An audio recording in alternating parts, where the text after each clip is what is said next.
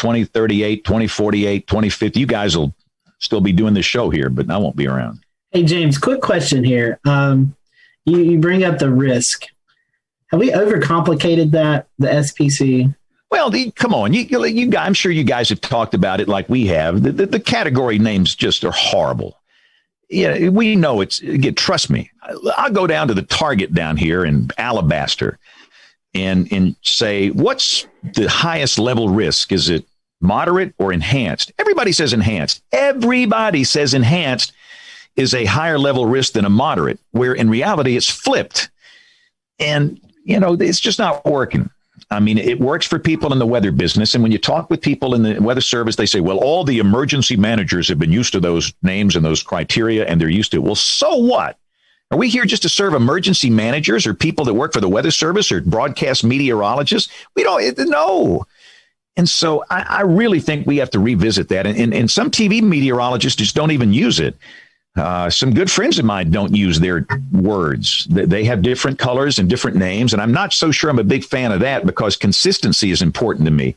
If one guy says one thing and some guy says something else, and who knows who you believe? I think we should be messaging the same thing, but I think we have to work together to fix that. And we need to bring in some of the SPC guys and have a long talk. And really, it's Rich Thompson, John Hart. These are my heroes. They got nothing to do with this. It's up there at NOAA headquarters where this kind of stuff is made. But the 5 levels don't bother me. And I mostly use numbers now. That's what I use. 1 out of 5, 2 out of 5, 3 out of 5. I'm kind of getting away from even using those words because it's just not working. Thank you, James. We appreciate your time tonight. Go follow James on social media. I'm sure you probably already are if you're watching our show. And just great to get around and hang out with James. And I promise you, we'll have him back. We've got a whole list of questions we didn't even get to tonight. So stick around. We'll make sure that James repays us another visit here real soon. So for the rest of everyone here on the panel, we hope you enjoyed the show. And we will see you back here next Wednesday night for another episode of the Carolina Weather Group.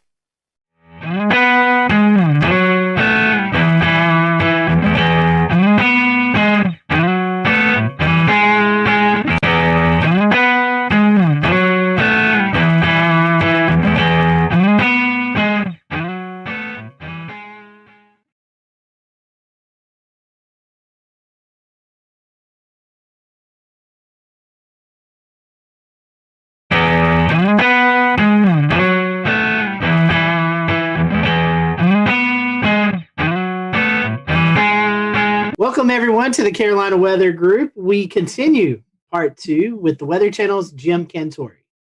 So I think to talk to you, Jim, and not bring up the famous commercial of you going to the beach and playing beach volleyball and going to different places, and the crowds run away from you, and you're like, what? I'm just here to go to the beach, which is an amazing commercial. I think it's a fun kind of that was pretty brilliant. Time for all of us. So kind of in the sense of that commercial and kind of how we know you, how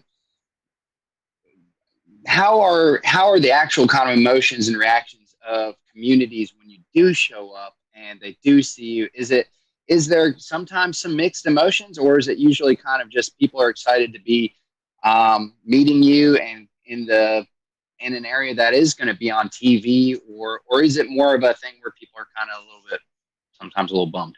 No, it's both, to be honest with you, Dan. And it's really both because, I mean, obviously during hurricane season, when I show up, it's not going to be good. I mean, the good news with Sally, I'm like, don't worry, I'm not going to be here. I'm going to be moving after my shots. We've been moving every day, so this is no different. Till we finally wound up in Pensacola. But some people are still excited to come out. Their town's getting some attention. I've been doing this a while now, so people have kind of grown up, just kind of getting used to, if there's going to be a big weather story, Jim's more than likely going to come to town. So if it like I've always said, if it creates the awareness and it has people react in a way that they protect themselves and their family, then great, mission accomplished. So I still kind of get both ends of the spectrum. I mean, I told you one time, I can't remember which storm it was, but I think I was going to North Carolina. I mean, this lady literally, she saw me on the plane. She hollered at me. She told me it was my fault. in front of everybody on the plane. I was just like, okay. But yeah, so you run the gamut. That was probably the most extreme right there. And there's whole, I'm sure you've probably seen them or ran across them, but there's Facebook groups devoted to where's Jim Cantore. I don't know if you've seen that, but there's a Facebook page, right? That's right. And they post pictures of what they think is you, what certain like Storm Chaser cars or Weather Channel cars. And they'll say, he's now been spotted at Sunset Beach. And then, it's got hundreds and thousands of members. So for the record, guys, do you know how many bald, short Italian men exist in this world? A lot. And I'm just one of them. Okay, so yeah, I get spotted a lot in places. I'm like, and I sometimes I read those in my Twitter, and I'm just like, I'm sitting right here at my house looking at this, and who is playing me, or who do they think is me? So it's cool. I mean, in a way, it's kind of cool, because I never in my wildest dreams thought that a guy that just wanted to get the forecast right would be, somebody who developed a Facebook page for. So, I mean, it's kind of fun when I can play along, I will. But, like I said, at the end of the day, if it helps people get ready and creates an awareness, then mission accomplished. Mission accomplished. All the memes that come out of that, I'll read you one. I sent the memes. Oh, my God. Oh, man. So one that I thought was kind of funny, I sent this directly to you because it was right in the middle, right when the COVID was just, the fear was so high at one point. And I said, if Southerners don't seem too worried about this coronavirus deal, it's because we have been conditioned to believe that we likely don't need to be concerned unless or until this man shows up, and has a picture of you. So, I mean, yeah, they seem to get better every year. So it's like I said, it's very humbling. It's nice to be a meme. I like your attitude.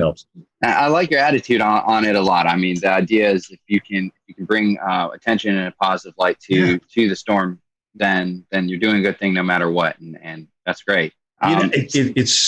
It's really weird. Bobby Labonte is a friend of mine, and I remember when he was telling me a story about the ESPYs, where he was in the back room with Tiger Woods, and he was, they were both just kind of like, "Are you here for this?" "Yeah, we're here for this." I mean, when you don't really want to be in the limelight. Sometimes when you're in the limelight, you don't really want to be in the limelight. It's not what you strive for. It's not. You don't wake up in the morning and say, "Oh gosh, what can I do to make myself more in the limelight today?" I mean, that's just really not. I mean, Bobby is a fantastic race car driver. He won a championship. That's all he wanted to do. Tiger is a phenomenal golfer. All he wants to do is play excellent golf. And now, as you saw from this weekend, his son can play pretty good as well. It's just, I think that the true professionals, the notoriety that comes along with them is just kind of an after effect. But I do think you also have to embrace it. You can't ignore it. You have to embrace it, because I'll never forget the time as a kid I got a chance to meet Reggie Jackson. As you guys know, I'm a huge Yankees fan. And I got a chance to get an autograph from him. I stood in line just like everybody else. They used to have this big thing in Atlanta called the Super Show, which was everything and anything to do with sports. And I was like, oh my gosh, Reggie's signing for Upper Deck. I got to go get Reggie. So I had my baseball, and I stood in line just like everybody else. So when I finally got up there, which was, probably 45 minutes, I was like, oh my gosh, I handed my baseball. I said, Mr. Jackson, what a pleasure to meet you. I mean, you've been you've just been my hero. You took the Yankees to a world championship. And he turns around and looks at his publicist or whatever. He goes, hey, how much time we got left here? 15 minutes. All right, here you go. He handed the ball to me. It was just kind of, I don't know. It just kind of left a sour taste in my mouth. I just never forgot it. And I'm not Reggie Jackson, but the people that want to meet you and want to come out and talk to you, I think you owe them a little bit of your time, because you've been given this gift and it's there to share. And that's really how I feel about it. But I'll never forget that experience, and I always go back to it. And look at, I can't say that Reggie didn't have another thing to do. I can't blame them for that, but I just never forgot that reaction, how disappointed I was. Now, if I'm out to dinner with my girlfriend or if I'm with my kids and we're talking and having a good time, and if you want to come up and talk about climate change or what we should do about NextRad, I'm like, hey, can we like save this for another time? You know, pick your times when you approach people. That would be my best advice to other folks out there. But I'm happy to talk to you. I am a true weather geek. I love talking about it. I'll give you my opinion. Sometimes it's going to be good. Sometimes it's going to be bad. Sometimes it's going to be right. Sometimes it's going to be wrong. But that's me in a nutshell. Speaking of NextRad, could you talk to those folks in Washington and get us a radar in Charlotte? Yeah, I mean, I look at if we wait around for phased array, we're gonna have more tornadoes missed. We're gonna have more gaps. They told us not to really talk about this, but now that I'm on with you guys, yeah, let's fill the holes. Let's fill the gaps. Long overdue. I mean, we got a nice system down now, and I know this data needs a lot of maintenance, and it's very, very expensive. If that's the case, then come up with a great, new phased array, and let's get that. Let's roll that out. Let's just roll out phased array. But until we get there, let's fix the stuff that we got. Maybe add a few mobile radars here and there to fill in the gaps, especially when you're talking about large metropolitan areas and cities. I mean, at this point, the NWS radar, the guys that are operating the radar and monitoring the radar, they know where the gaps are. They've been doing it for years. I mean, it's not like they're just coming out with this out of nowhere. So, yeah, I'm pro filling the gaps all the way. Do it. It's long overdue, guys. It's long overdue. So I have just one follow-up question here about how you deliver your message and the best way you can kind of connect with your viewers and stuff. So really, in a perfect world of your day-to-day, big storm comes around or whatnot, would you rather spend more time actually kind of doing on-camera storm action coverage where you're in the heart of the storm, or would you rather spend more time kind of, in some instances, being from a safe location where you can spend better time broadcasting, have clearer messages, and work more on the communication side? So studio versus non-studio, I think that's what you're asking me, right? I like a mix. I've got to have a blend because I still need, like when I was told I was going to go out to the snow the other day, I was like elated because A, it wasn't a hurricane, and B, it was just, I just love getting out in it because here you are, you spend all this time looking at model data and this, that, and the other thing and reading this and reading that, but you to go out and experience it and then to kind of bring it home to the viewers, that's the win. That's the home run. I don't want to live in the field and I don't want to live in the studio. I got to have a blend of both, and hopefully I'll be able to carry that to the end of the career. But it is getting exhausting out there. I won't lie. When you go through an eye wall, guys, and then you got to get up the next morning and do it, kind of tell everybody what happened. It's tiring. I mean, the adrenaline takes you through the event, and then after that, the tiredness and the lack of adrenaline. I mean, you got to find it from somewhere else. But you still got to put together two words in a sentence. So that's how that's going. What's going on, Pete? Hey, what's going on, Jim? How you doing? Good, man. So to kind of piggyback off of that question, take us through your workday at the Weather Channel from when you wake up to when you leave the Weather Channel for the day. So AMHQ is the show I'm on, 7 to 10 in the morning. Get up about 4:15, come down to this very computer that I'm on, jump on it, see what's going on. Like I said, Twitter is nice not only for us to communicate with each other in the enterprise, but also it kind of helps me centrally get my thoughts together.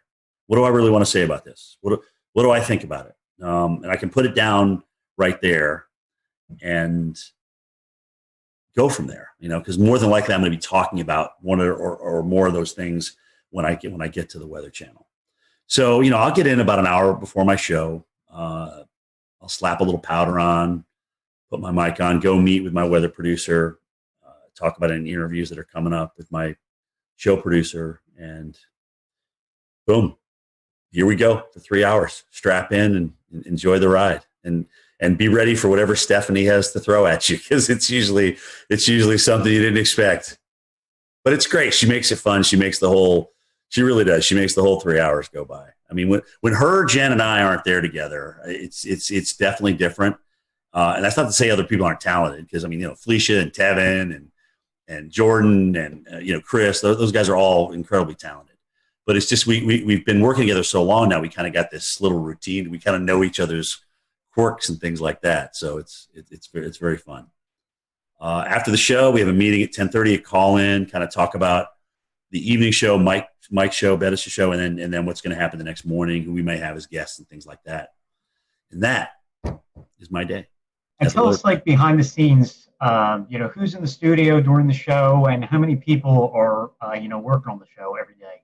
So in the studio, it's either 2 or 3 talent. Sometimes they'll have somebody from home. Like if Steph or Jen are on the road and they just get back, they will have them home for a couple of days. Again, this is all about a part of the COVID thing. It's been weird. I've actually been lucky, because when I've come back from the field, it's been a Friday. So I just go into my weekend and I just come back in the studio. I think I'm the only guy who doesn't have a home studio. I said, look, I will come in. I have no problem in coming in. They have me in this area where nobody's around. I have my own desk. It's literally yards and yards away from anybody else. So I'm nowhere near anybody. And it's literally as soon as you walk in the door. There's a couple floor directors, 2 weather producers in the studio, but we're all spread apart. I mean, that studio that we have downstairs that we're doing the immersive reality on is huge. It's kind of like a half a gym, if that gives you an idea of the size. So the ceiling wise and width wise. So we just have everybody spaced out perfectly. And, a lot of the cameras are run from inside the production booth, so they can run those from upstairs with the joystick.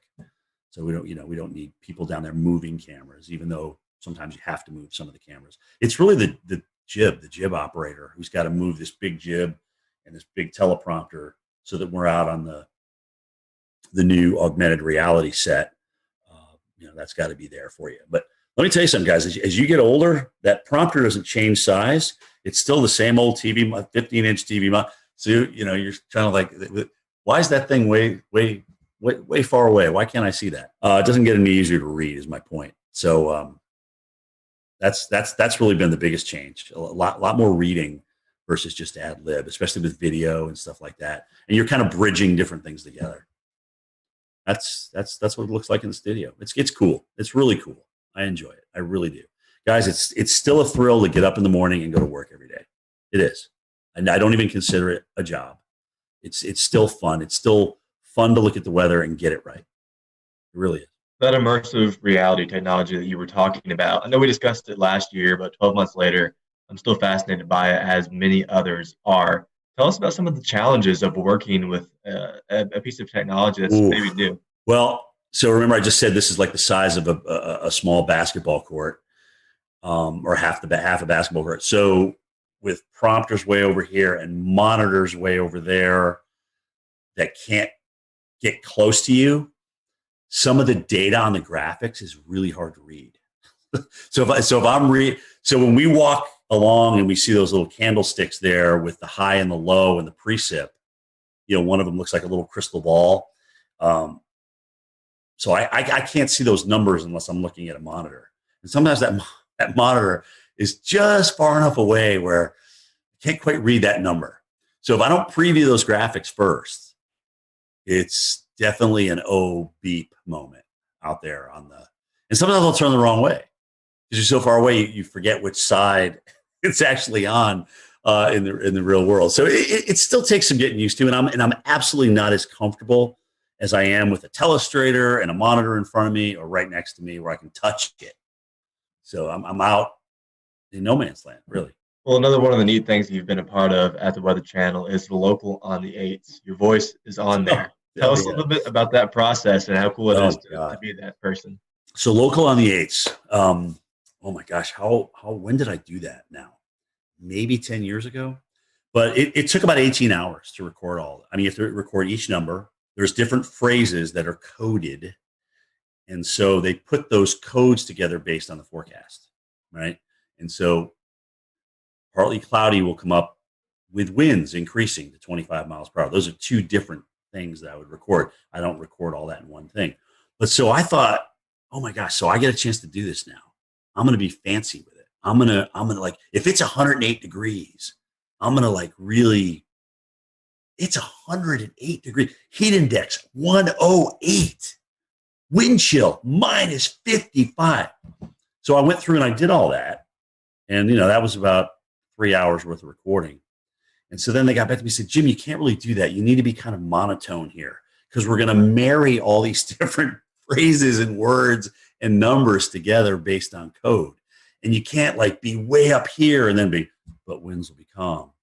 Winds are 0 to 10 miles an hour. So it just won't sound right. So you need to be so I had to go and record all that again. But so much for trying to be different, right? So that's the story behind your local forecast.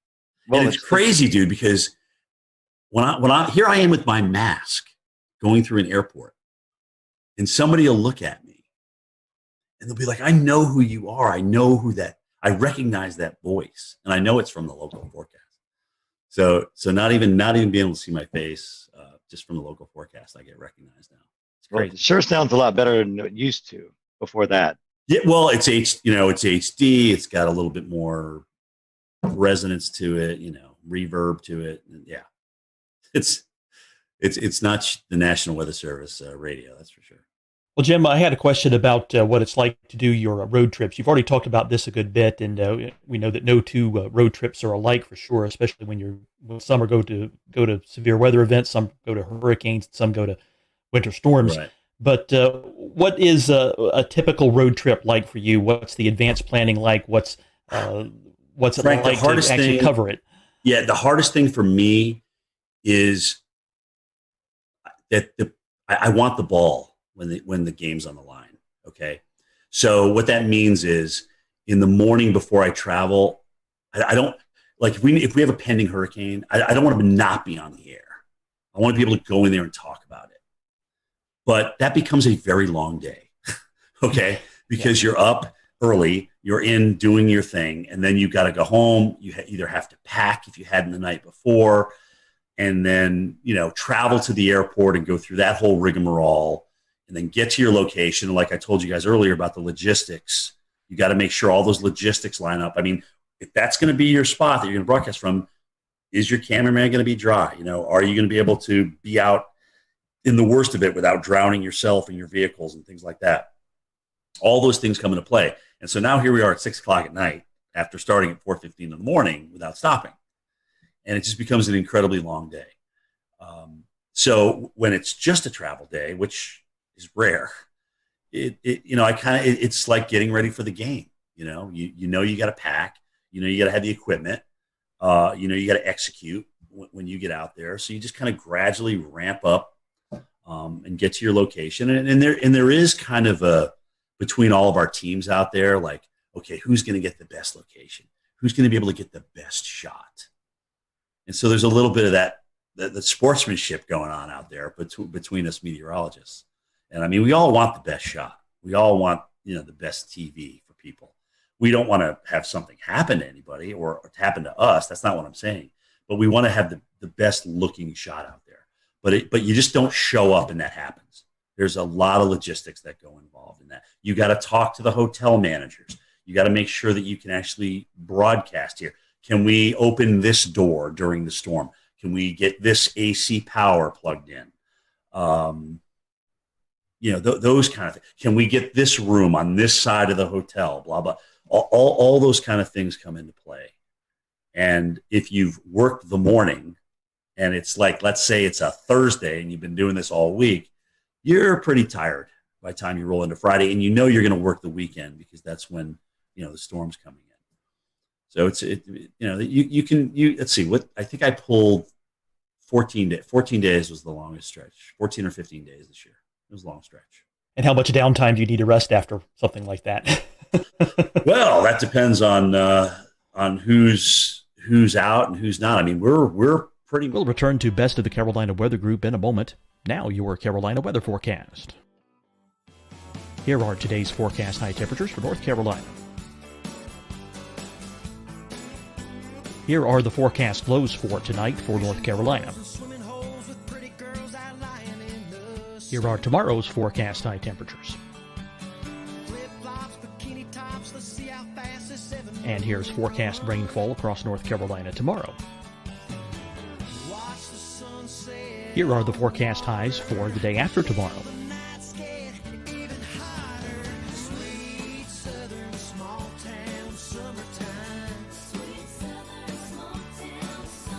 And here's the forecast rainfall across North Carolina for the day after tomorrow. This is the total rainfall forecast across North Carolina for the next 3 days. Here's the severe thunderstorm outlook for today from the Storm Prediction Center.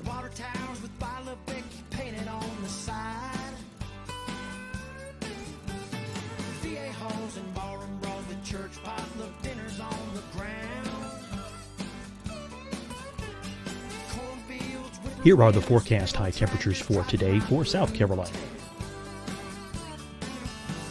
Here are the low temperatures for today for South Carolina. Here's the probability of precipitation forecast across South Carolina today.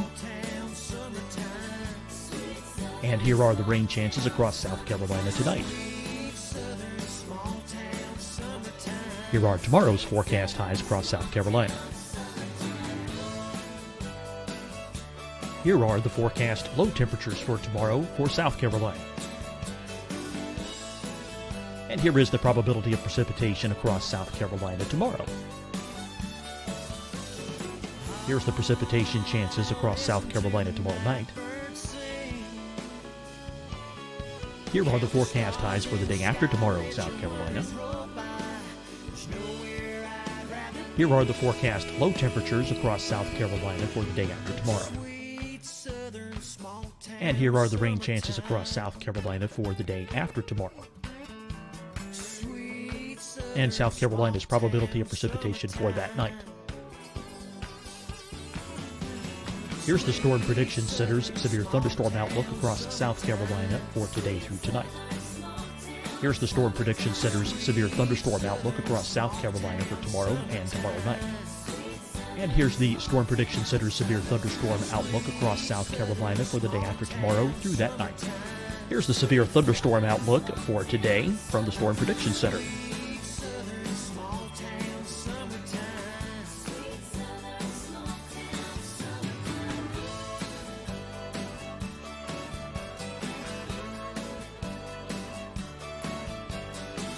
And now here's a live look at weather radar across the southeast.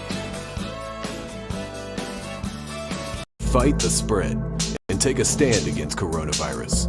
Wear a mask in public. Stay at least 6 feet apart from others. And get tested. Join us and fight the spread. Visit scdhec.gov/COVID-19. Getting tested for COVID-19 helps you to take the steps needed to protect yourself, your loved ones, and your community. Find the testing location at scdhec.gov/COVID-19 testing. Deciding when to wear a mask isn't about who you know or how well you know them. Just ask yourself, will I be with anyone I don't live with? If the answer is yes, get behind the mask. Help slow the spread of COVID-19. Get behind the mask. Learn more at covid19.ncdhhs.gov. Hi, everyone. I'm Dr. Mandy Cohen, Secretary of the North Carolina Department of Health and Human Services. And when you follow the 3 W's, you protect your family and your neighbors from COVID-19. When you leave your home, practice your W's. Wear a cloth face covering, wait 6 feet apart, wash your hands often. Wear, wait, wash. We're in this together. Stay strong, North Carolina. You'll see your Carolina weather forecast at 25 and 55 past. And now back to the best of the Carolina Weather Group on the all-new Carolina WeatherNet. machine right now. And if somebody's got, they do a great job of honoring PTO and vacation time here. And if somebody's off, sometimes I got to come back the next day, you know, and it's tough. That sometimes winds up being the toughest day of all, is the day you got to come back in studio. The adrenaline's gone. You still have memories of what just happened and the hardship out there that was produced by a hurricane or a tornado. And you gotta find a way, man. You got to find a way to ramp it up, you know, because as Al Roker always tells everybody, he goes, the worst thing in TV you could ever do is be boring. That's the worst thing you can ever do on TV is be boring. Absolutely. Your passion has to come out no matter what. Yep. So, Jim, you started at the Weather Channel right out of school. So tell us how you got the job and talk about the demo tape you sent in. Well, I never even sent it in. Oh. So that's the I never applied to the Weather Channel. The guy who was in charge at the time, his name's Ray Bann. A friend of his apparently was doing a research project. They were researching where broadcast meteorologists were coming from. So there was a whole bunch of schools with this big reel of all these different broadcast meteorologists. So Linden and Penn State and Florida State and Mississippi State. And I was on that reel for whatever reason. And so Ray was I guess he was watching that tape, or he got a hold of that tape. And he said, oh, this guy looks interesting, you know, and they contacted me. They got a hold of me that way. And I was up, like I said, it was July. I was painting the building. I was up on the scaffolding, and my brother hollers up. He goes, hey, the Weather Channel wants to interview you. You got to go home and call them. I'm like, oh, wow. That's cool. Because we had just gotten them on cable in White River Junction, Vermont, back in '86. So I remember seeing Gay Dawson and Bill Schubert and Bill Keneally and Mark Mancuso and John Hope and Will Annan and all those guys and Bruce Edwards. So it was interesting because I went down there for an interview, and you know, a couple of them were there. I got to meet a couple of them, and I was a little bit starstruck, frankly, because I have been watching these guys on TV, you know, and they're doing what I want to do. So I had a great interview with Ray, and I had no idea what was going to happen. Got back, and a couple of days later he called and he says, you got the job. You got the job. When can you start? Can you be down here in a week? And I said, yeah. I drive into Vermont to Atlanta. No air conditioning. It was a little Mercury Capri with a T-top. And like an idiot, I go down there during the worst heat wave in North Carolina that year. It's 106 degrees. I'm just like ready to faint. I couldn't drink enough Gatorade. I mean, it was absolutely ridiculous. Instead of driving at night, like I should have done, right? Hello. Anyway, so I got my first experience with Southern heat, and I couldn't, really, for the first 4 years down there, I was like, I got to get out of here. I can't stand this heat and humidity. I was sweating when I got out of the shower. I mean, it was awful. It was awful. So finally, I got acclimated. About 7 years in, playing softball, just the honeysuckle, the southern nights, the humidity. So I really started falling in love with it. Now at 56, I'm too cold. It's too cold outside for me in Georgia right now. So I'm ready for Florida, South Florida. Speaking of that, what's left? Well, I mean, what's left for you to do or you want to do before you retire? I mean, it's been a great weather career at the Weather Channel, but anything left on the bucket list that you've not been able to see yet? Yes, there is. I've never done a blizzard in North Dakota. I've got to do one. That's the only state I haven't been in for something for the Weather Channel. So I've got to do a blizzard in North Dakota. I would love to do a Westpac typhoon. Okay, I really would. I would love to do one. Maybe do what was a hurricane in the Atlantic ramming into the UK or Ireland or something like that. I mean, that would be just to kind of experience weather in different parts of the world. Antarctica, you know, this iceberg that's supposed to crash into that island down there.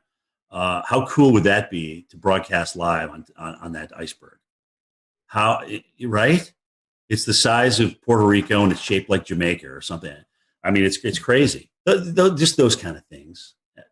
I mean, I like voicing over storm stories, but I liked doing Cantore stories better. I mean, this is really I mean, I've been blessed, man. I got to see a lot of the world. I got to work with NBC Sports during the Olympics. I mean, I got to work out with Al Michaels, who also always called me Dr. Doom. I mean, it was just really cool. I've just had some really cool experiences. But honestly, I'd like my goal, God willing, is I can get 40 years in broadcasting, and that's okay. Maybe I'll be done after that. So that date would be July 15th, 2026. So approaching that, we're almost 5 years. We had a colleague of yours on, Tom Nizzle. He has a mountain. Yeah, he has a cabin up here on Rome Mountain. So we talked to Tom a lot. So what does retirement look like for you? You going to move into the mountains? You said South Florida just a little bit ago. What's it look like after TV life? Yeah, I mean, I love the lake. I love the mountains. It's really an extension of the area I grew up. Think about, right? It's Southern Appalachia versus Northern Appalachia. So I certainly see myself, and I'm a small town kid, guys. I'm not a big city kid by any stretch of the imagination, but maybe split where I live between Florida and North Georgia. I don't know. Maybe open a nursery. Maybe open some kind of small business. I love doing landscaping. I really do. I enjoy yard work. Maybe I won't in 5, 6, 10 years from now, but who knows?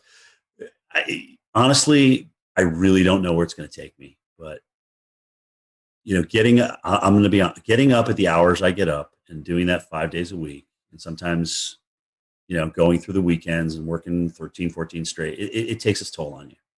It really does.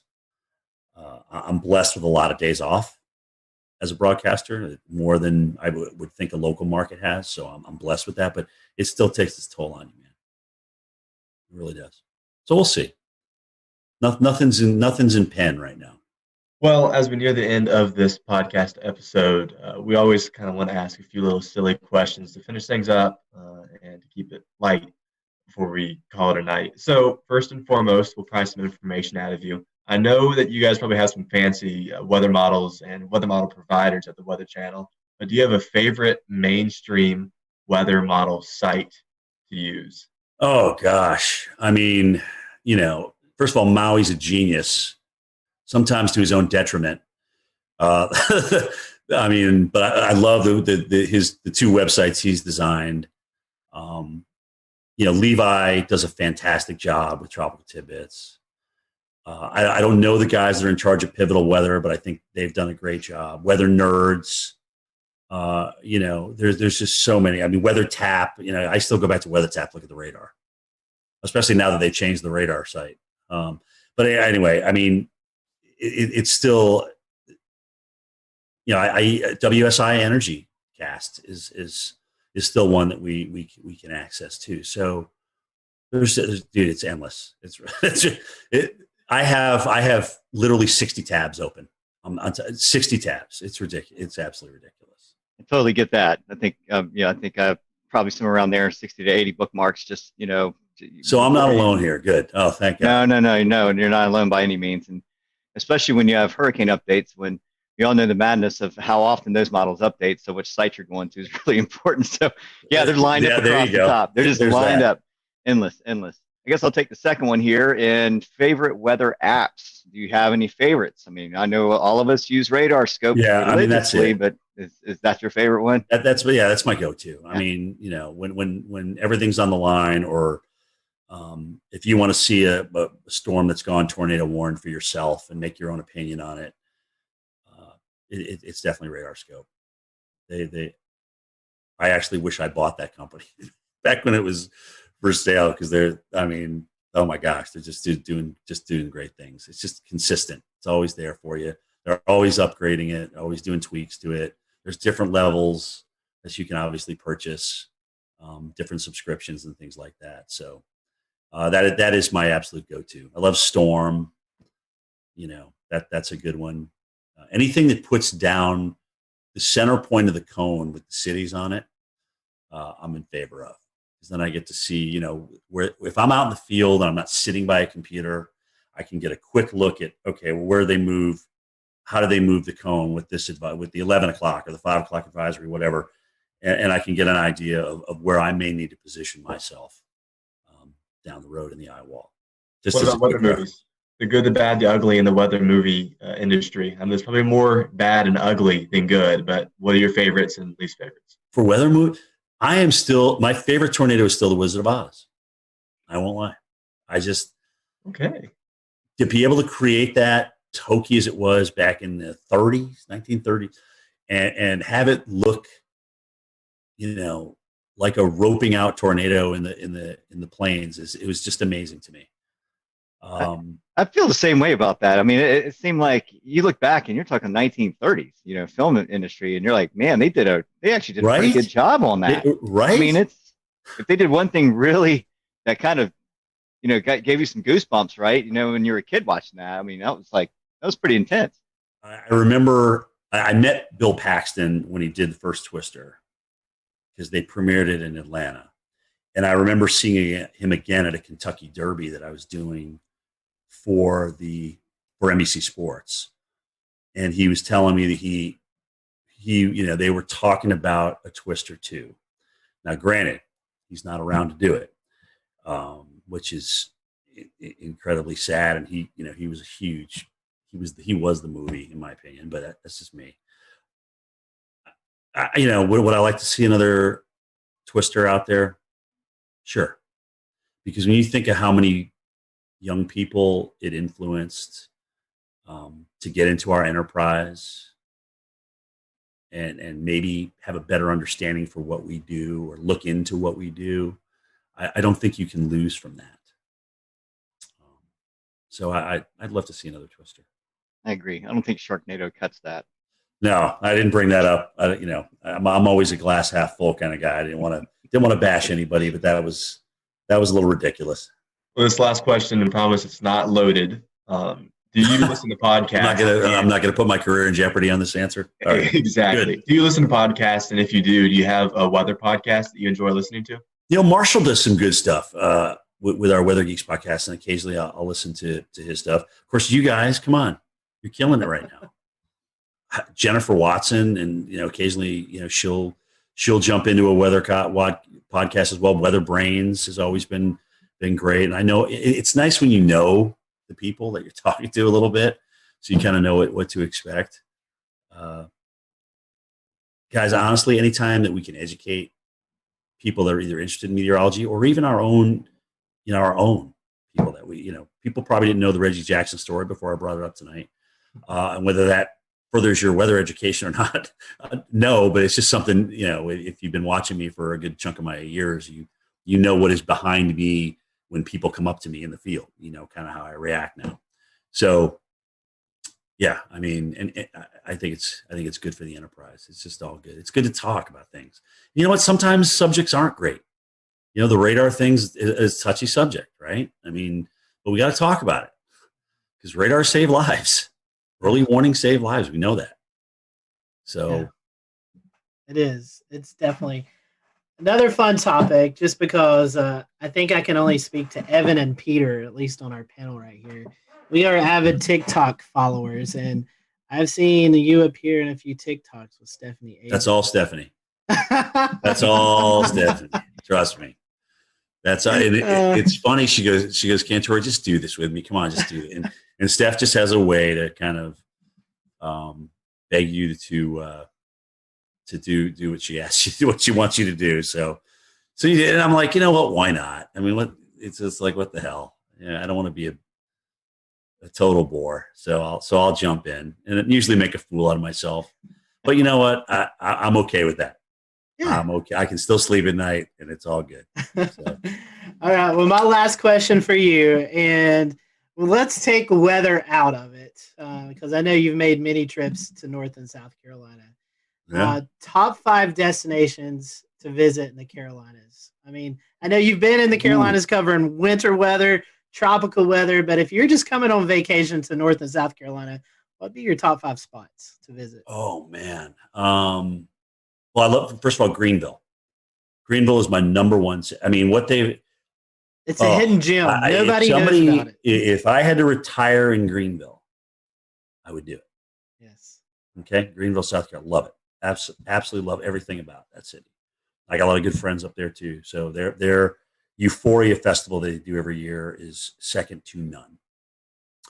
But behind that is Charleston. I love Charleston. It's the charm of that city, just being down in there, being in the thick of it, the history, the weather history. I mean, everything. It's just absolutely beautiful. Wilmington, I've seen them get the crap kicked out of them and come back and be this wonderful, wonderful town. I love Asheville.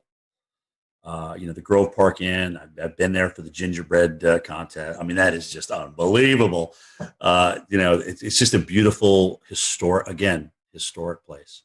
The Biltmore, obviously, up there. I mean, holy cow. Gosh, where else have I been in the Carolina? I think it was Winston-Salem. Maybe, or was it Hickory? I can't remember. I got a friend that I went. They had just like refurbished the downtown. I can't remember which one it was in, which one I was in, but I thought that was a pretty cool place.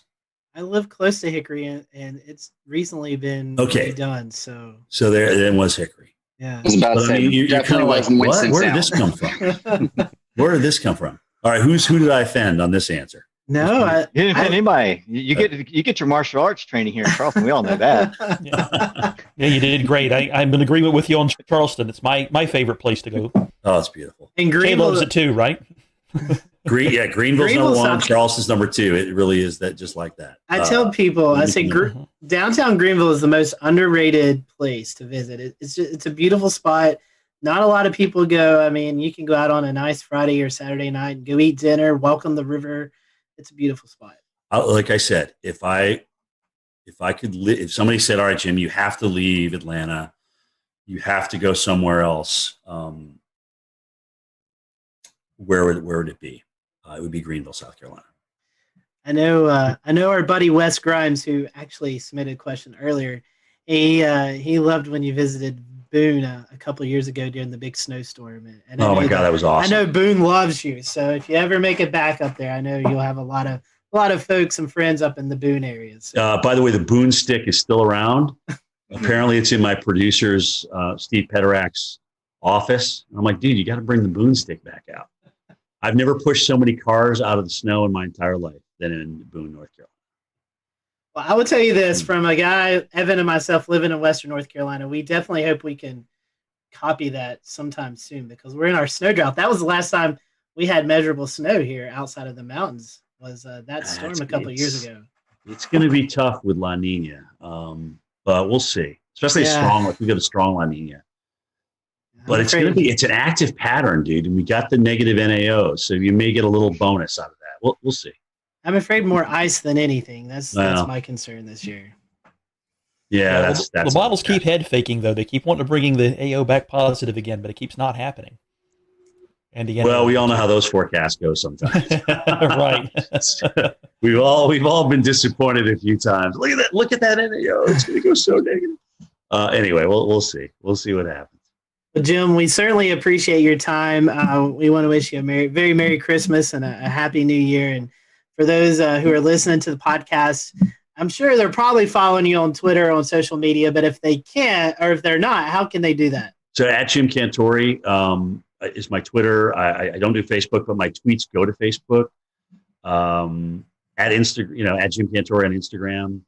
That's more of my personal life than. Sometimes I'll throw some weather on there. I have been lately, but that's personal's Instagram, and weather is mostly Twitter. And that's me, man. We appreciate your time, and thank you guys for watching tonight. Yeah. We hope you have a great evening, and we'll see you back soon here on the Carolina Weather Group. Merry Christmas, guys. Thanks for having me.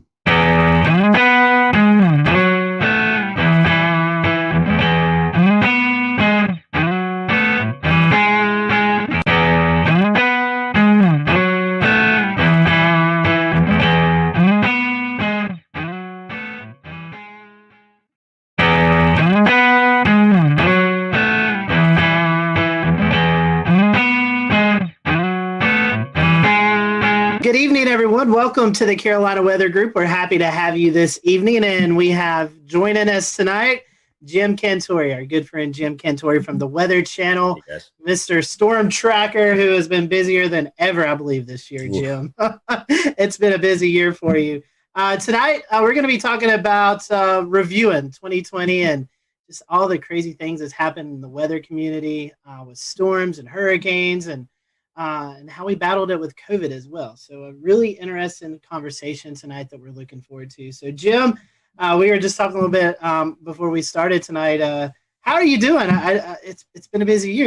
Are you getting any rest here recently? Yeah, I mean it's been good. Obviously it was quite a run in September, and then November, where we're usually just not doing much at all, was cranking up. And obviously it wasn't so much being in the field, but being in the studio, talking about the threats to Central America. But then there was Ada, where I went, and the system was far enough offshore where it didn't really affect us in Marco. And I said, guys, you sure you don't want me to stay? Because there's a chance this could be coming back toward Florida. No, I'll just come home. So Thursday morning, here we go with the hurricane watches out for Tampa, and it's like, they had to fill in that one spot, right? Because it's the only spot that didn't get filled in for the whole Gulf and the whole East Coast. So yeah, with advisories this year, and so I went back out and got into Tampa, and that was the last landfall I did. There's certainly no rest for the weary in 2020. Jim, we've started a new Patreon since we last talked to you last December, and we've allowed some of our Patreon supporters to send in questions. So tonight, we would love to go ahead and start with a few, I think 3 odds and ends questions. They won't fit in anywhere, so we figured it's best to throw them here at the beginning where they don't match at all. So first and foremost, from an anonymous Patreon supporter, if you could point to a single piece of technology that has changed our field over the past 20 years, what would it be? I mean, it's got to be numerical weather prediction. I mean, as much as they're not perfect, and trust me, I just did a snowstorm in Pennsylvania that I wish I was in Binghamton, New York for. Okay. Anyway, as much as they're not perfect, I do think that they've helped us, and they've gotten us a much better idea of what we can do with. But the list is close. I mean, you look at the upgrade to NexRad and having radars available to us, and unless they get blown out like Lake Charles did during Laura, they're obviously very, very valuable. I mean, we can see tornado signatures, and we can see the winds. I came in for the Mississippi tornadoes, the twin EF4s there. And I mean, just to see the width, here's the width of this thing. You're like scratching your head. It's like, is that right? Is that really like 1.5 miles wide or whatever? So the radar is certainly a close second. The new GOES and what we can do with GOES. There's just so many things that are available to us. And honestly, guys, social media wise, I think a lot of us are communicating with each other. A lot of us are getting to know each other better on Twitter and Facebook, especially Twitter. I really like Twitter for us because it's quick, it's to the point, and you kind of know now, if you follow certain people, where they stand and where they're going to go with what they're thinking. And I will say, for me, certainly being a veteran, to learn from you guys, from the younger generation, of stuff that I didn't go to school for, but yet I'm going to school through you. I mean, I never even heard of PV streamers before Philip Pepin talked about them many, many moons ago. So it's like, wow, that's pretty cool, and it makes sense to me. So those would be my top 4 without question. All right, 2 more. Both of these coming from Wes Grime, and the first one's kind of an interesting one. So, is it possible? And he said he's heard this before as maybe a wives' tale. Is it possible to forecast low temperatures overnight using the dew point in the evening if it's relatively tranquil weather? Yeah, that's what I did in college. That's what I did at Linden, because I would get look at the dew point and what it was going to be like the night before, and I'd be like, okay, well we're going to kind of settle back down toward that, all things being equal, and it was usually within about 10 degrees of what that dew point was. So. it's part of the equation. It's not all of it, but I thought it was part of the equation. It's a neat little forecasting tip. Yeah. And last but not least, a favorite topic of yours, when you go out and you go... We'll return to Best of the Carolina Weather Group in a moment. Now your Carolina weather forecast. Here are today's forecast high temperatures for North Carolina. Here are the forecast lows for tonight for North Carolina. Here are tomorrow's forecast high temperatures. And here's forecast rainfall across North Carolina tomorrow. Here are the forecast highs for the day after tomorrow.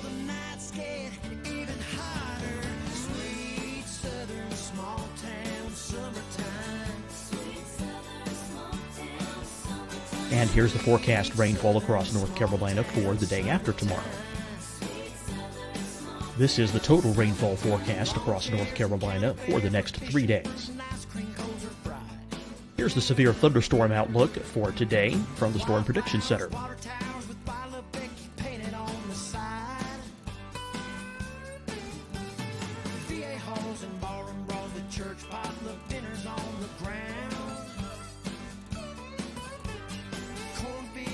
Here are the forecast high temperatures for today for South Carolina.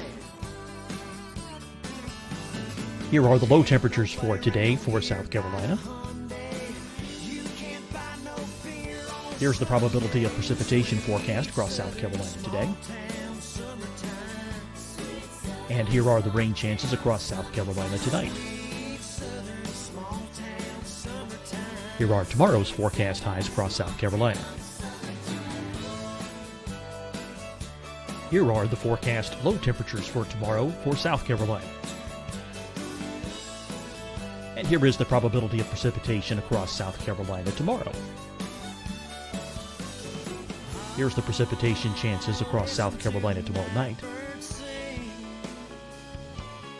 Here are the forecast highs for the day after tomorrow in South Carolina. Here are the forecast low temperatures across South Carolina for the day after tomorrow. And here are the rain chances across South Carolina for the day after tomorrow. And South Carolina's probability of precipitation for that night.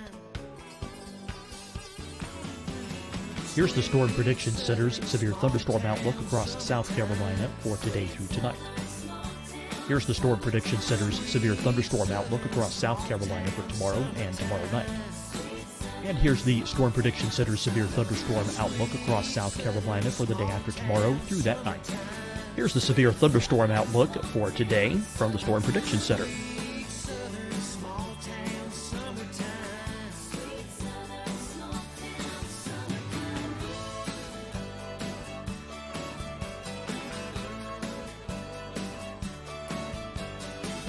And now here's a live look at weather radar across the southeast. Fight the spread and take a stand against coronavirus. Wear a mask in public. Stay at least 6 feet apart from others. And get tested. Join us and fight the spread. Visit scdhec.gov/COVID-19. Getting tested for COVID-19 helps you to take the steps needed to protect yourself, your loved ones, and your community. Find the testing location at scdhec.gov/COVID-19 testing. Deciding when to wear a mask isn't about who you know or how well you know them. Just ask yourself, will I be with anyone I don't live with? If the answer is yes, get behind the mask. Help slow the spread of COVID-19. Get behind the mask.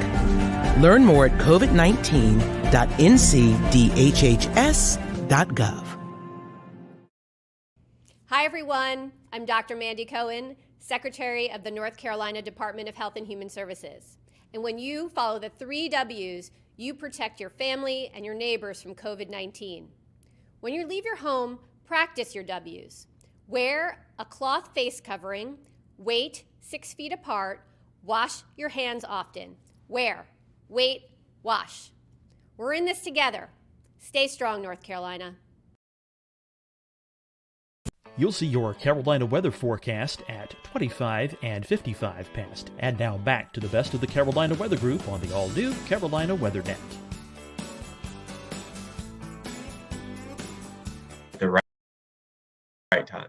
Well, dude, sometimes it takes a lot of work. Like Sally, oh God.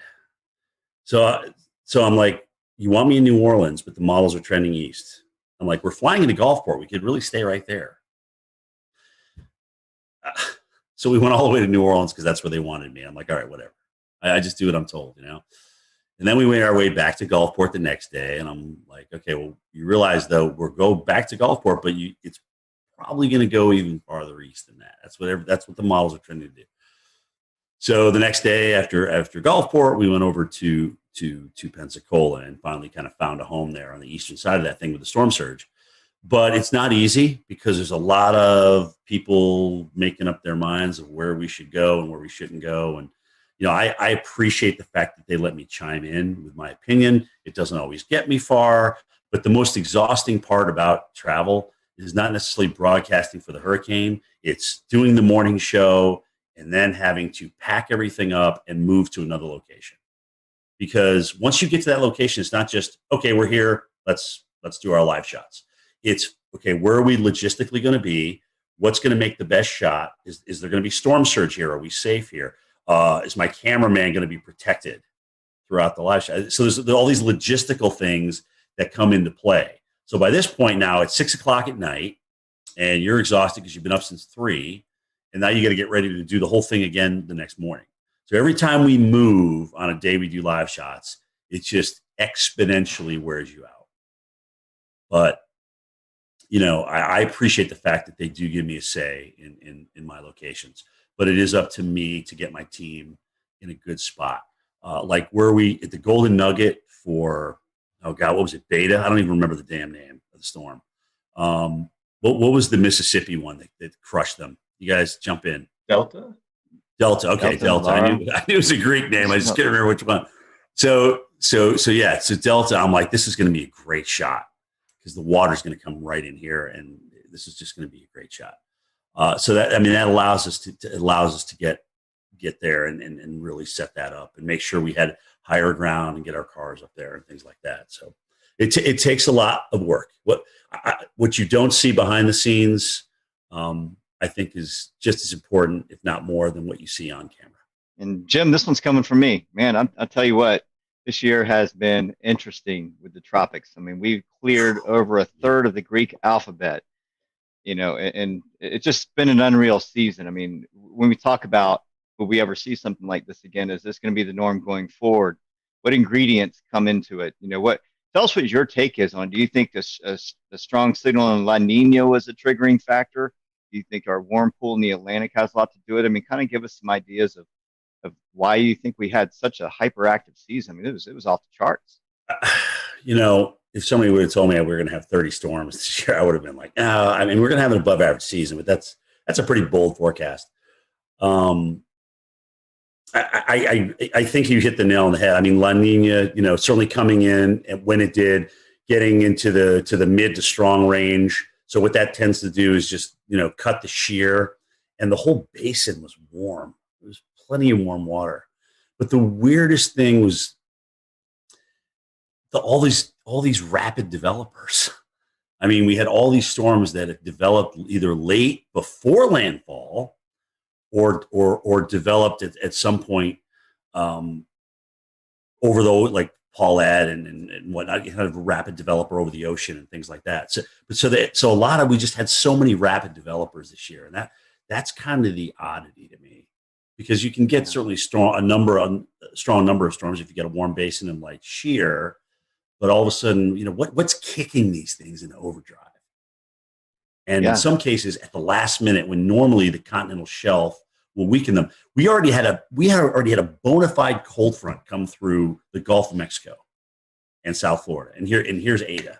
You know, now granted, I think that did weaken it as it made its approach toward the west coast of Florida, but still, to even get something, I mean, that John Hope was our tropical expert, you know, way back when, and one of his rules was, once you get that cold front through, that's it. That shuts down the Gulf.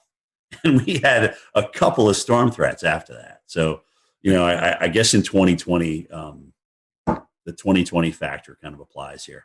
Yeah, but I think it's really interesting how many rapid developers we had, and so many of them close to land. I mean, even look at Iota and Zeta down in Nicaragua. I mean, we had to wait till the last storm of the season to get the Cat 5. I mean, goodness gracious, that's crazy.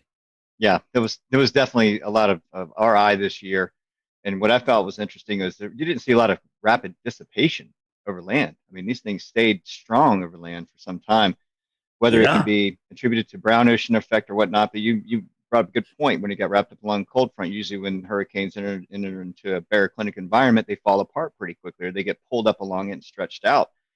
And these storms defied odds this year.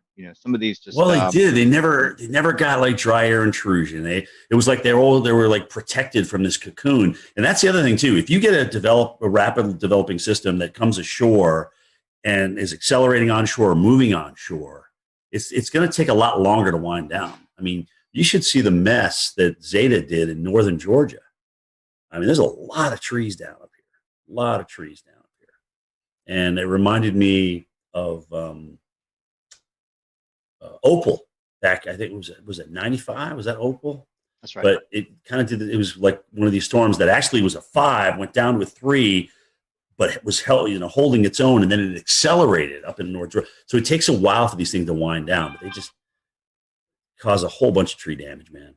It's a mess. I think I remember seeing the power outages. It was more in Georgia than Florida, than Louisiana per se. It was over 1 million without power in northern Georgia. So and it kept going too. I mean, we had a lot of trees down in western North Carolina and up into Virginia too. That's true. Once we get off hurricane duty, it's kind of hard to lose track sometimes, or it's actually easy to lose track of what actually happens after that. But it's just been amazing to me, these things as they come ashore, especially this year. Like you said, their damage path has been incredible. And even if it's a TS or a depression, I mean, something, it's like they just don't want to die. They don't want to go away.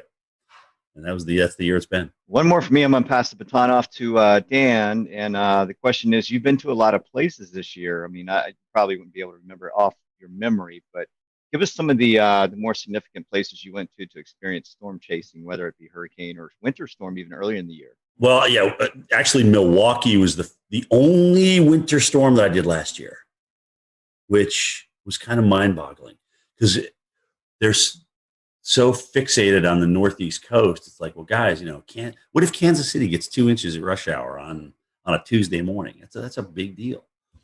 Plus, they were concerned about the COVID thing and everything toward the latter part of the season. I thought that was awesome being in Milwaukee. Great city, seeing the Lake Michigan just go crazy in Milwaukee was pretty awesome. That's kind of started the year. Then we went through all the hurricanes. I went to New Orleans 4 times, and interestingly enough, New Orleans really never got a big threat.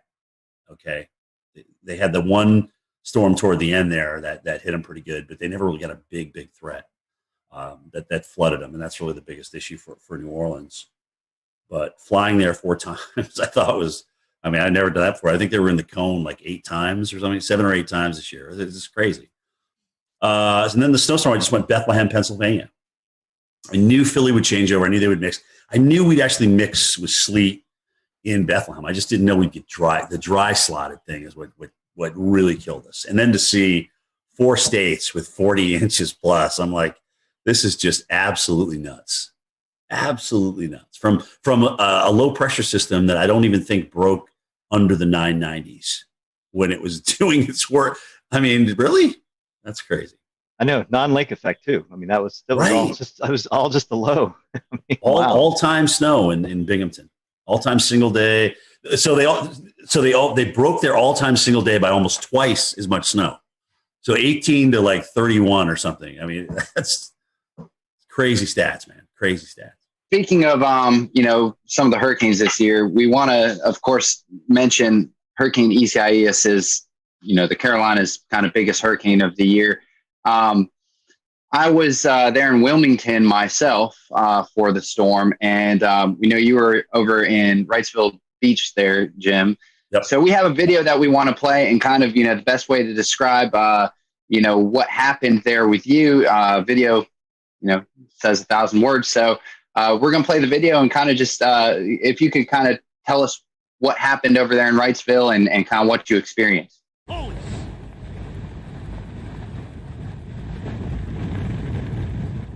Well, I should remind everybody of kind of the new norm in broadcasting as we're doing this. So we used to come out at the tops and bottoms of the hour, even in a hurricane, and give everybody an update on what's changed. But the new norm is like, okay, well, look, since we've got a great signal, we've got HD audio and video now, why don't you just stay out during the entire storm and take us through the whole thing? And that's kind of a recent change, in the past 3, 4, 5 years, that's kind of what's evolved. But that's a lot harder because you're literally standing in the eye wall. And granted, you're talking about something that was on the high end of Cat 1 and borderline Cat 2 strength here. It's just hard to stand out in winds that strong. And you see me struggling there. And the only other time I had to take a knee was Isaac in New Orleans, because I know we had a weather group out there. They were measuring winds like 90, 94 miles an hour through those two buildings. And this was very similar to that. And it's just hard to stand there. You're literally, guys, you go to the gym, you do squats or you do leg presses and things like that. It's hard to hold a press for that length of time. And so I just had to drop down for a second. The audio wasn't that great. You've got raindrops splatting on the hood of your jacket, so that's making it difficult to hear back at the Weather Channel. So you're just trying to put a couple of words together, a sentence together or two, to kind of get you to the next thing. And I'm just trying to remember all the facts that I know, about the storm itself. And of course, you're trying to say the name. Issa, yes. Goodness gracious. It took me about 3 days into that just to learn how to say it right. So that was a tough storm. It was, those winds were up there, 80, 90 miles per hour, coming around the side of that building. And it was just tough to stand through. But again, it's like, take us through the eye wall. That's my job. That's what they're asking me to do. I'm going to do it to the best of my ability. The good news that, I didn't get hit by anything. The good news, the wind was essentially coming off the water, and whatever was being blown off the top of the building was being blown inland and not down at me at ground level. I probably should have had a helmet on, frankly. I definitely should have had a helmet on for that storm.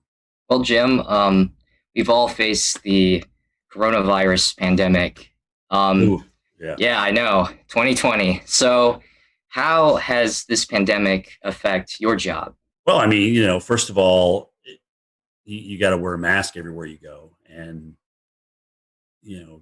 people still come out and want to meet you and take pictures with you and things like that. And, my producers Steve Peterak has had to police that the entire summer. It's where people get so excited about taking a picture for whatever reason. I don't know why, but they do. And then they're like, well, you got to stay 6 feet apart. We got to stay 6 feet apart. And I got to put my mask up and things like that. Sometimes somebody will come around the corner. You don't have your mask on. You're just taking a breath, looking at weather data, and they'll just grab a picture without saying anything to you. And then management gets upset with you. So that a lot of that to tell people to kind of like, well, take a picture with me, but you got to move away. You got to stay 6 feet away. But I get it. I totally get it. And we played by the rules as best as we could the entire summer and even into this first winter storm that we've dealt with. But that certainly made it more difficult. You got to get more rations because restaurants and things aren't opening. They're closing down a lot earlier. Some of them never even are open. So we got to make sure we can eat for 3, 4, 5, 6 days. We know we're going to lose power, so it's going to be hot in the rooms and things like that. You just got to the pre-planning was a lot different. We had to make sure everything was buttoned up in terms of being able to eat, being able to follow the COVID guidelines. Remind people that, look, at the shelter that you went to last time may not be the one that you go to this time because they're only taking half the people. All right. You may have to go and be bused farther north. And people that were in the surge zone, it was probably like, how do you convince people? Oh gosh, okay, look, it's one thing asking me to evacuate. I know this shelter. I've been there before. It's okay. But now I don't really feel like going on a bus and being shipped to northern Mississippi or northern Louisiana to get out of harm's way. So that took some convincing for folks. But I think the fact that if there was one good thing, if you can call this good, the fact that Louisiana and Mississippi were kind of in the bullseye and were dealing with this so many times, they kind of had the system down. So they just put it back in motion every time we got a new storm. So we didn't have to test so many different areas.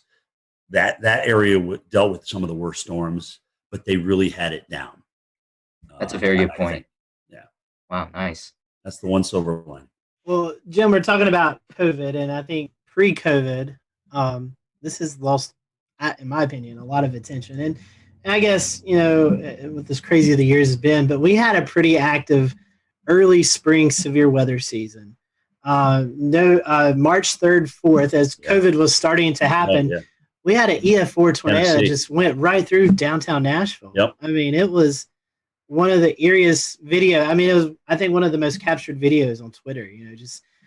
With that, we also had severe weather here in the Carolinas, where downtown Charlotte, EF2, I believe, that went through just south of town. So, copied with a month later, the Easter outbreak, where we had an EF4 and, of all places, South Carolina. I mean, it was a pretty crazy severe weather season. And then I guess you kind of capped that off with the derecho in Iowa. I mean, what was your thoughts on any of those events that kind of stood out to you? I mean, the record for billion-dollar disasters stands at 16, but that's going to be broken this year. Okay, we are going to have more than 20 billion-dollar disasters. I don't know if it's going to be 21, 22, 23. I'm not sure, but that's just. I mean, this was just an off-the-charts year for big weather. And you're right; it was everything. It was the severe, with the tornado outbreaks, especially in metropolitan areas. It was the number of hurricanes that we had. It just the fires. We haven't even touched on the fires out west. I mean, goodness gracious, just again, and there was no stopping it. It literally started at the beginning of the year and just kept on going. And La Nina, as you guys know, especially in the Southwest, does not favor big rainfall. So, you wonder what next year brings once we get into spring and spring bloom, and that starts to dry out, right? So yeah, it's crazy. And I mean, look at the drought growing right now. If you take a look at the drought monitor, it's almost kind of scary seeing it kind of creep out of the Southwest into the central United States and the northern, Omaha. You're not really thinking about Omaha being dry, but they're starting to dry out a little bit. So drought's going to come into play big time as we get into 2021. That's going to be a big player, I think, for a lot of people. But yeah, it was just nonstop, man. I mean, and it would be easy to just say, okay, well, because of COVID, everything was exacerbated. No, no, we had 30 hurricanes. Okay, we had tornadoes hitting big cities, and I mean, it just literally lined up right with each other, and we just had an epic nor'easter. Like I said, that dumped 40 plus inches of snow over 4 states, which wasn't one of these things. We saw it early. We knew there was going to be something, but in terms of nailing it down as to just how big this was going to be over the interior of New York and Pennsylvania and New Hampshire and Vermont, we didn't know that until it was really day of. And I guess it's a sore topic for some, but it's something that really needs to be addressed. Is I think we can contribute the climate change, global warming, to some of these bigger events that's taken place. I mean, they're only getting worse, and the climate the climate continues to warm. So I mean, it seems like they're going hand in hand. I mean, what's your? Yeah, I mean, it's time to accept it. It's time to accept we have a warmer planet. We have warmer water as a result of that, which helped us obviously crank out 30 hurricanes, 30 named storms this year. And honestly, I just like we like to operate at 98.6, the planet likes to operate at a comfy temperature. And when you thrust something that's uncomfortable to it into it, then it's going to react. Extremes breed extremes, and I think we're seeing that. So, I mean, here it is. I mean, now that saying that we're not going to have 30 hurricanes every year, we're not going to burn 5 million acres in California every year, but I think these are the kind of things that we can expect, and you kind of wonder what's next, right? I mean, when we come out of this drought that we may get into here, do we flood everywhere? I mean, you wonder if you're just going to flood everywhere to get out of it, because it's always like yin and yang. But it's happening like one right after the other. It's almost like you go from drought to deluge, or deluge to drought. It's just crazy. Another thing to tie onto that, as of this taping, December 22nd, the Carolinas, Greensboro, North Carolina, is 1.2 inches, I believe, from being the wettest season on record. So the opposite of the dryness, the drought. And quite frankly, we've not really had a major tropical system that's moved through the area that's dumped 6, 8, 10 inches of rain that we can see from landfalling tropical systems. So think about that. As dry as it is over a huge chunk of the West and now building into the central U.S., the Southeast and Florida has been absolutely soaked. And, the Northeast is probably going to come out of drought before we end 2020. When you count the snow and the rain they're about to have with this next system on Christmas Eve and Christmas Day, I mean, they're probably going to come out of drought. And that was getting to exceptional. You start depleting reservoirs in the Northeast with that population concentration, and that's a really big deal. Okay, they've always kind of come out of it recently, but there's a lot of people up there that depend on reservoirs and water. So you dry it out up there in an extreme level, and it's bad. So they got lucky, but they just literally, once we got into fall, boom, all of a sudden we just started erasing these droughts and starting getting some nice, tropical moisture into some of these systems that came north. So they lucked out, in my opinion. It is actually good to see that there's been some rain and snow up there through the fall. I can tell you firsthand, it was a long, it was also dry summer at State College. Right, and it actually was a beautiful fall, too. So they got the best of all worlds. Right. Jim, we're going to transition over, speaking of wildfires, to the West. So, again, another crazy year with the 2020 wildfire season. What are your thoughts on the wildfires going along the northwest Pacific coast, like Oregon and Northern California? Yeah, I'm glad you actually asked that question, because a lot of times it's easy to just focus on California because they had so many acres burned, right? But it was Oregon. Was it Oregon, Washington, and Colorado had like their biggest fires in each of their states? Yeah, I think you're right. This year, in addition to what happened in California. So yeah, really, really, really severe season. Really dry, really hot. There was, again, monsoon didn't seem to show up in the Southwest at all. So that was certainly a player in that. But yeah, man, it's crazy. I mean, not only do you get dry and hot, but these normal seasonal rains like that, like the monsoon flow that comes in, just didn't even show up again this year. And that's just crazy. A lot of us haven't experienced that. Has it happened before? I don't know. They say that California used to have, really, really long droughts. And you can see that in the tree rings and things like that. But, the fact is a lot of people have moved into the wildland interface. And there's a lot of structures in there, people's livelihoods and things like that. But but here's the deal. Knowing that we know that, we have to build to our natural disaster. We have to do a much better job of building to our natural disaster. And frankly, in some places like Barrier Islands and maybe the deep woods of the West, we don't need to move there. Let's just leave that alone. Let's leave that to nature's preserve. There's plenty of other spots to live in. And we've also seen just phenomenal weather with dealing with fires. Like I think there was a fire NATO out in California this season, and it's just Yeah, It's another crazy. One. Yeah, another right. one. Wasn't it yeah. the campfire that they had the EF3? Do you remember that?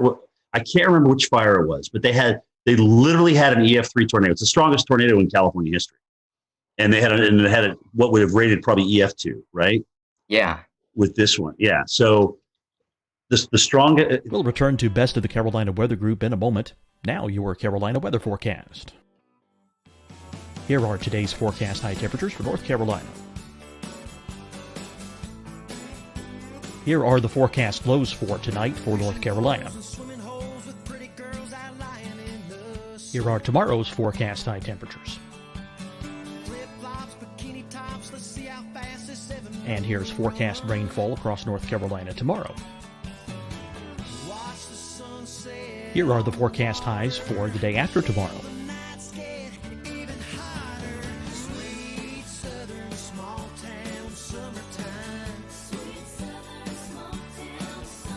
And here's the forecast rainfall across North Carolina for the day after tomorrow. This is the total rainfall forecast across North Carolina for the next 3 days. Here's the severe thunderstorm outlook for today from the Storm Prediction Center.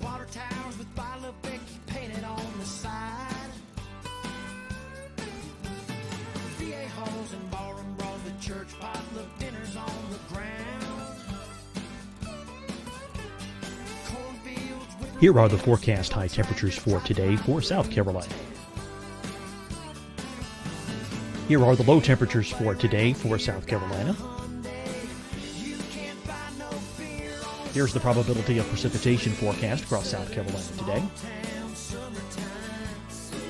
And here are the rain chances across South Carolina tonight. Here are tomorrow's forecast highs across South Carolina.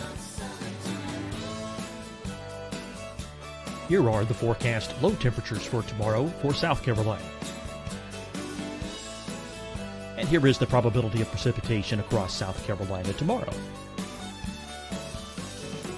Here's the precipitation chances across South Carolina tomorrow night. Here are the forecast highs for the day after tomorrow in South Carolina. Here are the forecast low temperatures across South Carolina for the day after tomorrow. And here are the rain chances across South Carolina for the day after tomorrow. And South Carolina's probability of precipitation for that night. Here's the Storm Prediction Center's severe thunderstorm outlook across South Carolina for today through tonight. Here's the Storm Prediction Center's severe thunderstorm outlook across South Carolina for tomorrow and tomorrow night. And here's the Storm Prediction Center's severe thunderstorm outlook across South Carolina for the day after tomorrow through that night. Here's the severe thunderstorm outlook for today from the Storm Prediction Center.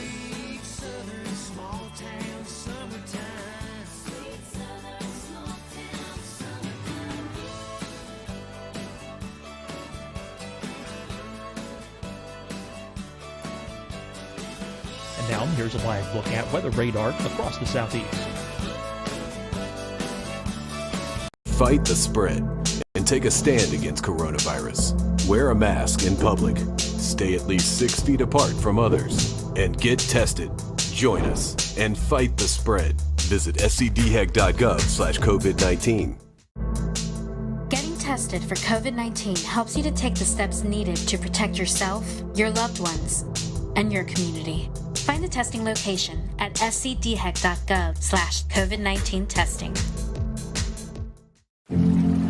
Deciding when to wear a mask isn't about who you know or how well you know them. Just ask yourself, will I be with anyone I don't live with? If the answer is yes, get behind the mask. Help slow the spread of COVID-19. Get behind the mask. Learn more at covid19.ncdhhs.gov. Hi, everyone. I'm Dr. Mandy Cohen, Secretary of the North Carolina Department of Health and Human Services. And when you follow the 3 W's, you protect your family and your neighbors from COVID-19. When you leave your home, practice your W's. Wear a cloth face covering, wait 6 feet apart, wash your hands often. Wear. wait, wash. We're in this together. Stay strong, North Carolina. You'll see your Carolina weather forecast at 25 and 55 past. And now back to the best of the Carolina Weather Group on the all-new Carolina Weather Net. They come from fire needles. Wow. Yeah. Using the term pyro tornado at a conference I attended. Right. Alex Hoon, one of the incident meteorologists out there, coined that.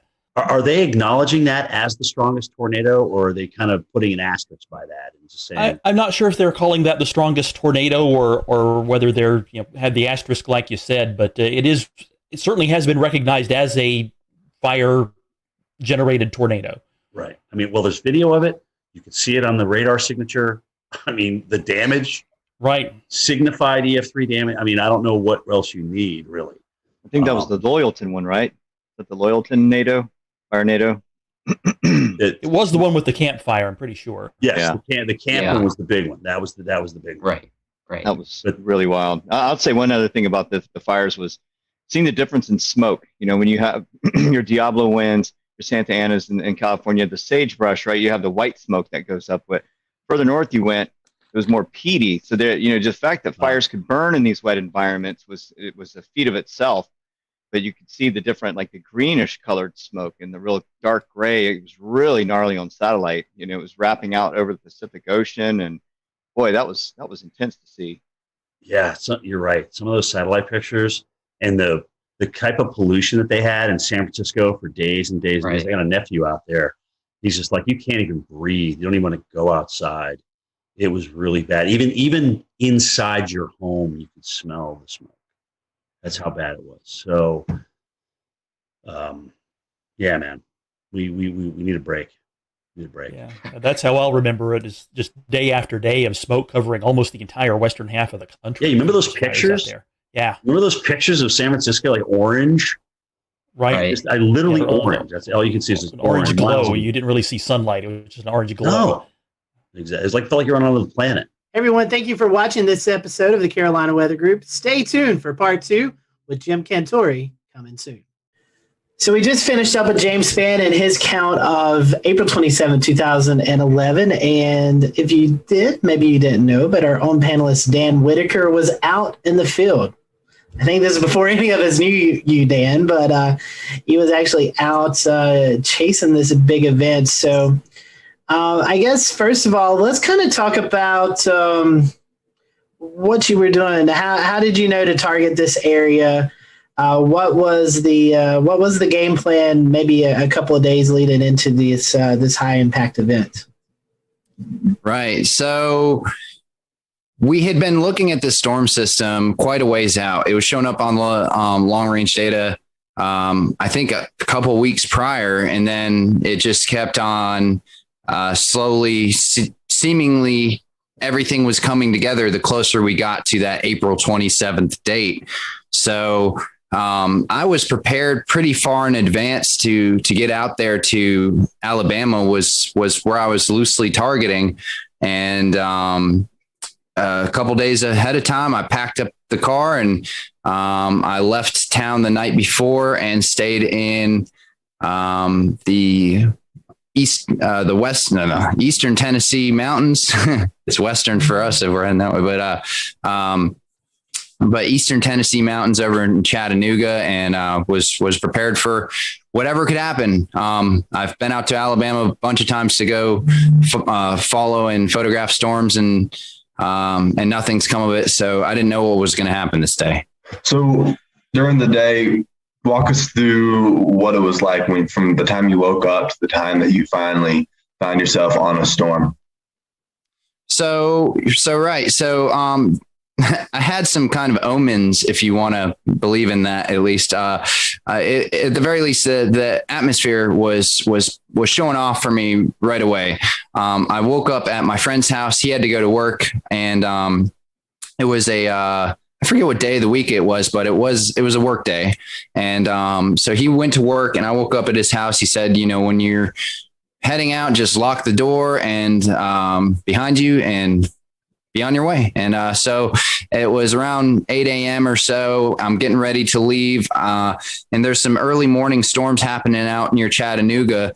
And one of them really started building up. I was watching on radar and I was like, it's 8 something in the morning. I can't really look too much into this. I'm trying to head to Alabama, and I shut the door behind me. I lock the door. I get in my car and I pull up at that time I had a full RAM mount, like a computer system in my car. I power on the laptop. It's actually this laptop that I have right here, which is now an outdated laptop system, but it still has some of my data on it. And power on my laptop, and I open up, and right when I get my laptop open, tornado warning, storms heading directly over my location in a matter of minutes. And there was a strong kind of velocity couplet there when I looked at the velocity data. So I was like, there's some real reason to believe that this could be a threatening storm with a tornado. And so I actually went to try and get back in my friend's house I've 5 minutes, right? So let's get back in the house. No, the door's locked, of course. I can't get back in. And I look around, I'm in a crowded neighborhood with lots of trees everywhere. I can't even see the sky. So I think to myself, okay, well, what do I do now? Right. I don't want a tree to follow me. Right. And so I get in my car and I just start driving away from the storm through these residential roads in Chattanooga. It's hilly. I'm trying to just get out of there. I make it to a 4-road intersection and I kind of park my car there. I'm like, this is as good as I'm going to do. At least I'm not under the trees. And I park my car there. As some really intense wind started whipping across, horizontal windblown rain, I would just guess at 60, 70 miles an hour. And I was right there in the velocity couplet. And, it turns out there was wind damage and a tornado, but I just must have been very close. But I don't believe I was in the tornado. It was mostly, the winds changed directions eventually, but I believe it was all rear flank downdraft base kind of wind. So I drive back to my friend's house at that point after I'm kind of in that wind and rain and it passes by me. So I know I'm safe. I just kind of drive back there because I don't know what to do with myself at this point. And the road that I came down just a minute prior, there had been someone driving down that road and a tree fell and actually crushed their car with them in it. I got there before the emergency response did. And, or just at about the same time. So I pull up and so do they, and I kind of get out of my car and I'm like, what's going on? The emergency response person, fortunately, they started trying to, do what they needed to do. And I was like, they've got it figured out. They told me to, leave them alone. So I just kept on heading on my way. I was like, I guess I'll go to Alabama now. And that's how I started my morning. So, pretty intense. Dan, wow. I have a question for you. Sorry, Evan, I didn't mean to step on you. Recollection, this was 10 years ago, so I don't think radar scope was a thing. That's right. How did you get this weather data while you're out in the field? It's 2011. Technology has surely come a long ways in the last 10 years, but what was it like back in 2011 You mean, what was it like using a flip phone when I was storm chasing? Yeah. So that's what I was doing. I had a GZ1 waterproof flip phone, and for data, fortunately, things were fairly advanced for the laptop systems, as long as you had a laptop system and internet and a few other things. So I had a GPS puck that logged my GPS data into the system I was using at that time. It was I can't even remember the name of the system actually, but it was definitely an older PC radar system that integrated with Delorme Maps, was what I used to log my GPS data, and it integrated the data in. It was the only thing. At that time, it was the only program comparable to GR level 2, which is still, a top program for PCs. And, but yeah, no radar scope, no quick data via phone. Like I said in the story, I had to power up the laptop to even see what was really going on. So, had that hooked up to a internet puck at that time. There was no hotspots via cell phone. So you had to have a a dedicated internet puck. Also, to power the computer at that time, there weren't cars built in with power inverters for things like computers, like there are now. Like the 4Runner that I own now, it just comes with power outlets, right? But at that time, there wasn't anything like that. So I actually had to have custom fuses and custom switches and custom wiring for power inverters to run my laptop system. And so it was a lot of electric based stuff and the best technology at that time just to even get online and see what was going on. Later in the day, Dan, with all of this equipment that you had, you managed to get yourself on the Coleman, Alabama storm. The storm was severe. It produced an EF4 tornado. Can you tell us a little bit about the experience you had chasing that in the afternoon?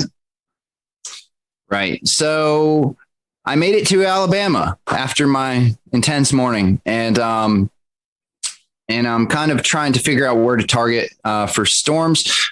They start kind of popping off immediately early in the afternoon. I think around 1 or 2 was the first supercell that I got on, and these storms were classic supercells popping up in every square foot of Alabama that you could put your eyes on radar.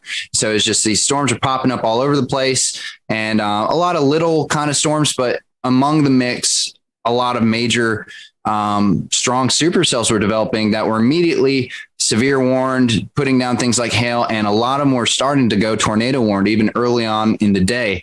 So I chased 4 different supercells, which I believe all 4 of them or 3 of them were tornado warned before I even made it to Coleman. So I had this long,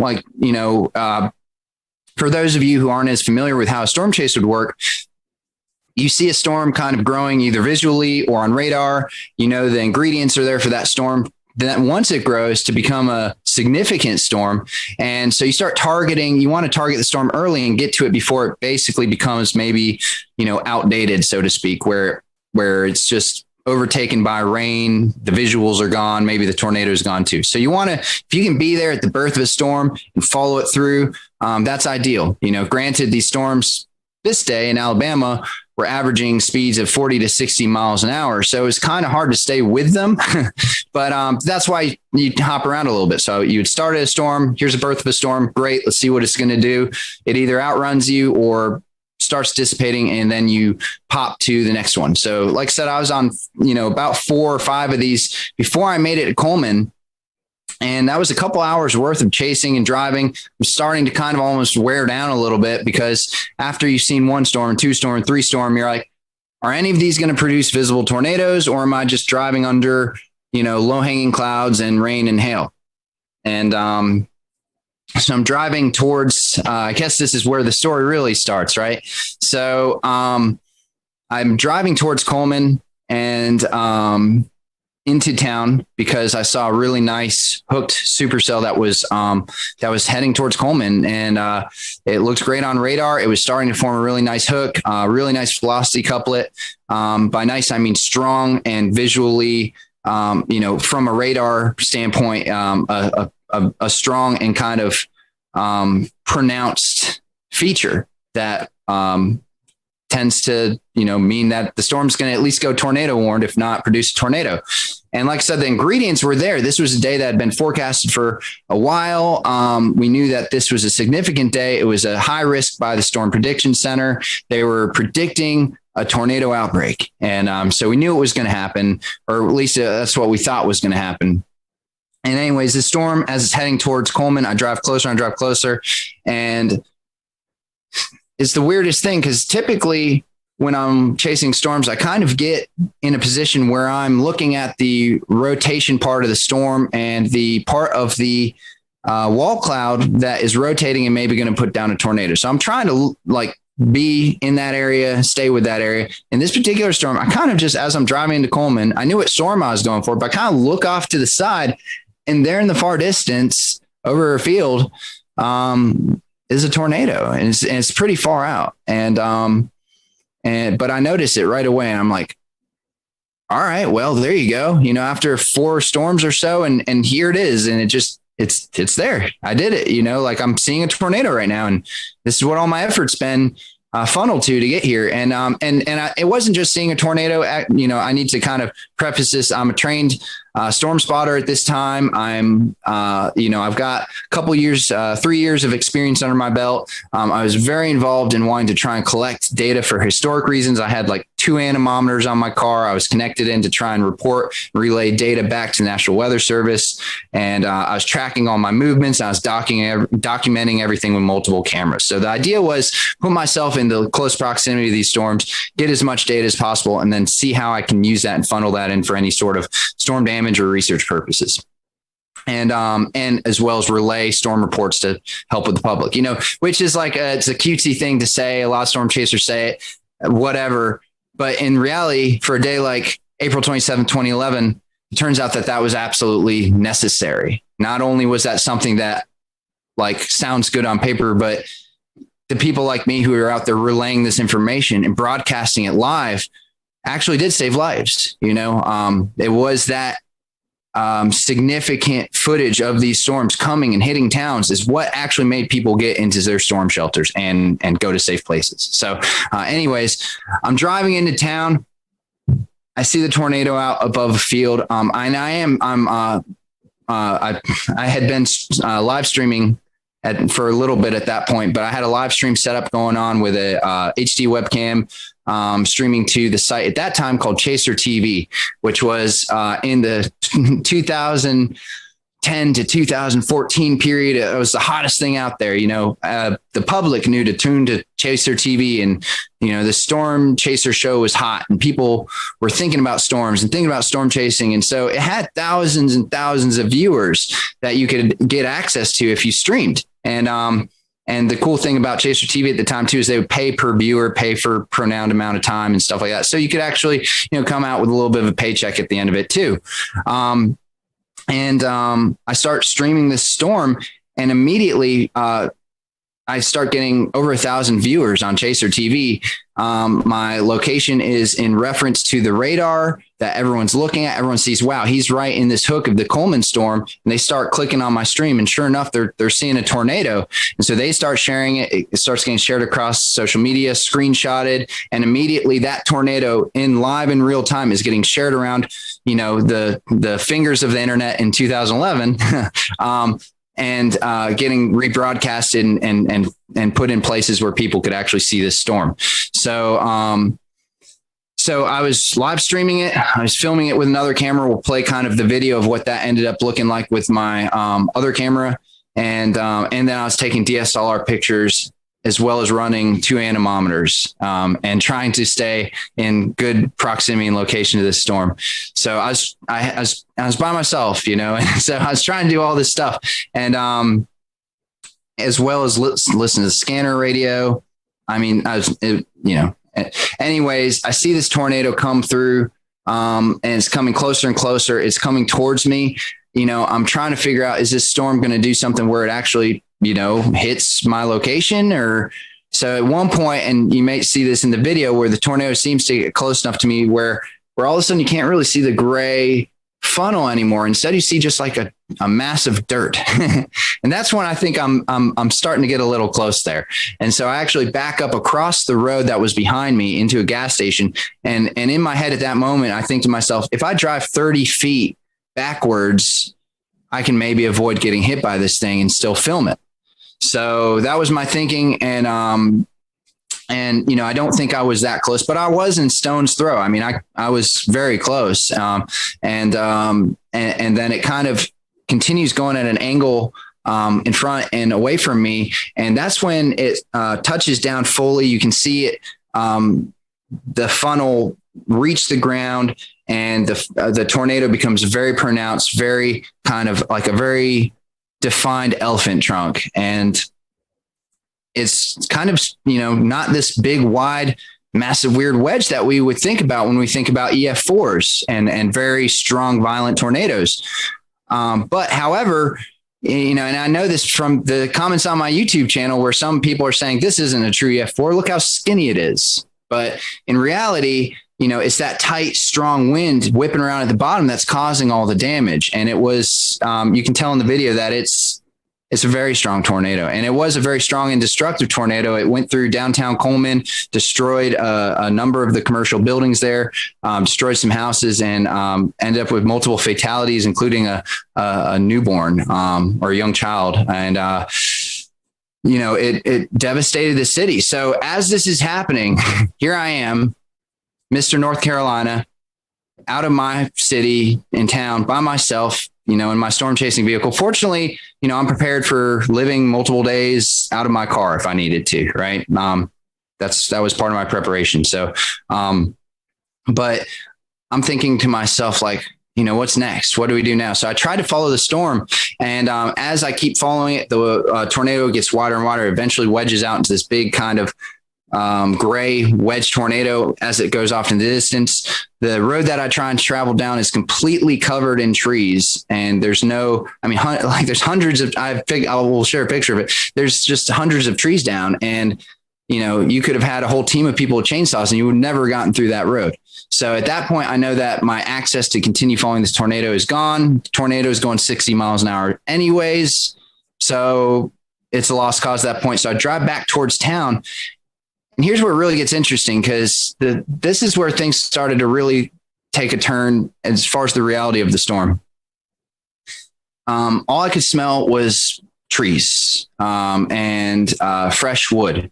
And as I look around through the woods as I'm driving back towards Coleman, the trees are stripped of their bark.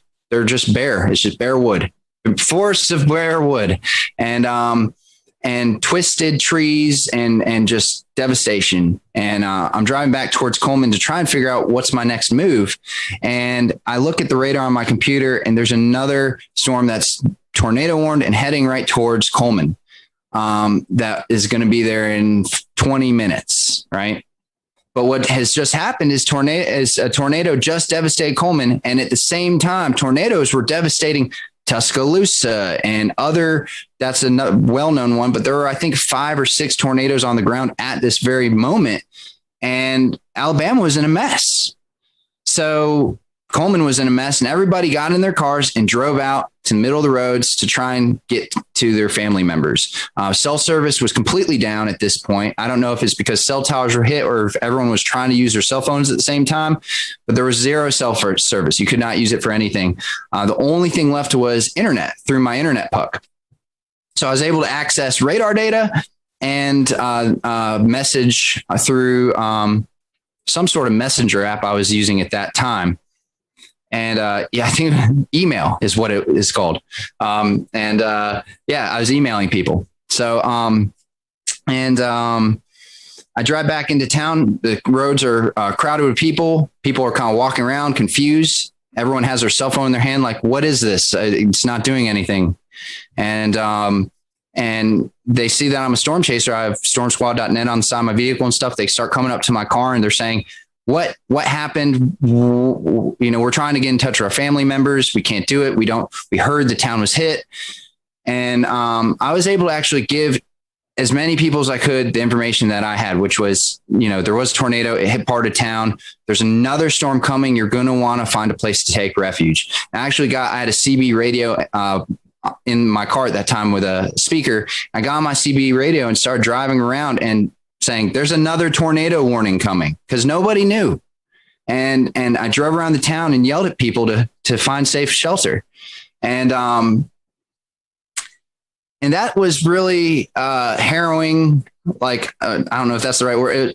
There's no words to describe. I mean, it was very sobering. I mean, just like, I was focused. I was trying to, at that point, just go into like storm recovery mode.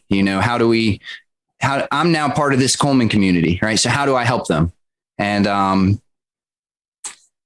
was not my last storm of the day. So I actually left Coleman and went and got on another supercell at that point, because there's nothing else I could do in Coleman that, short of, I warned everyone I could. The storm didn't hit there, so I left. I went out to go get to another storm, and chased 2 more tornado warned supercells. Nothing really produced from those. And then the sun started going down, and still no cell service. But I have my radio police scanner and fire EMS scanner, and I'm hearing that reports that there are no gas stations and no gas available to the first responders. And I look at my gas tank at that moment. The sun was just starting to set. I look at my gas tank and I'm on less than a quarter of a tank. Hadn't anticipated on there not being any gas in the state of Alabama, right? And so with very little gas and a lot more storms, all tornado warned, heading my direction, and now it's dark out, I had to do what I now refer to as a We'll return to Best of the Carolina Weather Group in a moment. Now your Carolina weather forecast. Here are today's forecast high temperatures for North Carolina. Here are the forecast lows for tonight for North Carolina. Here are tomorrow's forecast high temperatures. And here's forecast rainfall across North Carolina tomorrow. Here are the forecast highs for the day after tomorrow.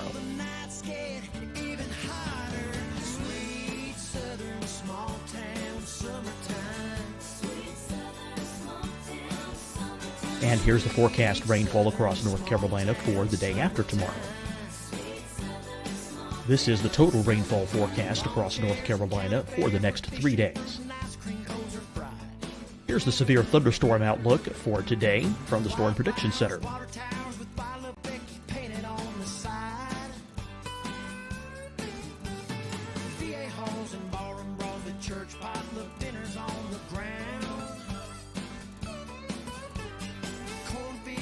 Here are the forecast high temperatures for today for South Carolina. Here are the low temperatures for today for South Carolina. Here's the probability of precipitation forecast across South Carolina today. And here are the rain chances across South Carolina tonight. Here are tomorrow's forecast highs across South Carolina. Here are the forecast low temperatures for tomorrow for South Carolina. And here is the probability of precipitation across South Carolina tomorrow. Here's the precipitation chances across South Carolina tomorrow night. Here are the forecast highs for the day after tomorrow in South Carolina. Here are the forecast low temperatures across South Carolina for the day after tomorrow. And here are the rain chances across South Carolina for the day after tomorrow. And South Carolina's probability of precipitation for that night. Here's the Storm Prediction Center's severe thunderstorm outlook across South Carolina for today through tonight. Here's the Storm Prediction Center's severe thunderstorm outlook across South Carolina for tomorrow and tomorrow night. And here's the Storm Prediction Center's severe thunderstorm outlook across South Carolina for the day after tomorrow through that night. Here's the severe thunderstorm outlook for today from the Storm Prediction Center.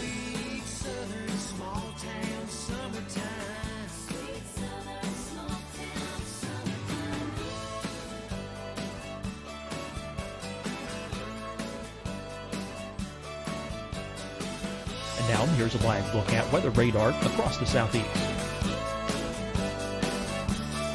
Fight the spread and take a stand against coronavirus. Wear a mask in public. Stay at least 6 feet apart from others. And get tested. Join us and fight the spread. Visit scdhec.gov/COVID-19. Getting tested for COVID-19 helps you to take the steps needed to protect yourself, your loved ones, and your community. Find the testing location at scdhec.gov/COVID-19 testing. Deciding when to wear a mask isn't about who you know or how well you know them. Just ask yourself, will I be with anyone I don't live with?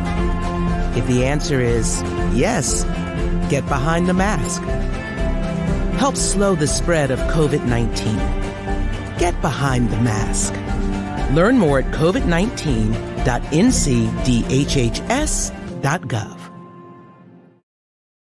Hi, everyone. I'm Dr. Mandy Cohen, Secretary of the North Carolina Department of Health and Human Services.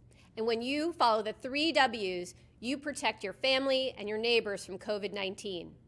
When you leave your home, practice your W's. Wear a cloth face covering, wait 6 feet apart, wash your hands often. Wear, wait, wash. We're in this together. Stay strong, North Carolina. You'll see your Carolina weather forecast at 25 and 55 past. And now back to the best of the Carolina Weather Group on the all-new Carolina Weather Net. Avoid the tornado for the next few hours. I did it on zero gas. So what I had to do is I would drive out to somewhere where I thought was in between 2 supercells heading my way, because it was just groups of supercells just over and over and over again, all tornado warned. So I'd drive where I thought I was going to be in between the 2. No cell phone service and limited radar at this point because internet was dicey out where I was. And then I'd turn off my car and I'd just sit there in the pitch black and just watch the lightning, both the storms pass on either side of me. I'd turn back on the car, get the laptop back up, see the next radar run, and figure out my next spot to go to try and be safe.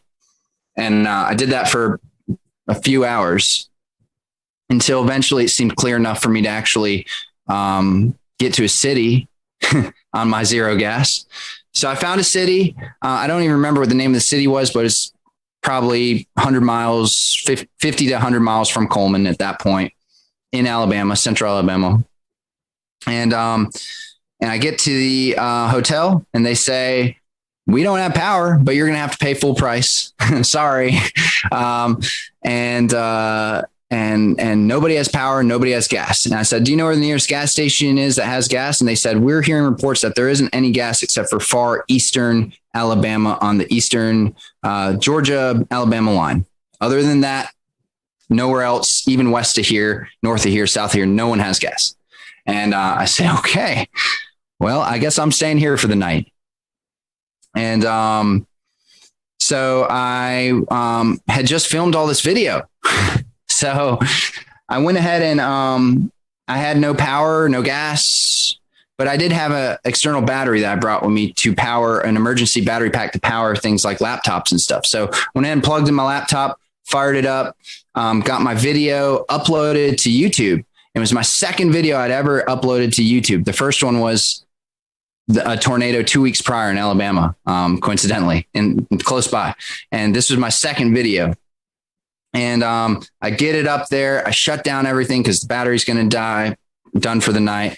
I go to sleep. I wake up the next morning, and the video's got like 80,000 views on it. And my inbox is just full of people saying, can we use the video? Can we use the video? Can we use the video? Just my email's blown up. And I'm like, wow, I guess that's, this was in 2011 before viral videos was really a thing. YouTube's kind of new at this point. And I created at that time, a newsy viral video, and I didn't even know what to think of it. I'd never really seen viral videos at that time. So I was like, well, that's interesting, and whatever. I mean, it's a historic day. So I knew that, my footage was, I'm glad people are seeing it, please share it, and ended up driving to a gas station that was about an hour and a half away from my hotel. And I didn't think I was going to make it. But that was the closest gas station. I, called around. I did everything I could to source a gas station. That was it. It was on the border. So I just drove that direction on no gas. I was on fumes the whole time. And I got to the gas station, and I'm literally you can hear the gas running out and the car sputtering and stuff. So I cut the car off in the line. There was a humongous line going out around the road, circling all around. Fire trucks are coming in, skirting in front of the public to get all the gas. EMS, they're coming in. It's the only gas station that had gas. And so I sit in the back of the line. There's maybe 50 cars in front of me. And I turn off my car, and I literally kept it in neutral and pushed the car most of the way to get to the gas tank, / rolled it part of the direction and rolled it just down the hill with gravity. And I made it to a gas tank after about, I think it was about 2 hours of sitting there in line, and made it to a gas station and made it to the pump and was able to get enough gas in the car and drove back to North Carolina that morning. So I kind of just went through the story there. I mean, I don't know. There's of course more to be said, but that's kind of my experience being there right in central Alabama. I mean, the in and the out, at least the basic summary. So Dan, I'm curious. I've been storm chasing once, and the adrenaline rush you get as you see a tornado obviously peaks up, and then you kind of go into recovery mode, hoping that everyone's okay. Did you experience that adrenaline rush when you were witnessing this? Yeah. Definitely. During the Coleman tornado, it was when I first saw it. And for those first few minutes, especially, I couldn't believe what I was seeing. And that adrenaline really kicked in. Here I am. It's real. I'm on a tornado. This is a high risk day. These storms are explosive. And I knew that something bad could really happen. And, so yeah, the adrenaline popped in at that moment, but, it's the weirdest thing. One of the comments on my YouTube video is, why is there no screaming? Where's all the screaming? Where's all the yelling? This is like the calmest tornado video I've ever seen besides Pico's Hank. And, and it was just my adrenaline turned into straight focus. So after I kind of had an initial, I was just 100% zoned in on my task. I mean, you could call it focus. You could also call it busy. I mean, navigating the anemometers, the laptop, the cameras, the live stream and driving and parking and whatever, running, in my raw video of the tornado, there's me like zooming back and forth in front of the dash cam because I'm like, who knows what I'm doing? I'm probably setting a GoPro here and turning this thing that way. And I was very busy and very focused. So it just all turned into that. And then eventually, right near the end of the day, a lot of adrenaline and focus kind of wears down to just like, now I'm playing dodge the tornadoes at night. And that part was a little, I wish I could have been back in North Carolina at that point. Dan, real quick before we wrap, can you talk a little bit about the gravitas of watching the storm, the tornado as it came through Coleman, and afterwards understanding that while you were watching it, it killed 6 people? So, I've been at some devastating tornadoes before, but I think the thing that made this more real, and I've been at some killer tornadoes before. I think the thing that made this so real in this particular one is because a lot of people died this day in Alabama, and it was the total destruction of the state. Seeing the Coleman tornado, unless I had actually seen it hit the specific buildings and stuff, it was hard to make a direct connection to who died or how they died or where they died. I did end up seeing the commercial destruction downtown, and that was intense. Seeing that, because you're seeing people wandering around, picking up bricks and trying to figure out what to do. It's like walking into a house that was just completely destroyed by like a group of toddlers, and I say that as a owner of a toddler. I have a 3-year-old, and sometimes you just walk into a room and you say, what happened? And you just pull your hair and you scratch your head and you say, I can't even figure out where to start. Everything's destroyed. And it was the same way watching these people trying to figure out what to do in downtown Coleman, just walking around devastated. And that was really sobering. But the thing that really affected me the most, honestly, was seeing people looking for their loved ones and not having a way to find out where their loved ones were. No cell phone reception, no communication, and being stuck in traffic, and another tornado warning that's coming. So these people are in a bad predicament, and only I knew what was going on. So I was in this really weird place of, nobody knows, and they're all unsafe, and they're all just trying to help their loved ones out. So that was probably the hardest part to be a part of, but the part that I'm most grateful that I was a part of, because I could help, but also because that's the reality of these big storm events is that's what's happening in these communities. And sometimes you don't see that on the news, or you don't know about that. But there's moments there where we're all just trying to look out for each other. And those are the hardest moments.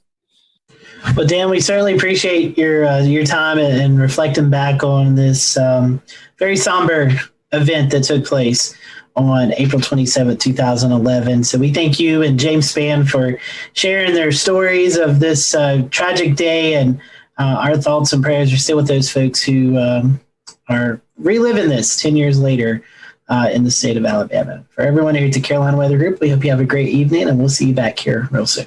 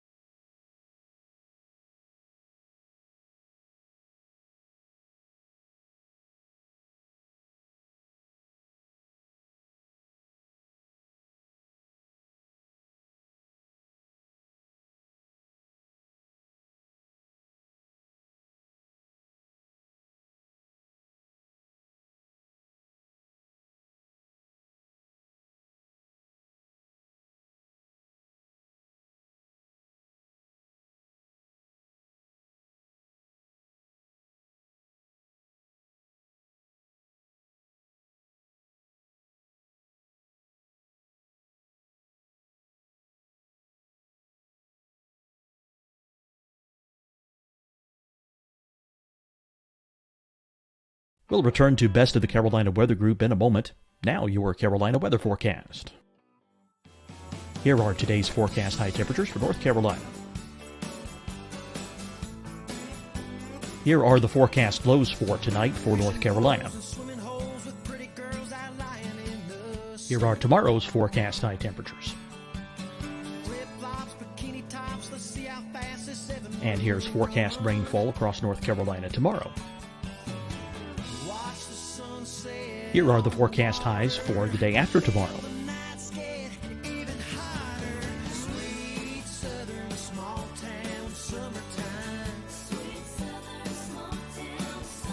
And here's the forecast rainfall across North Carolina for the day after tomorrow. This is the total rainfall forecast across North Carolina for the next 3 days. Here's the severe thunderstorm outlook for today from the Storm Prediction Center.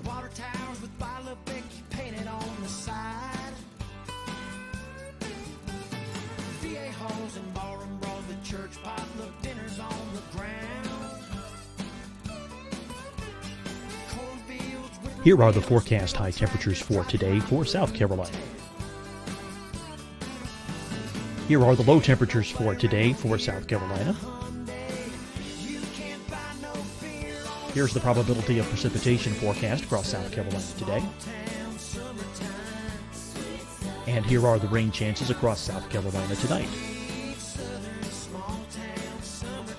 Here are tomorrow's forecast highs across South Carolina. Here are the forecast low temperatures for tomorrow for South Carolina. And here is the probability of precipitation across South Carolina tomorrow. Here's the precipitation chances across South Carolina tomorrow night. Here are the forecast highs for the day after tomorrow in South Carolina. Here are the forecast low temperatures across South Carolina for the day after tomorrow. And here are the rain chances across South Carolina for the day after tomorrow. And South Carolina's probability of precipitation for that night. Here's the Storm Prediction Center's severe thunderstorm outlook across South Carolina for today through tonight. Here's the Storm Prediction Center's severe thunderstorm outlook across South Carolina for tomorrow and tomorrow night. And here's the Storm Prediction Center's severe thunderstorm outlook across South Carolina for the day after tomorrow through that night. Here's the severe thunderstorm outlook for today from the Storm Prediction Center.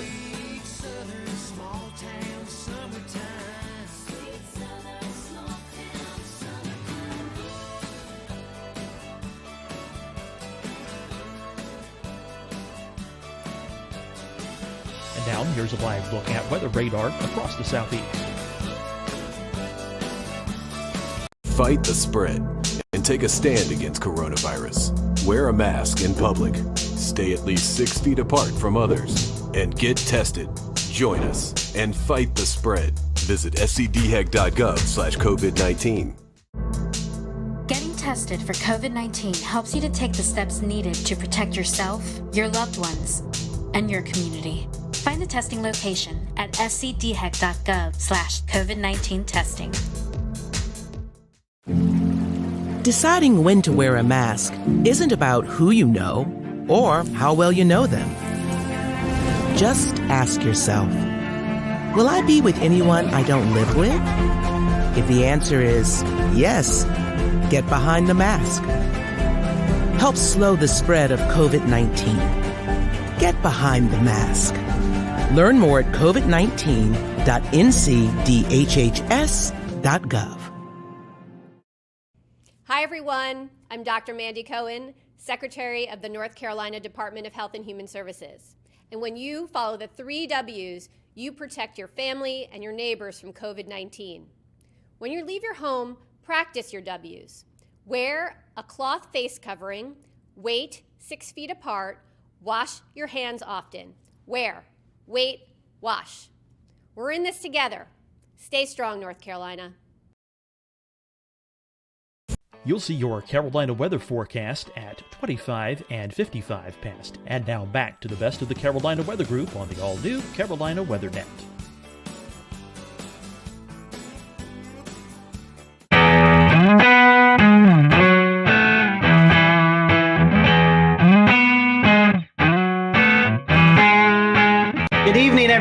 welcome to the Carolina Weather Group. This is the April 15th, 2020 edition of the Carolina Weather Group Get Together. If you're tuning in tonight to watch the April 16th, 2011 severe weather look back, sorry, we have a new one to talk about. As many of you know, we experienced quite a bit of a severe weather event over the Carolinas on Sunday night into Monday. So tonight, we are going to turn our attention to that. We have a whole host of guests on tonight. We have Rob Fowler on from Charleston, Ed Piotrowski on from Myrtle Beach, Shane Hilton on from New Bern, Brad Panovich on from Charlotte, Tim Buckley in Greensboro, Efren Afonte in Columbia, Kendra Kent in Greenville, South Carolina, and Brendan Goldner, a reporter at WCNC Charlotte. So we really want to say our thank you to them publicly because we put this together at the last minute. So we're very happy for everyone to kind of donate a little bit of time tonight to talk about this. We are live streaming, so if you have any questions or comments, we'd love to hear about you if you had experienced any of this storm throughout the past couple of days. So I'm going to toss it over to Brandon Goldner. Brandon, you've been out in the field reporting kind of the aftermath of the tornadoes. And something we've been talking about here on the Carolina Weather Group is the COVID-19 pandemic. And so we've talked about storm chasing and doing severe weather coverage from home. I know that you ran a little spot about the recovery efforts in COVID-19. I think we're going to dial that up, and then we'll toss it to Brandon and let him kind of give us a few of his remarks from his story. Brian Morris. You want to carry that one side? Is an essential worker. Go out that way. Let's take it to the van.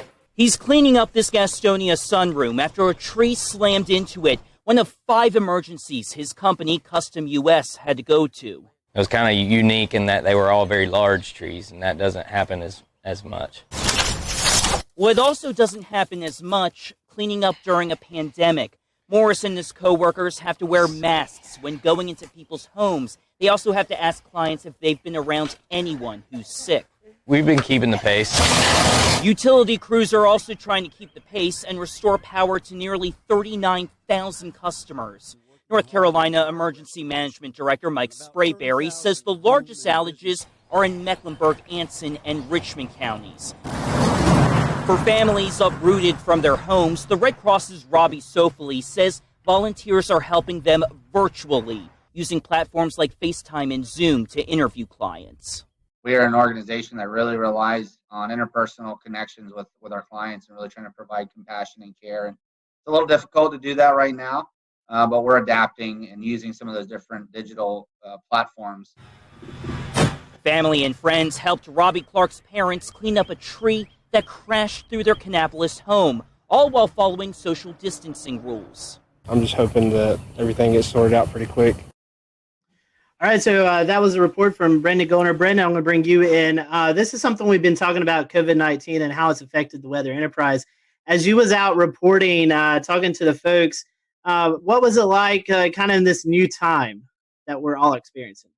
It reminds you, we're all talking all the time about reporting during the coronavirus, and yet, Mother Nature, the weather, doesn't care about pandemic. It's going to do its thing. And so, obviously there's the challenges with us as a crew. It was me and photojournalist Kevin Wardlaw. We have the 6-foot stick with the microphone at the end that we have to use to interview everyone, and we have to keep that social distance. But what was really fascinating was talking to some of the disaster recovery crew members, Duke Energy, the Red Cross, how a lot of them have had to change up a lot of what they're doing when it comes to cleaning up during the coronavirus. Duke Energy, they've been trying to do the social distancing, keeping the 6 feet distance, but when they're trying to repair power poles, a lot of times they have to be in close proximity. It's the same way with these disaster recovery people that was said in the beginning of the story. They're wearing the masks. They have to ask everyone before they go into a house whether they were interacting with anyone with coronavirus, and it's the combination of all of the weather damage with having to deal with the coronavirus. So it's been really a double whammy for a lot of people. And so, after disasters, we've seen it with the Nashville tornado, Jonesboro, Arkansas tornado a couple weeks ago. The community really comes together. How do you think that, how is the community interacting with their neighbor helping neighbor?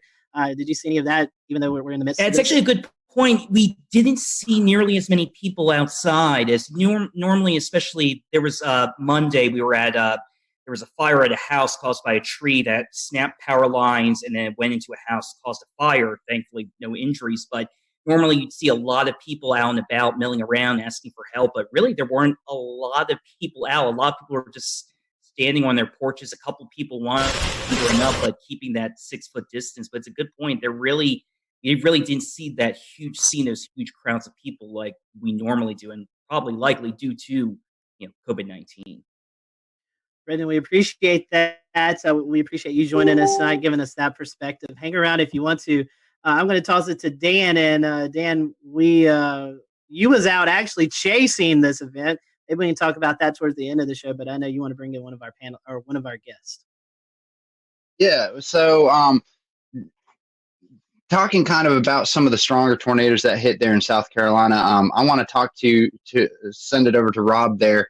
There were a couple of significant tornadoes that hit, especially given the fact that this developed with not these ordinarily discrete supercells that would produce larger tornadoes, but they were within the line there. And especially we saw some interesting things like the Hampton County EF3, the Walterboro EF1s. Can you talk a little bit about that, Rob, that being in your area?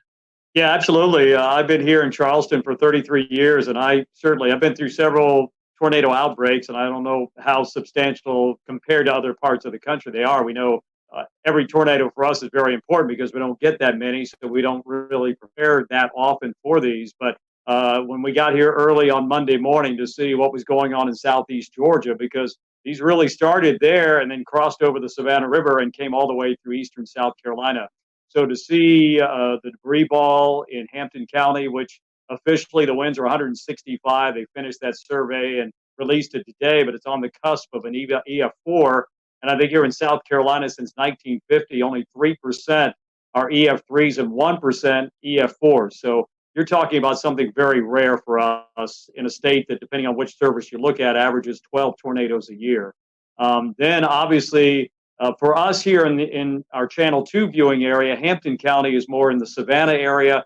Our neighbors down at WSAV taking care of that, but that's still in our state. But then Colleton County is the next state over, or next county over.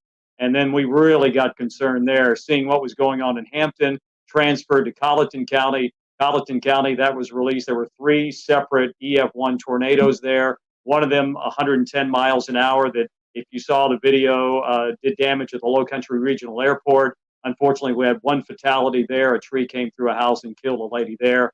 And then kept on moving into our more populated areas of Dorchester, Berkeley, and Charleston counties. Had a separate tornado that moved, probably started as a water spout, moved over Edisto Beach.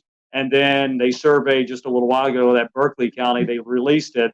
And that was an EF2 with the winds of 120 miles an hour. So, and then came into Ed's territory up into Georgetown County. We kind of share that, and they already had confirmed tornadoes up there. And I know Shay Weatherflow, you guys measured a wind gust of 114 miles an hour right there. So, Dan, to put it, I don't know. I'm still shaking my head. I'll put it that way. It was just something I've never seen before, and I've been through, a lot of the hurricanes that produce tornadoes like Francis, but this was unbelievable. In Irma, we had 4 tornadoes in the Charleston area, but I think we're all still shaking our heads. Okay. Yeah. Well, and I was watching very closely on radar as that Hampton County tornado started showing up on radar in CC, and also kind of the debris ball that was showing up there. I mean, that was a significant signature on radar that you just don't often see in the Carolinas at all. It's something you would generally see more in the deep south of Alabama, Mississippi, or in Oklahoma, Kansas, something along those lines. The damage report has it at least a half a mile of a width of that tornado. Fortunately, it seems like a lot of that did happen over rural areas, but that being one of the first tornadoes that happened in that early morning, did that kind of set a precedent for how you were responding to the other tornado warnings and potentially trying to get the message out to people who may have been asleep at this point, knowing that how huge these could be? Absolutely, Dan. I think here personally, myself, Josh Marthers, our morning meteorologist, he was on the air on News 2. I was manning Facebook Live for a long period of time. We know that's become a major way to get information out and get information in. But I think we were looking at that couplet, which was, we just don't get to see that on Velocity products very often here, and to see that continue to hold together all the way across the state. Absolutely. We were able to give warnings upstream. And I know it's a cliche, people write in saying, hey, because we watched you, you probably saved our lives. But I think in this situation, it really comes to play, because we could show it, we could tell them, we knew where it was going, we knew who might be impacted. And if we could give them any warning at all, this was the case. Most of our tornadoes that happen could be a water spout. The couplet's not as well defined. It could be very broad in some cases. So this was really fine, that I think it really prepped us for what we had to do for the rest of the morning. But I think probably the saving grace for all of us is the fact that with the crisis going on, schools were not in session, people were not going to work, they were not in the car on the highways going from point A to point B. So if anything, I think we were able to reach a lot of people in their house, and they could just hunker down right there. And Rob, also, I wanted to ask, how was your response with your audience this early in the morning? This is really early, right? A lot of folks just waking up. There's no commute, but we did get a couple of days of warning out for this event to start happening, right? So we kind of got the word out. But how do you feel folks responded to your? I think the preparation was great. I loved Marshall Shepard's tweet going into this. He said, "I don't want to hear anything about this came out of nowhere, or where did this come from?" Because I think the warnings were there. SBC did a fantastic job, and we tried to disseminate that information here to our viewers, that we couldn't tell them exactly what was going to happen that Monday morning, but we knew that as time crunched a little bit, we felt more confident that something was going to happen and could potentially be a pretty significant outbreak. So I think our viewers were well prepared, and I haven't heard a single comment like, where did that come from? And I never knew that was coming. So I think they were listening, and hopefully we were getting the information to them as quickly and as succinctly as we possibly could. Efren, I'd love to hear your perspective on the Midlands, because unfortunately you guys saw the highest number of EF3s as well as an EF2 that passed real close to Orangeburg and even over I-26. How has the community responded to all of these tornadoes, and what kind of steps are y'all taking to recover? Well, the cleanup process right now has been incredible. There's been a lot of community help in this, and even with the coronavirus, in which a lot of people are taking heed to that warning, there was a very large presence of people helping out. Now, the EF3 tornadoes that came through part of the CSRA, the Low Country, into eventually our Southern Midlands community, those areas are very rural. And the fortunate thing was that we were already on the air at 4:30 in the morning. And there were a lot of storms that were crossing over the Savannah River into the upstate. But there was already a knowledge of all of our viewers, since we've been talking about it in earnest since Friday, that we're looking at the possibility of strong thunderstorms. That was the message on Friday. The message on Friday was like, there's very likely going to be a severe weather outbreak of some sort in the lower Mississippi River Valley.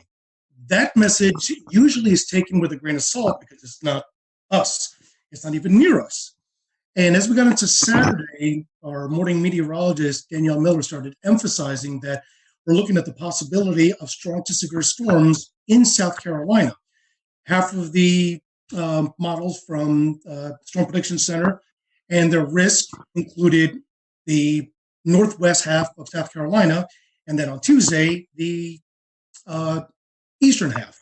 So the message was already out there. And by Sunday, it was a clear message that this is going to be an event that we're going to see storms on Sunday, probably late morning, that may be strong to severe, but at least the knowledge that there is going to be storms on Sunday, but that's only the first round.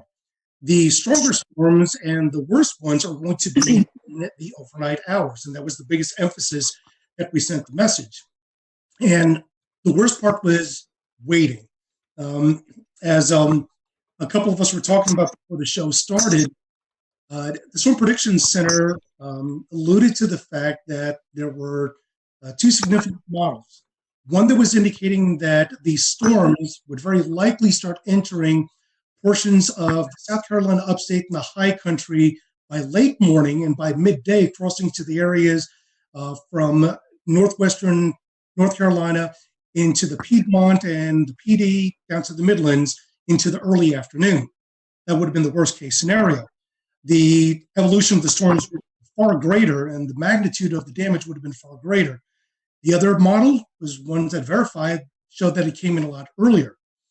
The problem is that when you have storms that early in the morning, and the first tornado warning actually came out, I believe it was 6:30. That was the tornado warning that was in Richmond and Columbia County in Georgia. And then once it crossed over to South Carolina, it was still warned. At that point, we're already talking about it in earnest, that these storms are tornadic. One is already confirmed, and this has got a direction that will be impacting part of our Southwest Midland communities. And at that point, things just exploded. The one interesting thing that we did watch very carefully and with great concern was when the tornado was confirmed crossing out of Richmond County, crossing into Richmond County, Georgia, into Aiken County, South Carolina.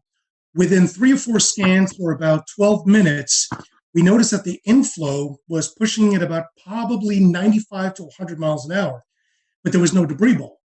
Once it got right along the county line of Barnwell and Aiken County, there was no doubt a debris ball. Within a span of 5 to 7 minutes, 2 scans later, we now see 2 debris balls. And I mentioned on chat, I was like, guys, do we have twins? And they said, we definitely have a TDS on both storms. Now we got a bigger issue. We now have 2 tornadoes that are heading almost in the same direction, at least parallel. And the message is already out. You have to take your tornado precautions. The craziest part about this is that, and I'm sure a lot of the meteorologists here will say, Rob alluded to it, this is something that does not happen in the Carolinas. We're well known for the Carolinas to have the type of tornadic event that's low cape, high shear, versus when you go out into the central and southern plains, it's the exact opposite. But we've had our fair share of tornadoes that have been low cape, high shear, but nothing to this magnitude. I'm really hoping that the viewers were prepared. Unfortunately, we had 2 deaths out of the EF3 tornado that went through western Orangeburg County in the community of Livingston, and as well as 7 injuries. But this happened at least later in the morning. If this happened 2 or 3 hours earlier, the result could have been significantly different. Efren, you were talking about the twins. There's some speculation on Twitter, and after looking at the radar scans, it could have kind of been like a Fujiwara effect, like they were kind of dancing around each other. Any comment on that? That's a good possibility. Keep in mind that the only data that we can go off, since we can't really go off of any visual satellite, is off of the radar, but that is the possibility. However, both of the debris balls were running parallel to each other, probably about 7 to 8 kilometers apart, but they were going unidirectionally. Usually when you see a Fujiwara effect, you see the debris balls that are actually dancing around each other. They really weren't dancing around. They were running parallel. So at the very least, we know that this was 2 confirmed separate tornadoes. Was the debris ball, and eventually the second one, from the original tornado that came out of Aiken? Because the deadly tornado actually originated in northern Bamberg County, northern Barnwell County, and then eventually moved into southwest Orangeburg County. But just as the initial tornado dissipated, the other one continued going. So I don't believe, in my best experience, that was the Fujiwara effect. It could have been, but I didn't see enough motion between the 2 TDSs to facilitate that idea. Yeah, definitely a busy morning for you guys. I want to bring in Kendra Kent. This is kind of where as the storm system moved in, it kind of hit her area first. Kendra, first of all, we hope we can see you or hear you. Sorry, Scotty. You're fine. We can hear you now. And I just want to ask you, I know you guys kind of started the live coverage first when these storms first moved in. Mm-hmm. Tell us a little bit about your morning and how things went there in the Greenville area. Well, I feel like I learned a lot from this particular outbreak. And can everybody hear me okay? Yes. Okay, good. Sorry you can't see me. I hooked up to a computer that doesn't have a camera, apparently. Anyway, no, we started the coverage a little after midnight. We had a rogue warning. It was a essentially a shower that just started rotating. You could tell how much dynamically was going on in the atmosphere. I mean, it was just, things were beginning to blow up. So I think I knew from about 12:30 in the morning that we were going to have a very, very long night. We ended up with an EF3 tornado, and as we were talking about earlier, that's incredibly rare in South Carolina, especially in the upstate. I feel like we get wedged in so much with cool air. It's so rare we can have all of this come together to produce such an event. And this was the biggest in the upstate, the strongest since 1994. It hit Seneca. We were on air with the storm as it moved into Stevens County, Georgia. And I had a unique experience with it because my parents live in Seneca. And that was probably the first time I had to cover a storm while I was slightly emotionally distraught. And I had Isaac Williams, who's also on here. You just can't, he's also without a video. But he was pointing out the TDS. And as soon as I saw that, I got that panicked feeling. I started breathing a little heavy. I thought, oh my gosh, how am I going to get through this? But we did. And luckily my parents were fine. But I'm sure many of you have been through that because we've all, many of us have lived in these areas for a long time and you get personally impacted by these storms. But what I learned the most is not to underestimate the timing of something. I feel like I didn't write this event off, but I wasn't necessarily expecting anything like this given the time it was coming in. 3 to 6 a.m. I mean, who expects an EF3 tornado to rip through the heart of your area at 3:30 in the morning? And mostly we get these QLCS lines that produce these brief EF0, EF1 tornadoes. That's what we're used to. And seeing something like that and tracking something like that was a true first for me. And, it was just a million different emotions all at once. That's for sure. Kendra, since you said Isaac's there, I'll pose this to both of you guys, both of y'all. You had this coming through the rogue cell, and then like the heart of this event was when people were actually asleep, 12, 1, 2 o'clock in the morning. Talk about how you guys were able to message before the event. And, with this being this late, talk about your schedule too, because I know I was watching the coverage in Chattanooga and hearing of the major damage that happened there. And I'm like, man, I've got to get a little bit of sleep before this comes into our area. So kind of talk about that, because I know a lot of us were watching beforehand to just see what was coming our way. Let's see. Is Isaac's mic up? I think it's muted, but we can. Okay, it's unmuted. It's unmuted. He's good now. Okay. You go ahead, Isaac. Okay. Thanks for having me briefly. I'm one of the morning people, so I'm like almost up past my bedtime here. But just to kind of with the messaging and any rest. Unfortunately for me, I have plenty of interest in Mississippi and Alabama. That's where I'm from, and for whatever reason, a lot of people still ask me, about the weather there, and they depend on me, and that's great. So I didn't actually sleep going into this event.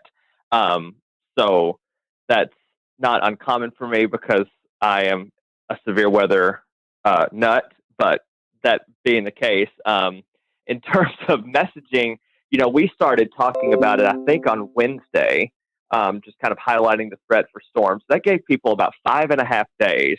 And of course, we started ramping up, the wording a little bit more once we got to, Friday and Saturday. And, Kendra always, mentioned, like when I first was hired here, we do get a lot of wedge events, and we started that day in the 50s. And I'm like, back in my head, I thought, what if the wedge holds and, we're going to be seen as like hype people. And, that's not what we want, but we don't want severe weather either. I think our message was pretty stern by Sunday morning when we got up and saw they had pulled that enhanced risk over a little bit into the upstate, which, I've been here 3 years, not nearly as long as Kendra, but I think that's only my personal third enhanced risk here. So, I knew that I see parameters, and parameters mean nothing unless you have We'll return to Best of the Carolina Weather Group in a moment. Now your Carolina weather forecast. Here are today's forecast high temperatures for North Carolina. Here are the forecast lows for tonight for North Carolina.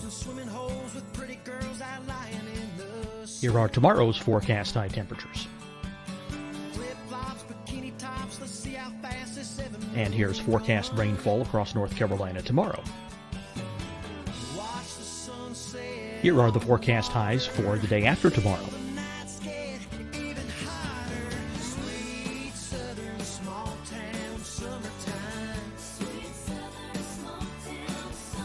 And here's the forecast rainfall across North Carolina for the day after tomorrow.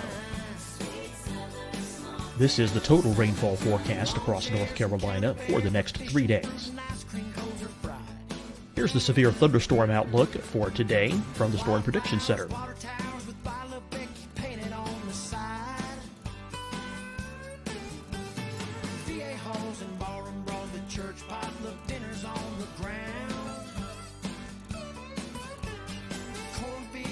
Here are the forecast high temperatures for today for South Carolina.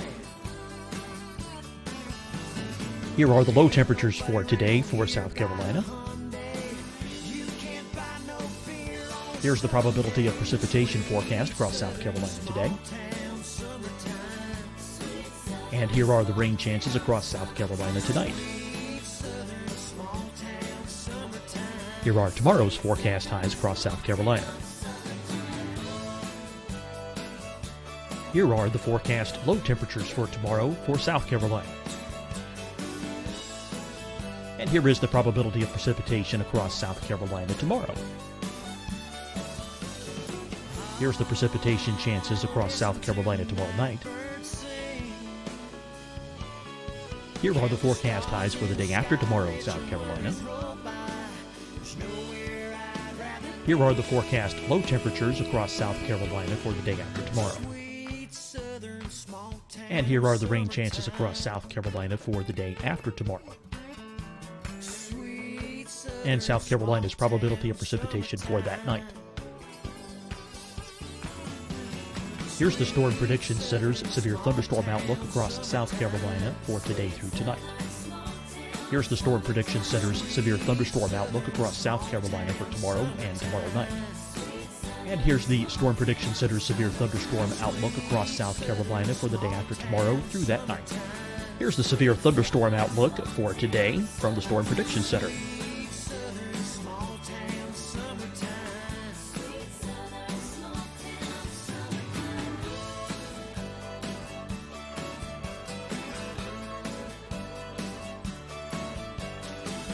And now here's a live look at weather radar across the southeast. Fight the spread and take a stand against coronavirus. Wear a mask in public. Stay at least 6 feet apart from others. And get tested. Join us and fight the spread. Visit scdhec.gov/COVID-19. Getting tested for COVID-19 helps you to take the steps needed to protect yourself, your loved ones, and your community. Find the testing location at scdhec.gov/COVID-19 testing. Deciding when to wear a mask isn't about who you know or how well you know them. Just ask yourself, will I be with anyone I don't live with? If the answer is yes, get behind the mask. Help slow the spread of COVID-19. Get behind the mask. Learn more at covid19.ncdhhs.gov. Hi, everyone. I'm Dr. Mandy Cohen, Secretary of the North Carolina Department of Health and Human Services. And when you follow the 3 W's, you protect your family and your neighbors from COVID-19. When you leave your home, practice your W's. Wear a cloth face covering, wait 6 feet apart, wash your hands often. Wear, wait, wash. We're in this together. Stay strong, North Carolina. You'll see your Carolina weather forecast at 25 and 55 past. And now back to the best of the Carolina Weather Group on the all-new Carolina Weather Net. With those parameters that we had the potential to have something, fairly unusual happen, but I wouldn't have had I don't work weekends, so I don't even know if I would have said something about a strong tornado even the night before, just because it's just so rare to get them here. Yeah, and I think just given how late it was at night, and we knew this was likely going to be taking at least some linear form. Yeah, I wasn't expecting that either, and it really it caught us off guard. But to see a TDS like that move through our area, and I know the rest of you all saw that too as South Carolina meteorologists. I mean, just something you don't see every day, and it kind of takes your breath away. They're used to that in Alabama and Mississippi. We just don't get that stuff here. Yeah, and then right after that, right after the Seneca one had briefly lifted right over Clemson, we had the EF2, what ended up being an EF2, another TDS outside of Slater, which that's almost in the 3,000 feet elevation, in the extreme northern part of Greenville County. That debunks the whole tornadoes can't happen in the mountains thing. Definitely. So we were watching that, Evan and I, because Evan doesn't live too far from the line there. One last question, and we'll come back to you guys later on in the show. But at the time, we didn't know how long the tornadoes were on the ground. But I think one of the tornadoes there in the Greenville, Pickens County area was on the ground for around 8 miles. So this were not also big tornadoes, but they're also long track tornadoes, something that we're not too accustomed to as well. Yeah, again, that was a huge shocker. But when you saw the signatures on radar, there was no doubt that was going to be a large tornado. And they even put that in the wording of the warning, which I was very happy about. I feel like that really brought people's attention up. And the thing you mentioned earlier too, these were happening at 3:30 in the morning, probably the worst time a tornado could hit.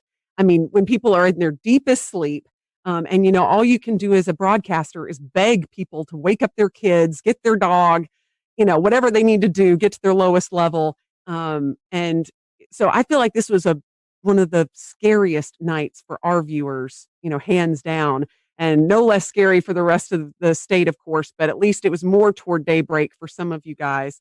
But yeah, for us, it was just the dead of night, and we were just hoping that people were heeding the warnings. Right. And for sure, with that, with the Seneca one, we were in a situation where the TDS was so strong, so fast. Like I don't want to say it came out of nowhere, but like that TDS appeared and it was like violent looking, like on the first scan that I saw. And we were dealing with the situation, like once it went past Clemson, I think we had debris fallout on CC. So we weren't positive that it actually wasn't still down because it still looked like, something could be there. You thought it was like debris being fanned out or whatever, but you weren't sure, even though the circulation looked a little weaker. But I'm like, we're not going to take any chances with it. Obviously the tornado warning was still in effect.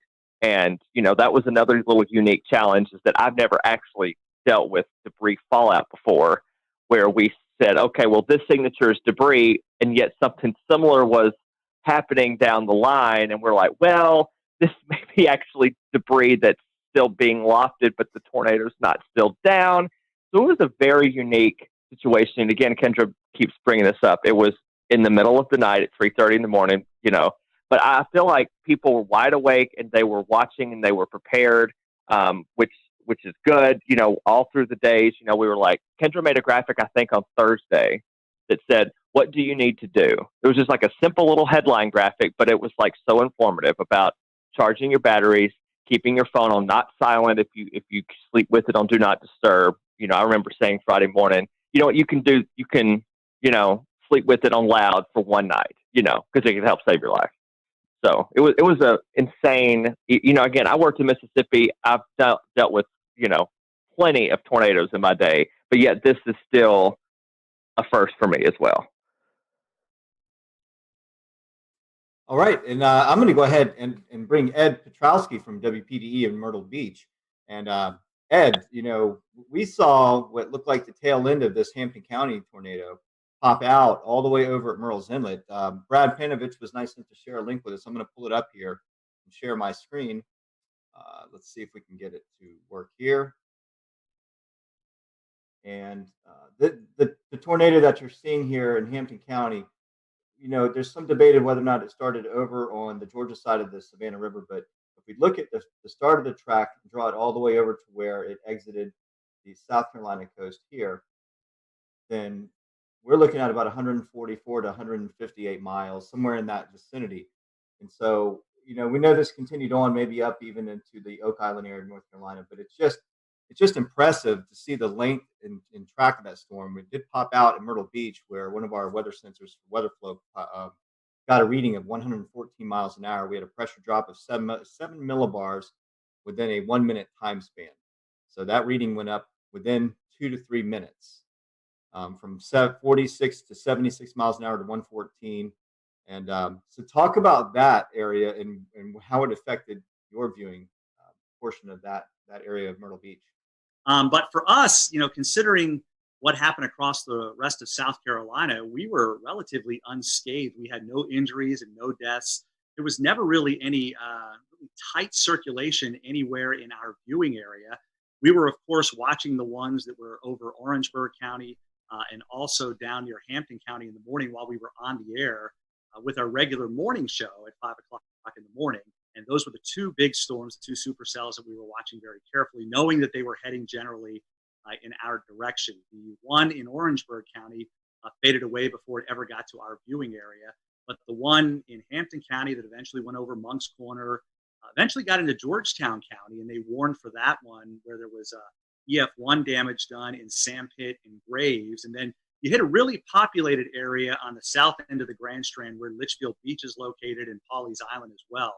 And they both took a hit on EF0, EF1 tornado. There was substantial damage done to trees and even some homes in Litchfield Beach and also in Willbrook. In fact, one of the things about a lot of people being home is a lot of people took videos. We were able to get pretty good video of at least damage and high wind knocking over trees, but not necessarily a tornado touching down.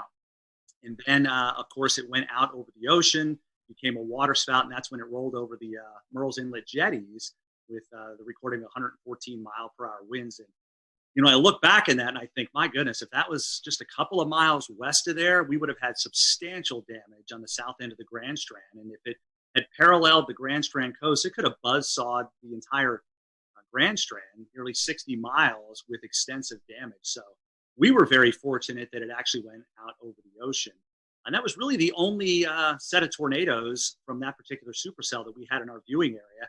Although I will say in Marlborough County, which is just to the east of Chesterfield County, in the northern part of the state, we had a massive microburst of 110 mile per hour winds that did substantial damage in Wallace. And of course, everybody, when they get that kind of wind, thinks it was a tornado. But in reality, it was a microburst. Although on radar, it did have some rotation. It wasn't very tight there either. But Steve Paff, who works with the National Weather Service in Wilmington, those guys do a phenomenal job. They went out and did the survey yesterday and were able to pinpoint where they had 80 to 110 mile per hour winds. And, typically for us, in the summertime, we get those pulse thunderstorms where we'll get 60, 70, maybe 80 mile per hour winds with a collapsing thunderstorm. But in all the years I've been here, I can't recall one time where we've had a microburst that caused 110 mile per hour winds. But you hear it all the time. They're just as damaging sometimes as tornadoes. Wow, that's pretty impressive. Yeah, looking at that, the one at Litchfield, they classified as an EF2. Do you think the Waccamaw River Basin had something to do with reforming of that, or do you think the mechanical features, right, when it came to land, maybe help with strengthening or re-intensifying that system? Yeah, there's a lot of, I don't know if you want to call it debate, but there's a lot of speculation out there that there could have been some sort of a influence of the ocean, the wind coming in off the ocean at that time, perhaps creating some sort of a boundary to help intensify the storm itself.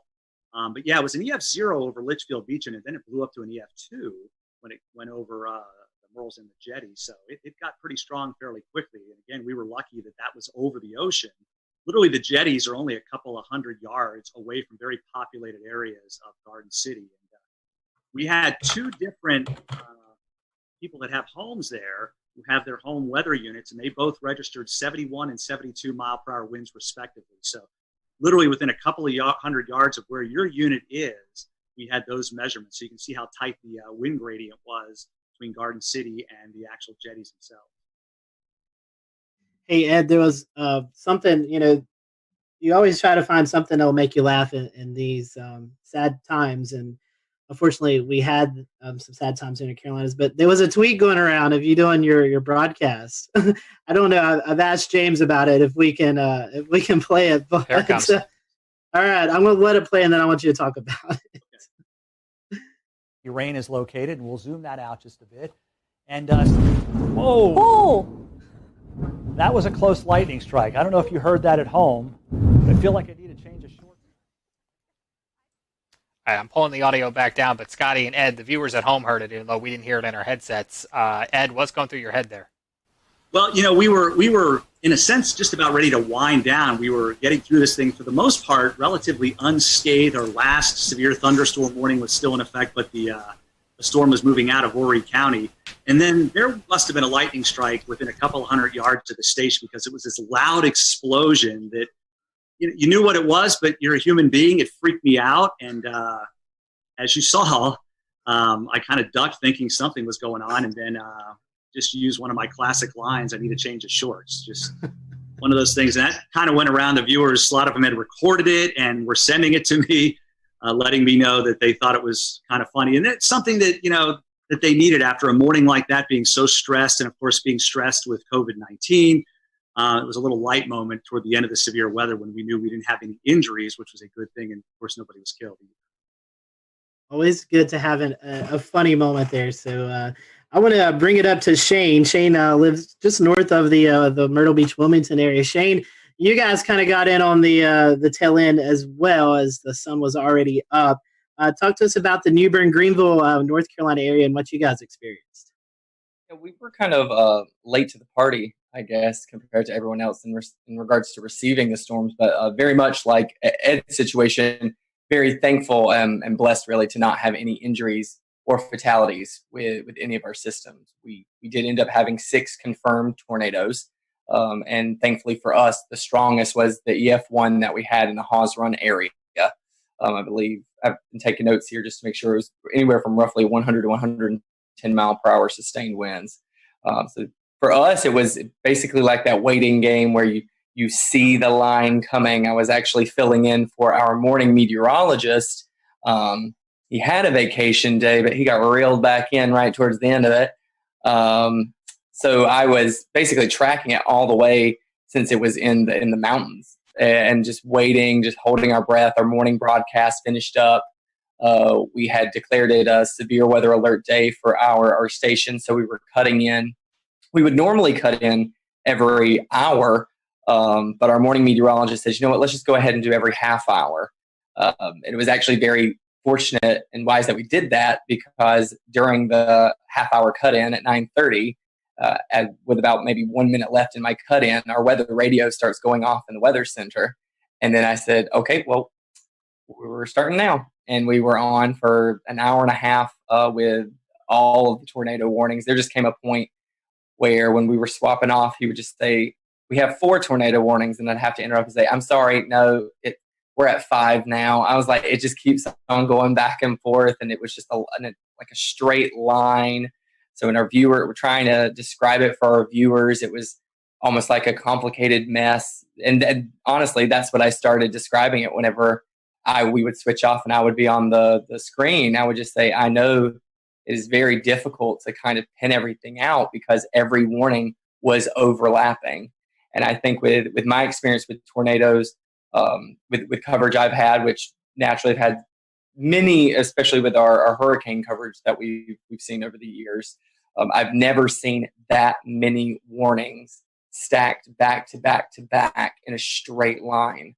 It was fascinating, but also terrifying at the same time, because you feel like you need to give equal coverage to each warning in each area in your viewing area. Even though we knew the strongest one at the time was the one we were seeing to the south, simply because it had held for the longest amount of time. It seemed like it had the strongest signature. Looking back on social media after everything kind of died down a bit, I was able to see what other meteorologists from around the country had done and taken screenshots, and seeing all the feedback and all the scans of it that we weren't even able to see at the time, because we were having to bounce in between 6 different tornado warnings all at the same time. But looking back on it, it was very clear seeing everyone's screen grabs of the tornado warning to the south, that was the strongest one. It had the strongest sustained winds. It had the longest track out of all the tornadoes that we were tracking that morning. And Shane, one thing we were noticing because we were watching that storm is it was going through a fairly populated area. Jacksonville, that's probably one of the bigger cities out eastern North Carolina. So I'm sure that was kind of pressing to want to get that information out to one of the bigger population areas. Absolutely. What was really interesting, something I've never been able to do before while we are doing severe weather coverage, is to be able to pick up anything too crazy on our web cameras. And we did have a webcam situated in the Jacksonville area near the Freedom Fountains. And while we did not see the feature at all, you could see it looked like the flags about to be ripped off of the top of the flagpoles. I've never seen that before, and never been able to capture anything during the height of a storm or during a warning before until this particular system. So naturally, yes, we did have all that concern because even for our specific station, Jacksonville is a very heavy populated area into which they tune into us. They know that we are the closest station to them, so they rely on us heavily. But thankfully, I believe the heaviest damage that was sustained in that area was at a hog farm. So we might have a few pigs that won't be tuning into our broadcast next time. But like I said, just very thankful and blessed that we had 0 fatalities, 0 injuries throughout the entire morning. Shane, I got a good chuckle out of that. Thank you. Tim, we still have 2 areas to cover, Charlotte and Greensboro. So Tim, I want to start off with you. I know you're just dying to talk. We've had you waiting for 40 some odd minutes now, but you guys did have 1 tornado in Alamance County. Can you kind of tell us a little bit about that and maybe some of the relief that you felt that there was only 1 and things weren't quite as bad as they could have been? Yeah, sure. Thanks, guys. So, this kind of thing that we were tracking for days, all of us were tracking it for days. It was pretty much all anyone could talk about for the Easter weekend. So one of the things leading up to it, I kind of sensed I was kind of trying to read the room and on my Facebook page and just see where people's heads are at. It really seemed like people were dreading this and they were very freaked out and they really were spooked, just in the sense of maybe they were stressed out already. I am not a psychologist, but there was just a lot of stress building up. And I think whenever something is coming in the middle of the night, people are really worried, and justifiably so. So one of the things we decided to do is just let them know, we're going to be there the whole night. Because even with, we had the warm front coming through in the afternoon. I'm always worried about those little warm fronts too. You can kind of get little spin ups. So I was there starting at 8, 9 o'clock, and I just stayed till the morning. We had the rest of the morning Mets come in as well to help out. And good thing that we did, because, one of the things, we just kind of walked people through the night.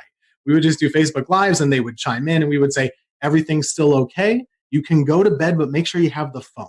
And you got to wake up if the warnings are issued. And people really did that, and I think it helped out. But you mentioned we had 1 confirmed tornado in our area. We had 9 tornado warnings, and I had no problem with any of the tornado warnings. And a lot of times I'm complaining in the back of my head about some of them, right? None of them were light tornado warnings at all. There was so much rotation in almost every storm that was pushing across our area. Everyone in this chat knows this. We have a radar issue here. The radar beam is so high. So, of course, when we're showing these warnings, it's showing more mid-level rotation. It's not at the ground. So all we can do is say, hey, this storm is spinning like crazy. Our first tornado warning came in at 4:20 in the morning, and we had continuous tornado warnings until 7 in the morning. So we were on for a while with all of those different storms. And it turned out that the last one in Alamance was the one that, in fact, was confirmed. And we confirmed it on air, too. We were watching it, Taran Kirksey and myself, and there was a clear as day debris ball just a few scans after the first couplet showed up. So I believe they talked about this in South Carolina, too. Some of these, they formed, they came right down, and they did the damage right away. And it was very quick. And thank goodness, the Weather Service did a bang up job. They had a warning on it right away. And we were just bouncing around. It was a very busy morning. But I think people were very appreciative that we were there the whole time with them, just kind of holding their hand. There's this storm. Here's what you do. Grab the kids, grab the dog, put a helmet on, put shoes on, and get ready to go. And, we made through it. Thankfully, there weren't there were no injuries or fatalities in that one tornado. On the same token, in the squall line itself, we did have a tree, unfortunately, kill somebody in their home. And one of the things with this line that we also tried to do, you have to give the highlight coverage to the tornado warnings. But this whole squall line, we knew it was capable of putting down 80 plus mile per hour gusts. Just with all the wind fields. So we did try and bounce around and say, hey, you're not in a tornado warning in Guilford here right now, but this line is nasty. So you should probably be in your safe spot too. So it was a very busy morning, but we anticipated it. Everybody in the weather enterprise talked about it for days. People knew about it. And I actually think it's a big success story that in the middle of the night, people were still well prepared and took good action. And the fatalities really, I think, were minimized, at least in the Carolinas, as far as I can. Ted, you're already kind of making my transition easy, because the second question I wanted to ask was about, there was some information going around on Facebook before the storm that was a little bit unsettling for a lot of viewers, and it was definitely not accurate information, but I know that you were definitely a part of reassuring your audience that the storm, while yes, it's definitely going to be dangerous, this is not something that they couldn't handle. Talk about the importance of the trust that your viewers have in you, and how you're the source where they get all of the information from. Social media is a blessing and it's a curse, right? Like it gives good information and it gives bad. There was some post floating around out there that was advertising potential for EF5 tornadoes in North Carolina, even though we've not had one before on record. But people were freaked out initially. We of course saw the damage in Mississippi and Alabama. That can freak people out here when they know it's coming our way. So, one of the things I tried to do in the days up leading to the event is, everyone's freaked out right now just in life. I don't get freaked out by weather. I'd get freaked out a little bit about this pandemic, if I'm being honest. So one of the things I told them was just saying, hey, we're living in crazy times. We don't know exactly what's going to happen with daily life with this virus and stuff, but we know how to handle severe weather. We have the technology. We do this every year. We got this. It could be bad, but we know what to do. And if it is bad, we're going to let you know about it. We're not going to go crazy. We're just going to let you know where the storm is, where it's going, what you should do, and what to do next time. Because there's always a next time with weather. This is not abnormal, really. We had a lot of tornadoes, but 1 year ago, basically in April, North Carolina had 12 tornadoes also.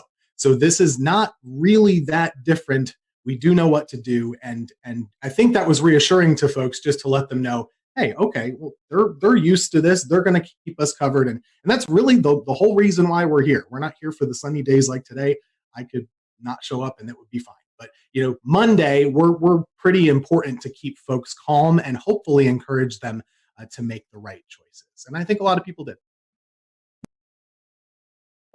Absolutely. Yeah, Scotty.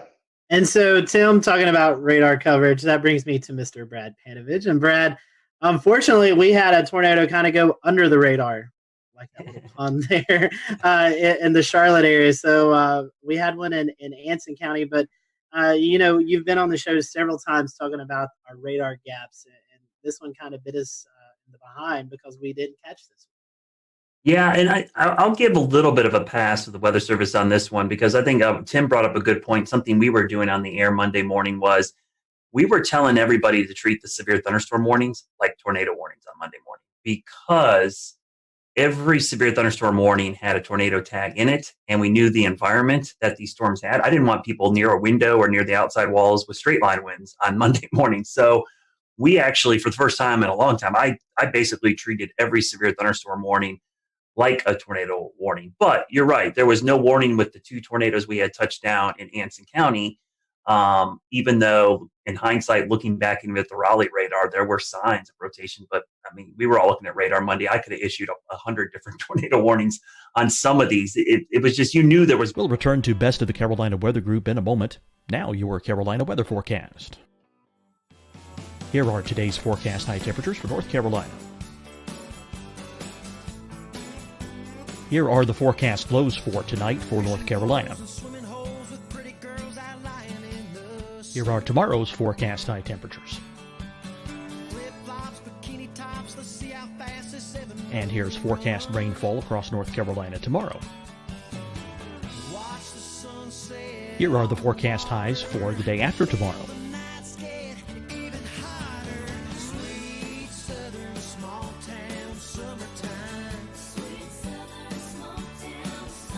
And here's the forecast rainfall across North Carolina for the day after tomorrow. This is the total rainfall forecast across North Carolina for the next 3 days. Here's the severe thunderstorm outlook for today from the Storm Prediction Center.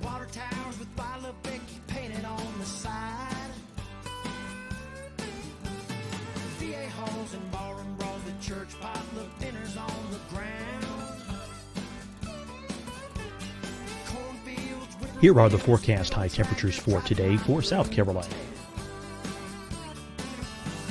Here are the low temperatures for today for South Carolina. Here's the probability of precipitation forecast across South Carolina today. And here are the rain chances across South Carolina tonight. Here are tomorrow's forecast highs across South Carolina. Here are the forecast low temperatures for tomorrow for South Carolina. And here is the probability of precipitation across South Carolina tomorrow. Here's the precipitation chances across South Carolina tomorrow night. Here are the forecast highs for the day after tomorrow in South Carolina.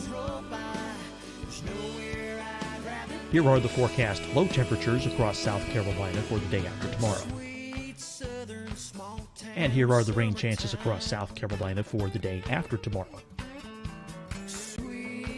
And South Carolina's probability of precipitation for that night. Here's the Storm Prediction Center's severe thunderstorm outlook across South Carolina for today through tonight. Here's the Storm Prediction Center's severe thunderstorm outlook across South Carolina for tomorrow and tomorrow night. And here's the Storm Prediction Center's severe thunderstorm outlook across South Carolina for the day after tomorrow through that night. Here's the severe thunderstorm outlook for today from the Storm Prediction Center.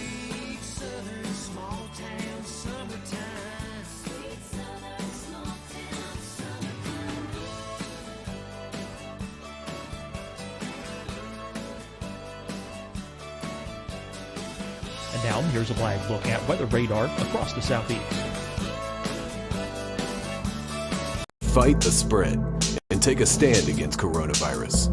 Wear a mask in public. Stay at least 6 feet apart from others. And get tested. Join us and fight the spread. Visit scdhec.gov/COVID-19.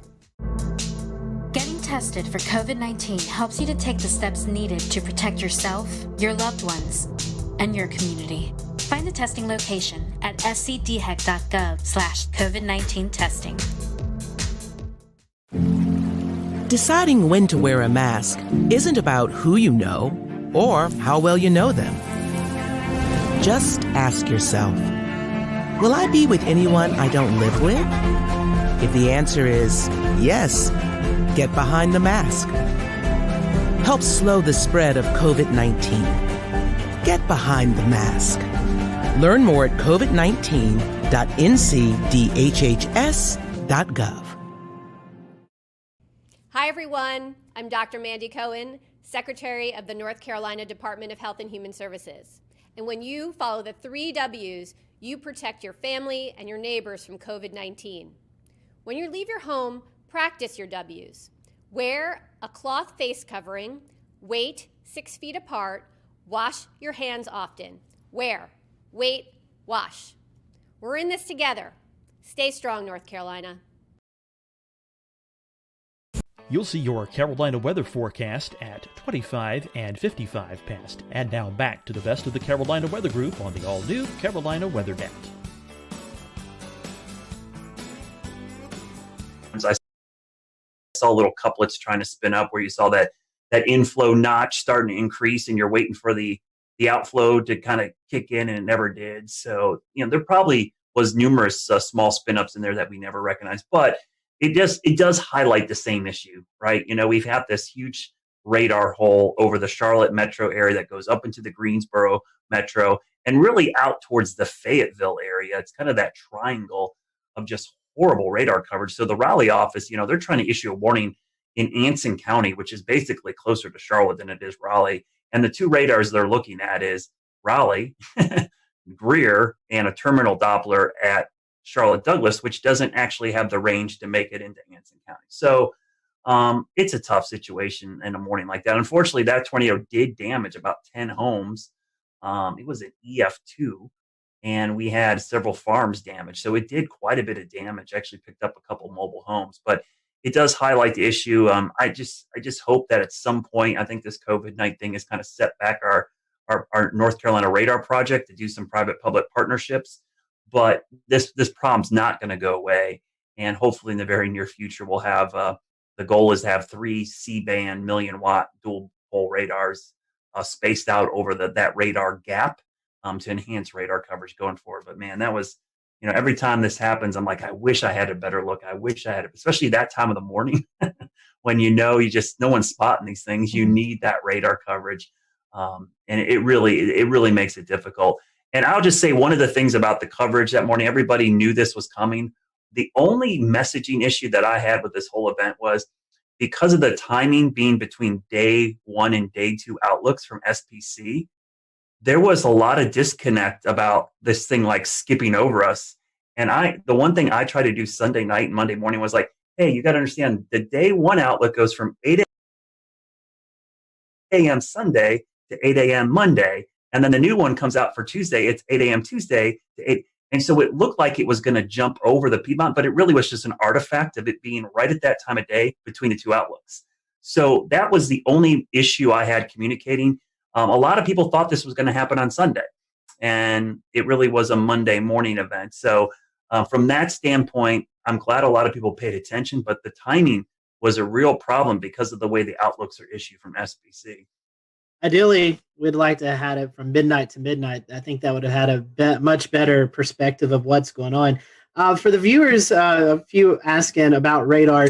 For those who may not be familiar with radar, tell us why the Charlotte area, the Greensboro area, Fayetteville area is kind of in that hole. Why does the radar miss those areas? Oh man, it's a lot of politics. I'm not going to lie to you. When the Weather Service was reorganized, for whatever reason, Charlotte, which is, I'm biased, I live here, but it is the biggest city between Atlanta and Washington, D.C., all right? It does not have a radar within 50 miles of the biggest population center in this part of the country. And that doesn't just affect us. It affects Tim up in Greensboro and Winston-Salem. It affects Hickory, Boone. It affects a large area. And so there's some little stopgaps. And I hear this all the time from people, well, you got a terminal Doppler radar. I'm like, all right, terminal Doppler is a Band-Aid. It's like a little tiny Band-Aid that helps fix a little bit of the issue. But, if I had to tell another meteorologist, hey, I'll take your 88D out and put a C-band, non-dual pole radar there to take you out, they would never want that, right? They would want an 88D dual band radar. And so it's just a Band-Aid approach. And we just have a huge issue with it. And it's unique to Charlotte. We are the biggest city in the country that does not have a radar within 50 miles of the city. So luckily, local governments are recognizing this problem. We've brought it to their attention. I think everyone brings up their phone app and goes, oh, we've got radar coverage. A lot of people don't understand that radar are like cell phone towers. The farther away you are from the dish, the worse your reception is. And so in Charlotte, we got this big population center, and our closest radar or cell phone tower is in Greer, South Carolina. So it makes it incredibly difficult. It's not that we don't have any coverage. I don't want to make it feel like, we're in this giant hole. We just have degraded coverage. We have really poor coverage. We have 1 bar on our cell phone. We want 5 bars. So what we're trying to do is get that radar closer because the radar beam, as you see in the picture right there, thanks, James, the radar beam goes in a straight line, but the Earth curves. So by the time the radar beam gets to Charlotte, depending on which part of Charlotte you're in, it's at 8,000 to as much as 10,000 feet above our heads. Tornadoes happen down in the lowest 1,000 or lower. So missing a lot of these tornadoes is a problem with the radar gap. And so I hope going forward that this problem will get solved. For years, we tried doing this back 10 years ago, and we went through federal, issues, and it's just dealing with the government sometimes incredibly difficult to get things. But now that we have this private-public partnership, it's the closest we've been to solving this problem, because we've got local, state, and even private entities involved, and the data is going to be public and free for everybody. Speaking of partnerships, I wanted to ask Brad and Shane and Tim. Unfortunately, a lot of our other guests had to jump off because they have a 10 p.m. newscast. But in this era of COVID-19, you guys aren't in the weather center with your fellow meteorologists. You're doing a lot of work from home. How was the communication preparing for this event? Was it any different? I mean, I know you wasn't personally beside the meteorologist, but was the communication still there? Was there anything that you think maybe it could have went better or not as good? I mean, any comments on that? We over communicated, and the only reason that I really over communicated was watching Ryan Vaughn in Jonesboro a couple weeks ago work from home and cover a tornado there.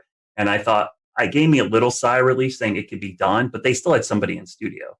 So we talked a lot over the weekend. We had probably 2 or 3 Zoom calls over the weekend talking about coverage. And I said, if this was not COVID-19, I would be in the studio right now. And luckily, my general manager and news director said, you know what, we want you in the studio too. So for the first time in a month, I was actually in the studio instead of home. And I worked in the morning show. Normally, I'm an evening shift person. But I came in and tag team with Larry. We did do social distancing. We never crossed paths. We stayed away. I stayed in one location, which unfortunately meant I didn't get to go to the key wall, but I could be in the weather center with a standing shot and do it. So I think, to answer your question, Scotty, we actually over communicated, probably more so than we ever had, because we knew the logistics of this was going to be really problematic. Yeah, just to echo that, we did the similar thing. We had the fun part about planning is you get to be on Zoom calls with your boss like every other day, right? So we had a lot of Zoom calls just like this, and it made planning a little bit more tricky, because we really had to advocate for the necessity of being in the studio. And it's not just a presentation thing, like that's somewhat cosmetic, but I don't have a generator at my house. None of the folks on our weather team do. So that was really the thing. What if, and we have 3 folks working, but it could sure happen that all of us lose power. So we really needed to be there. But when we were, I was at we have a separate room key wall. I was there. I didn't talk to anybody. You can see Ruben is and zooming. Then in the studio, Taran Kirksey was there in front of a monitor wall with a computer with our graphics. And we had another meteorologist at home just doing like this and Facebook and stuff. So it really worked out well, but it was more planning and, just jumping through all the hoops that we all have to do just to go to the grocery store or something like that now. Strange. Yeah, I think kind of just like adding on top of that, this situation has brought anything, it's teaching everyone, in a communication field, how to communicate even more, or the importance of communicating more. In our case, we are still fully broadcasting from our station. We don't work from home. I typically will do noon shows twice a week, and then I do double shifts on the weekend, all of our morning and all of our evening shows. So I'm usually the only one in the station for the meteorologist on Saturdays and Sundays anyway. So I was closely monitoring it. And whenever I saw it on one of my weekday shifts, I think I had sent an email out and said, I think we should go ahead and just start having a plan in place. This is our first time trying it with social distancing. So I think it's even more important that we start planning further in advance. And I just think these are times like this where you do learn how crucial communication is between a team. And I think it really applies for all fields, not just our specific industry. We started it with an email chain. We did not do Zoom conference calls because I don't like my employer to know how many times I'm wearing pajamas when I'm on the call. So it is all on the phone only. But at the end of the day, you're keeping in touch with them. You are making sure that there's consistent points that are going to every single one at every level so that everyone is on the same page.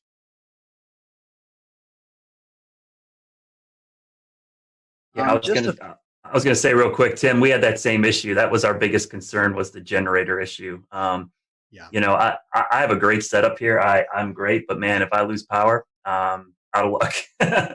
I have backup for my router, but I don't have backup power to my computer or backup power to any of the lights. So that was a big concern. And I thought for sure with just the wind field that we were going to have trees and power lines down all over the place, so we would lose power. So yeah, that was an easy call for us. And honestly, it was kind of nice to be in the station. Not that I wanted to be covering severe weather at 2:00 in the morning, but man, it wasn't nice. That's the first time I saw my morning meteorologist in a month. So it was really cool to be in there. One weather thing, actually, the surprising part, we talk about how many tornadoes there were. We kind of expected a lot of tornadoes. The fact that the wind field didn't materialize as much in regular severe thunderstorms, I thought was surprising.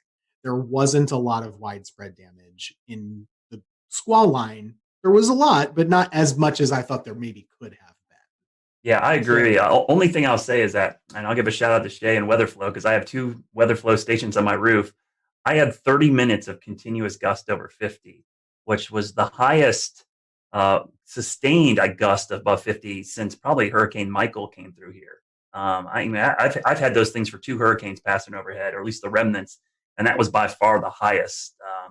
So yeah, it was really impressive. And what happened in our viewing area was we had a lot of wake up calls. People just heard that roaring sound of the wind and the rain hitting their windows, and people were freaking out. They woke up, and so it was easy for me to get people to act because it was so loud. It woke people up from a sound sleep. That sound, and we had a lot of people sheltered in their bathroom for these straight line winds. But yeah, I'm surprised we didn't have more damage to him, but I was really impressed with the data from my roof.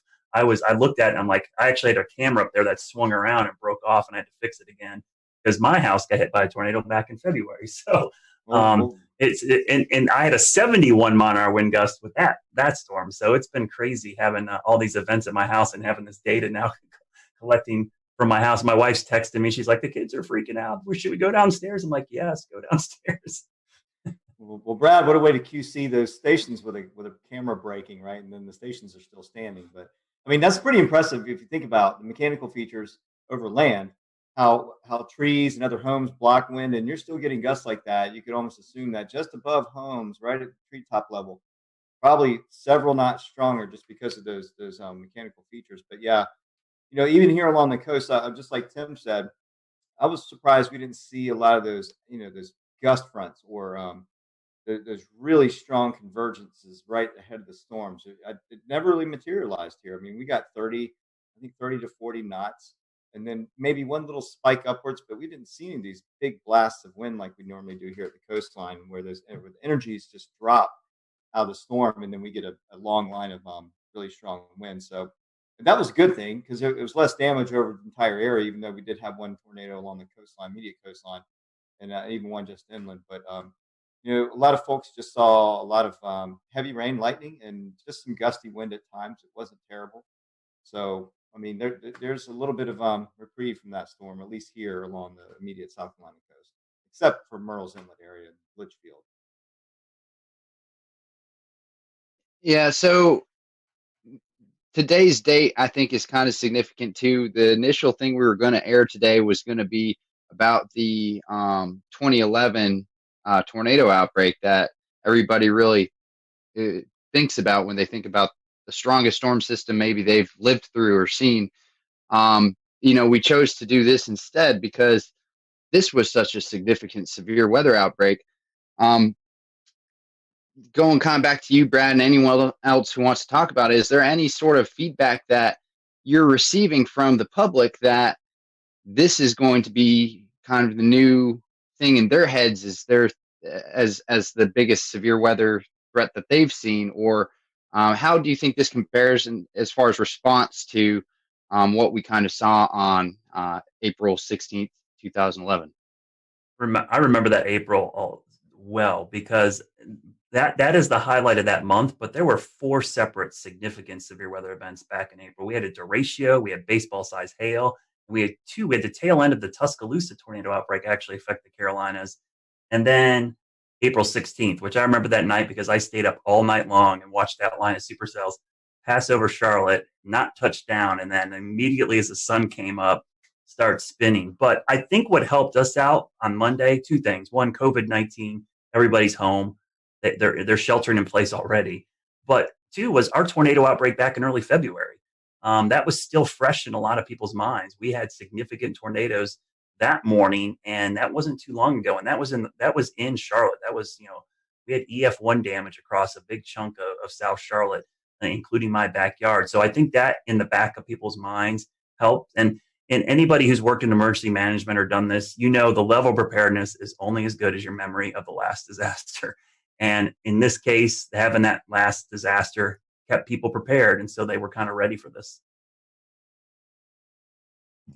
Yeah, for here, this one is not going to be remembered for years for most of the Piedmont area, and at least near the Triad, I wouldn't say, except for the folks who actually were in the tornado path in Alamance County. Just to add to this time of year, it's always very busy. 2 years ago today is the anniversary of the Greensboro tornado, which is still so fresh. We had a reporter do a story today. How is East Greensboro doing? The answer is, still not great, unfortunately. It was a really rough urban tornado, a strong EF2 that came right through the city, stayed on the ground for 30 miles, all the way up basically toward the Virginia border. And that was just 2 years ago. So for a lot of folks, that's still what they remember. Or maybe it's always very personal. So if you're in High Point, you remember the High Point tornado in 2010, right? It just depends on who you are and where you've lived. For me, that April 16th event is still, way up here and everything else is way down. I was working in Wilmington, but that thing was another level. And that year was just another level of severe weather. And I'll just add my own commentary to that. It was a year ago that we had a tornado outbreak here in the Carolinas. I don't even remember the number, but a year later, our thought is already bouncing back to 2011 and not a year ago. Yeah, that was 12, and it was Good Friday. I remember that very clearly. You're right. Scotty, I think that was the first time you sought shelter in your... I remember doing that, but I couldn't remember what date it was. Like, I forgot 2 years ago. I knew the Greensboro tornado, but I didn't know it was today's date. That's Monday the 13th is my son's birthday. And I remember on his first birthday, we were doing severe weather coverage. And on his second birthday, we were doing severe weather coverage. Yeah, I was in the basement live on this show when that happened. So, yeah, crazy times. But anyways, guys, thank you so much for coming on. As Tim was talking about, I'll go ahead and kind of let the secret out of the bag. We pre-recorded the April 16, 2011 look back. So next week, we're going to be airing that. So you'll see Tim back next week on our show. He'll be with us with a lot of other great meteorologists who kind of look back over that event. So we just hope all those, especially who are affected by this tornado outbreak, our thoughts and prayers are with you guys, and hopefully you'll recover quickly. And like Tim and Brad has said, this is the peak season for severe weather in the Carolinas. So we'll continue to monitor the weather for the rest of the month, and even into May is really kind of a high peak for severe weather. So we appreciate you joining us tonight. Big thank you to all of our guests tonight. This was a last minute show, and we got coverage from every market except the Raleigh market, but I don't really think there was much going on in severe weather-wise with tornadoes in that market. So we appreciate everyone coming on tonight, and we will see you back here next Wednesday night for another edition of the Carolina Weather Group, and we hope you have a safe and happy weekend.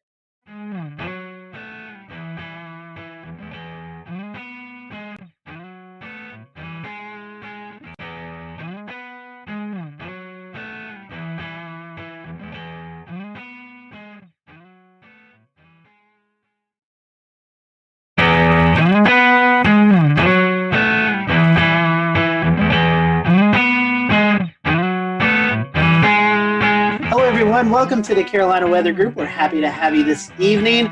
Tonight we're going to be talking about the 9-year anniversary, April 16, 2011. If you live in North Carolina, anywhere around that time period, or even now, you remember the major tornado outbreak that occurred.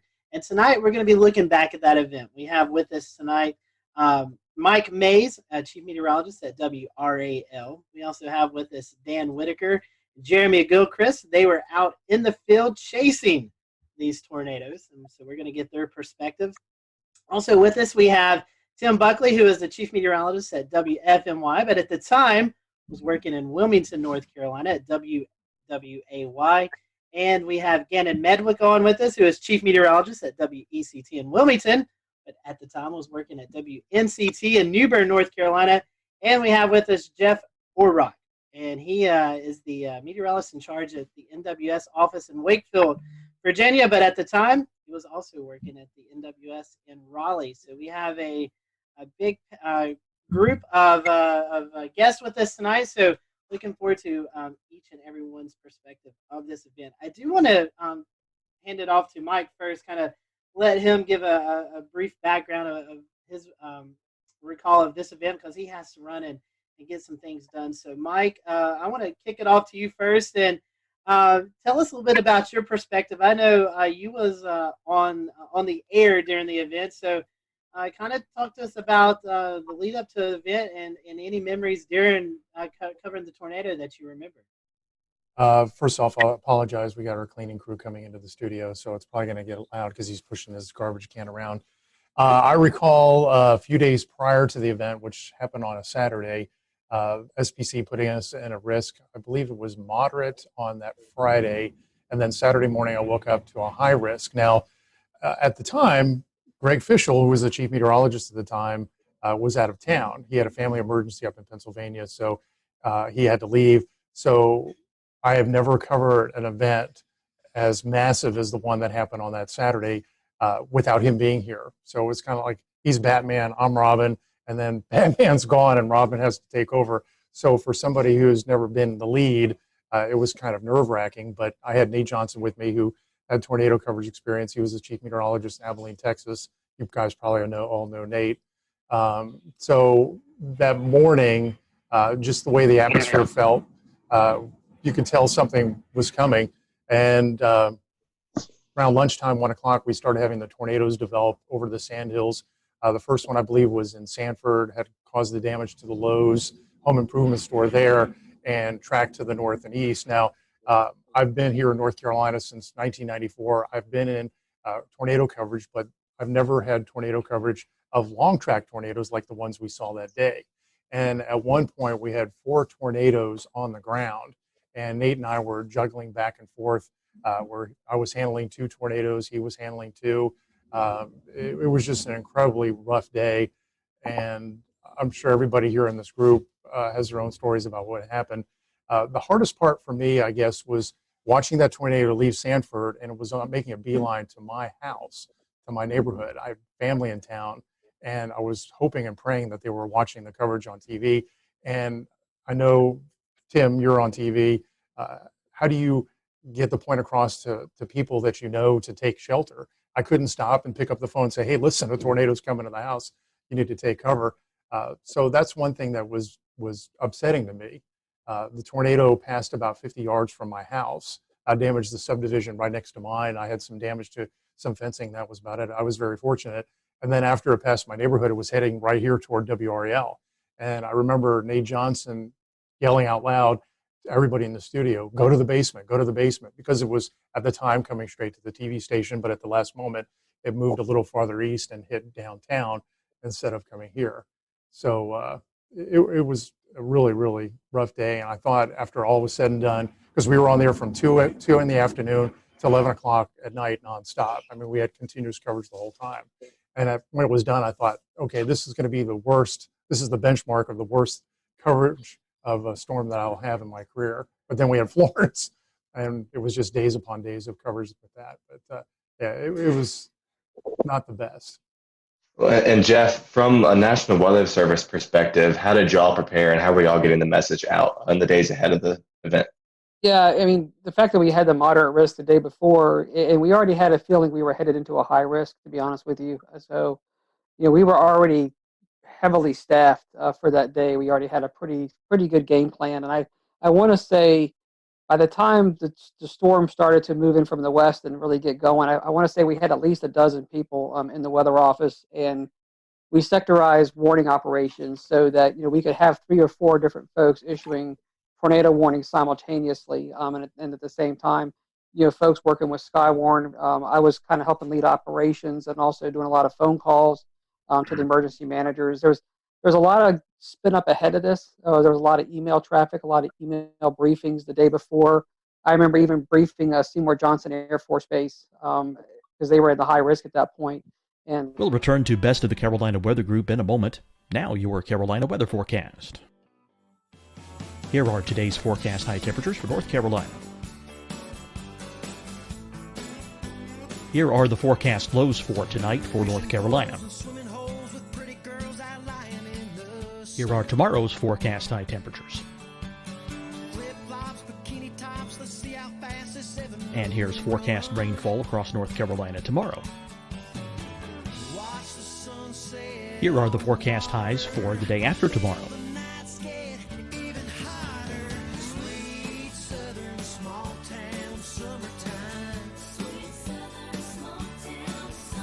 And here's the forecast rainfall across North Carolina for the day after tomorrow.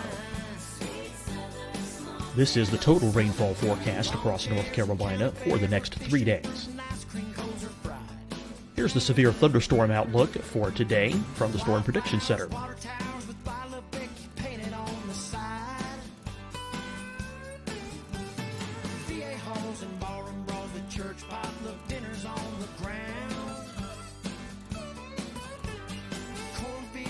Here are the forecast high temperatures for today for South Carolina.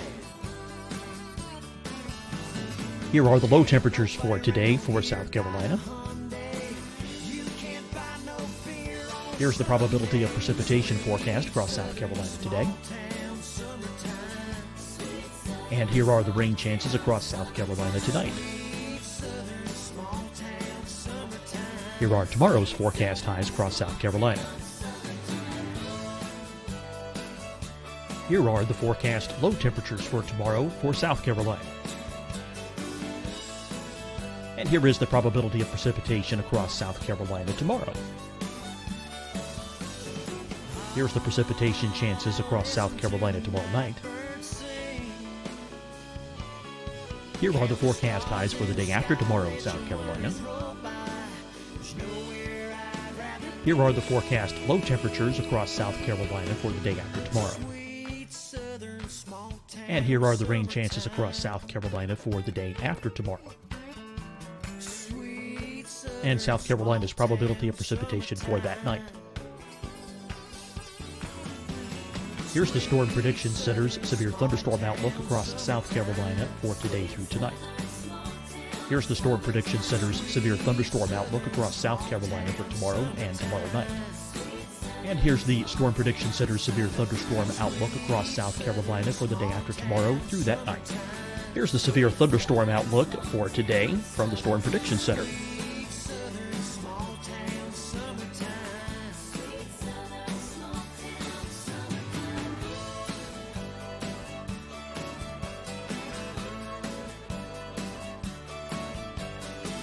And now here's a live look at weather radar across the southeast.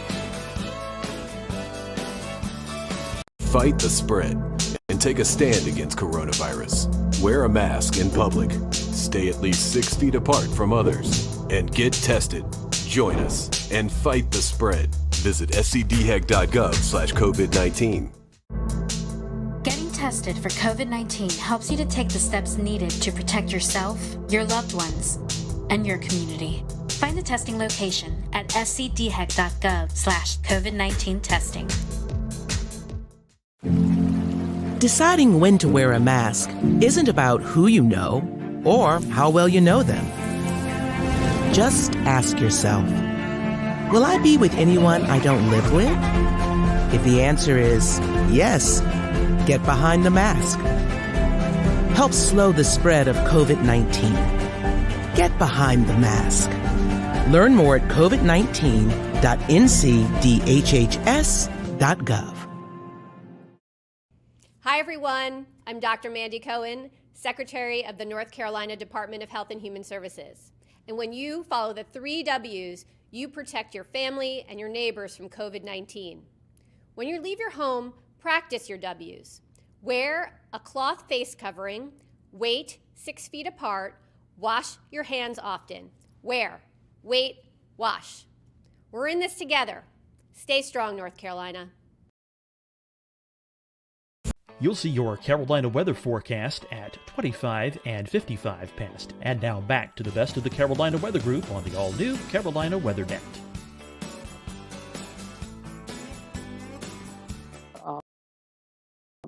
In the east. So there was a lot of preparation for it. It's kind of one of those things where, like Mike was saying, everybody knew something bad was about to unfold. And I had been through Gerald, Texas, the tornadoes out there. And so, going into this event, that was kind of the back of my mind that, we're headed into something, pretty big. And I do remember talking with Wake County and trying to explain what does a high risk day mean. I mean, the way we taught this in Texas was that, someone's going to die today. I mean, these are going to be big, long track tornadoes. And, this is going to be some serious stuff. Jeff, you're talking about Skywarn, the Storm Spotter group, and Jeremy and Dan, I want to bring you in here in just a second. But I imagine, like we were talking about, social media, not really that big of a thing at the time with tweeting in reports, giving Facebook reports of the storm. How key were the Skywarn Storm Spotters for you that day? Yeah, I mean, we've always had a great network across central North Carolina, so they've been outstanding. So we were getting a lot of real-time reports from spotters. They were calling on the phone. We actually had ham radio operators. I want to say we had 2 or 3 in the office ready for this. So the network was just lighting up. We were getting a lot of reports, almost to the point where as it approached Holly Springs, I mean, you couldn't keep up with them all. So that was a huge asset, and just a lot of people just calling in on the phone. It wasn't. We didn't have the social media like we do today, but we really pretty much knew what was going on. We had heard the Lowe's had been destroyed about the time it was getting into Wake County. We'd already heard that the Lowe's hardware had been severely damaged or destroyed down there. And of course, you could see the debris ball on radar. So you kind of had a sense that this was really serious stuff going on. But there was a lot of great real-time reports, not only across the Raleigh area and down towards Sanford, but also with the Fayetteville up to a Wilson tornado. I mean, we had a lot of great reports with that as well. Mike, one question for you made me think. You're saying that before Florence, this was the biggest event you covered. Do you see any storm fatigue, even from 9 years from now, people kind of comparing severe weather events to April 16th? There was a lot of anxiety every time a risk would come up. You'd feel that. You'd feel what happened on April 16th. I would worry every time we had a SPC 3-day outlook, and on the 3-day outlook there was like an enhanced risk or maybe just a slight risk, and what it would be when we finally got to that day. And I got to the point where I was dreading severe weather coverage because of what happened that day. I'd get anxiety, I'd get scared, but I've gotten past that, and that's a good thing. I remember that day when we had the 4 tornadoes on the ground at one time. I was worried about, okay, how are we going to cover this? You can't show everything at one time. And we had to make sure, Nate and I had to make sure that we spent enough time on each storm to let people know that, it was coming to their communities, that they had to remain safe. But how do you juggle 4 tornadoes, inform everybody in their paths, and make sure you allot enough time so they know what's going on? We tended to hang with the one that went through Raleigh more and Fayetteville more because it was affecting larger populations, but that was the hard part and the worrisome part, that we weren't giving enough, coverage to one tornado and giving too much to another one. Tossing over to Tim and Gannon as well real quick. This was a career-defining event, one of the biggest, or definitely the biggest in North Carolina. Are there any specific memories or stories that you remember hearing about that day from viewers? So I was in the Wilmington area, and if you look at the map, the final one with when you are warning for storms and getting reports of damage, but no reports coming down off the the wire or whatever that there's fatalities, and then all of a sudden numerous fatalities is still weird to talk about. End up being 12 in Bertie County. And then finally just going home that night. This event had everything. The event had everything. The setup, and then the final. I mean, sometimes we say as meteorologists, we save lives. This was literally the only time that we were able to, some of our crews went out to Snow Hill in Greene County, and they were able to say, standing with a family in their house that was completely destroyed except for the interior part. and they said they were listening to our broadcast, and they went into that interior part. So just a surreal event that I never want to forget, and I wanted to. So thanks again, give me a chance to talk to you guys about it and share the similar experiences. Gannon, I think we've talked about this before off of this show, but this was also one of your one of your first tornado events, kind of bigger tornado events to cover, correct? Yeah, I'd gotten to Greenville in October of 2004. There were a couple of active springs and falls as per usual. 2008 sticks out, but like Mike and Tim said, I mean, they're just usually just a couple tornadoes, and then you move on. And maybe they're in rural areas, and maybe they're not, exceptional damage producers. But then this one just is bold-faced, italicized, and underlined when you look back on it. So yeah, the biggest event, and thank God it's still the biggest tornado event. Dorian was a huge producer, but still nothing compares to April 16, 2011. I've been to a few conferences, and I've heard, Jeff, I'll send this to you. Obviously 2011 remembered for the Tuscaloosa, Alabama, April 27th event. Had that not happened, this would have been the event that a lot of the meteorological community would have looked back on tornado-wise, Jeff. As the Weather Service, I know you guys do a lot of meetings and stuff. Has this event kind of tailored some of your studies or some of your outlooks on stuff that you've, I guess, done case studies on this event to kind of find out the whys of what happened and how to better prepare for maybe the next setup we get like this? Yeah, I mean, there's no doubt this event, I mean, it still stands out, even though, like you're saying, the later event was even larger than this one. For our region, this is still, what our benchmark, storm. And, it even went up, not even just the Carolinas, eventually went up into Virginia and did a lot of damage up there too. So, it's been widely studied. It was before some of the newer technology came out with on the radar, even some of the new impact-based warnings. So we've actually gone back in and rerun cases like this with what we call the impact-based warnings. And we did use tornado emergency, but nowadays we even have more tags we can put into the warnings to kind of say, okay, it's radar confirmed on the ground before we even have, spotter reports of anything on the ground. We can confirm it just using radar data. And so we've actually used cases like this and kind of run back through them with some of the new products, the new ways that we issue tornado warnings, as well as some of the different dual pole products. So, we do go back in and kind of practice and relive some of these events like this, putting them more into, I'd say, the current time. So this is definitely a benchmark event. We also look at it from a standpoint of, staffing and how do you handle events like this, because they don't come around often.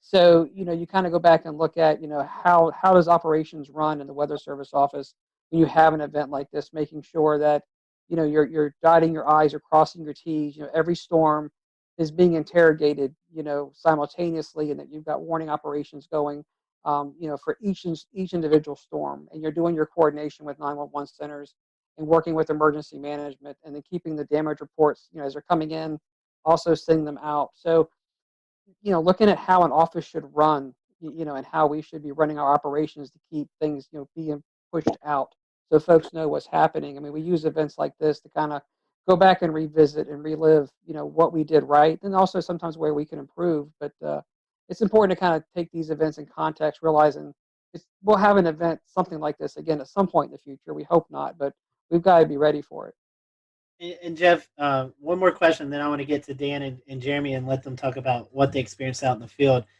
We were talking before this show. You guys, at a point in time, I think it was 5, 6, 7 minutes, were backed up by the National Weather Service in Blacksburg. Can you talk to our viewers tonight who may not realize in these situations when the Weather Service is actually in danger of getting hit by a tornado, you actually pass the coverage off to a neighboring office? Yeah, so it's similar to what Mike was saying earlier.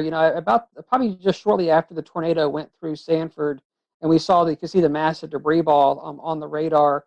Before it got to Holly Springs, we realized that this thing was coming into most likely southern Wake and eventually the south side of Raleigh, where the Weather Service office was. So I remember I picked up the phone and talked to the Blacksburg office. So we're paired so that a neighboring weather service office can really kind of basically restart their computer system, and they can come up as if they're, the Raleigh Weather Service office. So we called them probably almost half an hour out and just said, hey, look, we may get to the point where we've got to be backed up if this thing gets too close, so be ready to go, giving them a chance to get the radar up and running, the warning system up and running, things that they would need. And I think we called them back, I want to say about probably 15 to 20 minutes later, and we basically said, okay, this thing may really come get us now. So I basically remember saying, if you hear from us again, you've got it. And so then what we started doing is we had 12 people in operation. So as it got closer, we started funneling some folks downstairs into the lower part of the building. And we kept 3 of us up in operations. And literally about the time we could see insulation and things falling outside the window, we picked up the phone and basically told Blacksburg, okay, you've got it. We're sheltering at this point. And we had already issued the tornado emergency for Raleigh. So the warnings were already out for Raleigh. And then we sheltered downstairs, like you're saying, for probably about 7 minutes, and then came up. And the tornado passed just to our east, going up South Saunders Street.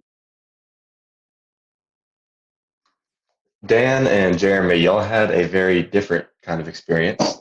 You guys were actually out in the field chasing these long track tornadoes. I guess, Dan, we'll start with you since you're the first on my screen. Kind of give us the firsthand perspective. What was it like actually being there within a mile of these monsters? One of the things that we had at the time that we still use that was very active was the NC Storm Chasers and Forecasters group on Facebook. And fortunately, there's a lot of information coming in through there being funneled in as well.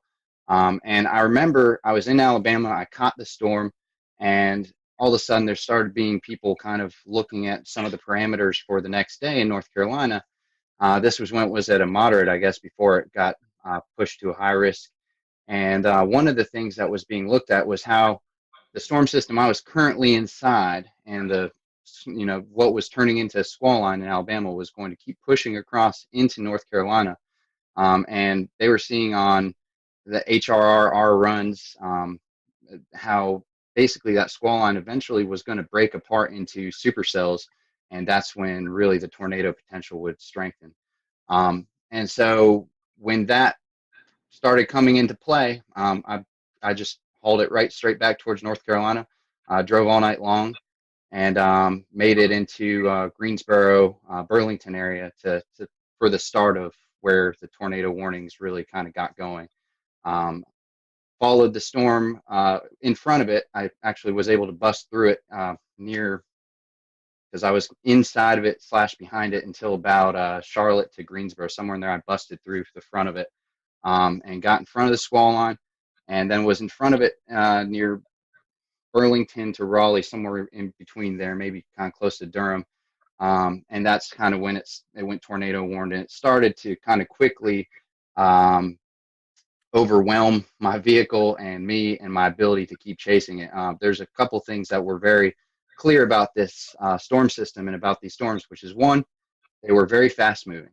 I remember they were going about 60 to 80 miles an hour. Was what I was trying to keep up with and stay in front of, and position myself in hook echoes so that I could try and get a good visual of these, for the most part, pretty rain-wrapped, low nature storms that were just hard to spot. I had great luck in Alabama the day before. I actually found myself up on a hill is kind of how I was able to see that tornado so well for such a long period of time. But this day it seemed, in North Carolina, a lot more heavy rain, a lot more heavy wind. I basically ended up inside of some severe winds going, just at a guesstimate, 50 to 70 miles an hour at the very least, sideways blowing rain. Once I got out of that, I tried to get back in position, ended up in that again. Eventually just kind of the whole storm inside of that tornado warning just overwhelmed me and got in front of me right as it got into Raleigh. And just waiting for this line, and we're sitting there going, "Oh man, this thing is not breaking up. There's no supercells. What's happening?" All of a sudden, obviously, within a few frames, it started to go.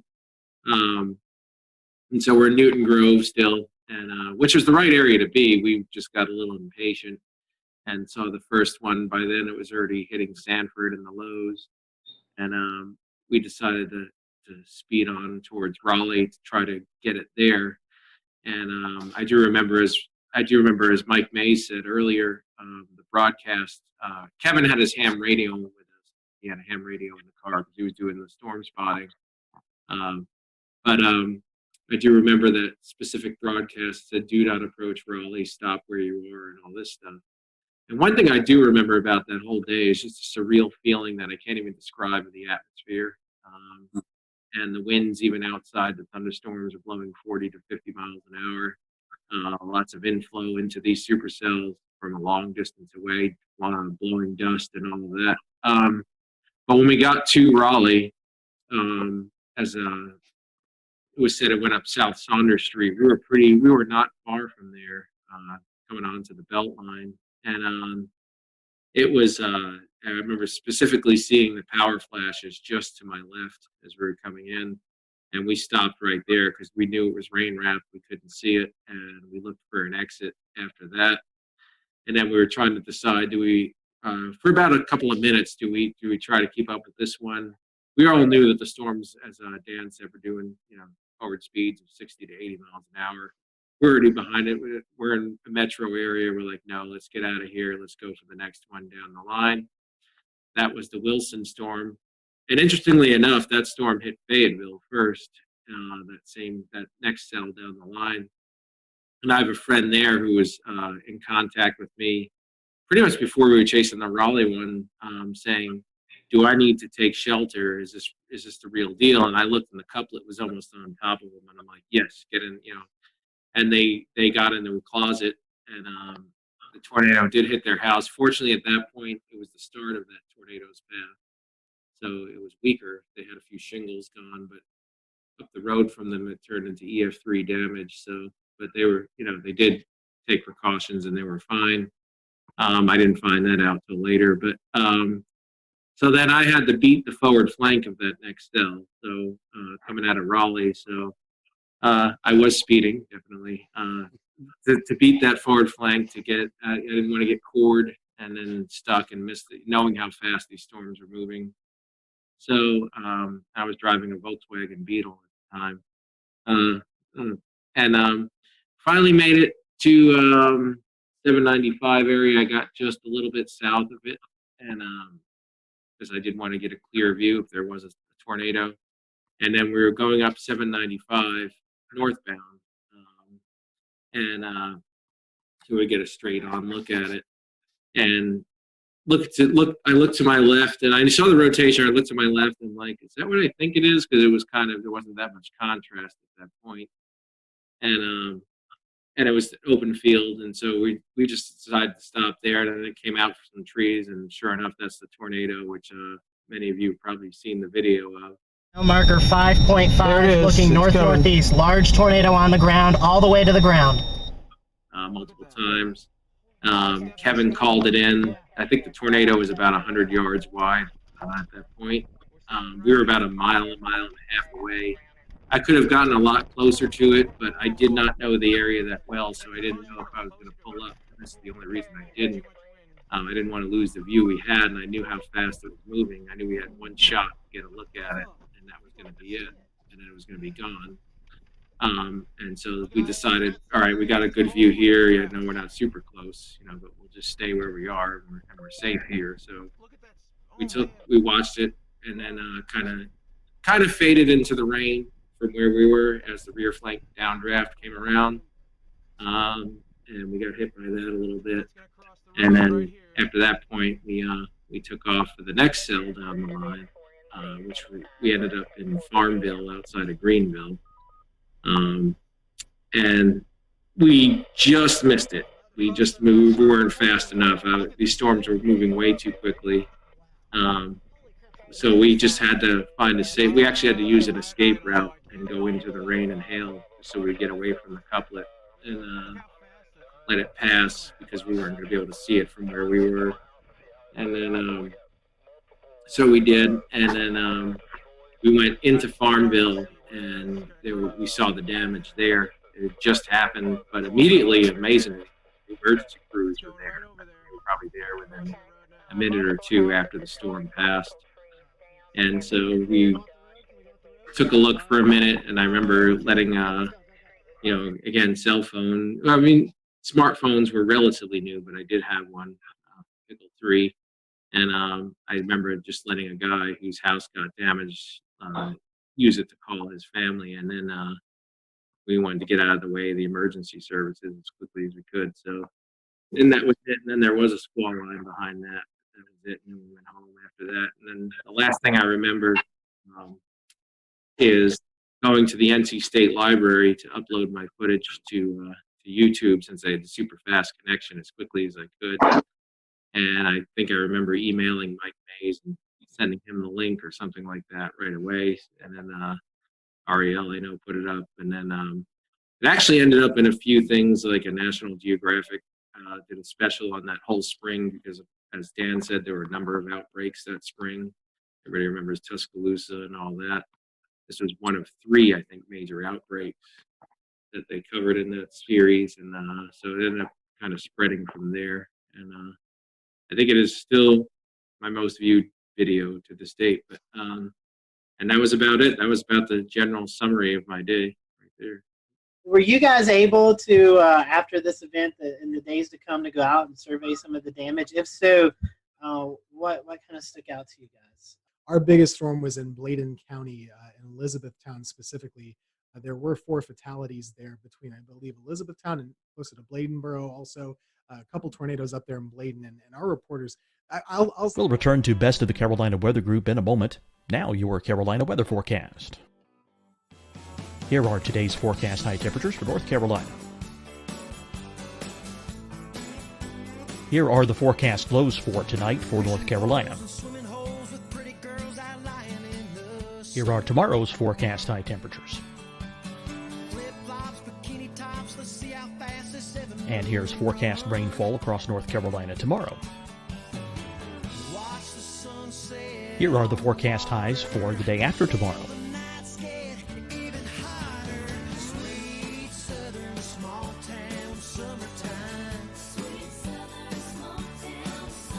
And here's the forecast rainfall across North Carolina for the day after tomorrow.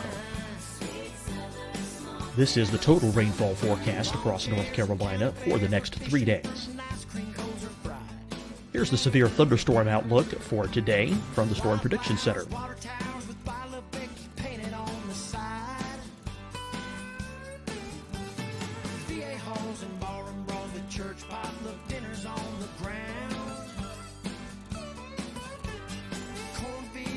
Here are the forecast high temperatures for today for South Carolina.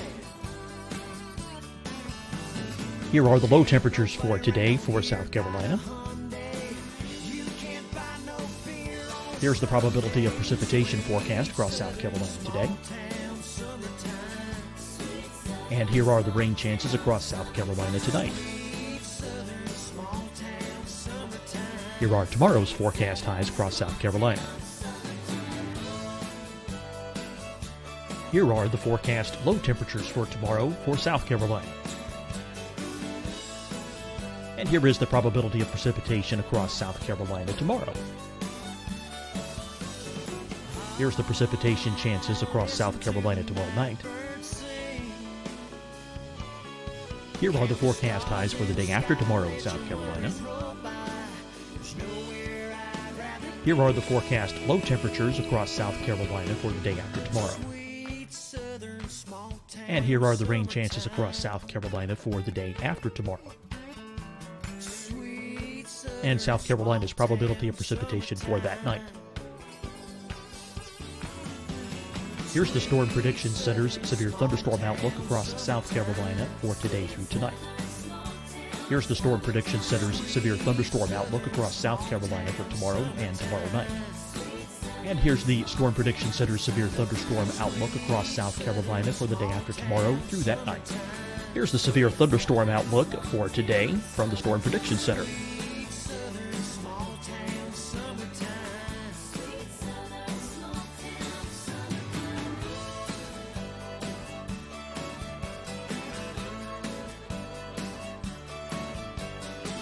And now here's a live look at weather radar across the southeast. Fight the spread and take a stand against coronavirus. Wear a mask in public. Stay at least 6 feet apart from others. And get tested. Join us and fight the spread. Visit scdhec.gov/COVID-19. Getting tested for COVID-19 helps you to take the steps needed to protect yourself, your loved ones, and your community. Find the testing location at scdhec.gov/COVID-19 testing. Deciding when to wear a mask isn't about who you know or how well you know them. Just ask yourself, will I be with anyone I don't live with? If the answer is yes, get behind the mask.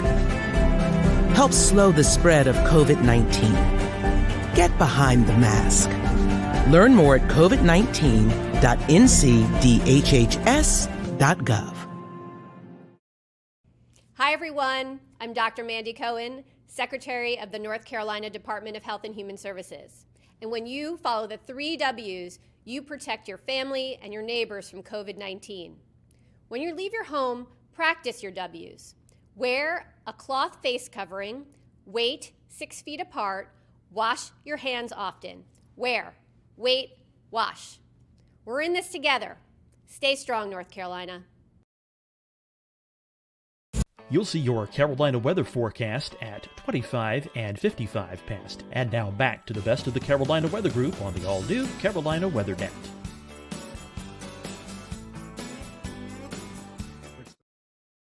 Because a lot of the structures really were just torn apart. It was EF2 damage, but a lot of mobile homes, a lot of weakly built structures there didn't stand a chance at all.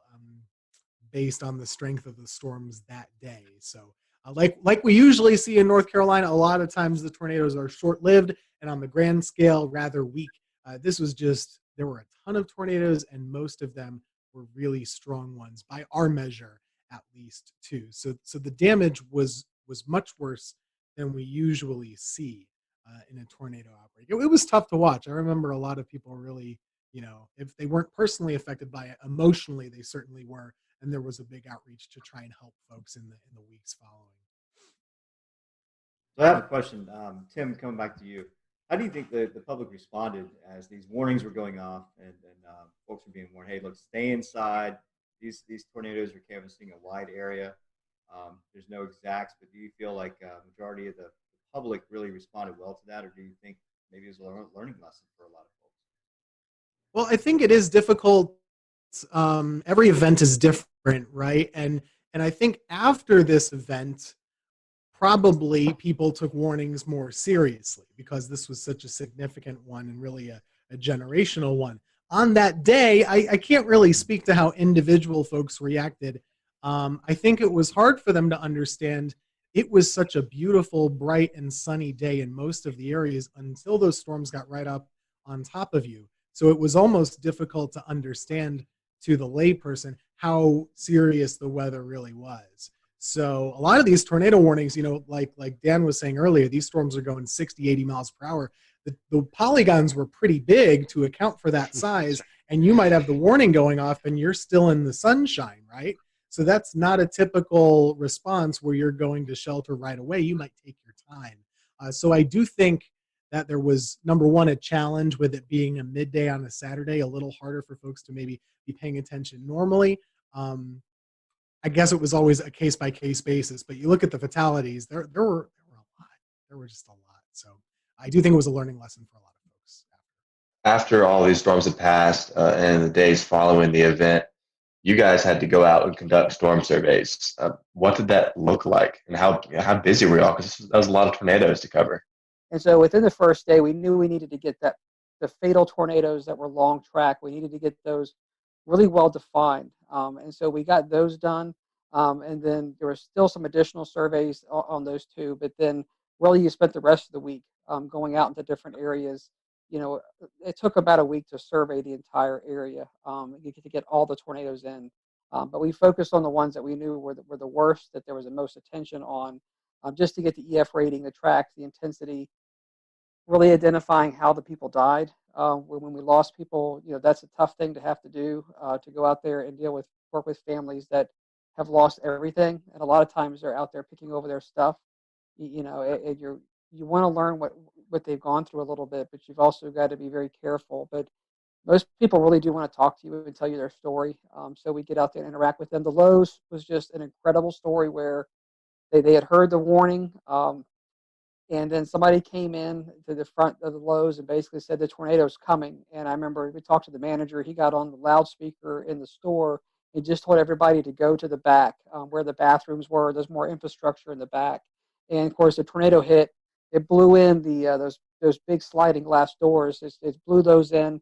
The whole front wall of the Lowe's hardware blows in, and the front roof collapsed. And so the manager in that Lowe's, I mean, who knows how many lives he saved? But there was a lot of good stories like that, but there was a lot of tough stories with a lot of loss through the day. That makes it tough. But it took us a week to get our hands around all of the damage across central North Carolina.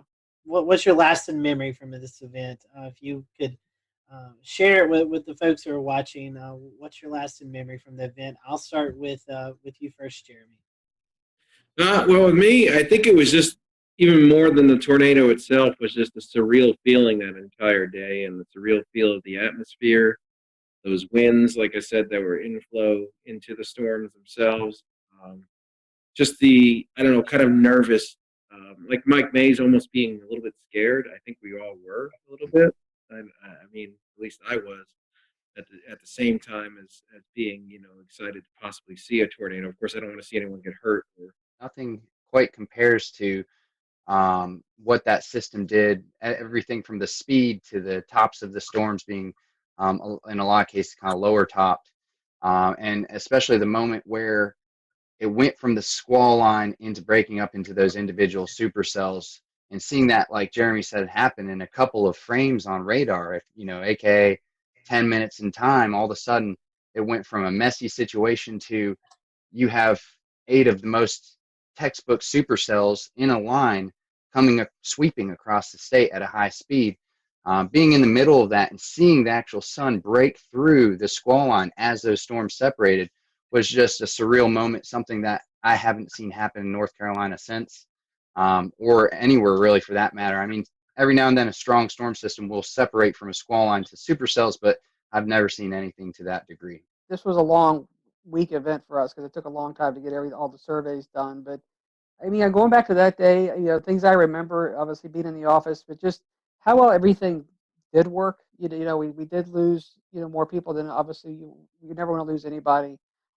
We saved a lot of lives that day, and so going out there and seeing how much devastation there was and how many people were doing the right thing and seeing how well things went in the weather office. I remember watching WRAL, like Mike was talking earlier, and they had tornado emergency just in big bold red across the bottom of the TV set. They were on wall-to-wall coverage. We were getting great spotter reports. It was one of those days where everybody was intensely worried. We were all had a heightened awareness, but everything really worked the way it was supposed to work. I mean, everything we had practiced, all the work we've done with the media and Skywarn and the training inside the office, it just all came together. And so, while we lost people that day, and that's always a tragic thing, there was a lot of things that did work, and a lot of people came together and I'd say performed at a top level. And at the end of the day, it saved lives. For me, I was definitely still a kid at the moment. I think I was 23 years old or 24 years old or something like that. And thankfully, Jerry Jackson, who I was working with at the time, he had drilled with us very basic severe weather coverage do's and don'ts. Like 3 simple things. Tell folks where the storm is, where it's going, what they should do, and then tell them again. And if you have more than one storm, do 1, 2, 3, however many you have, then go back to the first one. So we really boiled it down to basics. I think we did a pretty good job that day. And I think, this event really prepared me for further events down the road, to not get too amped up, too nervous or whatever. Just kind of keep it simple, tell folks what they need to know and what they need to do.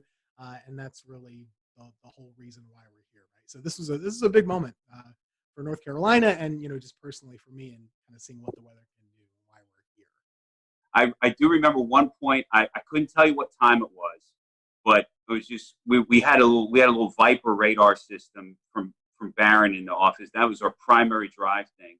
And I remember we would go out and expand and zoom into like Kansas or Oklahoma when they would be having their events, and we would see what the radar would look like. And I remember just thinking to myself at some point, I should be seeing I-35. I should be seeing like OKC and Wichita as delineators here. Instead, I'm seeing Kinston and Goldsboro, and it was just really crazy to see those kind of returns. Everything classic supercells all lined up in a row. Gentlemen, we definitely appreciate your time tonight. Thank you for going over this with us. Thank you guys who are watching tonight. Thank you for allowing us to step back in Carolina weather history and talk about this event. Be sure to check out this week. We'll be posting some more updates about this event throughout our social media pages, so be sure to check that as well. So for everyone here at the Carolina Weather Group, we hope you have a great evening, and we'll talk to you next time.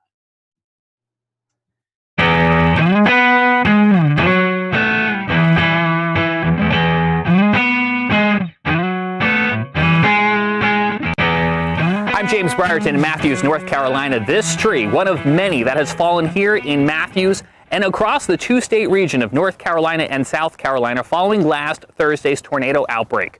10 tornadoes in all confirmed by the National Weather Service, who then spent Friday going out and surveying damage like this here at the playground of Matthews Elementary School. The school closed on Friday with power still out and trees like this still down. School was closed in Charlotte, Mecklenburg. Now, the National Weather Service happened to be celebrating its 150th anniversary this week. We're going to be talking about that coming up. The important life-saving mission they played today was all created over a century and a half ago. But first, let's talk more about the recovery efforts here in Matthews and across the region. This tree, the EF1 tornado coming through here on Thursday, caused damage across the region. 95-mile-per-hour winds knocking down trees like this, and also, unfortunately, taking down some homes where the roofs were damaged when big trees like this fell. All in all, we had about 2 storm deaths across the region, and that's too many. But it could have been a lot worse, and that's why we're going to spend some time in this episode talking about the very important life-saving role the National Weather Service played, because none of those deaths came inside of tornado polygons, and I think that has a lot to do with the role that the National Weather Service plays, getting those warnings out on TV, on radio, to NOAA weather radios, and now to our cell phones, wireless emergency alerts, alerting people like myself that they were in the path of danger. On Thursday, I was trying to make my way to the day job at the TV station when I received one of those wireless emergency alerts on my phone. I happened to be streaming on Periscope at the time. I'm driving here on Interstate 45. As that message comes in, take a look what happens. Just now receiving an emergency wireless alert on my phone for a new tornado warning issued until 12:45. Severe thunderstorm capable of producing a tornado was located 9 miles northwest of Indian Land or over Carolyn. Impact. Flying debris will be dangerous to those. All right, so this actually might be a problem for me. All right, ladies and gents, we might be seeking shelter here in the next little bit because I'm going to be coming right into this, and that is not my intention. As soon as this lets up a little bit, I'm going to go and look for some damage in that area. Right now, I am not moving. I am just to the south of that warning. That is where I want to stay. I do not want to be in the thick of it, but I want to be able to move quickly afterwards to take a look at what might be going on around there. Because of that alert sent by the National Weather Service and relayed to my phone, I was able to safely pull off the road, get out of the way, let that storm pass, and then I turned north, directly into where the storm had just been, continuing towards Park Road, where the storm had crossed through a neighborhood called Park Crossing. Here's a look at what I saw moments after that tornado came through and as that tornado was continuing east into Matthews. You can see we've got numerous trees down. This one, as it fell, took down a fence. We see several instances of this as we make our way through this Park Crossing neighborhood.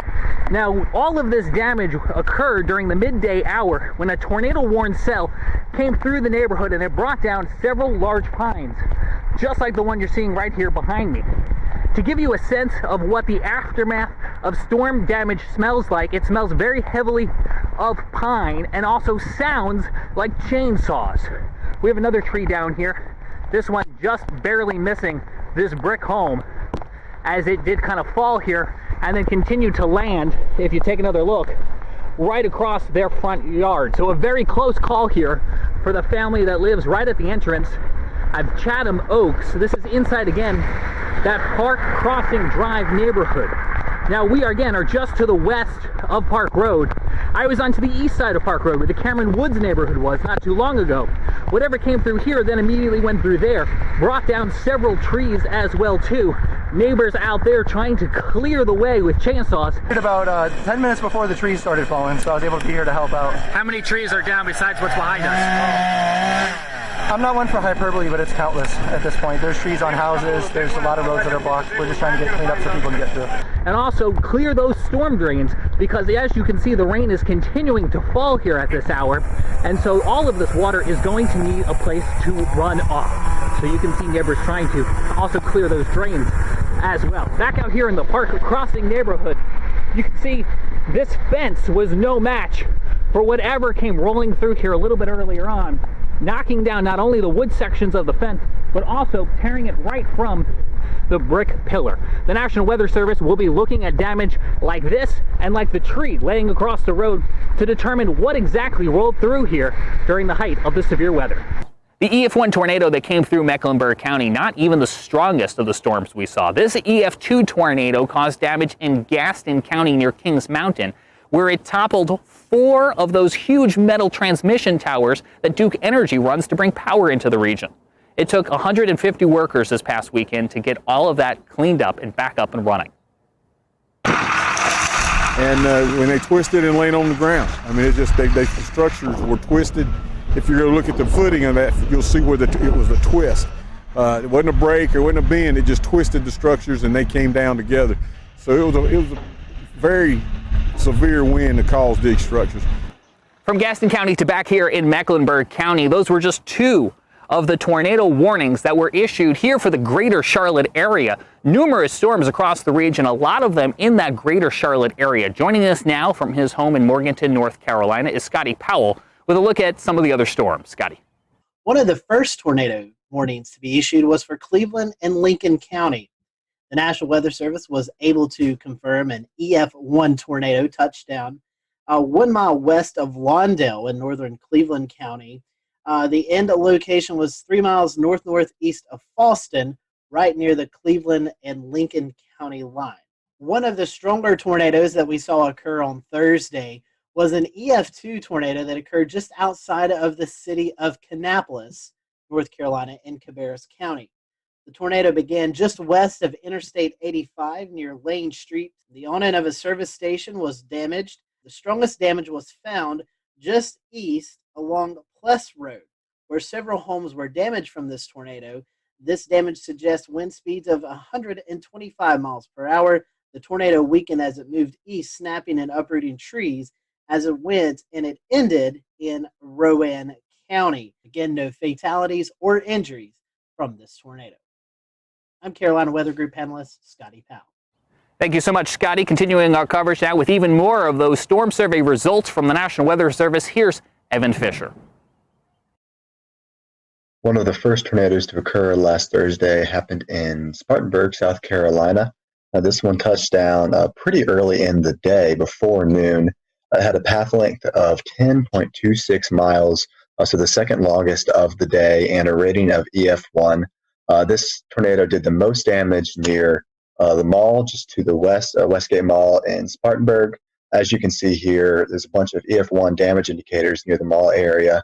However, as it tracked closer to Spartanburg, it did weaken a bit, and as it passed through downtown, there was minimal tree damage with just EF0. We had a pair of tornadoes in Stanley County, North Carolina, the first of which was pretty short-lived, only 0.4 miles long, the maximum width of 100 yards. Peak winds around 100 miles an hour, only did some minimal tree damage. However, the other one was a little bit longer with a path length of 7.3 miles, albeit discontinuous damage. But you can see here that there was damage indicators on the eastern side. Then again over here where there was a little bit more civilization, this tornado occurred just to the west of Albemarle, out in kind of a rural area. But nonetheless, this one did damage a child care center, ripping off some roofing, as well as damaging some manufactured homes with trees that fell onto these homes. This one actually had a maximum width of a quarter mile, 400 yards, which is one of the more impressive widths of any of the tornadoes on Thursday. Moving a little bit further east, or I guess all the way to the east, we actually had one tornado up in northeastern North Carolina in Gates County. As you can see, compared to all the others, if we zoom out, the rest of the tornadoes were down here near Greenville and Charlotte and Greensboro and Raleigh. However, there was one up here in Gates County, rated an EF0. Kind of flip over to the damage survey here. Tracked about 3 miles with peak winds at 85 miles an hour. Touched down near Taylor Mill Road and Askew Road and crossed Turner before doing some tree damage, as well as a few homes suffered damage, mainly from falling branches. From Evan Fisher now to Tim Pounds, who joins us with a look outside a storm that crossed from Georgia into South Carolina. Well, thanks, James. The storm team out of the Columbia, South Carolina office of the National Weather Service confirmed that an EF1 tornado touched down in southwestern Aiken County. This occurred near Vaucluse in the Springfield Church Road area near Stableview Farm. Luckily, there were no injuries or fatalities indicated with this storm. And it was a pretty short-lived storm with maximum wind speeds of 105 mile an hour. The tornado only had a path length of about 1.15 miles and a maximum width of 75 yards. Another area of concern in the Augusta area was the Savannah River. The U.S. Army Corps of Engineers indicated that there was going to be a lot of extra flow from all the rain that occurred in the area, and they had opened the floodgates on the Strom-Thurmond Dam, releasing almost 30,000 cubic feet of water per second. So it was going to be a lot of water going down below the dam in the next few days. But other than that, that's about the extent of the storm report here in Augusta. James? So had a lot of water that fell. A lot of water that fell from the sky, making it possible for big trees like this to fall in very spongy soil, but also challenging the water systems, the watersheds, the rivers, the creeks that now have to take all of that water that fell and eventually funnel it out to the Atlantic Ocean. We're watching rising waters along rivers and creeks and waterways that are now having to try to cope with all of that water. When you take a look at the debris that remains days after the tornado outbreak of last week, you have to pause and think for a moment and realize that it could have been a lot worse. But if it wasn't for the folks who tirelessly put in long hours at the National Weather Service, not only forecasting and warning about storms like this, but then spending hours and days afterwards going out into the field and looking at debris and conducting their storm surveys, well, frankly, if we didn't have the National Weather Service, we'd be in a lot of trouble. Now, the National Weather Service celebrated 150 years on Sunday. We, of course, wish them a very happy birthday. Now, we had Tom Nizzle on our program a couple weeks back. Now, Tom spent years at the National Weather Service in Buffalo, New York, before coming south to work at the Weather Channel. He now resides just across the border in Tennessee, and he's a bit of a National Weather Service buff, you could say. And he was very happy to spend some time with us to enlighten us on the history and the important role that the National Weather Service has played in its first 150 years and counting. Tom, you got to know the National Weather Service from the inside. What does this 150th anniversary mean? Well, I'm old. I'm not quite that old, but man, I look back. I have 32 years in the National Weather Service. They're celebrating their 150th anniversary. So do the math, man. I've been there for 1/5 of their entire history. I am old. But I'll tell you, I love going back and look at the history of a National Weather Service for the United States. And a lot of it has its roots back to my hometown, Buffalo, New York, which was one of the original 24 forecast offices in the U.S. when the National Weather Service, under a different name, began back in 1870. It's amazing when you think about the United States and think about the roots of weather and weather observations. My gosh, when our forefathers came here to the U.S., think about the fact that everything they did in their lives had some connection to the weather. I mean, they spent most of their time outside. It was an agrarian society. So two of our most famous weather observers and our most famous original weather people in the United States were two of my favorites, a guy by the name of Ben Franklin and Thomas Jefferson, right? Franklin was amazing. He was one of these Renaissance men that was interested in everything, and he was a great scientist. Franklin, by the way, was the first person to really study and chart something that's right offshore of the Carolinas, known as the Gulf Stream. That really was actually discovered in a way in a scientific basis by Ben Franklin. Franklin also took weather observations every day. How about Tom Jefferson, another Renaissance man? This guy took weather observations on a regular basis, and he shared those observations and developed a network with people that were around him. In fact, the cooperative weather observers in the United States today, their top honor that they can get is the Jeffersonian Award for them taking weather observations. So those are two of the guys that really started things off. You know, we get into the 1800s, and as the country began to expand out to the west, all right, now the beginning of the 1800s, Weather Service actually went into a national operation in 1870. So 70 years before that, the U.S. was moving out and expanding to the west, and based on Thomas Jefferson's suggestions, the Lewis and Clark expeditions, they wanted to take science observations. Most of the Army surgeons who were trained as scientists would take weather observations on a daily basis, and they would mail them back in. They would, arrive months later into places like the Smithsonian, where they would gather this information and bring all this information together, begin to plot it onto maps and try to understand this array of data that we were gathering across the country. But my gosh, none of it was timely. It took months to get that information. So you come across to about the mid-1840s, and we had this amazing invention that takes the science of meteorology and rockets it forward. And it was called the telegraph. Because once you got the telegraph, you could get this data from... We'll return to Best of the Carolina Weather Group in a moment. Now your Carolina weather forecast. Here are today's forecast high temperatures for North Carolina. Here are the forecast lows for tonight for North Carolina. Here are tomorrow's forecast high temperatures. And here's forecast rainfall across North Carolina tomorrow.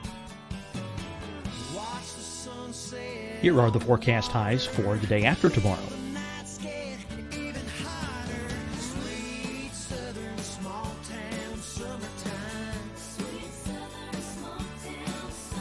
And here's the forecast rainfall across North Carolina for the day after tomorrow. This is the total rainfall forecast across North Carolina for the next 3 days. Here's the severe thunderstorm outlook for today from the Storm Prediction Center.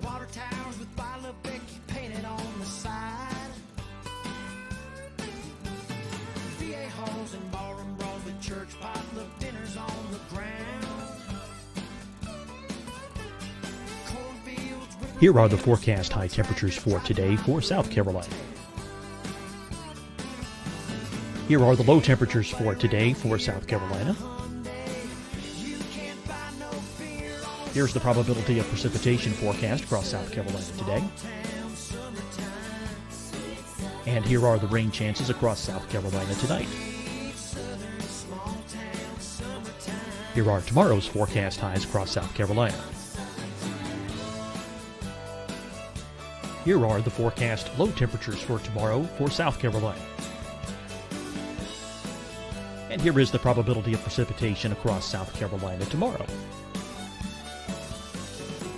Here's the precipitation chances across South Carolina tomorrow night. Here are the forecast highs for the day after tomorrow in South Carolina. Here are the forecast low temperatures across South Carolina for the day after tomorrow. And here are the rain chances across South Carolina for the day after tomorrow. And South Carolina's probability of precipitation for that night. Here's the Storm Prediction Center's severe thunderstorm outlook across South Carolina for today through tonight. Here's the Storm Prediction Center's severe thunderstorm outlook across South Carolina for tomorrow and tomorrow night. And here's the Storm Prediction Center's severe thunderstorm outlook across South Carolina for the day after tomorrow through that night. Here's the severe thunderstorm outlook for today from the Storm Prediction Center.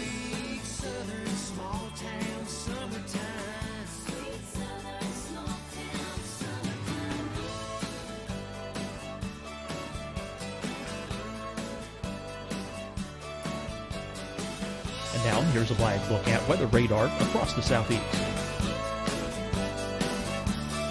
Fight the spread and take a stand against coronavirus. Wear a mask in public. Stay at least 6 feet apart from others. And get tested. Join us and fight the spread. Visit scdhec.gov/COVID-19. Getting tested for COVID-19 helps you to take the steps needed to protect yourself, your loved ones, and your community. Find the testing location at scdhec.gov/COVID-19 testing. Deciding when to wear a mask isn't about who you know or how well you know them. Just ask yourself, will I be with anyone I don't live with? If the answer is yes, get behind the mask. Help slow the spread of COVID-19. Get behind the mask. Learn more at covid19.ncdhhs.gov. Hi, everyone. I'm Dr. Mandy Cohen, Secretary of the North Carolina Department of Health and Human Services. And when you follow the 3 W's, you protect your family and your neighbors from COVID-19. When you leave your home, practice your W's. Wear a cloth face covering, wait 6 feet apart, wash your hands often. Wear, wait, wash. We're in this together. Stay strong, North Carolina. You'll see your Carolina weather forecast at 25 and 55 past. And now back to the best of the Carolina Weather Group on the all-new Carolina Weather Net.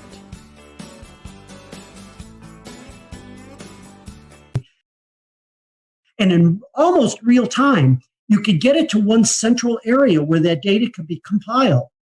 You'd have the data quickly, you could analyze it, and then understand what was going on a more real-time basis. And this was all done at a place called the Smithsonian Institution.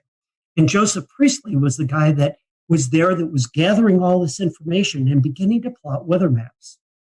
Well, we get into the Civil War, and that kind of detoured in some way the expansion of science as far as weather was concerned. But boy, the Civil War brought a lot of technical expertise and other inventions that would then help propel all of this technology and science forward. So let's get into the late 1860s now. And we're a couple of years beyond the Civil War. And the railroad transportation really wasn't coming into its own at that point. So a lot of the transportation that occurred between the inland parts of the country and getting out to the coast in the northern half of the United States occurred on the Great Lakes. There was a tremendous amount of shipping that occurred on the Great Lakes and moving not only goods and materials, but moving people and passengers around. And in 1868 and 1869, in 2 consecutive years, there were over 1,100 shipwrecks on the Great Lakes. Think about that, 1,100 shipwrecks and hundreds of fatalities on the lakes. Well, now I go into 4 cogs in the wheel that I think were most important people that were responsible for the development of a national weather service. Because of all the fatalities that were occurring on the Great Lakes, due to weather, by the way, due to severe weather, there was an amazing guy by the name of Increase Lapham, Lapham. This guy was, again, another Renaissance man. He was a geologist, and he was, at that point in Wisconsin, very interested in the weather. Again, a scientist by many, many means. He plotted weather maps, and he sent a lot of news clippings to his congressional representative about all these fatalities that were occurring on the Great Lakes. And there has to be something done to develop some type of weather warning system for these bad storms that were coming across the Great Lakes. So in 1869, I believe it was, Increase Lapham sent this letter out to his congressional representative, another second cog in the wheel by the name of Halbert Payne. And Payne took this information and introduced a resolution under Ulysses S. Grant to the United States Congress. And on February 9th of 1870, the resolution was passed to then bring into service a national weather service for the United States. And it was under the direction of the U.S. Army Signal Corps at that point. Why the Signal Corps? Well, it now brings in our third character. Our third guy that was in big responsibility and a big part of developing a National Weather Service was a guy who was in charge at one point for the Signal Corps in the U.S. His name was General Albert Meyer, and Meyer has a connection to my hometown of Buffalo, New York. But Meyer actually developed a signaling system during the Civil War of using flags to send signals between military installations. And this signaling system, or wigwag system, was in play, and it was in place during all of the Civil War. Meyer was an amazing character because he had a great military background. He had the ability to organize, and he also was in charge of this signaling system that they were using at that time. And so when Ulysses S. Grant signed the orders to bring into law a national weather service across the United States, Albert Meyer was brought in as the first head of the National Weather Service. And Meyer then brings in the fourth cog in the wheel, the guy that really made this happen from a scientific point of view. His name was Cleveland Abbey, and this guy was a scientist by every stretch of the word. He is the person who first began to issue forecasts, actual weather forecasts across the eastern part of the United States, and he had a tremendous science background.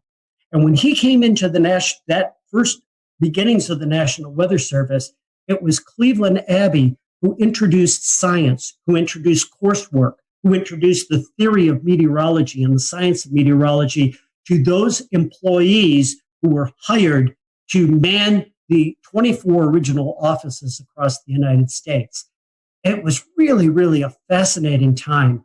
And from there, the ability to bring in weather data and weather observations led very, very quickly to production of weather forecasts.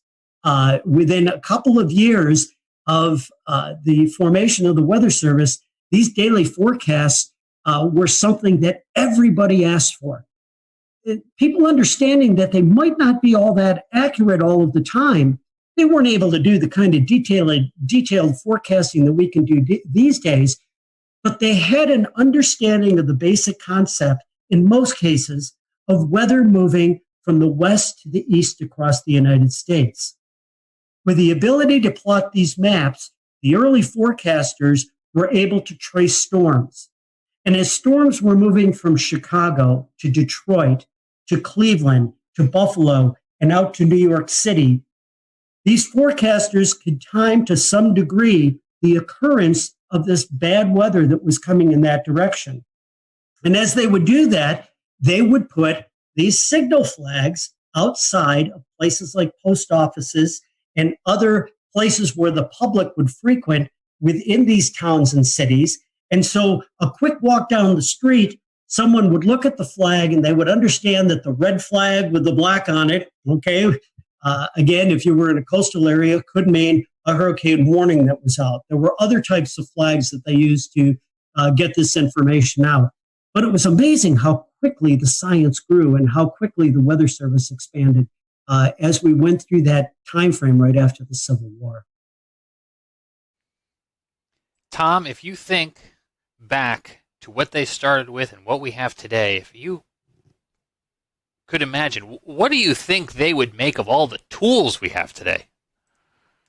But it'd be like being on a different planet. I mean, you think about the fact that, yeah, they were getting weather observations, but there was no such thing as a satellite to monitor the weather from space, a radar to look at precipitation, even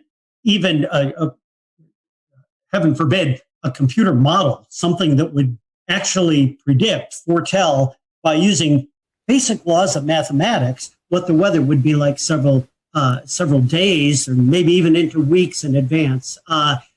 It would be like a different world. And by the way, because I'm such a senior person at this point with a history of being in the National Weather Service, I came into the Weather Service at a time before computers were even introduced into weather forecast offices. At a time where there was something called a teletype machine, a machine where it actually typed out the weather observations onto this giant typewriter, And as weather forecasters, we would rip that information off of this machine and sit down and hand plot and draw weather maps. I got to do that when I was an intern in my first couple of years within the National Weather Service. And to go from that to what we have today is amazing. So I can't imagine what someone like Cleveland Abbey would be thinking if we were able to place him into a science office like we have within the National Weather Service today. This is a very specific reference, and I'm not sure how many of our listeners will know it, but if you've ever been in the New York metropolitan area, and Tom, you're obviously from the state, and you listen to 1010 Winds AM, they have that tick, tick, tick, tick, tick, tick, tick, tick, tick, tick, tick. That's what I'm imagining when you say teletype, just all of that constant automatic typing. So the RFK bridge getting up to the Bronx is also very slow, and because of that, leaving Manhattan. That brings back memories for me, because that was the background noise in the Weather Service. It was like the old newsroom where you heard that and that was the teletypes rattling away. I'm going back to my history only 35, 40 years ago in the National Weather Service. When I first came online, that's when we were first beginning to get satellite pictures, we'll call them, into the National Weather Service office. Now, we get satellite data today at minute intervals. It comes in on the computer. We run these huge loops at any resolution in any part of the globe on a regular basis. Everybody can do that online these days. In the weather office back then, we would get one image that would come in every hour. And if you wanted to do an animation of what was going on, all those images were placed on a clipboard. And you literally would take your fingers and take the pictures and let them go. And you could see the clouds moving across the eastern part of the United States. That was our animation back then. And that was after a tremendous increase in science and technology. It's fascinating because, as we all know, wars are terrible. War is hell. But wars also bring out tremendous advances in technology. And, World War II pilots, they were responsible for discovering the jet stream.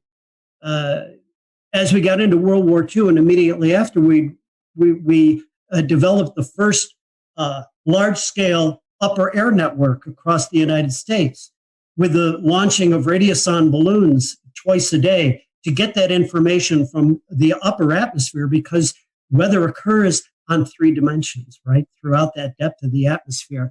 The advance of weather radar. My gosh, you took military radar, again, developed in World War II, and then after that war, they not only saw airplanes when they were looking at the radar, but they saw these features that kept getting in the way of them looking at airplanes. It was precipitation from storms. And, we turned that into the ability to monitor weather systems and then get into the tremendous science of severe weather and understanding tornado genesis and tropical storm formation from all of that technology. So it's just been amazing to watch the history. And it all began back there in 1870 when there was concern for the loss of life on the Great Lakes and of course, along the coastal areas from shipping as well. Tom, you're talking about the advances in technology. One thing that kind of comes to mind is the advances in the warning process. Trying to explain to the younger generations that we didn't have things like cell phones, right? Just a generation or two ago, with these text messages and alerts that came across at any time of the day or night, the ability to communicate that information has saved countless lives and will continue to do so. And the ability now to be able to put out 911 messages to a huge area, an entire community, to get that information out has been married with the technology that allows us to be more confident to get those warnings out by being able to use something like a Doppler radar to understand what we should be warning on and what we should not be warning on.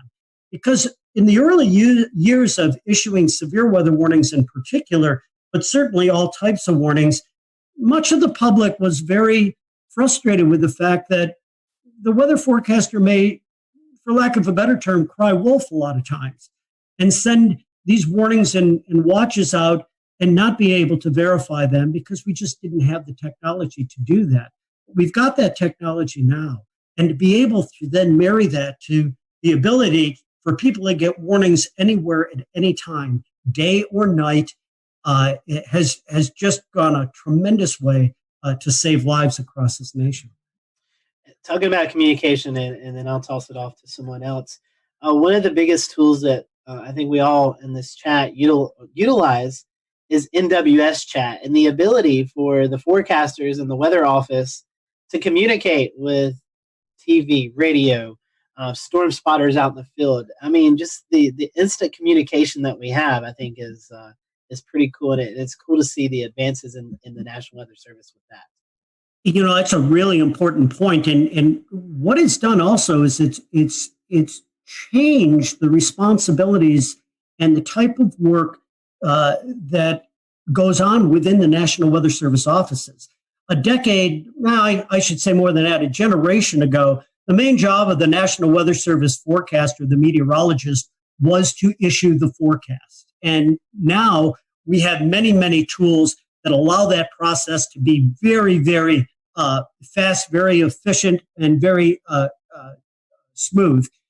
But what the forecasters do now, where they really, really make a difference, is what we refer to as decision support or decision support services. That ability to get that information and get it out and let our special customers know exactly what is happening, when it is happening, contacting emergency managers and working with the emergency management community to have their resources ready to go, to be ready to respond when the weather is coming through. And also, you mentioned this tool that is used on computers called NWS Chat. It's the ability for the forecast office to chat or to talk or message to many of its users, its media, its emergency management system, those types of individuals, to get the most reliable and timely information back and forth from those communities and sending out their thoughts from the National Weather Service offices. I found it fascinating when I worked at the Weather Channel that we, within a matter, and I mean this, within a matter of less than a minute in many instances, a damage report, say somebody had half-inch hail that came down in their neighborhood outside of Charleston, South Carolina, and they sent a report in on their phone to the National Weather Service saying, we got hail here. Within a matter of a minute or so, the Weather Service gets the report, pops it into a computer that goes into this system, and at the Weather Channel, our graphics meteorologists were watching that data coming in, and when they picked that data up with the click of two buttons, it ended up on air. I was amazed to see how quickly that process took, and it's the ability to get that information and communicate it out to the public, because time is of the essence, especially with severe weather. So it's another huge increase in technology that, once again, is helping to save lives. Tom, I don't know if there's any telling what this world would be like without the National Weather Service. So let me try to phrase this closing question to you this way. What would day-to-day life here in the United States be if tomorrow morning we woke up and there was no National Weather Service? I think it would be chaos. If you think about how much of our economy and daily life is tied directly to the weather, and the way you see that most succinctly is being in the checkout line at the grocery store, because everybody's talking about it. You have to know what's going on with the weather if you're going to react to the real world. Everything from our transportation to our agriculture to daily life in general revolves around the ability to understand how nature, how the atmosphere is going to impact us over the next several days. Without the National Weather Service, I think we would be way, way behind in where we are right now. We again thank Tom for his time, and to all of the folks at the National Weather Service who continue to keep us safe each and every day. We can't thank you enough. And to you at home, thanks for joining us for this special edition of the Carolina Weather Group. For all of us, I'm James Brierton in Matthews, North Carolina. We'll see you again real soon.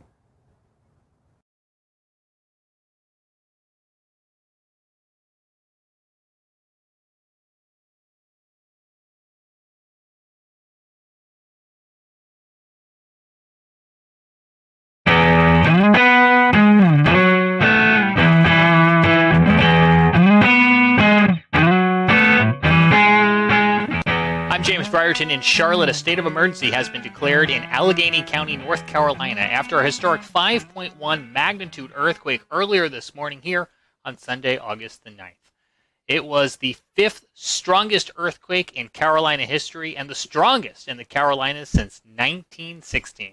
Luckily, no one was injured, but minor damage has been reported at over 100 buildings across the area and near the epicenter in Sparta. That's where our Scotty Powell was earlier today. I'm Scotty Powell here reporting just outside of Sparta, North Carolina, where you've seen a lot of the earthquake damage. Again, a 5.1 magnitude earthquake rocked Sparta, North Carolina earlier this morning, just after 8 a.m. A lot of damage to some roads, to some structures. In fact, some folks have been displaced from their home. I've never witnessed earthquake damage, but it definitely was something that I wasn't surprised to see. These big, deep craters crossing the road. Thankfully, not a lot of those craters, but some of them on the roadways that will definitely have to be filled up. Also, some structural damage to homes, a lot of rocks and things like that that have fallen off. So that's what it looks like here from Sparta. Again, a 5.1 magnitude earthquake. Again, the USGS already in town doing some surveys. Emergency officials say that homes have been affected, but thankfully no injuries related to these earthquakes. From Sparta, North Carolina, I'm Scotty Powell for the Carolina Weather Group. The mayor of Sparta has declared a state of emergency, and Allegheny County Sheriff Brian Mills says he's spoken to White House officials about what has happened in their community.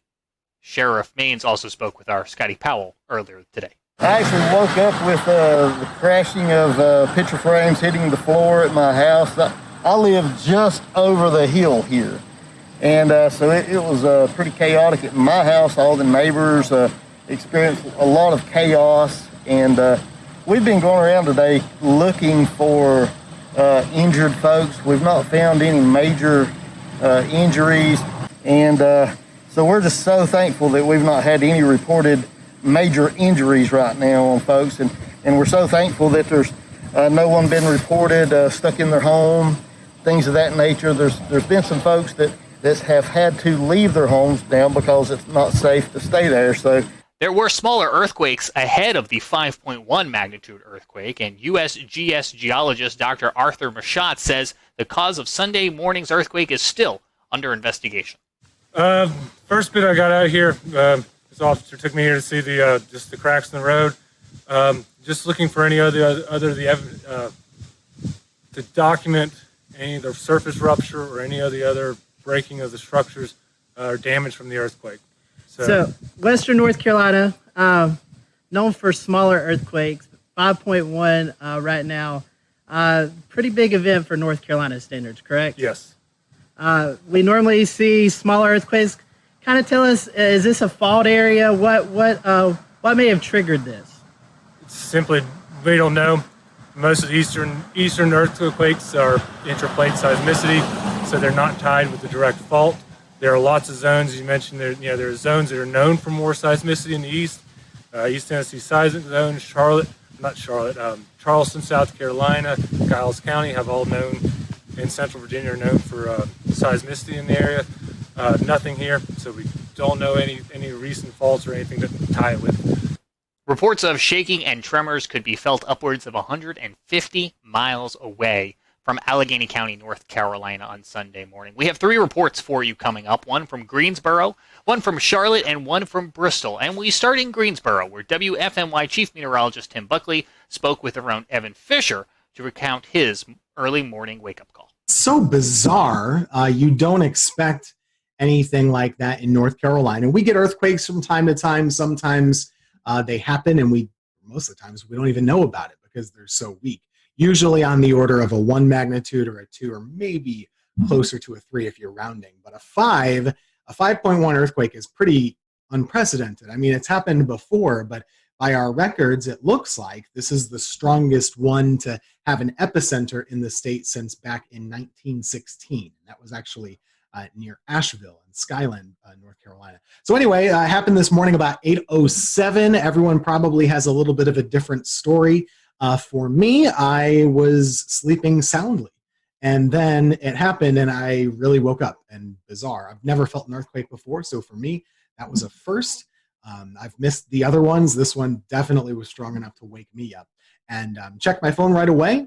Tons of messages on Facebook, on Twitter, emails. Everyone immediately, this was within like 5 minutes, wanted to know what was going on. And it took a little bit for that report to come in from the USGS, where we get our earthquake info.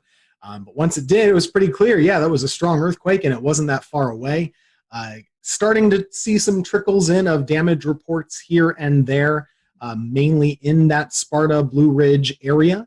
But even a little removed from that, I have a weather spotter up in Stokes County, which is just 2 counties away from Allegheny, where the earthquake was, and he has a cracked, a little crack in his roof, the ceiling, I guess, on the inside of his garage. So more than I've ever seen since I've lived in North Carolina over the last 10 years. And, even if you lived here 100 years, I think it counts for that too.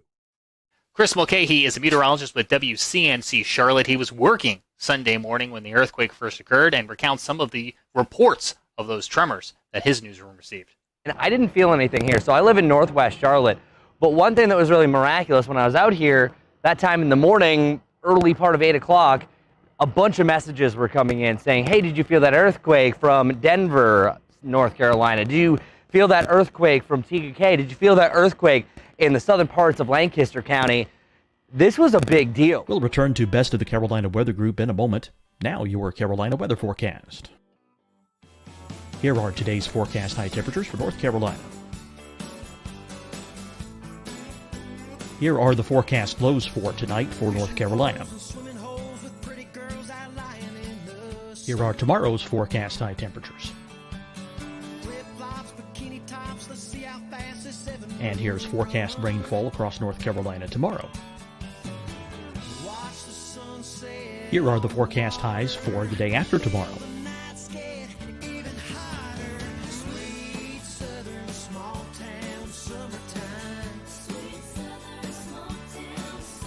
And here's the forecast rainfall across North Carolina for the day after tomorrow.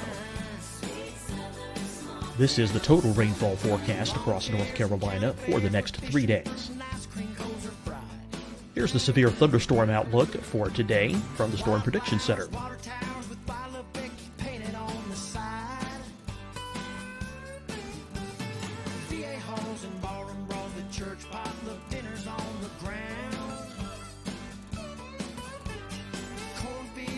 Here are the forecast high temperatures for today for South Carolina.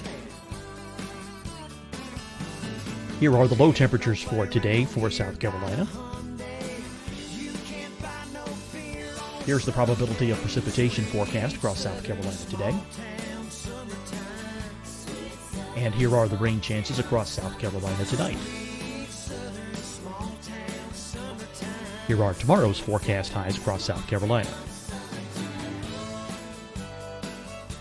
Here are the forecast low temperatures for tomorrow for South Carolina.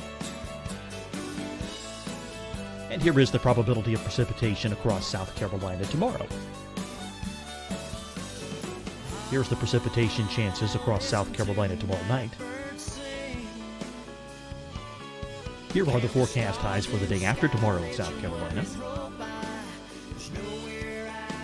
Here are the forecast low temperatures across South Carolina for the day after tomorrow.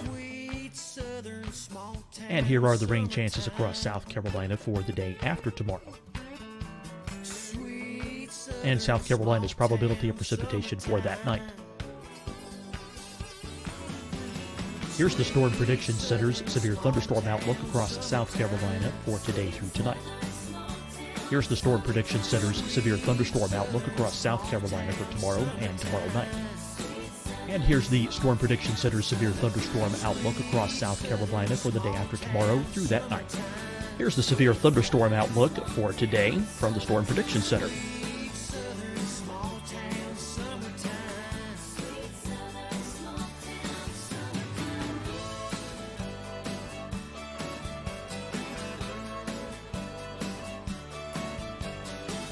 And now here's a live look at weather radar across the southeast.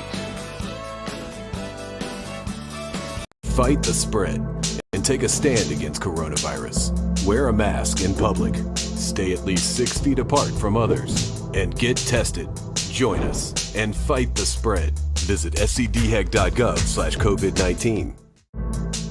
Getting tested for COVID-19 helps you to take the steps needed to protect yourself, your loved ones, and your community. Find the testing location at scdhec.gov/COVID-19 testing. Deciding when to wear a mask isn't about who you know or how well you know them. Just ask yourself, will I be with anyone I don't live with? If the answer is yes, get behind the mask. Help slow the spread of COVID-19. Get behind the mask. Learn more at covid19.ncdhhs.gov. Hi, everyone. I'm Dr. Mandy Cohen, Secretary of the North Carolina Department of Health and Human Services.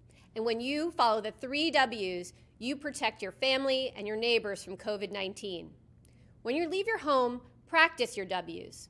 Wear a cloth face covering, wait 6 feet apart, wash your hands often. Wear, wait, wash. We're in this together. Stay strong, North Carolina. You'll see your Carolina weather forecast at 25 and 55 past. And now back to the best of the Carolina Weather Group on the all-new Carolina Weather Net.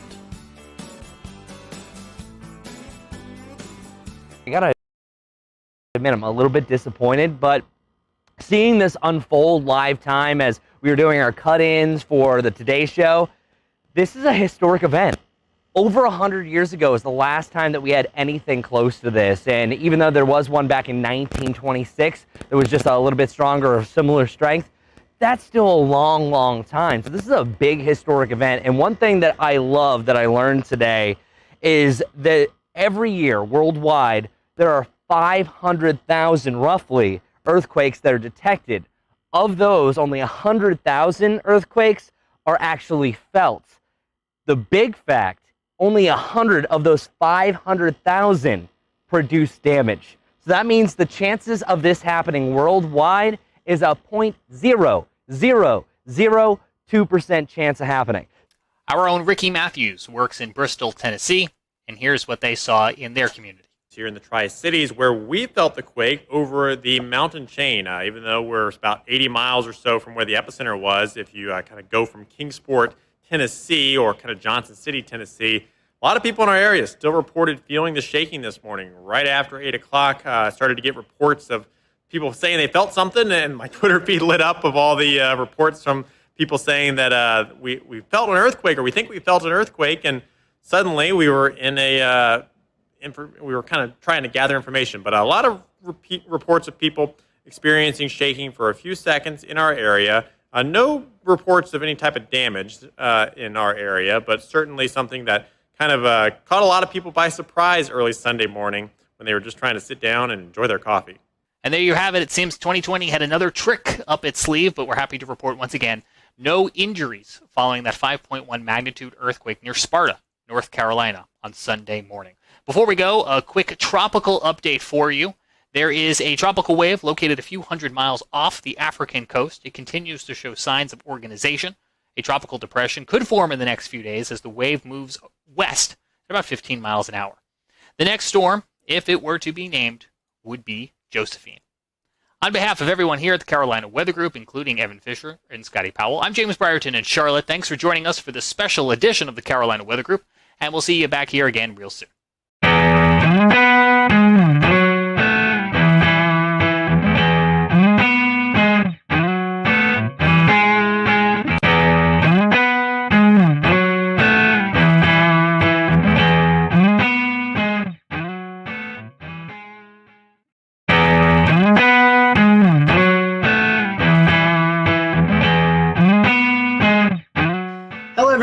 Welcome. We are here with the WFMY weather team. We have on with us Tim Buckley, Christian Morgan, and Teran Kirksey, and we're going to be getting to know them over the next few minutes. This is a new segment that we are rolling out and hope to do, but we're going to spend a little time just getting to know our local meteorologist, and everyone has been kind enough to donate some time. So we're just going to do a few quick hitting questions. These are just you guys can elaborate if you want, or you can just give a quick answer. So our first one is Twitter or Facebook?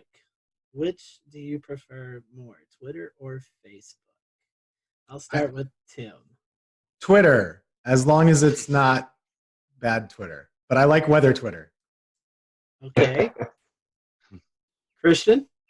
Definitely Twitter. Facebook has the ability to take something you posted 3 days ago and highlight it 3 days later, which makes the information very much out of date. And I feel like Twitter, if you can't say it in 140 characters, then you're saying too much. All right, here's one. I don't know if you guys have dabbled in these as much. TikTok or Snapchat?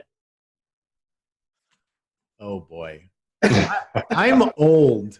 I can't have a TikTok. I don't even think that's allowed. So I do have a Snapchat, but it's not something I post weather stuff on. Yeah, I have Snapchat too, and I can't dance, so I'm not even going to adventure into the world of TikTok because it will be horrible. And I'll just let everybody else share the TikTok videos on Twitter, and then I'll watch them that way. You don't want to be lip syncing? No.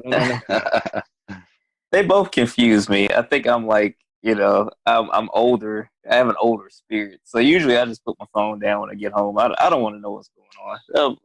I watch TV, and then when I wake up the next morning, people tell me what I missed, and I'm cool with it. I'm fine with it. Keeping on the theme of technology and stuff, what about weather model websites? There's tons of them out there, and I know you guys may have some special software, so you don't have to go to all of these websites that us normal people have to use. But do you have one? We have so much special software, and we pay all this money for all the great stuff. And I still love the Penn State e-wall the most. Oh, you're biased. Undecipherable. No one understands what it is, but I do because I went there, and that's just my comfort zone. It's like my chicken soup for my weather soul is looking at the page of garbled numbers, knowing what it means. So I do like, and it's the only one that has an easy to understand 6-panel chart for like the NAM and stuff, and I like a 6-panel chart. Okay. I've used that website for like 15 years, and I'm still confused by it. but it was the first website I used a lot, though. Now I use Pivotal Weather a lot, and occasionally I look at some other ones if it's like hurricane season or something like that too. Yeah, the first time I met Tim, he was showing me this Penn State e-wall, and I said, "What is this thing that looks like it's from 1985 that I cannot understand?" And I laughed at him for it, but he's like, "Oh, it's got all these charts and things on it." I was like, "Okay, I'm gonna find a different website." And then I took my weather classes and stuff through Penn State, and I was like, "Oh man, I really love the e-wall now." It's fun to actually sit and work side by side with Tim because we actually understand the Penn State e-wall and how great it actually is. But also we do have it's something you have to pay for. But WeatherBell has some good maps on it. But I really like to use Pivotal Weather, especially when we look at severe weather parameters. They have it very easy to access on there. I can't say that we've really dabbled in the e-wall, but definitely agree with you on WeatherBell and Pivotal. I think I'd have to throw in Tropical Tidbits just because that's where I started, and so nice having those easy soundings. Keep on this topic. Do you think that weather data is too easily available? Yes, but there's nothing we can do about it. Okay. I have two opinions on this. Number one, I don't think it should be that easy. I don't think it should be easily available to people that aren't seeking it out. So what I mean is, like, if you want to really be able to look at a weather model, of course I agree that's a good thing to be able to do. But I don't like that it gets out there to people that aren't wanting to see it. So it gets posted to Facebook, and then my grandma gets it and says, "Oh gosh, this is really bad." That's the bad part that we all know about. So in a perfect world, it's 1995 and only the weather folks have the weather models, but you can't put the toothpaste back in the tube. I think with it being so accessible, yes, it's public knowledge. It's out there, so why can't you access it? But at the same time, you get a lot of these hype weather sites and, people who think they're weather gurus and don't really understand it.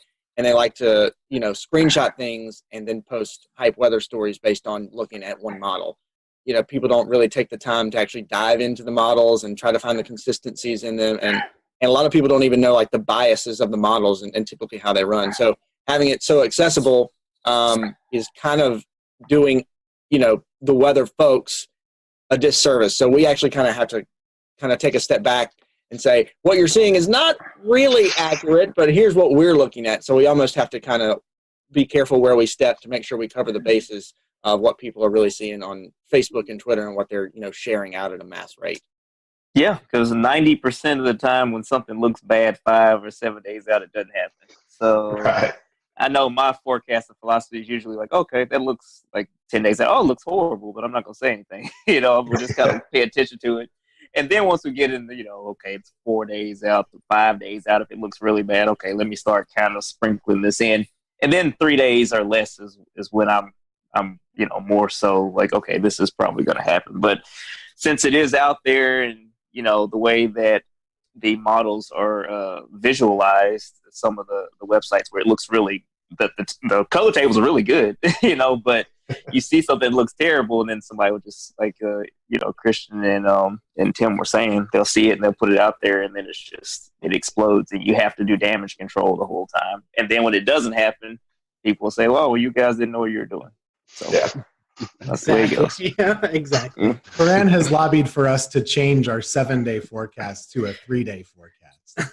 All my career, I've been like 7-day forecast. I don't like 7-day deterministic forecasts, because most of the time the temperature 7 days out is going to be at least 5 or 8 degrees different, than what I said a week before. But that's just, again, my old man grumpiness. I've been complaining about that for my entire career, and it has not changed anywhere I've worked. So it's not gonna happen. I did a little personal case study not long ago. I was like, okay, I'm going to take, my forecast sheet and I'm going to keep it. And here's what I put for day 7. When I get to day 7, I want to see how much it's changed. And I mean, over those 7 days, the conditions change, the temperature changes. It's an evolving thing, especially once you get past, 3 and 4 days. Yeah, I even tell kids when I do school talks, like, okay, days like 5 through 7, don't worry about those. It's more of a like, here's what we're looking at down the road. This is kind of a suggestion of where things may go. Exactly. Yep. And heavens forbid you put a snowflake in day 5 or 6 and it doesn't happen. Like, never do that. That's a rule of thumb. Never do that. I could think it could be a blizzard. I'm not putting a snowflake on day 7. Dig your own grave. Mm-hmm. Kind of bringing it back around for your viewers here. What was it that kind of jump started y'all to want to become weather people? Was there a defining moment, or was it something you kind of always knew you wanted to do? Most people have like one weather moment that they saw or they lived through or they experienced. For me, I don't really have one of those, but I did grow up in probably the snowiest part of the country that people live in, which is upstate New York, right along Lake Ontario. We got like 200 inches of snow a year. And so weather was just hugely controlling of your life for about 4 to 5 to 6 months every winter. So I always wanted to know what the weather was going to be. I always watched the Weather Channel and told my mom what they were saying, even if she didn't care. And that's just what I was interested in. And the TV thing just kind of followed suit. I didn't know that was exactly what I wanted, but that kind of just worked itself out. So that was my spark, were snowflakes. And I hate snow, by the way. So it's just, maybe that's why. Yeah, I'm going to catch heat for this from Tim and Taran. I really like snow. And see, look. They've unclaimed me. So always, that was my thing. And my birthday is in January. And there, for a while, there was a couple of years where it always snowed on my birthday or within a couple of days of my birthday. So that kind of, I've always was interested in weather. And actually, I never knew that's what I wanted to do as a career.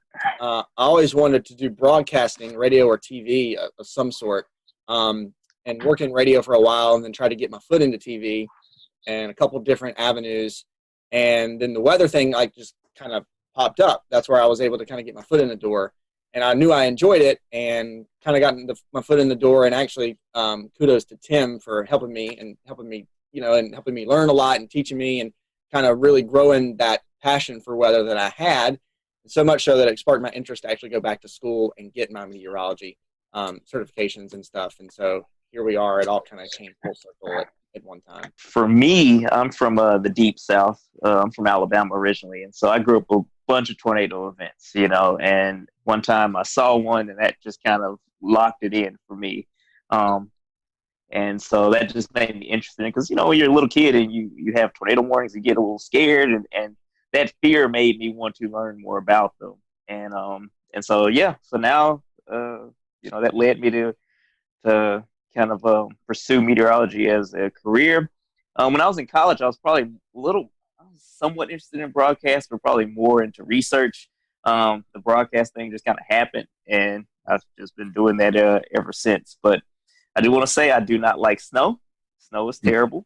I hate tornadoes too, because tornadoes are bad, as we've seen. So I just like I think I like more so the challenge of forecasting, as opposed to certain weather events, weather phenomena. Yeah, that's a word. Yeah, I said it right. Phenomenal. My short career so far that I've had, I've already learned that weather is a very humbling thing. Forecasting weather is a very humbling thing, because you have this period of time where you're on it. You're like, man, I'm accurate. This is, it's working out. And then something falls in your lap, and it's, you're like, okay, come on back down to earth now. But yeah, so the challenge is fun. And also, weather is one of those things, like, you think about it now, we've got everything going on with the coronavirus, but weather doesn't stop. Like, it's something that never changes, and it's something that's always happening, no matter what's going on. And people are always, no matter what they're doing, whether they're staying at home, or whether this is a normal period in time where people are going to work and kind of coming and going as they please, weather affects everybody in some way, shape, or form. And to be able to, be one of the folks who's actually looking at that and helping you kind of plan your day, providing that service for you, I think is something that internally, and in my mind, I really, really enjoy. I have a running joke with Turan. I guess you've been here about 3 years or so, man, like that. Mm-hmm.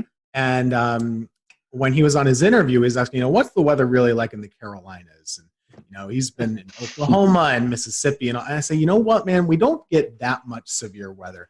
Every now and then we get a tornado. Every now and then we get some hurricanes, but they're mainly at the coast, and we're in the Piedmont.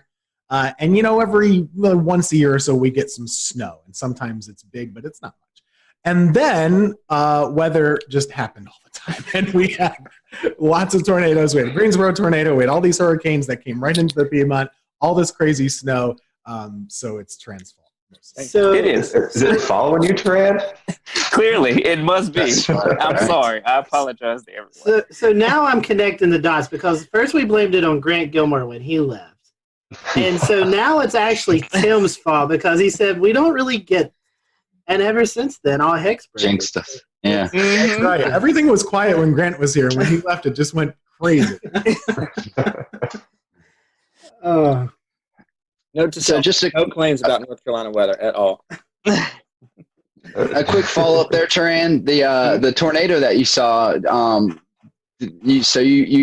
you were younger and you had a clear kind of visible of that.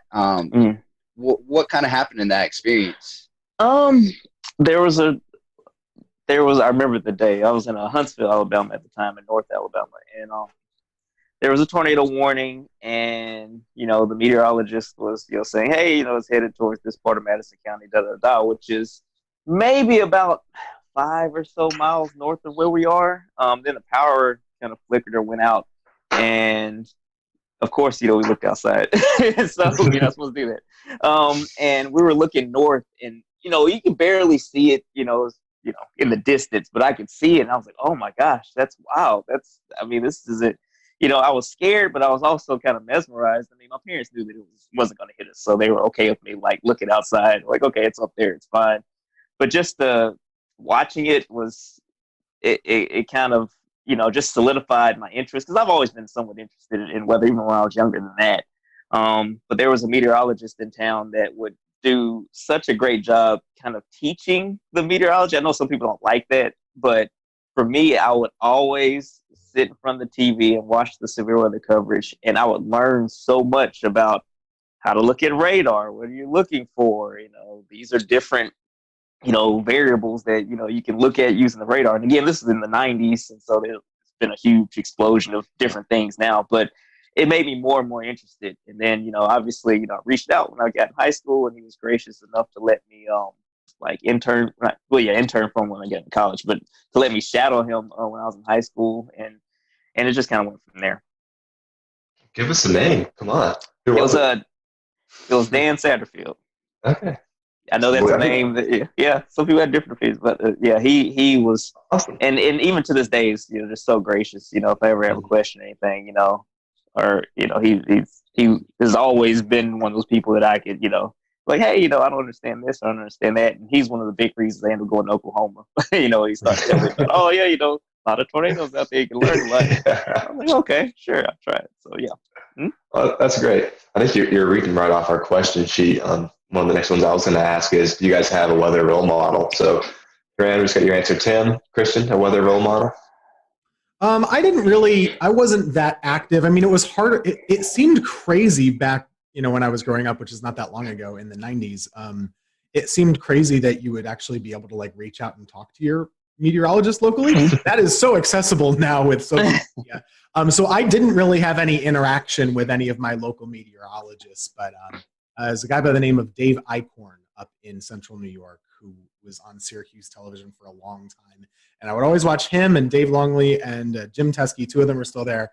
And they really geeked out about the weather. And I wouldn't say they got excited about the weather when it was bad, but they really did have like a professorial approach and really explained it a lot. And I liked that. And I thought that was really interesting. And they would really tell you, if this lake effect band isn't here and it's there, there's a reason why. We're not able to predict it that precisely. And so those were definitely the folks that inspired me, even though I didn't really interact with them much. The funny part about now being in the position that I am and having social media is we interact a lot on social media together now, just chatting about local weather, and they know I'm from my little small town that they cover and all that stuff. So it's cool.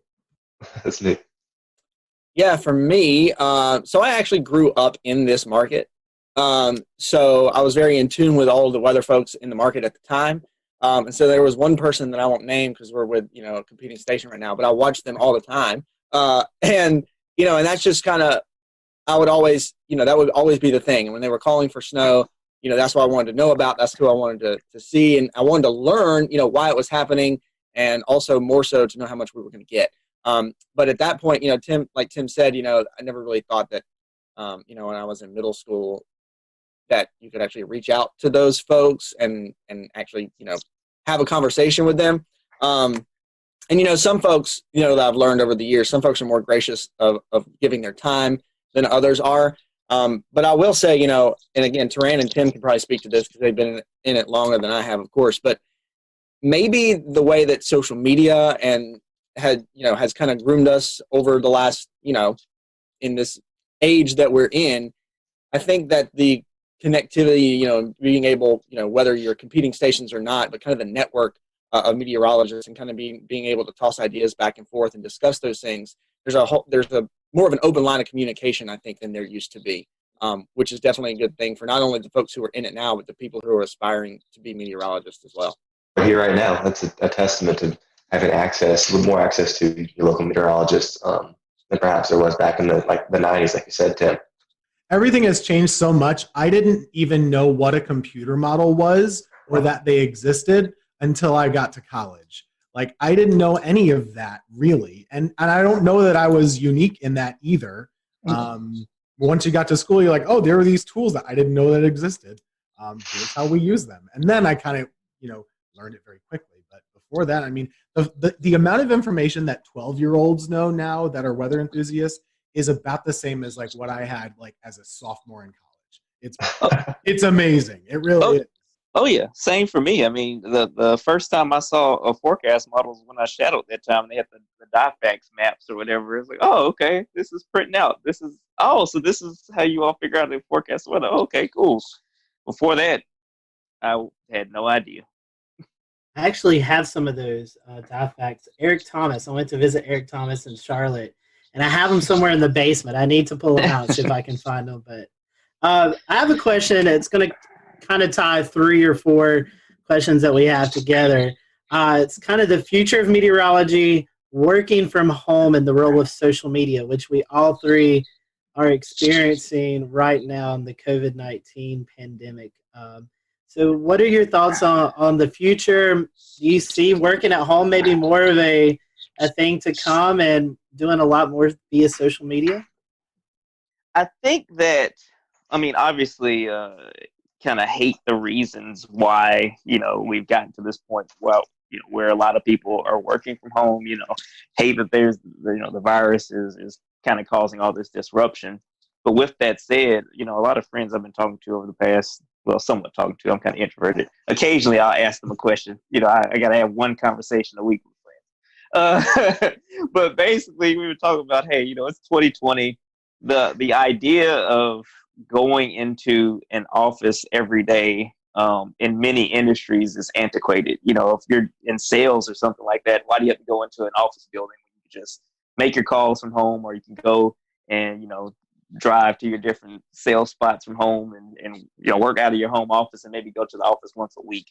I think a lot of employers are seeing that their employees can be just as productive or even more productive at home, depending on how they work, or what works best for different people. I know everybody's different though. So for extroverts, it's probably important that they, go into the office regularly to get that social interaction. For introverts, they might work better in solitude. So I think that as meteorologists, when you look at it, most weather days are fairly benign, fairly quiet. And I feel like on those days, working from home should be more of an option for all meteorologists. But you also have days where there's the threat of severe weather where that's not probably the best method. We'll return to Best of the Carolina Weather Group in a moment. Now your Carolina weather forecast. Here are today's forecast high temperatures for North Carolina. Here are the forecast lows for tonight for North Carolina. Here are tomorrow's forecast high temperatures. And here's forecast rainfall across North Carolina tomorrow. Here are the forecast highs for the day after tomorrow.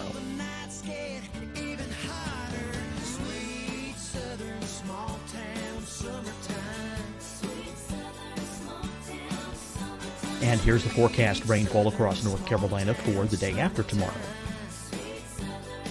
This is the total rainfall forecast across North Carolina for the next 3 days. Here's the severe thunderstorm outlook for today from the Storm Prediction Center.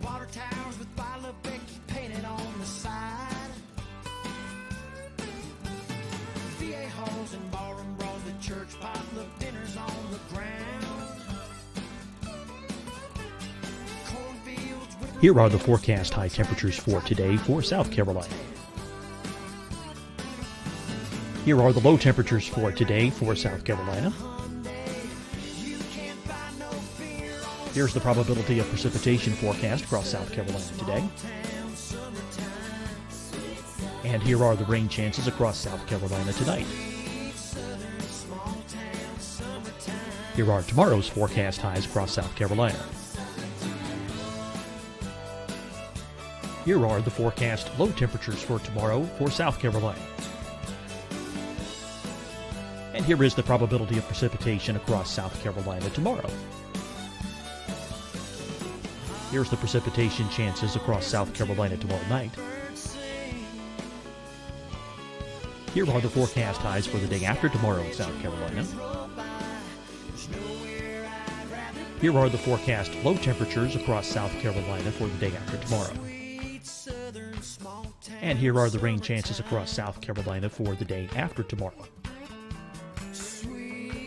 And South Carolina's probability of precipitation for that night. Here's the Storm Prediction Center's severe thunderstorm outlook across South Carolina for today through tonight. Here's the Storm Prediction Center's severe thunderstorm outlook across South Carolina for tomorrow and tomorrow night. And here's the Storm Prediction Center's severe thunderstorm outlook across South Carolina for the day after tomorrow through that night. Here's the severe thunderstorm outlook for today from the Storm Prediction Center.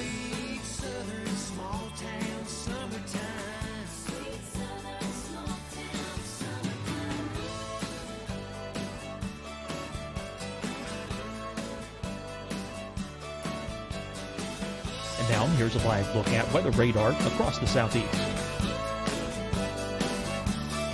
Fight the spread and take a stand against coronavirus. Wear a mask in public. Stay at least 6 feet apart from others. And get tested. Join us and fight the spread. Visit scdhec.gov/COVID-19. Getting tested for COVID-19 helps you to take the steps needed to protect yourself, your loved ones, and your community. Find the testing location at scdhec.gov/COVID-19 testing.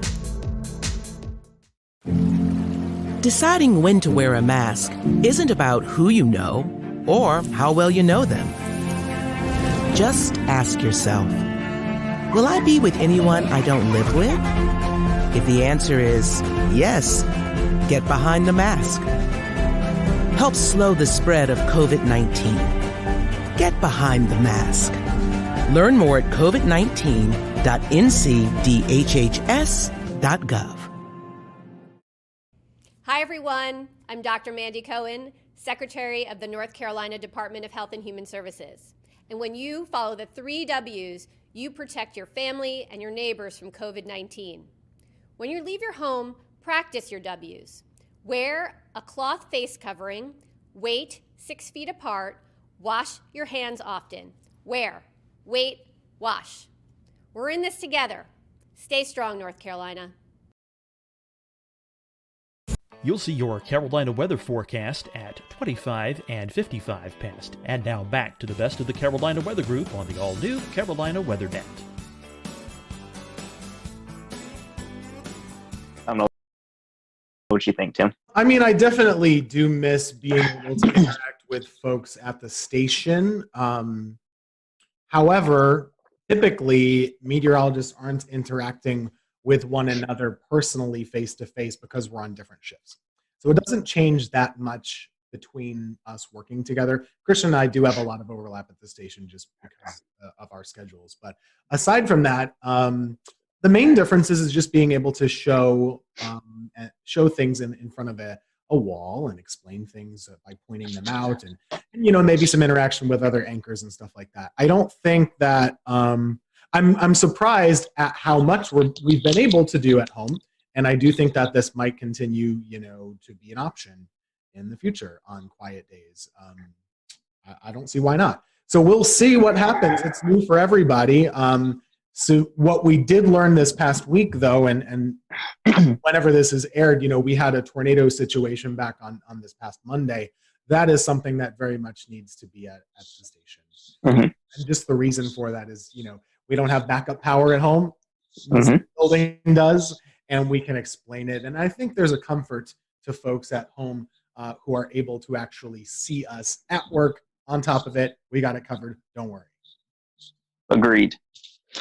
Yeah, I'll real quick. I'll echo off what Tim said about our severe weather event this past Monday, and I was actually working from home, and Tim and Taran were in the studio, of course, very much separated because of social distancing guidelines right now. But the other thing, and I know that this is, again, the quality that we're able to put out, even working from home, video quality, audio quality, is pretty mesmerizing, honestly, because we never thought that we'd be at this point. But the other thing, there's also still a lot of downfalls with it.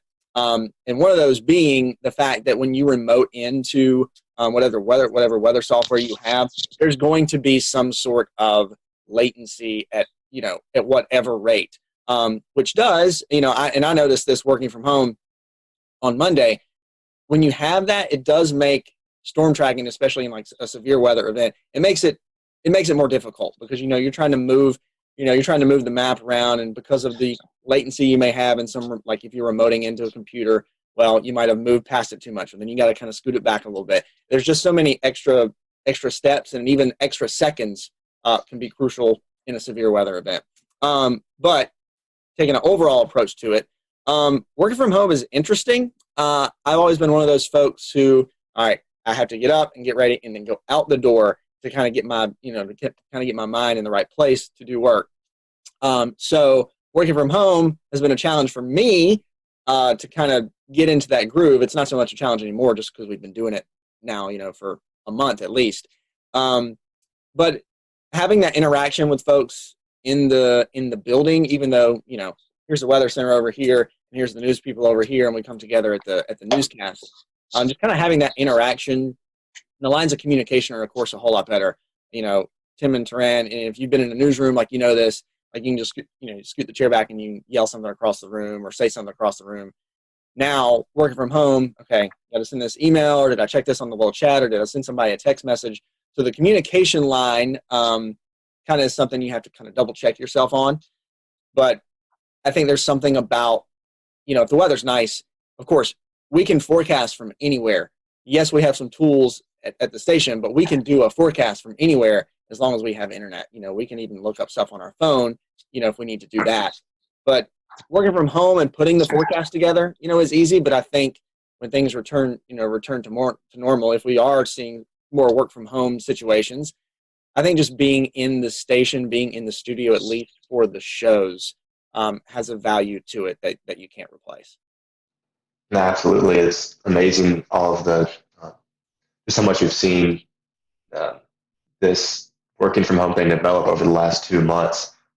Who would have thought that just about every single meteorologist in the nation would be broadcasting from their office with their cat in April. So it's just unreal. So we only have a few minutes left, y'all. So we're each going to ask you one kind of silly, lighthearted, fun question. So I guess, Tim, I'll start off with you and we'll go around. What is your favorite non-weather hobby? Favorite non-weather hobby? Getting outside and hiking and taking pictures. That's it. Great choice. And I know it's supposed to be fast, but I got this hobby, I think, by a product of working weather. And the reason is when I moved to Greensboro, I was working weekends. My days off were Wednesday and Thursday. No one in the world, let alone in our building, has days off on Wednesday, Thursday. So I had nothing to do. So I got in my car and I would drive to pretty places like Hanging Rock or the Blue Ridge Parkway or something like that. I would drive a long way and get to know the area. And then I got to know hiking. And at the time, I was just taking pictures on my iPhone. And then I kind of, started getting a better camera. I don't take as good pictures as Dan, but I try. He's my inspiration for good photos as well. So that's my hobby. Christian, Taran? Music for me. I'm a drummer in a 10-piece party and dance band that plays across the Southeast quite a bit. So music is my outlet. And then I love being outdoors. So even though I'm not that great at it, I love going golfing. And that's a nice thing from working from home. Like, even on these days, if I don't go in until the afternoon, the days working from home, I can just, walk out or go to the golf course and walk a couple holes, kind of get my fresh air for the day. And so, yeah, but music is my main hobby. Golf would be the second one. I like to spend time outside as well. Just kind of sitting outside is always nice. And I like to barbecue, which is a verb and a noun. Okay. It's a verb and a noun. Contrary to popular belief. Read the dictionary, it's a verb and noun. Sorry, anyway. That's true. But Southern thing. It is, yeah. It's a verb and a noun in Alabama, and it's a verb and a noun in North Carolina too. Do people up north not think that it's a verb? Well, there's they use it much differently. Yeah. I can run out the clock on this if you want to. Go for it. The actual thing that you cook with, the barbecue instead of the grill. So this is the whole, and the cookout up north is called a barbecue as well. Yes. I'm telling you, that's the way it is up there. Yeah, once all this social distancing stuff clears up, I'm waiting for some Taran ribs. Every Saturday I see a post of Taran cooking. I've had extra time on my hands. So, maybe our next lightning round will be in person. Taran, I got to ask you, vinegar or tomato-based sauce? Well, I mean, that's the big debate here in North Carolina. Man, she about to get me in trouble, man. All right, so again, I'm from Alabama, but I spent most of my life in North Alabama. So Memphis-style barbecue is what I'm used to. And then when I lived in Oklahoma, Texas-style barbecue is kind of, one of my big things too.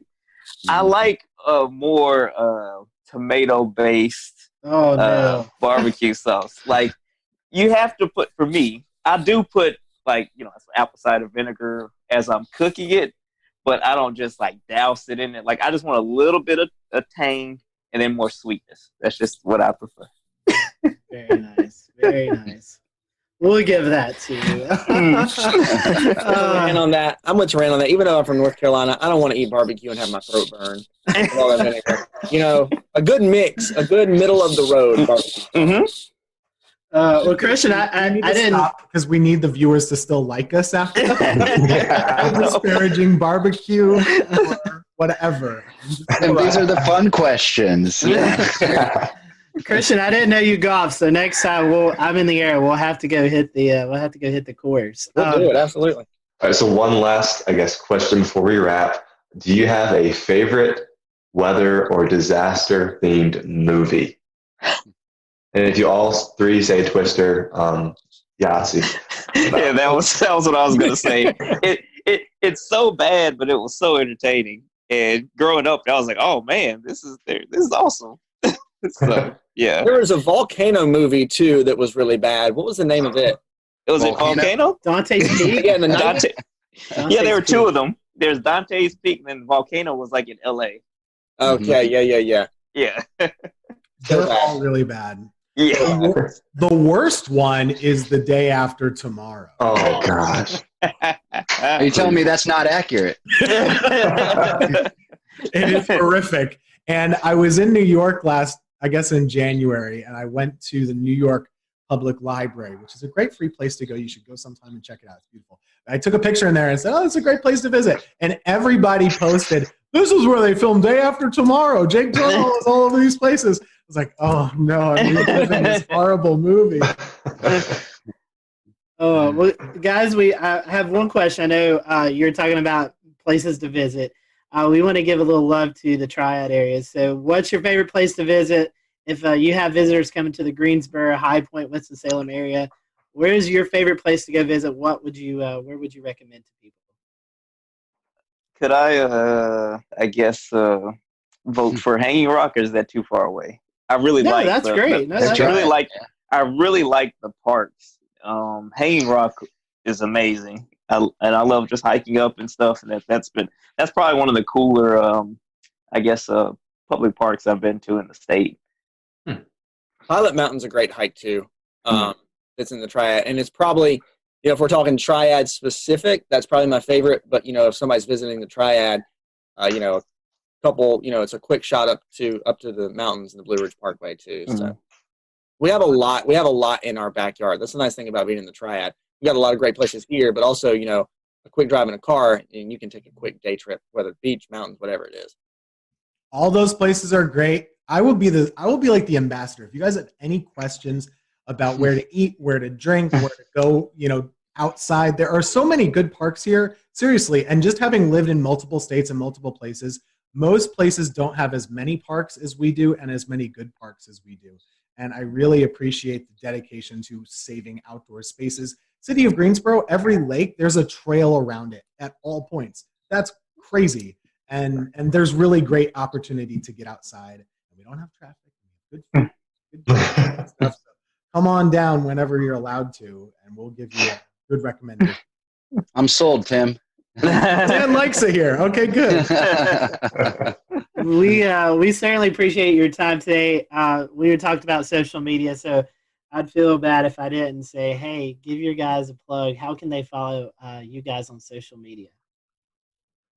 Sure, Twitter or Facebook. Of course, mine is Tim Buckley WX. Just search Tim Buckley Meteorologist on Facebook. You can find me there. Instagram too, but I don't post much weather there. And mine is just TK Weather, like weather spelled out. So TK and then weather spelled out on the internet. So I'm on there. On the Google machine, just Google it. Just Google it. Right? Twitter, Facebook, Instagram for me too. C Morgan WX on Twitter, and then you can just search Christian Morgan WFNY on Facebook, and then C Morgan WX on Instagram as well.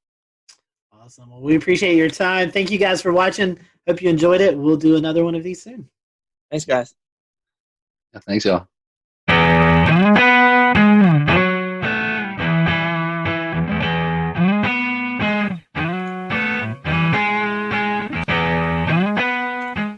And good evening from Charlotte. We are live with you on this Wednesday night. What a very busy day in the science and weather community here on May the 27th, 2020. We have a great show for you. It wasn't exactly the celebration that we were hoping for, as you probably know by now. SpaceX Demo 2's launch from the Kennedy Space Center in Florida scrubbed today due to weather. So we were going to talk a lot about the weather. We also had a surprise appearance by a tropical storm named Bertha, who suddenly came together off the coast of South Carolina, came ashore, and then brought flooding rains here to Charlotte. So we'll have Chief Meteorologist from WCNC, Brad Panovich, on to talk about that, and also geek out with us about space. And we're also joined by Tony Rice, our go-to friend of the show and space expert, and we're so happy that you all are here. Let's get right on into it. If you're joining us live tonight on Facebook, on Twitch, on YouTube, or Periscope, you can comment along with our show. If you're listening to the audio podcast or you're happy to catch this replay on the new Looping Carolina WeatherNet, hello to you as well, too. Tony, let's just start with the elephant in the room. Not the day we were necessarily hoping for. But not the day that came unexpectedly either. If you ever had the opportunity to go down and see a launch, if you haven't, do. Once all this current situation is over with and we're back to whatever normal looks like, you get the opportunity to go down to Florida and see a launch, do it. It's just an incredible situation. We were talking about that a little bit before we started here, and it doesn't capture what it's like if you're watching it on TV or on YouTube or whatever, what the experience is like down there. So that out of the way. If you have ever been down there, you know that Florida weather is Florida weather, and we kind of expect these things to happen. I think there's one or two other places on the planet where there is more lightning activity. So we scrubbed today because of weather, but we scrubbed today mostly because of the potential of lightning. And that's something that we learned back during Apollo 12, even when the Saturn V was hit by lightning on its fin and basically rebooted the rocket several hundred feet above the pad. We learned more about that through subsequent launches. So there's some very specific weather launch criteria. We can get into that, but basically what happened today is we violated one, maybe more, and definitely know of one of those launch weather criteria that has to be met before we're going to go fly.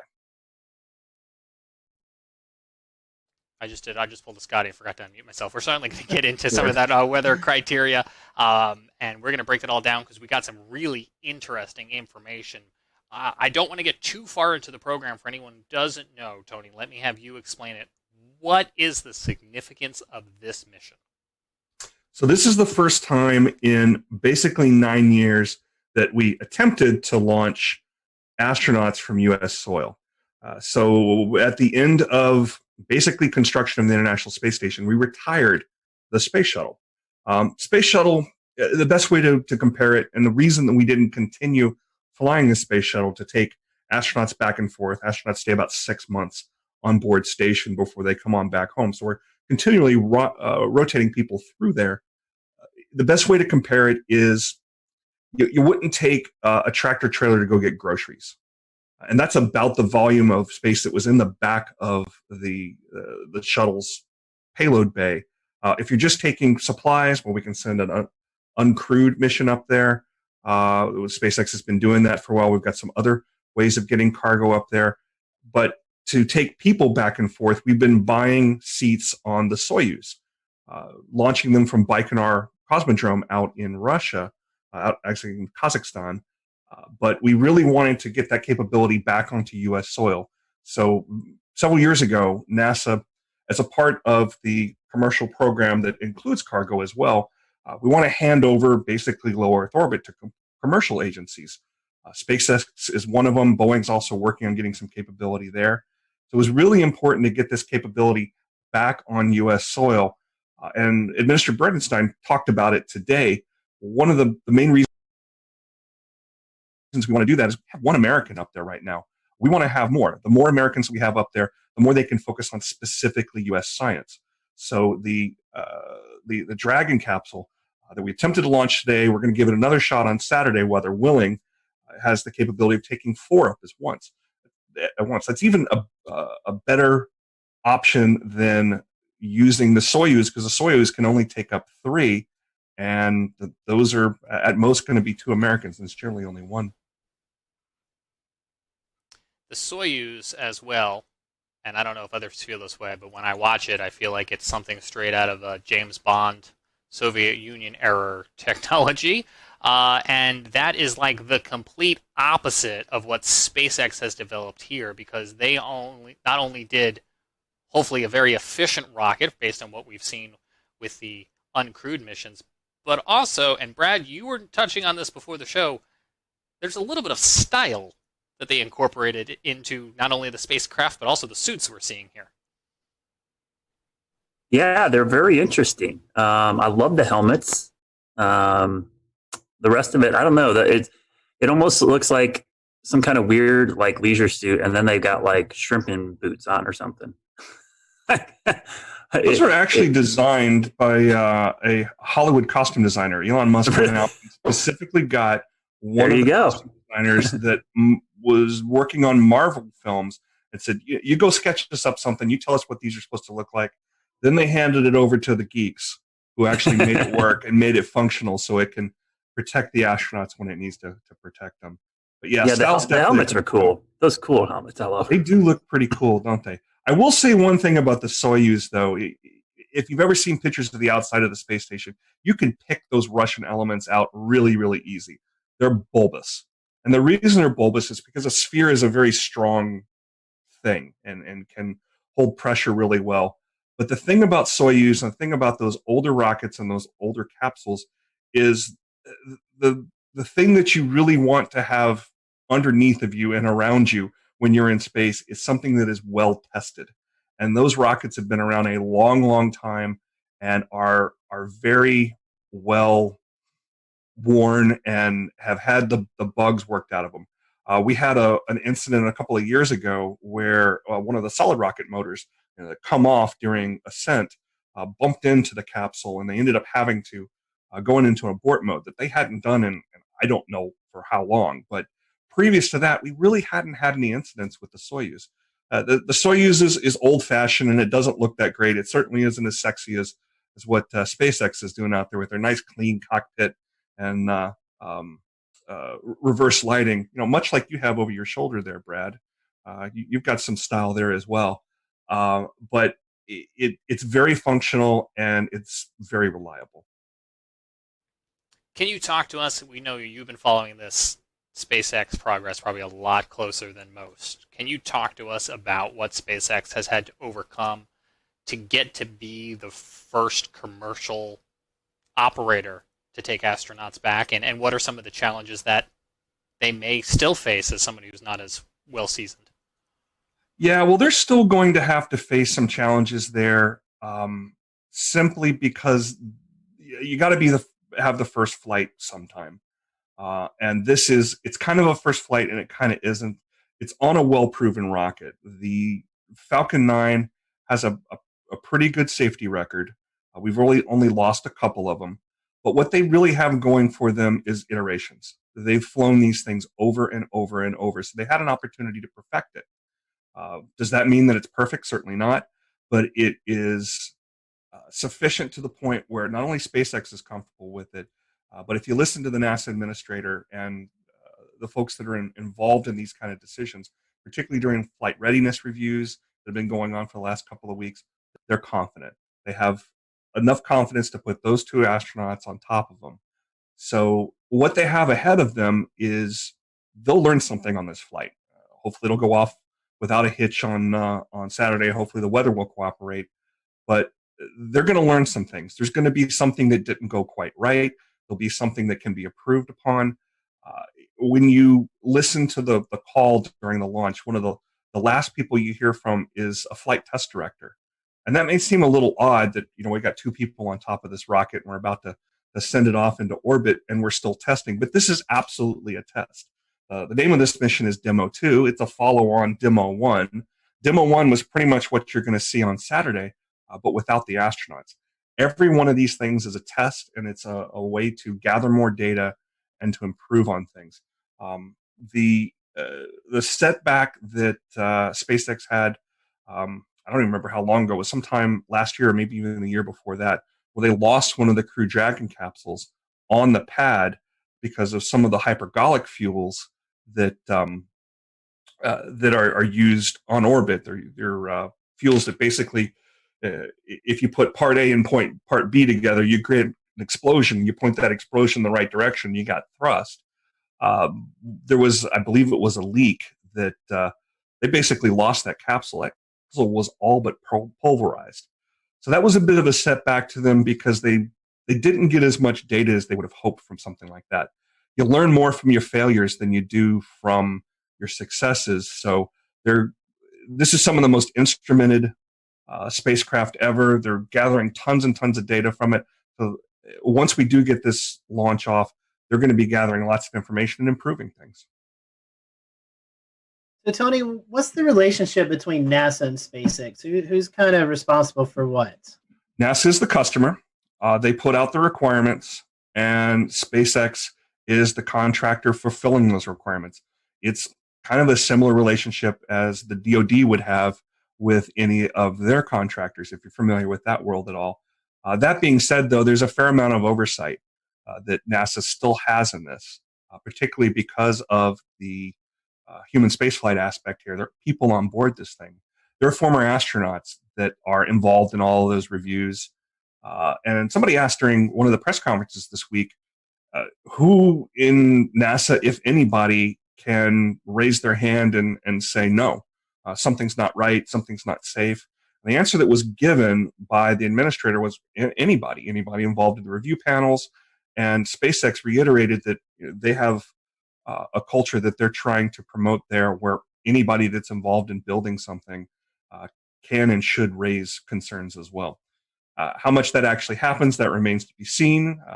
Don't know of any specific reports of it, but that's at least the story that they're telling. Tony, in a moment, we're going to listen to some of that audio communication today. We'll return to Best of the Carolina Weather Group in a moment. Now, your Carolina weather forecast. Here are today's forecast high temperatures for North Carolina. Here are the forecast lows for tonight for North Carolina. Here are tomorrow's forecast high temperatures. And here's forecast rainfall across North Carolina tomorrow. Here are the forecast highs for the day after tomorrow.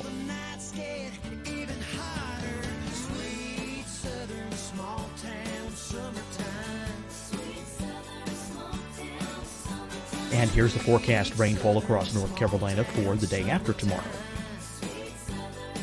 This is the total rainfall forecast across North Carolina for the next 3 days.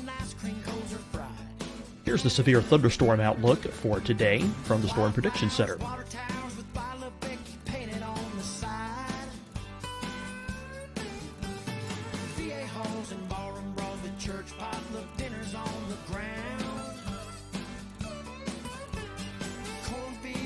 Here are the forecast high temperatures for today for South Carolina.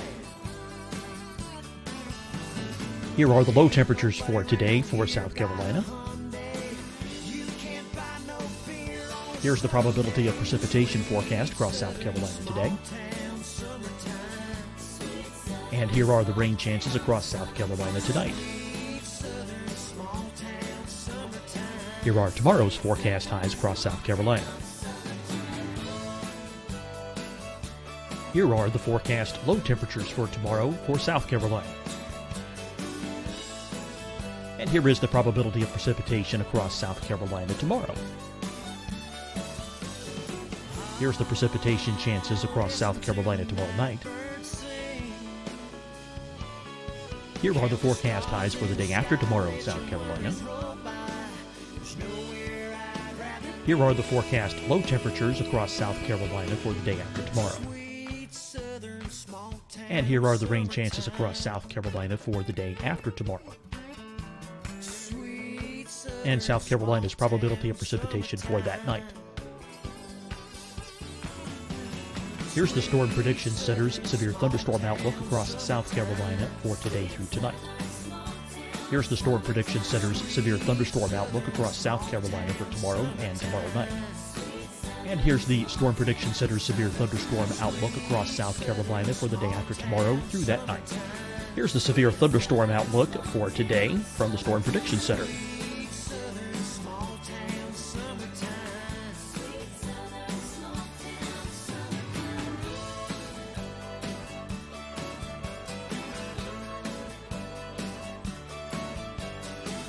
And now here's a live look at weather radar across the southeast.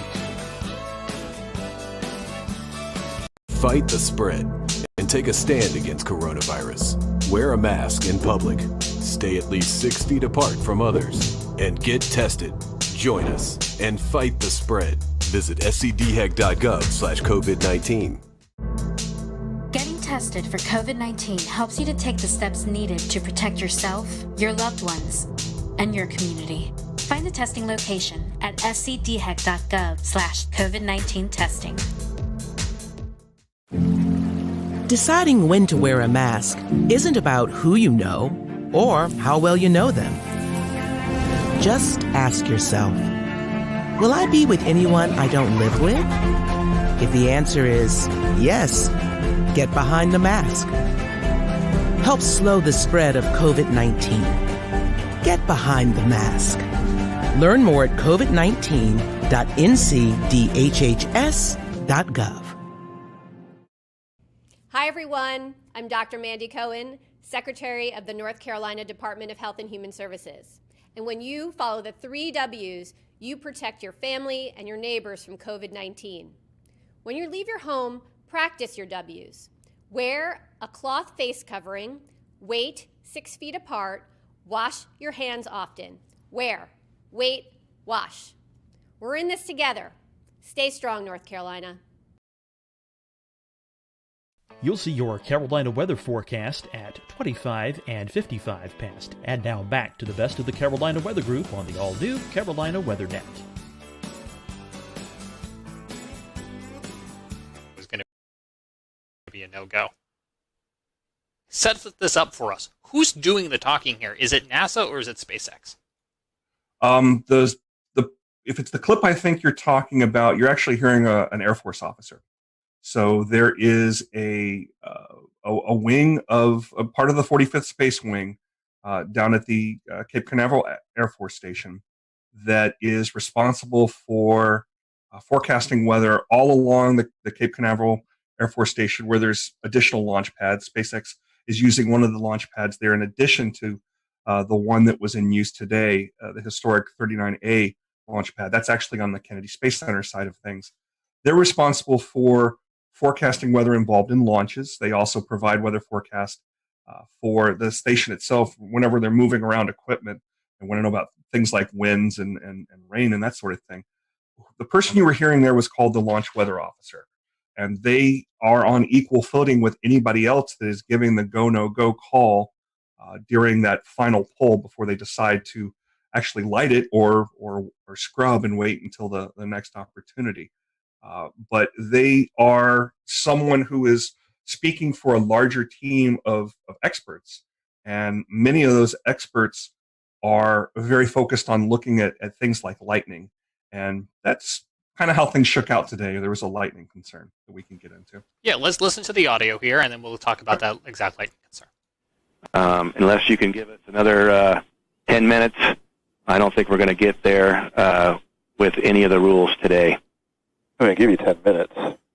I mean, another 10 minutes past T0. Oh, 16:45 local. I think we'll probably be clear on all the rules, but not quite going to make it for this.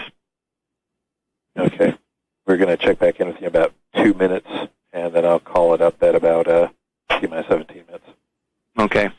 Yeah, there's some of them are starting to count down, but we still have one above 2,000. So if that gets below. So Tony was talking there a little bit as we came back about some of the liquid oxygen. You can explain that to us as well too. But Tony, what we were hearing there was about 20 minutes left in countdown, and they were so close, we think, to getting the weather rules all in agreement, and it just didn't come together. Yeah, it just didn't line up quite right. They were keeping an eye on some cells out towards Orlando, and very excitedly noticing that the cells were starting to break up. I was watching them, live there as well.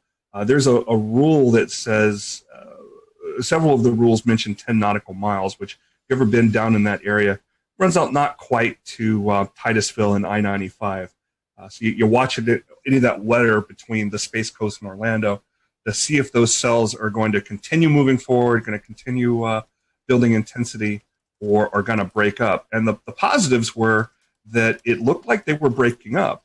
and they certainly were. But that's not the only consideration that they're making there. What they were mentioning was field mill generators, and they dot all around not just Air Force property and NASA property. As you're driving out along the beeline heading back towards Orlando, you might notice some very tall towers out in what look like swamps or farmers field or something like that. These are more weather towers that exist further out towards Orlando, because as you can see, all the weather moves from the from the west to the east. So they're monitoring that as that goes along. These field mills, they're about the size of a large coffee can, and they have a spinning disc inside of them. And what they're doing is measuring the electric potential of the atmosphere, and they're measured in volts per meter. So there's everything has some level, some acceptable level, and it's about 1,000 to 1,500 volts per meter. There's that, and you can see all those circles with the plus sign through them. Those are all field mills. I don't know which ones particularly were violating, but there was enough of them violating where they were running up over 2,000 volts per meter. I heard on the weather loop that wasn't sufficient to clear in time. They did see that voltage potential going down, and they did say about, like they said, about 10 minutes after launch, conditions were right where they could have launched. So it's worth pointing out here too that this was an instantaneous launch. If that was a shuttle sitting on the pad and it had sufficient fuel, we might have been able to launch today, because the shuttle had a wide enough window. It carried extra fuel. It had some additional steering capability that was not designed into the Falcon 9. The Falcon 9 was designed more for efficiency. We know that we can come back the next day and try to launch again. But the shuttle was designed in such a way that we could launch as far as up to 10 minutes after the planned launch time and still steer back into that plane. But the Falcon 9, you launch the second that you planned on launching, or you don't launch. It's not a matter of throttling up and catching back up to where you planned on being. Once you're in the wrong orbital plane, you'll never catch up with station. So that's why it was set up that way. So we've read through your tweet from earlier today, and it was kind of interesting seeing the different types of criteria needed to launch or to stop a launch. Do you want to kind of speak to more of some of these different conditions that can get in the way of a launch occurring, or what it takes to actually? If you don't mind, bring that graphic up, and you guys are the weather weenies here, so feel free to jump in on anything you see here that catches your eye. There's basically, we'll call it three things that they're looking at. Precipitation is one of them. We don't want to launch through precipitation. That's just a no-go. The other thing is clouds, and the clouds kind of go two ways. There's a thick cloud rule that's in place. We have launched other missions through clouds, uncrewed missions, and you see a really brightening of the cloud as the plume goes through it. But for a crewed mission where we want to keep eyes on the vehicle, particularly during a test like this, where the high definition video, they're basically shooting through telescopes that are on these, they look like old World War II guns that can elevate and follow the track of the vehicle as it goes up. We want to keep eyes on that. So that thick cloud rule is another one. But the rest of the cloud rules, when you really look at them in depth, they are all about lightning. Anvil clouds. Once a cumulus cloud has matured and a storm has matured to the point where you start seeing those overshooting tops as it's touching the bottom of the stratosphere, that's the kind of thing that it really worries a launch weather officer because it's got the potential to generate a lot of lightning. Lightning's very bad for rockets. I mentioned that earlier, how Apollo 12 was struck by lightning. Smoke in the area can trigger lightning. The rockets themselves can trigger lightning. That plume that is coming off the rocket can act as a bit of a grounding rod, and the lightning is drawn to the vehicle itself because it's trying to find that path to the ground, and the plume itself can create a path to the ground. So any potential for lightning in the area we want to avoid. A good percentage of those launch weather criteria that you see there is about avoiding lightning. Yeah, Tony, I was going to say, I the lightning's concerned, but I could see 2 or 3 other ones, especially the convective debris one and the within 10 nautical miles of an anvil. Those were all met as well. So it wasn't, and I think it wasn't just one storm. They had storms exiting and also storms coming in. They were kind of surrounded. It was just a bad situation. As soon as I was looking at the radar and saw the lightning, I was like, this did not look good. Yeah, the times when I'm down there, I definitely have radar on my phone out watching it, and you can watch the storms boil up. Little tiny cells boil up halfway between Orlando and the Space Coast. And it's that convective action as the sea breezes come on that really can create some of that. Didn't see a whole ton of that this afternoon. Really did this morning. Saw those boil up, move across, dissipate. We're mostly seeing more organized storms move across, or cells, I should say, move across Central Florida.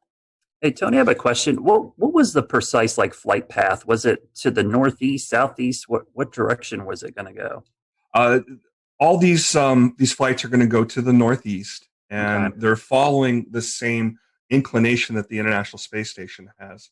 So when you're looking at an orbit, everything's relative to the equator, and you measure that angle between the equator and wherever your flight path is, and it's I have the exact number. It's 50-some degrees. So it kind of runs up the East Coast, almost parallel to it. So anybody out in eastern North Carolina, next time we have a good launch, especially one at night, it's easier to see these at night because you got that plume to look for. But we should be able to see them definitely out from the easternmost part of North Carolina. But I think you've actually seen them a time or two in Charlotte. Yeah, we got lucky with that sunrise launch because the sun was coming up and it illuminated the plume on the horizon, and it was spectacular. It freaked people out, but as soon as I saw it, I knew right away. I'm like, oh, this is awesome. It was just the perfect setup of lighting and angle and everything. Brad, Venus freaks people out, so. Well, Tony, I have a question. Where we're talking about the weather and it kind of scrubbed this launch. So what happens now? I mean, what do you think the mindset of these astronauts are? I mean, now you get pumped up for this, and now it's kind of wait a few more days. I think this is a bit of muscle memory for them. It is not built up in their mind, maybe to the point where we think it might be, because they've done this so many times. There's a comment made on the broadcast today. Well, we got another good dry run. In their minds, that's probably what this was.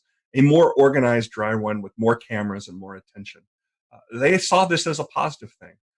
This was another chance to check out the suits.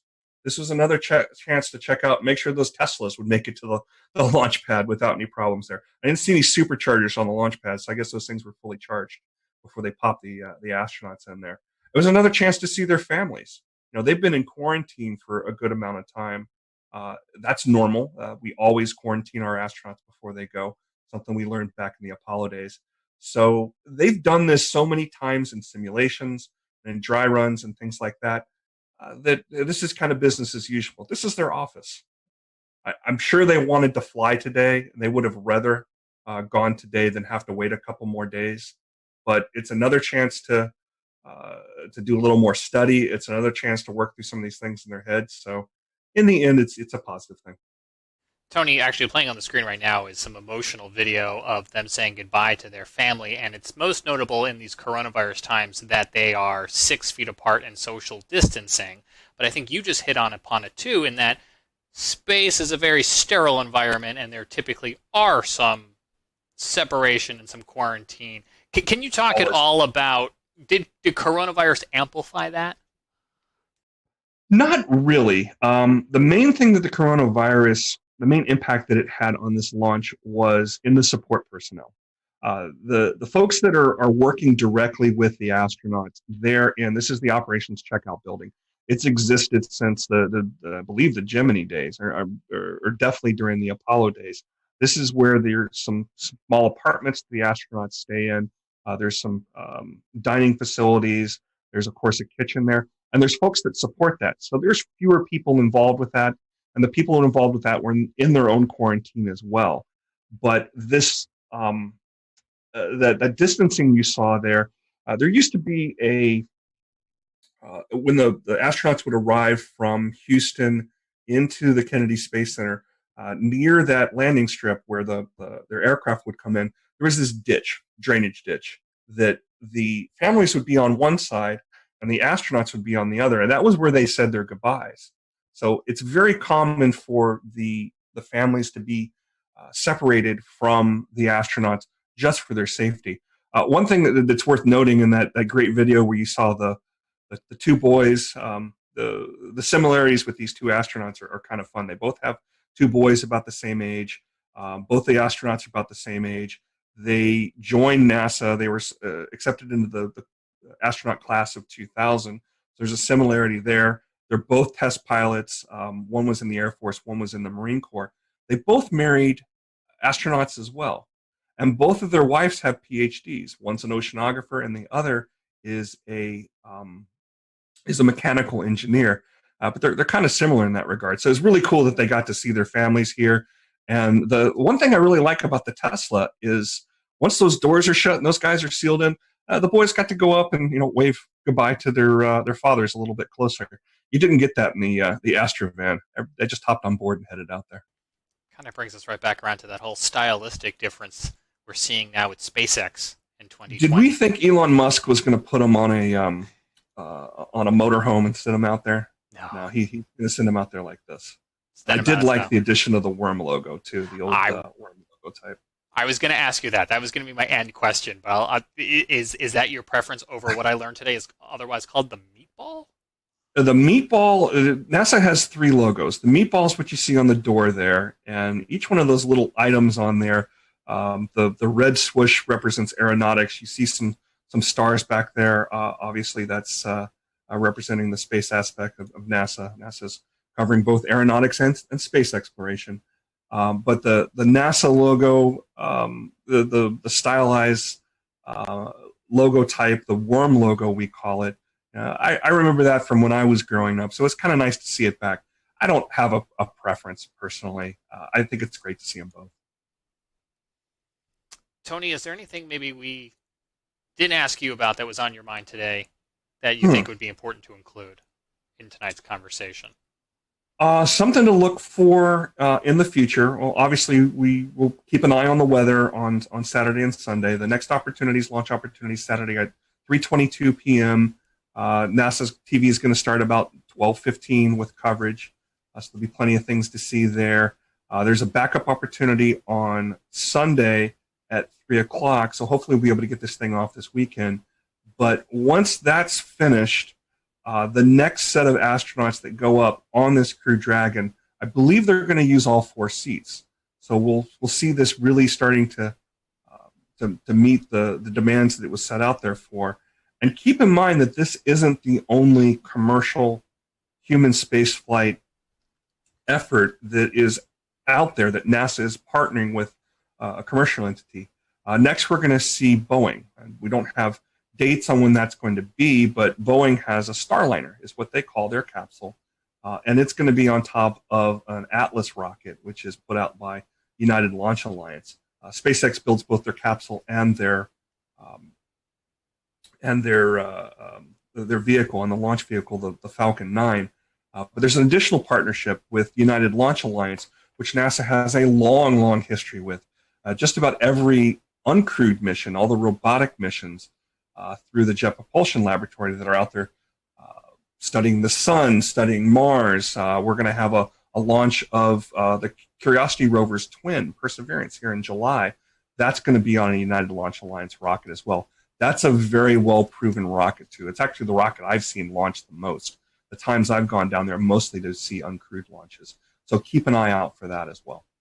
Is the plan here to get some commercialized versions of the International Space Station up there orbiting? That's one of the things that's being discussed, and it's certainly not going to be the last station up there. It is the most expensive, most complicated things humans have ever built. So I don't think SpaceX is going to be putting up their own version of this anytime soon. Are there commercial benefits to having an ability to do science and do manufacturing in low Earth orbit, in taking advantage of the microgravity? Absolutely. We're doing things like we're even 3D printing human organs on station. something that you just can't do in the normal gravitational environment of Earth. You have to be up there in microgravity to do it. So there's applications. That's something that's going to happen. Is it going to happen in short order? Probably not. But there's definitely applications in space, and that's the direction things are going. Tony, we appreciate your time. Our fingers are crossed that we can get this off the ground this weekend and return United States astronauts to the space station from U.S. soil. Hopefully the weather cooperates. And I think you've got some TV obligations coming up there in the Raleigh area. And so we'll let folks in that area know they can catch you here in a little bit on TV. And we appreciate you squeezing us into your very busy day. Does anybody want to go on record and make weather predictions for Saturday? Or are we gonna launch on Saturday? It's Florida, like you said, Tony. Someone asked me, what's it look like? Hey, especially that time of day, mid-afternoon in Florida, basically at the end of May, early June, it's a 30-40% chance you can pretty much write it down. I think it'll be a lot like today. I think they just got to get lucky that they'll be in between storms right at that time. And the weather's very different in Florida than it is here in the Carolinas, in that stuff will spin up and it'll move through. Florida's not a very wide state, so it can move through in just 2 hours time from coast to coast, and it'll be a bright sunny day. Yeah, it's the same reason I always cringe when people have trips to Florida and they look at their app and go, "Oh, looks like it's going to rain every day," and I'm that's every single day during the summer. And like you said, Tony, it'll pop up. Yeah, it'll pop up and be gone. You just got a 30-minute shower. Our challenge again with these instantaneous launches is the weather's got to be right at that time. So what I tell folks, there's going to be another launch weather forecast that comes out here. The 45th Weather Squadron will put another one out probably on Friday. We'll definitely see one on Saturday. And when you see that go, no go percentage, follow me at RTP Hokie on Twitter. I always tweet these things out because they're a great source of information about what to look for. Don't get too wound up if the no-go percentage, is too high. I've seen things be canceled for weather, again, because of what you described with Florida weather, in the high 90s for go. And I've seen things be canceled for exactly have the ability to launch with absolutely horrid-looking conditions a day before or even the morning before. There is truly a 50-50 chance that we will launch on any given day, and it's either we go or we don't, and it's based on what the conditions are right then and there. Tony mentioned during our broadcast tonight the Air Force 45th Weather Squadron, who was watching the weather very carefully down there and providing not only real-time conditions but forecasts for this and many other launches. We had the opportunity to have them on this show in January of 2018. There's a whole episode where we talked to them about all sorts of things, but we pulled the soundbite about lightning, and Tony showed it earlier, all those different lightning detectors. Let's just roll a little bit of that clip so we can hear straight from some members of the 45th, at least at the time here when this was recorded, about how they go about tracking some of those weather conditions. And with the lightning, tell us about the threats that lightning would pose to a vehicle being struck on the pad, and then this may be something more for the active duty members, but tell us about the new lightning defense systems that are on the pads now. So one of the major threats, again, for the range is lightning. And the reason why this is a threat is it poses a risk to the electrical system of the rocket.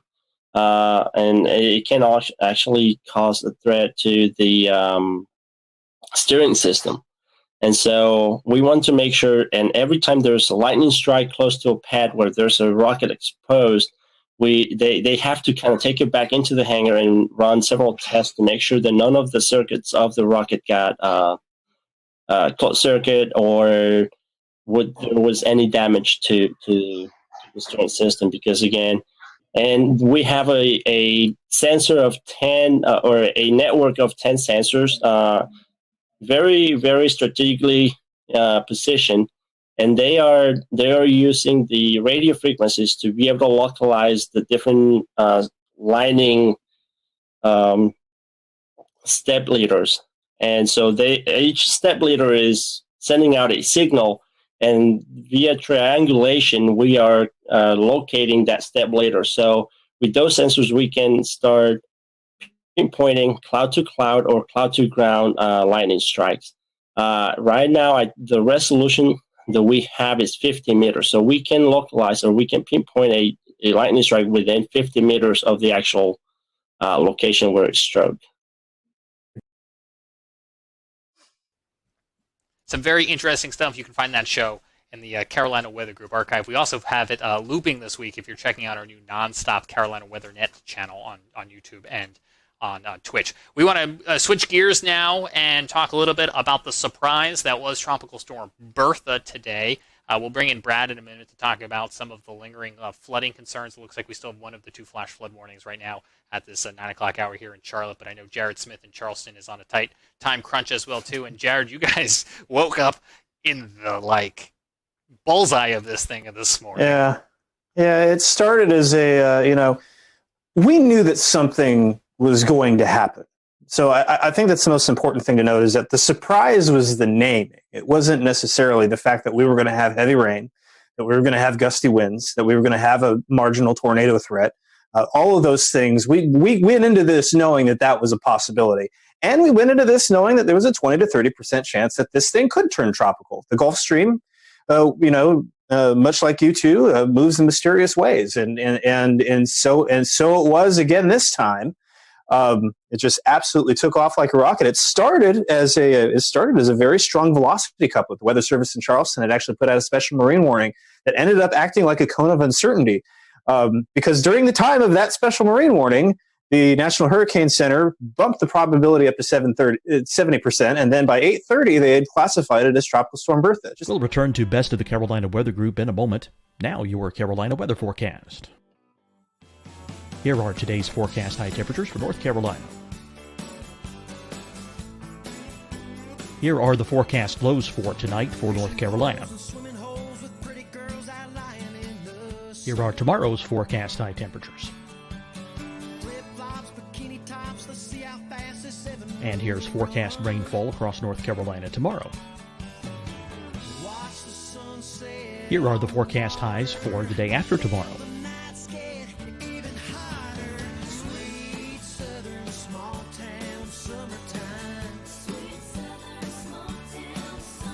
And here's the forecast rainfall across North Carolina for the day after tomorrow.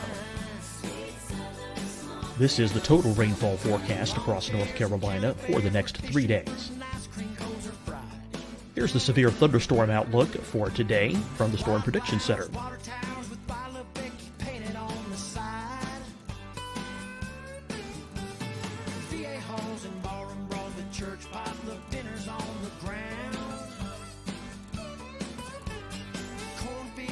Here are the forecast high temperatures for today for South Carolina. Here are the low temperatures for today for South Carolina. Here's the probability of precipitation forecast across South Carolina today. And here are the rain chances across South Carolina tonight. Here are tomorrow's forecast highs across South Carolina. Here are the forecast low temperatures for tomorrow for South Carolina. And here is the probability of precipitation across South Carolina tomorrow. Here's the precipitation chances across South Carolina tomorrow night. Here are the forecast highs for the day after tomorrow in South Carolina. Here are the forecast low temperatures across South Carolina for the day after tomorrow. And here are the rain chances across South Carolina for the day after tomorrow. And South Carolina's probability of precipitation for that night. Here's the Storm Prediction Center's severe thunderstorm outlook across South Carolina for today through tonight. Here's the Storm Prediction Center's severe thunderstorm outlook across South Carolina for tomorrow and tomorrow night. And here's the Storm Prediction Center's severe thunderstorm outlook across South Carolina for the day after tomorrow through that night. Here's the severe thunderstorm outlook for today from the Storm Prediction Center.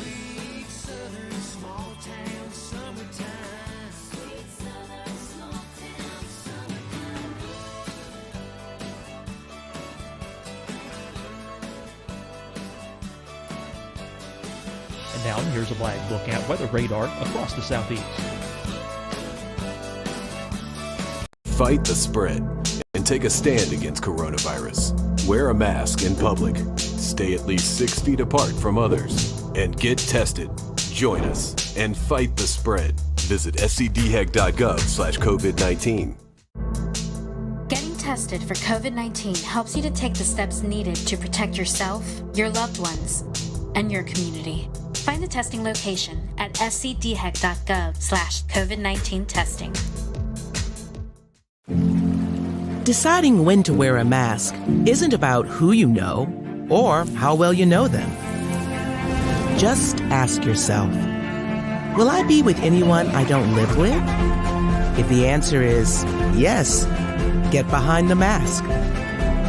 Help slow the spread of COVID-19. Get behind the mask. Learn more at covid19.ncdhhs.gov. Hi, everyone. I'm Dr. Mandy Cohen, Secretary of the North Carolina Department of Health and Human Services. And when you follow the 3 W's, you protect your family and your neighbors from COVID-19. When you leave your home, practice your W's. Wear a cloth face covering, wait 6 feet apart, wash your hands often. Wear, wait, wash. We're in this together. Stay strong, North Carolina. You'll see your Carolina weather forecast at 25 and 55 past. And now back to the best of the Carolina Weather Group on the all-new Carolina Weather Net.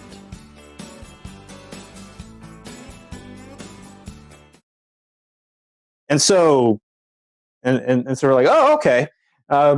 So this is happening, and yeah, it came ashore. It was had some pretty good wind gusts. The buoy at the Edisto buoy went to 59 miles an hour, which was pretty good.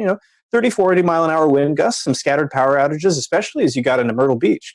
Wasn't that bad. We've had way worse. We had tornadoes last week, right? And we had even heavier rain. Of course, we had flooding downtown, as we often do, but we had that even worse last week. So, again, we kind of knew that there was going to be something here. The fact that it got named when it did, was kind of like, okay. But you could see it. I mean, you could see it coming together on the radar. And that guy, it started developing a little eyes. Like, wait a second. You start to see that it's expanding out from being this water spout producing supercell to something a little bit more, a little bit broader. So, it was caught us by surprise a little bit as far as that development. But again, we knew that this was going to kind of be how it went. There was nothing really surprising about that part. No major problems here in Charleston aside from the flooding that we're used to. But now it's just going to go up the gut and send a bunch of rain up there. We did set a rainfall record at the airport today, 2.08 inches, new record. Breaks a record set in 1977 of 2 inches straight on the dot. So we got another pretty good deluge of rain after the bone dry start to May. So yeah, it was an interesting day. I'm still getting comments tonight on Twitter and Facebook saying, "Is like, oh wait, there was a tropical storm? What?" It's like I was too busy.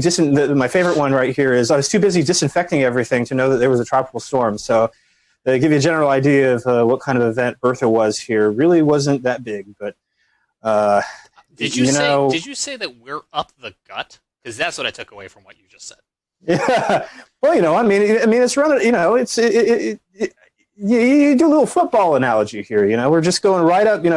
It's doing the old Hugo. God, the track parallels to Hugo were kind of fascinating, actually. And yeah. Fortunately, there were no parallels as far as intensity, so that was good.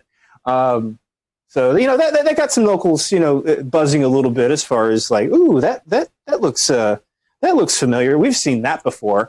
But yeah, at landfall, the Hurricane Center said it had 50 mile an hour winds. Now, Shay Gibson, our panelist, he helps maintain a pretty dense mesonet of weather stations here, and really along the southeast and with weather flow, and they didn't see anything like that. So it'll be interesting to see kind of what the postmortem looks like on this.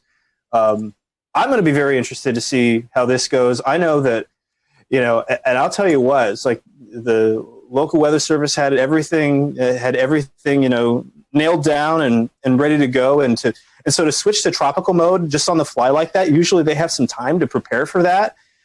Today, they had to just flip-flop into tropical operations, and kudos to the Weather Service in Charleston for making that just so seamless. They did such a wonderful job keeping everything flowing, keeping everybody informed. So not an easy day for anybody in weather, to put it mildly. Well, Brad, your colleague to the south, Chief Meteorologist Efron Afante at WLTX, had a graphic. I was just looking to see if he tweeted it. I saw it on the air earlier that kind of just did a timeline, and I'm going to paraphrase because I don't have it in front of me, but it was essentially 5:30 advisory, 20% chance, 7:30 advisory, 70% chance, and then somewhere at like 9:30 it was like landfall. Jared mentioned the tornadoes. I think when that 70% came out, it was probably already a tropical system. Probably. They needed to get a little bit closer for all those sensors, I guess. Yeah. It brings up a good point. I think Jared was exactly spot on. It's funny how this just getting a name makes a big deal of it, but literally the forecast and impact, nothing changed. It's like I joked all day. It's like, hey, our rain now has a name. It's like pretty much, we were forecasting the flood threat. The timing was exact. I was calling it a tropical low for the last 3 days. I really wasn't referring to it as a tropical wave because it looked like it was going to have some spin to it. All the short range guidance had some rotation.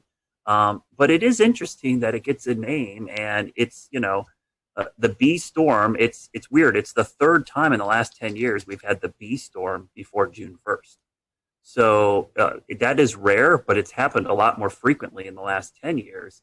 And I looked it up today, and I'm pretty sure, I think it tied for the third or fourth earliest B storm on record, at least formation-wise. But it's probably going to set a record for the shortest duration tropical system because I think it was last year we had the A storm. Was it Andrea? Only like 3/4 of a day did it maintain tropical characteristics. So this will be interesting to see what kind of longevity stats it's going to come up with. But the thing to remember about these is, I think as a communicator with the public, is the name really isn't important. It's the impacts. And I think if people focus on the impacts more, the name is not that big of a deal.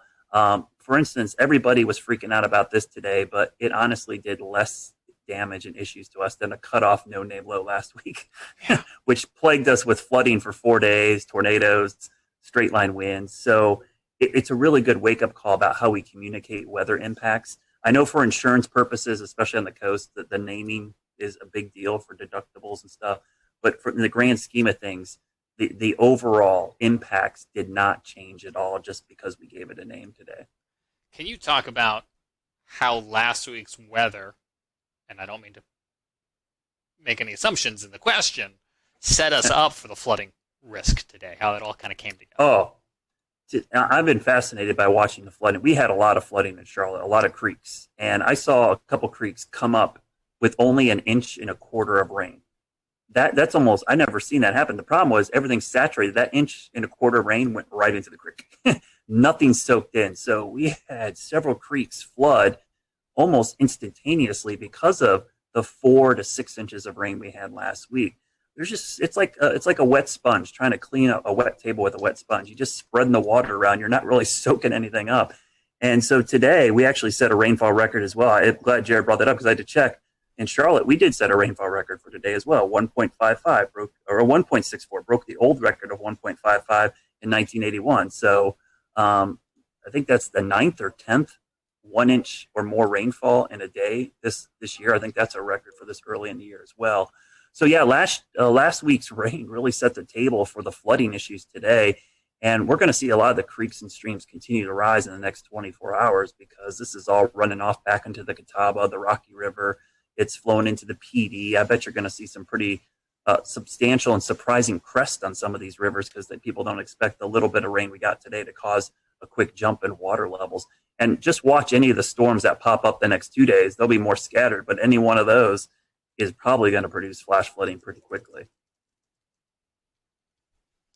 I've been doing a lot of talking in this episode. I want to just pause for a moment and see if anyone else wants to hop in so I don't steal all the questions.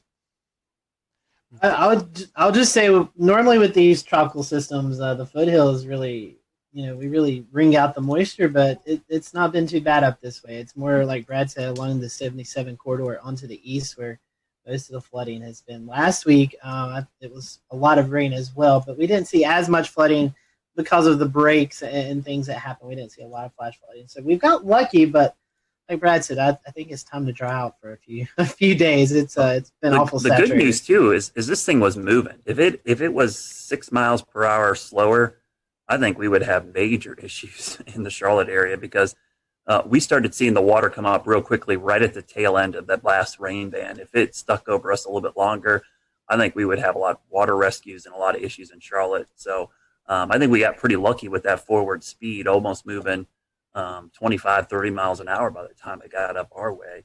I think what's interesting is one of the comments I've been getting a lot today, and I think this is always one that's kind of the public sees these early storms and they go, uh-oh, looks like a bad season. And then honestly, it doesn't really mean a whole lot for the season. I mean, we might go 2 months now without seeing another tropical system, though. I don't know. Next week in the Gulf looks kind of interesting. But I think it's one of those things, these homegrown systems early in the season, stalled fronts, MCVs that are over water. This is kind of par for the course. This isn't really all that crazy.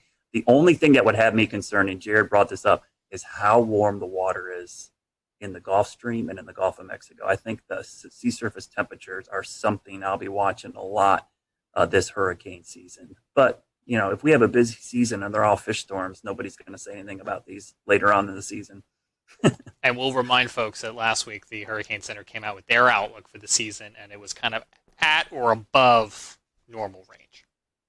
Yeah, it looked a lot like last season. Honestly, when you look at the numbers, it's almost like a regurgitation of last season's exact numbers we got. So, those above the seasonal forecasts get a lot of publicity, and there is some skill in them. Some of the forecasters do an amazing job, but the thing I always caution the public is the number of storms does not mean anything to you. One storm hitting you is a bad season. So I always bring up 1992, Hurricane Andrew, first storm of the season, one of the worst storms in U.S. history, the A storm. I think we ended up with 7 total named storms the entire season. But everyone will remember that season for Andrew. They won't. No one's going to go, 1992 was a great hurricane season. We only had 7 storms, So the number isn't always important. It's the 2 or 3 that end up affecting you that really defines the season, in my opinion. Brad, let me ask you a non-hurricane question, a lifestyle question for Charlotte and I think beyond. It's been raining so much lately, I haven't been able to get out and cut my lawn, tend to the garden. Oh. When am I going to be able to do that? I think this weekend, this cold front, I think this, if we didn't have all this rain and all this other stuff going on, we'd be talking a lot about this cold front in early June. I mean, it's going to, Monday and Tuesday, we're going to be in the low to mid 70s in Charlotte, morning lows in the 50s. That's the first 2 days of June. And dew points in the 40s, that's like heaven. So it is interesting to see that after this rainy pattern, we're going to get this great treat of weather to kick off the meteorological summer. So people will get the chance to mow their lawn and let their yard dry out. I've been pretty happy because my lawn looks amazing this year. If you do say so yourself. Yeah, we got so warm so early. I was able to get the fescue like in shape, and then getting rain. I haven't turned my irrigation on once.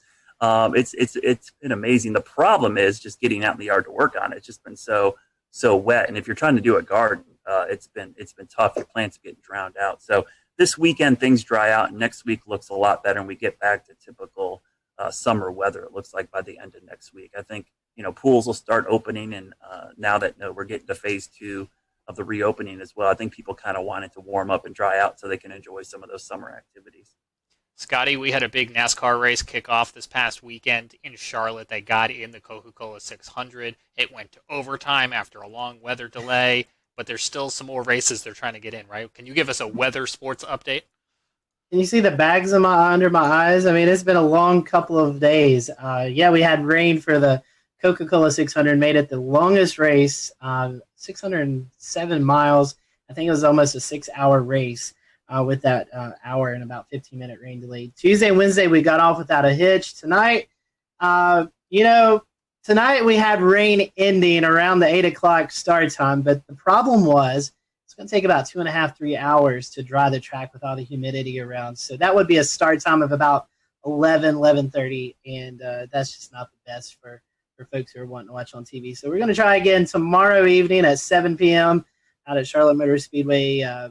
Weather looks good, unless we get one of those pop-up thunderstorms around the area. So I'll be watching for some storms in the vicinity. Hopefully they all stay away from the track and we can get this race in, because they turn around in their shops on Friday and they head to Bristol, Tennessee on Sunday and Monday for this very condensed every other day, it seems like, racing right now for NASCAR to get called back up from all the missed races. It's like the baseball schedule, but for NASCAR. It is. I mean, and I was on a chat with the team out at Charlotte Motor Speedway, and they were all just dragging because it's long days. Teams come in early in the morning. They have to go through all the COVID screenings, and just makes for a very long day out the track, and then you have to deal with the rain. So I know they are ready for it to clear out and get the racing back underway. So, yeah, we'll try again tomorrow night. Scotty, I think I was cracking up. We do a lot with NASCAR, and it's just so funny. We're going to cram all these races in the Carolinas in a 2-week period, and the 2 weeks we have it's like the wettest 2 weeks of the entire spring. It's funny. One of the folks we work with at the track, Brad, they said maybe this is God telling us we shouldn't have started this early. I mean, it all made sense to have all these races regionally, but it's like, what a horrible time. It's like we've been just getting soaked and washed out. I did want to tell you one thing about Bertha, guys. I was just looking something up real quickly because I was thinking about it. The accumulated cyclone energy for Bertha. Look at this chart. The name storm day for Bertha was only half a day. I believe that is going to be a record for the shortest duration name. And 0.4 accumulated cyclone energy. So if you look at the chart here, it shows observed versus climatology. Even though we've had 2 early season storms, it's barely above climatology. So I've always liked looking at this metric, because if you're not familiar with this metric, it basically shows intensity of storm and duration of storm. It comes up with a calculation called accumulated cyclone, or ACE. And I think it's a really good metric for trying to see how active a hurricane season is. So even though we've had 2 storms, you can see it's kind of accumulated cyclone energy of almost nothing. I was just looking because I had lost track of it, and I was like, is it still a depression? It is still a depression right now, because I was like, I wonder how long it's going to actually hold on to this Bertha name. But I guess one of the naming regimes for the Hurricane Center, once a storm is downgraded to a depression, it keeps the name even as a depression until it becomes a remnant low. So it will be Tropical Depression Bertha, and probably till at 2 a.m. I bet the 2 a.m. advisory tonight it'll get dumped, if not earlier, maybe 11. It's still in there. Let's see. Yeah, 2 a.m. Thursday, it's still a tropical cyclone as a depression. And then 2 p.m. Thursday, if we're just looking at the cone mile markers, it's post-tropical depression Bertha somewhere over Pennsylvania, just to keep us on our toes. So we'll see. Brad, thank you for your time. I know your day's been very busy. Your week's been very busy. One last plug for Weather School. You got a couple more days of that left, right? Yeah, 2 more days of Weather School. We will have, I believe if my numbers are correct, without our glitches, I think exactly 60 episodes of Weather School a DVD since box the set beginning out. of March. That's pretty impressive that we've been able to do that every single day at 1 o'clock. We've done a weather segment online live and on YouTube. So 2 more days of the school year. I will be happy. I love doing them, but I'll be honest with you, it's made for some long days. Especially when you have to get up and start at 11 o'clock producing this thing and get your day rolling, and then try to teach 2 kids in your house their homeschooling as well. So it's been an interesting. I love it, but I love the fact that it's all online, James. That's the great thing about it, is that archive is there now, and people can go back and use these. They're evergreen. They're going to be able to go back, and that playlist is on the WCNC's YouTube channel, and you can go watch them and use them for lessons in the fall, next spring, whenever. They're always going to be there. So that's the cool thing about it. Absolutely. Do want to acknowledge you guys have been working real hard on those. You've been doing some long days because you've still got television due until 11:35 at night. But yeah, WCNC.com/weather school will take you over to that playlist, and they'll live there forever. And so a lot of hard work, and now you've got this great archive that folks can utilize at any point. We'll let folks know that, as always, you can check out the Carolina Weather Group podcast, the audio version of the podcast on Spotify or on Apple Podcasts. If you're on Apple Podcasts, we'd love for you to leave us a rating and a review. It certainly does help. You can always watch the show live when we do these roundtable discussions by joining into the conversation on YouTube, Facebook, Periscope, Twitch, and as I mentioned earlier, we're experimenting with a new nonstop channel called the Carolina Weather Net on YouTube. So you may see episodes just like this one repeating at a future time in a wheel. We will be back on all of our streaming platforms this weekend for the launch of SpaceX Demo 2. And we leave you tonight with some sound from astronaut Christina Cook. She spent almost a year aboard that International Space Station starting in 2019, and she is a graduate of NC State, and she had this to say about the mission, and she spoke earlier today with NASA TV. Thank you, Marina. I now have the distinct pleasure of being joined by one of NASA's record-setting astronauts and a recent resident aboard the International Space Station, Christina Cook. Christina, thanks for joining us. Great to be with you, Dan. Christina, we're coming up on 20 years of continuous human presence on the space station, and you were one of those humans. What's it like to see a new milestone like this launch unfold after so much history already? So much history indeed. It is really just such a testament to NASA. Not only are we pushing the boundaries of knowledge and discovery and exploration, but we're pushing the boundaries on how we accomplish that mission. We're bringing in commercial partners. We're fostering a space economy. So we're making sure that we're always pushing forward, always taking that next step. I think it's such a privilege to be part of an organization that recognizes if we're not actually making steps and innovating every single time we do this, then we're not truly answering humanity's call to explore and to push those boundaries. Christina, I know Bob and Doug are veterans themselves, but what advice do you have for Bob and Doug, given your experience as a long-duration station crew member? Well, being able to live on board the International Space Station and work there is just such a privilege. You know, you're a steward of this amazing laboratory that's bringing so many benefits down to Earth and also learning how we can push farther into the universe. So it is quite an honor, and I think that's the main thing about how it feels to be up there for a long duration. You know, in terms of advice, Bob and Doug have been great mentors for me. They've given me advice for so many years. It's strange to be the one who could be in a position to offer them anything. But I would say that as, you know, shuttle flyers, they used to participate in missions that were really, really intense, go, go, go all the time. Long-duration spaceflight is more of a marathon than a sprint. So I would tell them to take that moment, enjoy it, and, you know, really welcome the opportunity to have part of your mission be taking it all in and sharing that with the people that got you there. Thanks again, Christina. Always a pleasure to hear from you and fantastic words. Thank you for sharing. Thank you. My pleasure.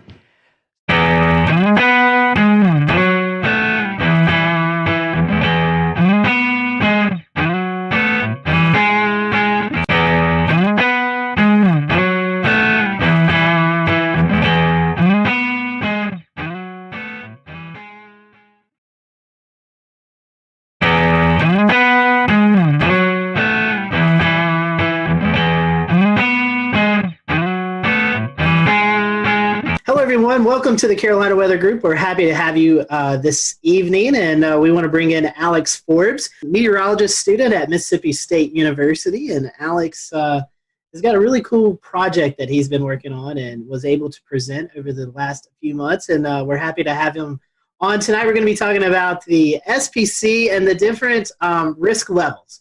You know, sometimes you hear us talk about marginal, slight, moderate, all that good stuff. Well, Alex was able to interview you all with some assistance from some meteorologists and kind of get a better understanding of when we mention these things, what do you actually learn from it? So tonight we're going to be talking about that and some of his findings.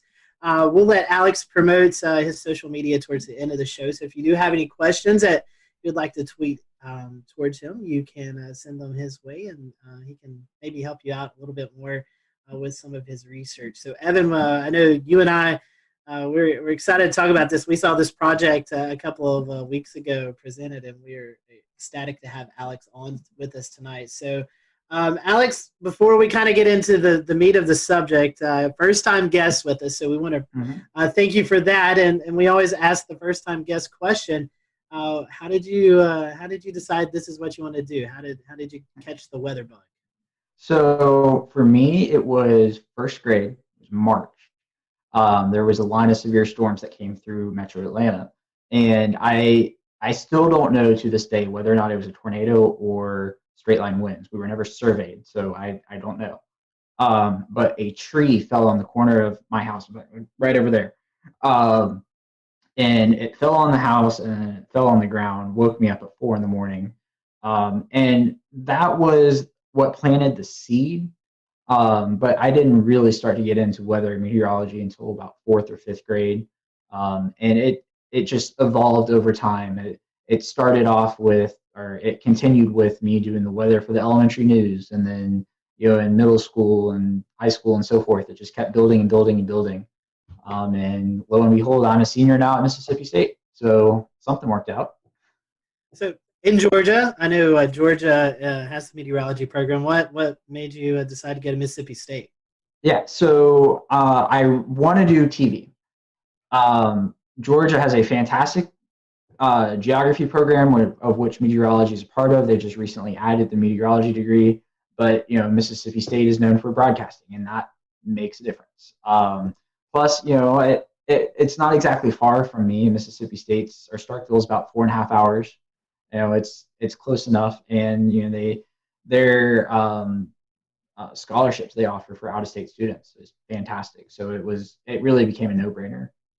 As a Florida Gator fan, I'd much rather cheer for Mississippi State than the Georgia Bulldogs. I know James won't be happy about that. But. Well, it's a matter of fact. So that's right. That's right. Well, let's before we get in trouble, let's talk about what you've done some research on. The Storm Prediction Center, Alex. We see these outlooks posted, especially in the spring and summertime, thunderstorm outlooks with severe weather. So you decided to kind of dig into it and kind of ask the public what they think of these words that we tossed out. But before we kind of get into your research, let's briefly go into each category. I know you had to do some research about those categories and basically kind of what kind of weather we see with those. Can you talk to us a little bit? We'll return to Best of the Carolina Weather Group in a moment. Now your Carolina weather forecast. Here are today's forecast high temperatures for North Carolina. Here are the forecast lows for tonight for North Carolina. Here are tomorrow's forecast high temperatures. And here's forecast rainfall across North Carolina tomorrow. Here are the forecast highs for the day after tomorrow.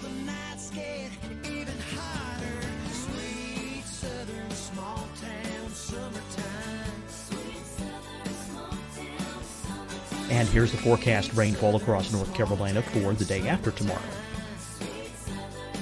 This is the total rainfall forecast across North Carolina for the next 3 days. Here's the severe thunderstorm outlook for today from the Storm Prediction Center.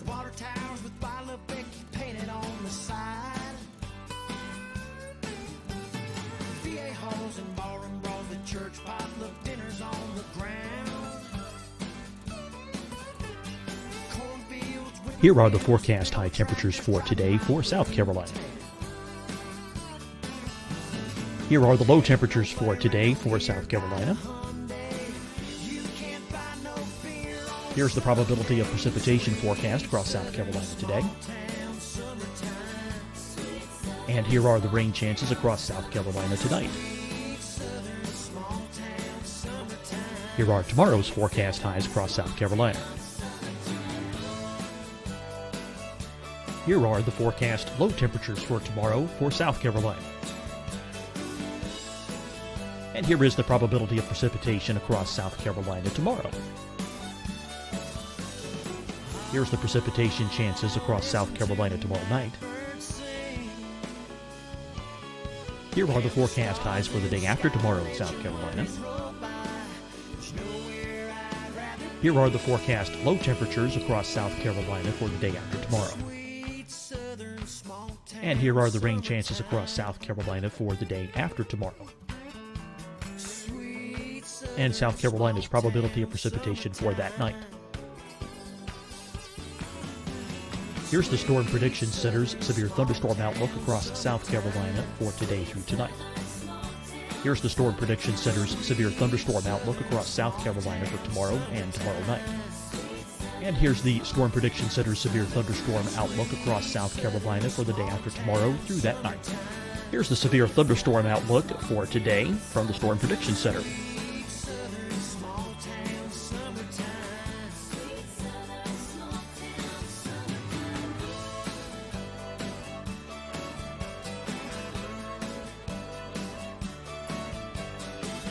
And now here's a live look at weather radar across the southeast.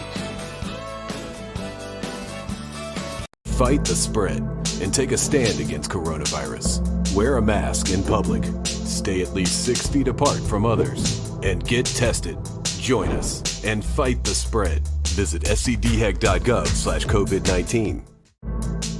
Getting tested for COVID-19 helps you to take the steps needed to protect yourself, your loved ones, and your community. Find the testing location at scdhec.gov/COVID-19 testing.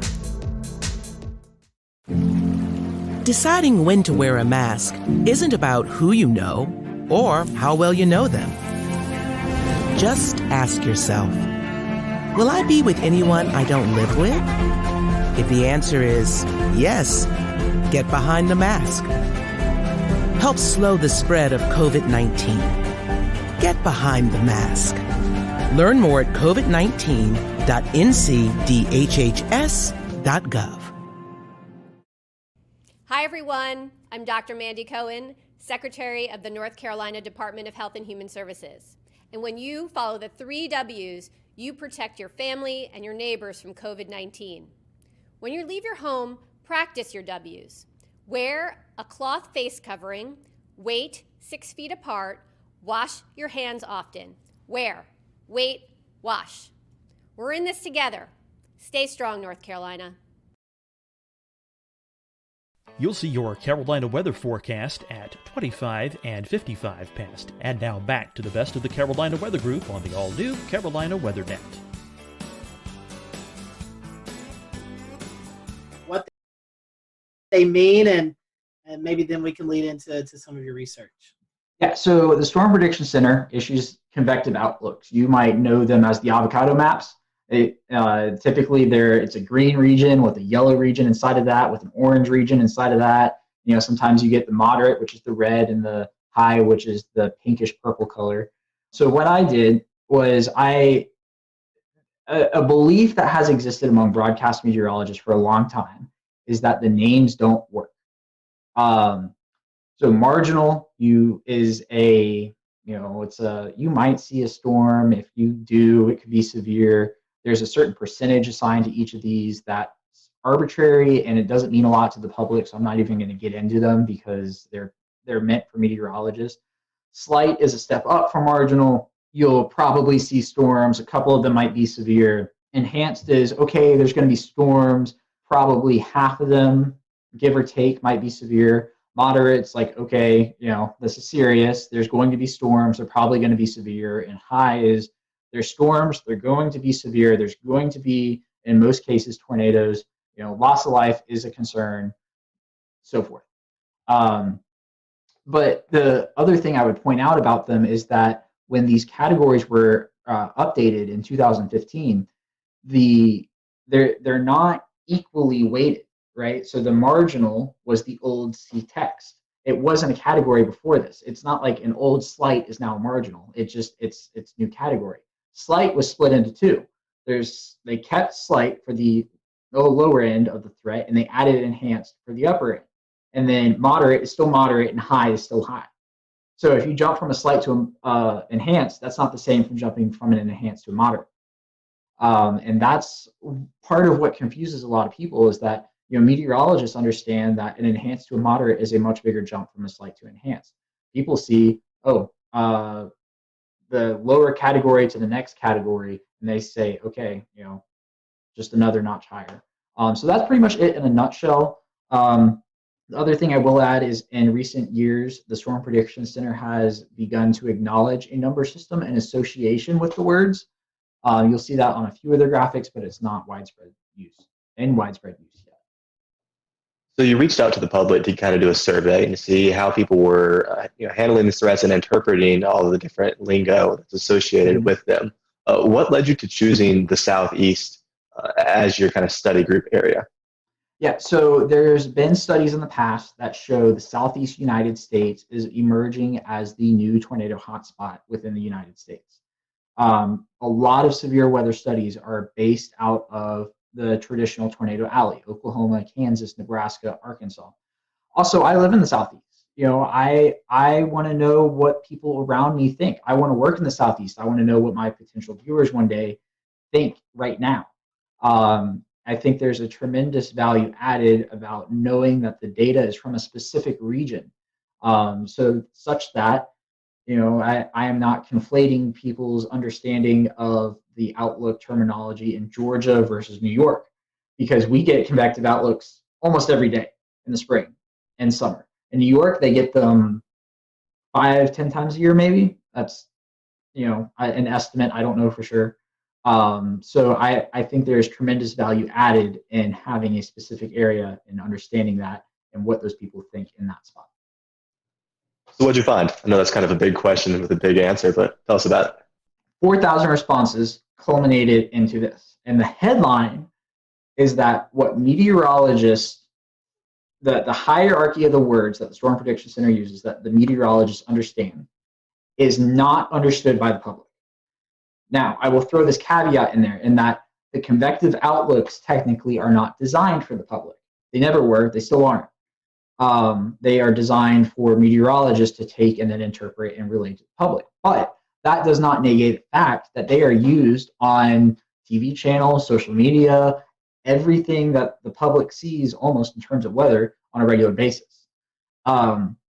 So what the biggest thing is that the current hierarchy, the marginal, slight, enhanced, moderate, high, is what the SPC uses, and what the public perceives as the hierarchy of those words with no context is slight as the first level, marginal, which is the second, moderate, the third, enhanced, which is the fourth, and the fifth being high. So the high is the only category that translates from one to the other. So it's a problem. The results even surprised me to an extent. I expected the moderate and enhanced flip, but I did not expect the slight and marginal flip.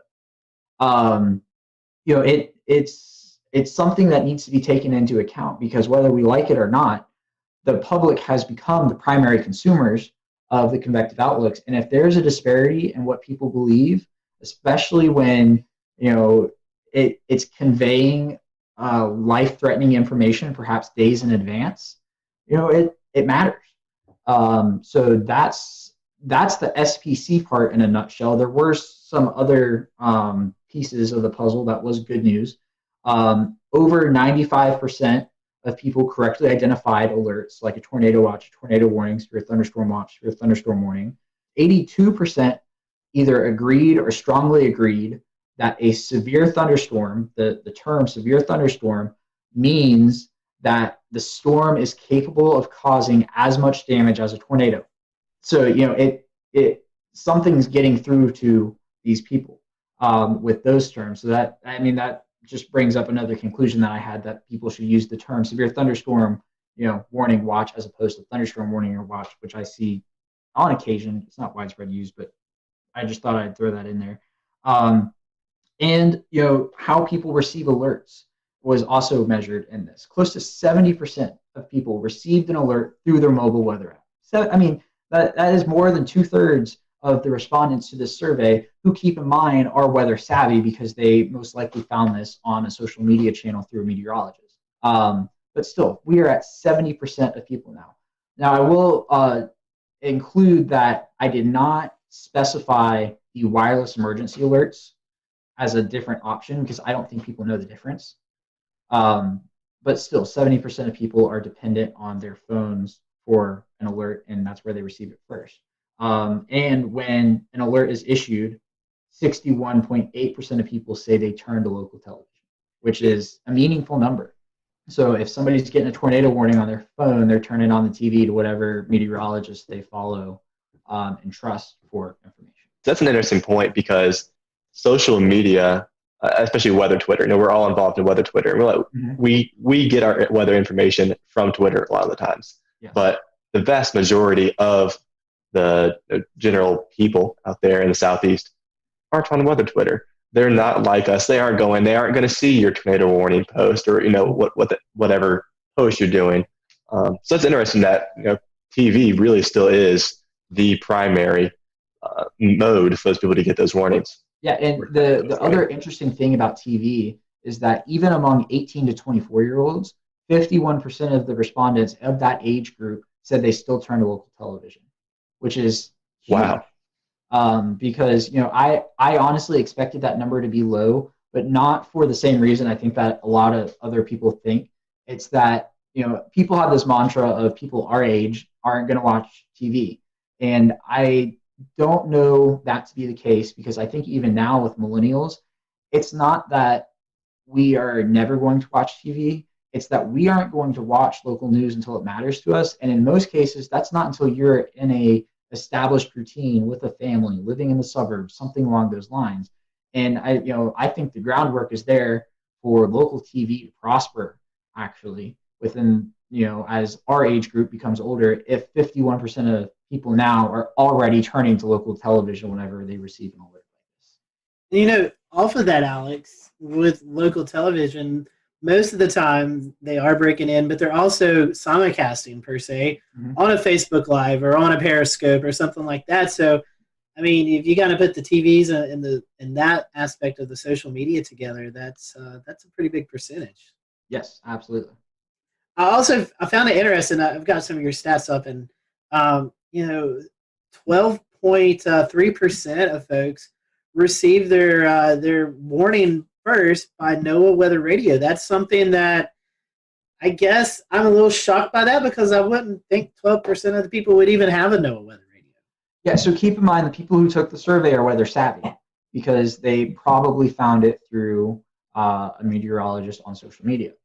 I would point out, though, is I don't remember exactly who did the study, what year it was. I just remember it was 10 plus years ago that the NOAA Weather Radio number was at like 60%, and it's down to 12. And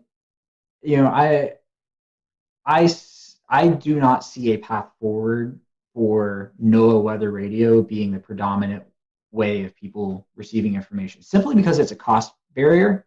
Why am I going to go buy a $29 weather radio when this thing right here is going to give me the same information? So I think we're asking the wrong questions when it comes to NOAA Weather Radio. Not why aren't people buying NOAA Weather radios, but rather why is the Federal Communications Commission not just sending you alerts and you can't turn them off like they do on TV? If you are in a tornado warning and you are watching a broadcast channel, you are going to get an EAS alert. You can't turn them off. So there's precedent to do it. And I seriously think, close to 70% of people are already relying on these. Why not just make it mandatory? And have that be the de facto NOAA Weather Radio. Now, I don't think they're ever going to go away. I think there's still a use for them. What happens when your phone dies? What happens when there's a hurricane and you run out of power, your generator's out of gas, and you can crank a weather radio? That's the most extreme case, but I don't think they're going to be the main. In fact, they're already not the mainstream way of receiving alerts, and I don't think they're ever going to be again. I know you're doing some of these questions also about when they hear these warnings issued, about taking shelter or alerting friends and stuff. Can you kind of go in some of those details, what you found out? Yeah, so I asked about 4 alert types in particular: the severe thunderstorm watch, the tornado watch, severe thunderstorm warning, and tornado warning. And I asked when a blank is issued, I blank. So the other part of the blank is take shelter, alert friends and neighbors, monitor weather conditions, check social media, watch local television, and watch national television. Of those 4 questions, there's nothing I really found surprising. For each one, social media was between 80 and 90% with combined degree. For the troubling, I guess a troubling aspect is for a severe thunderstorm watch. 22% of people said that they take shelter. But keep in mind, these are the same people who accurately picked out a severe thunderstorm watch definition. 97.2% of these respondents correctly identified a severe thunderstorm watch. So, it comes down to people's interpretation of what take shelter means. Does that mean you just stay inside all day? Does it mean you go to the lowest level, most interior room? I don't know. But I mean, there wasn't anything that, is a red flag in the results specifically for those 4 questions. You were talking about wanting to go broadcast TV in the Southeast. So keeping that in mind, there's a lot of different styles of severe weather coverage. I think you have some folks who just kind of say, present the radar. And then you have folks like James Spann who really gets down into the specifics, like it's going to affect the Dollar General in town X or town Y. I know you may have not surveyed the folks on that, but what's your opinion on that? What do you think is most useful for those folks who are turning into TV watching this coverage? Yeah, no, absolutely. The most precise you can be, the better. One of the reasons why James Spann has the following he does is because people see him as one of them. The fact that he knows where the Dollar Tree is in Gordo, Alabama, which I happen to know where it is too because I drive past there to get to Mississippi State, and he uses that example all the time, so I feel good about it. It matters because, like I said, people feel like he's one of them, but also he knows the area. It adds validity to his call to action of, okay, I know where this is and I know where it's going. And if he can tell somebody, I know where it's going and I'm telling you now in, Coleman, Alabama, if you are on Main Street, people trust him. And that's what it comes down to is who do you trust? And one of the reasons why people trust him is because they know he knows what he's doing. And the more information you can provide, the better it is. What does the future look like? Is this something that you can be able to advise the SPC on? And they're going to look at your findings. They're going to be able to maybe make some adjustments, hopefully, in the future? Yeah, so an interesting thing about my findings is that there is a similar study that is working on being completed now. I don't think it's published just yet. They're working on it out of University of Oklahoma, Sean Ernst. He found the exact same hierarchy issue with respondents out there. So the Storm Prediction Center knows about it. They can't just flip a switch and change it. Nor would I say I'm calling on them to do that, because at the end of the day, even though we all use the convective outlook, we have to remind ourselves that it is not designed for the public. It is distributed to the public because it has to be under federal law because they're a federal agency.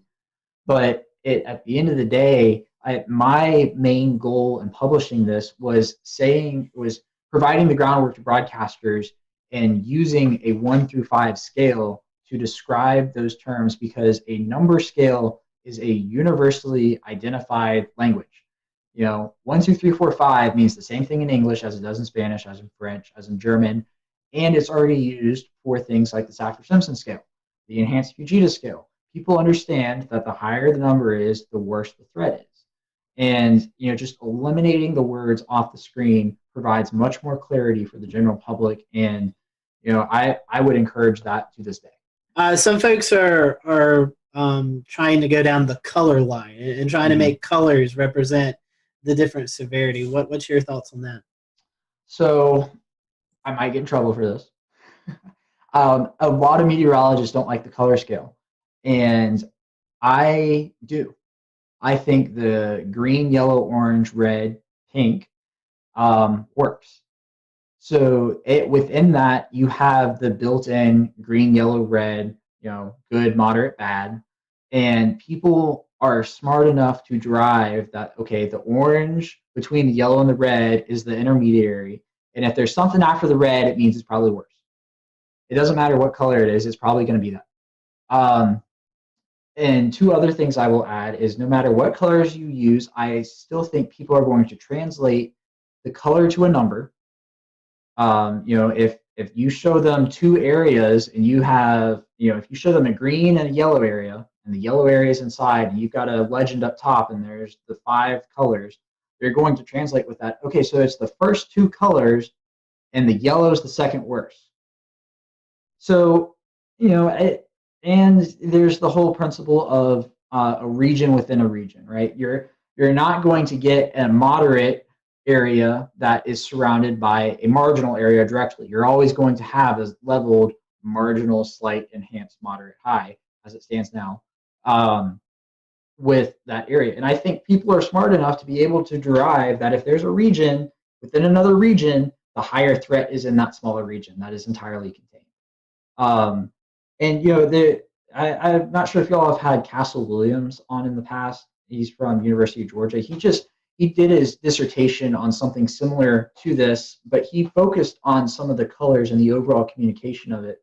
And the recommendations that ended up coming out of his project is that meteorologists should always use the same region, so you're not adjusting the SPC map, and the same colors as the SPC. You can change the wording, you can make it your own, you can give it a different feel, but as long as you keep that consistency, people are going to understand it. So, I mean, that's my 2 cents on it. I'm a senior meteorology student at Mississippi State. I am in no position to be making that type of decision whether or not to change something, but I think it works. And I think a lot of the confusion comes from the words and not the colors. So, Alex, was there anything in the research that we kind of haven't covered or that surprised you that you still want to go over before we kind of start to wind the show down? Yeah, so there's an interesting idea that was, or everybody's gut reaction to my findings was, okay, we need to change the word order. And I don't think you can do that because there is already an existing order. And if you change it, you're just going to confuse more people. Because what happens when, Sally down the road doesn't know that it changed, and all of a sudden a moderate is now at level 3 and she's freaking out because it used to be a level 4, and that's a noticeable difference. The other piece of data I would put to back that up is that, sure, even though 50.4% of people, a majority of people saw slight as number 1, 49.6% of people did not. The biggest disparity was that was the biggest disparity. That 61.9% of people saw moderate as a level 3. 38.1% of people did not see moderate as a level 3. So even if you reconfigure the words, you're still going to have a problem. And I think those numbers would go up because you would just cause more confusion with the change. So that's why I advocate for an entirely number-based scale. I think it works. Just dump the words completely. You will confuse far less people. I think it's a very interesting topic because, as you were saying, I think it's hard to change the names. But I love the idea of the numbers, and I hope, I know SPC is looking at some stuff, and hopefully, with your research and the research that's going on out of Oklahoma, hopefully we can start to incorporate these number scales, because I do believe people relate well, or maybe even more better with numbers than compared to these words, because, in my mind, enhanced and a moderate automatically should be switched. That doesn't make sense to me. But I really do hope we can latch onto the number aspect, because I do think it conveys a more simple message. And when you're talking to people who are not weather savvy, they just want to know the information. Mm-hmm. And I think that helps get them the information they need to know. Yeah, and it helps them understand the threats better. Mm-hmm. You probably noticed in the beginning, I had a little trouble describing the words, and I think everybody does, because the definition of them is percentage based. It's not based off of a certain type of storm that is expected, or a certain setup, or something along those lines. It's entirely arbitrary that people aren't going to understand. I mean, think about this. People don't understand chance of rain. All they do is formulate 50% is the halfway mark, and if it's below 50%, it's not going to rain. If it's above 50%, it's going to rain. That's literally what they do. I have asked people who are not meteorologists this question, and I have gotten that answer more often than not. So that's part of the issue, in that the groundwork for this is percentage based. But I would just circle back to one other thing, is that while the SPC cannot change their outlook with the flip of a switch, a chief meteorologist at a station can, as long as their news director is on board. I will use Atlanta as an example. Even though I was an intern at Fox 5, what they do is they show the numbers and the words, which is most common for now. We're working on that. Channel 2, WSB here in Atlanta, has dropped words completely. All they do is show the colors. They use a slightly different color scale. Not going to get into that, but on the screen, they literally type out level 3 risk, and then they list the threats. At NBC, the NBC station here, they do the same thing. They show the words and the numbers. And the CBS station has dropped the words. They show the colors with the 1 through 5, and they bookend it with low and high, which could also work. But it just goes to show that there should be a consistent message. I think the consistent message should be the colors, and I think everybody's on, or the numbers, not the colors. Well, I mean, yes, the colors, but for my perspective, the numbers. I think everybody's on board with it. They were just afraid to drop the names. And I am saying drop the names. Well, Alex, we definitely appreciate your time and this research that you've put in. I know it's getting some attention, and we're happy to have you on the show tonight. We want to wish you well there at Mississippi State. And for those who may want to learn more about this project or just kind of follow you throughout your career, how can they follow you? Yeah, so on Twitter, it's at @AForbesWX. On Facebook, if you just search my name, Alex Forbes, my page will pop up. And on Instagram, same as Twitter, at @AForbesWX. I have a drone. I love to fly drones. Half of my tweets and Instagram videos are drone videos. So, yeah, go follow me. Yeah. And you also help out with the severe weather conference that you guys do at Mississippi. We'll return to Best of the Carolina Weather Group in a moment. Now your Carolina weather forecast. Here are today's forecast high temperatures for North Carolina. Here are the forecast lows for tonight for North Carolina. Here are tomorrow's forecast high temperatures. And here's forecast rainfall across North Carolina tomorrow. Here are the forecast highs for the day after tomorrow.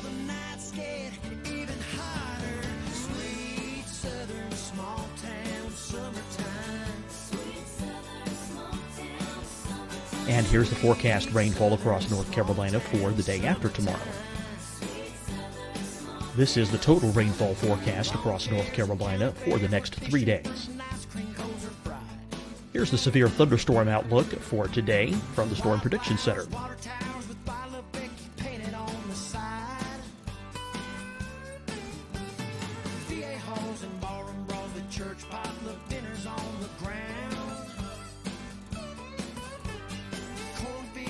Here are the forecast high temperatures for today for South Carolina. Here are the low temperatures for today for South Carolina.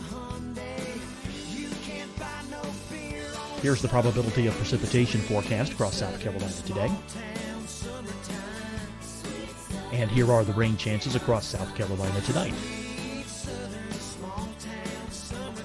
Here are tomorrow's forecast highs across South Carolina. Here are the forecast low temperatures for tomorrow for South Carolina. And here is the probability of precipitation across South Carolina tomorrow. Here's the precipitation chances across South Carolina tomorrow night. Here are the forecast highs for the day after tomorrow in South Carolina. Here are the forecast low temperatures across South Carolina for the day after tomorrow. And here are the rain chances across South Carolina for the day after tomorrow. And South Carolina's probability of precipitation for that night. Here's the Storm Prediction Center's severe thunderstorm outlook across South Carolina for today through tonight. Here's the Storm Prediction Center's severe thunderstorm outlook across South Carolina for tomorrow and tomorrow night. And here's the Storm Prediction Center's severe thunderstorm outlook across South Carolina for the day after tomorrow through that night. Here's the severe thunderstorm outlook for today from the Storm Prediction Center.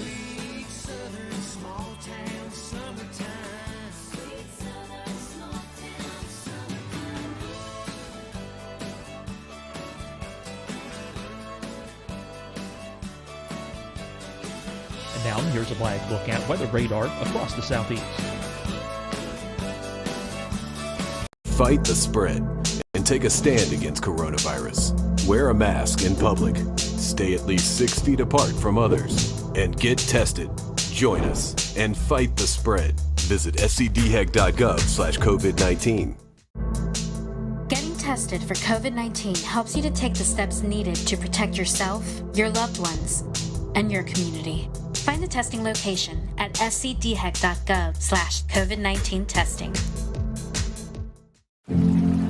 Deciding when to wear a mask isn't about who you know or how well you know them. Just ask yourself, will I be with anyone I don't live with? If the answer is yes, get behind the mask. Help slow the spread of COVID-19. Get behind the mask. Learn more at covid19.ncdhhs.gov. Hi, everyone. I'm Dr. Mandy Cohen, Secretary of the North Carolina Department of Health and Human Services. And when you follow the 3 W's, you protect your family and your neighbors from COVID-19. When you leave your home, practice your W's. Wear a cloth face covering, wait 6 feet apart, wash your hands often. Wear, wait, wash. We're in this together. Stay strong, North Carolina. You'll see your Carolina weather forecast at 25 and 55 past. And now back to the best of the Carolina Weather Group on the all-new Carolina Weather Net. This year.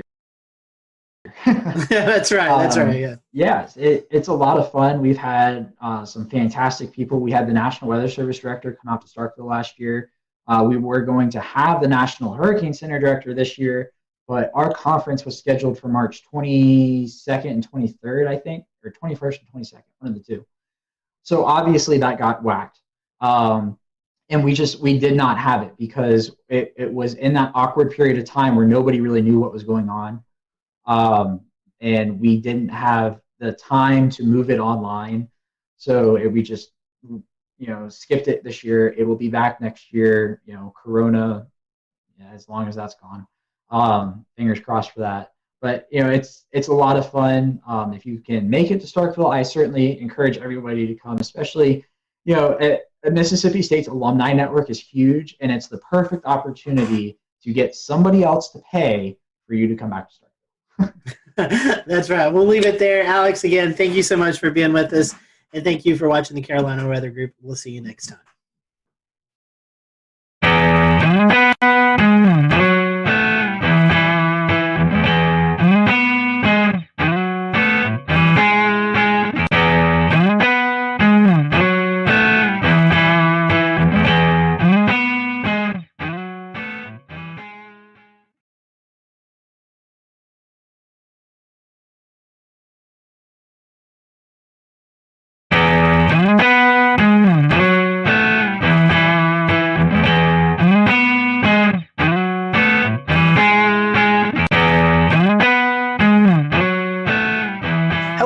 Welcome to the Carolina Weather Group, show number 304. We all hope you've had a great start to the new year. Tonight we have on with us Aubrey Urbanowitz. She is the chief meteorologist at WHSV in Harrisonburg, Virginia. And so you may know Aubrey if you listen to a lot of weather podcasts. Aubrey is a panelist on the Weather Brains, and we're going to definitely dig into that.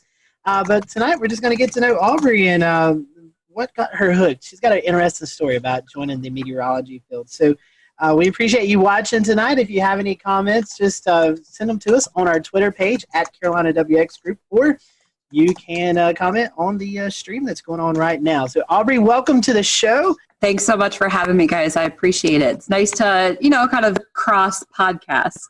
That's right.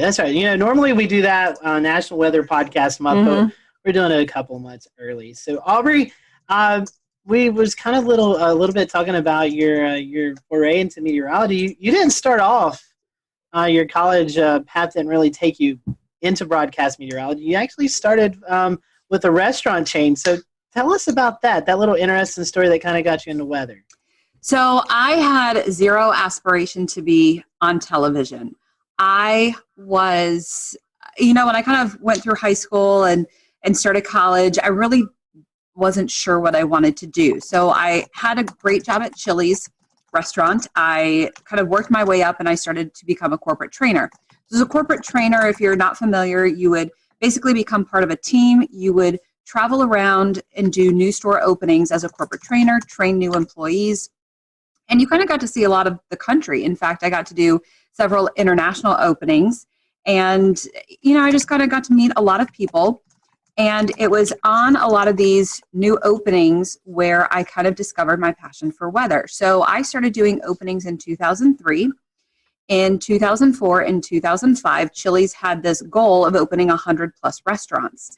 And if you think back meteorologically, in 2004, 2005, what happened? Hurricane season. 2004, that's when Florida was almost wiped off the map by all 4 hurricanes. I was in 2 of those, 2 of the 4. Hurricane Katrina was kind of a turning point for me, really.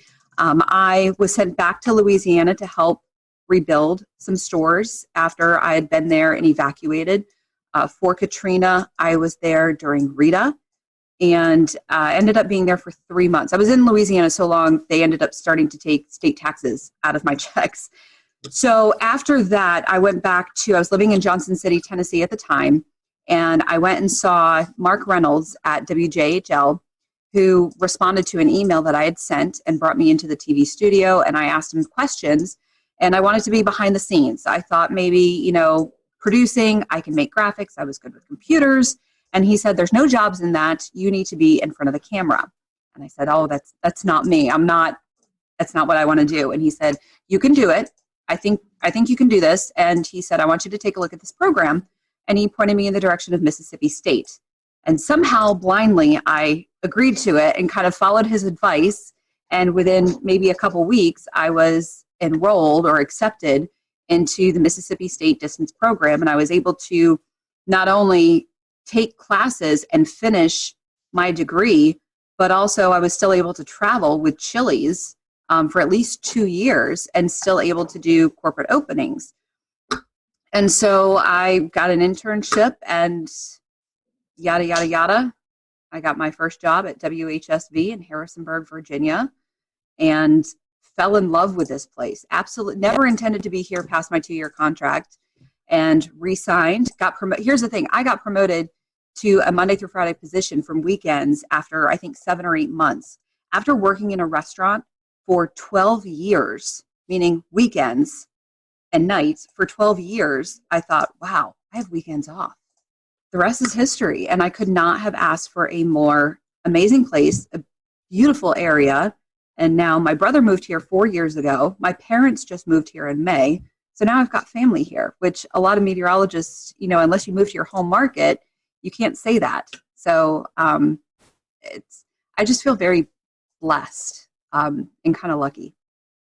Now, Aubrey, you mentioned that you had no interest in going on TV. So none. One industry into a completely different industry. Where did you gain your experience on how to get yourself ready to go on camera and do live weather forecasting? Is that something you learned along the way? I know there's probably some folks out there that will be watching that might be interested in seeing how you transitioned into that to get your confidence level up to be able to forecast on camera. So it was all the leadership in Chili's. It was the training role that I had. Working for Chili's for so long, I knew every item. I was quality control. I knew exactly what little details went on every single menu item. I could recite that menu backwards and forwards. I could teach. And so when I started training and teaching these menu items the Chili's way and how to serve and how to bartend, I was confident in that because I knew that material. So when I learned how to present and train, I was confident in that material. So when I finally was able to teach that, that's what gave me the confidence as I became a leader in that material. And so it was actually kind of that transition that I learned to be able to present myself on camera. Once I was comfortable and kind of was able to, I guess, get used to the fact that I was on camera, learn some breathing exercises and not think about the fact that I was on camera, it just kind of transitioned because I just envisioned myself talking to people like I'm talking to a group, like I'm training people, giving them the information that I know, like I'm teaching them the menu items, I'm teaching them the forecast. And so it was kind of that. You think it's two completely different worlds, but it's actually kind of very similar. So that's how I transitioned, because I had absolutely no desire to be on camera. I was never a theater major. I was never a singer. I was never a performer. I was a dancer, but that was when I was a kid. So, I never ever would have imagined I would have been on television, and now I can't see myself doing anything else. I love that history. I love how you put yourself on the fast track through that whole process. I can see. So going through the program, getting your meteorology degree, getting a job, it's something you became passionate about very quickly. So I'm assuming you probably have some favorite areas of study, maybe some research or favorite topics of meteorology. Would you like to share some of those with us? Yeah, so I've really developed a love for weather history. And I think a lot of that has stemmed from me learning this area and really kind of diving into Shenandoah Valley weather history. I'm not in a severe weather market. We get kind of a mix of every kind of weather. We do get 4 seasons. We don't get super big storms often. When we do, we can get big storms. It's just not maybe as frequent as some other markets.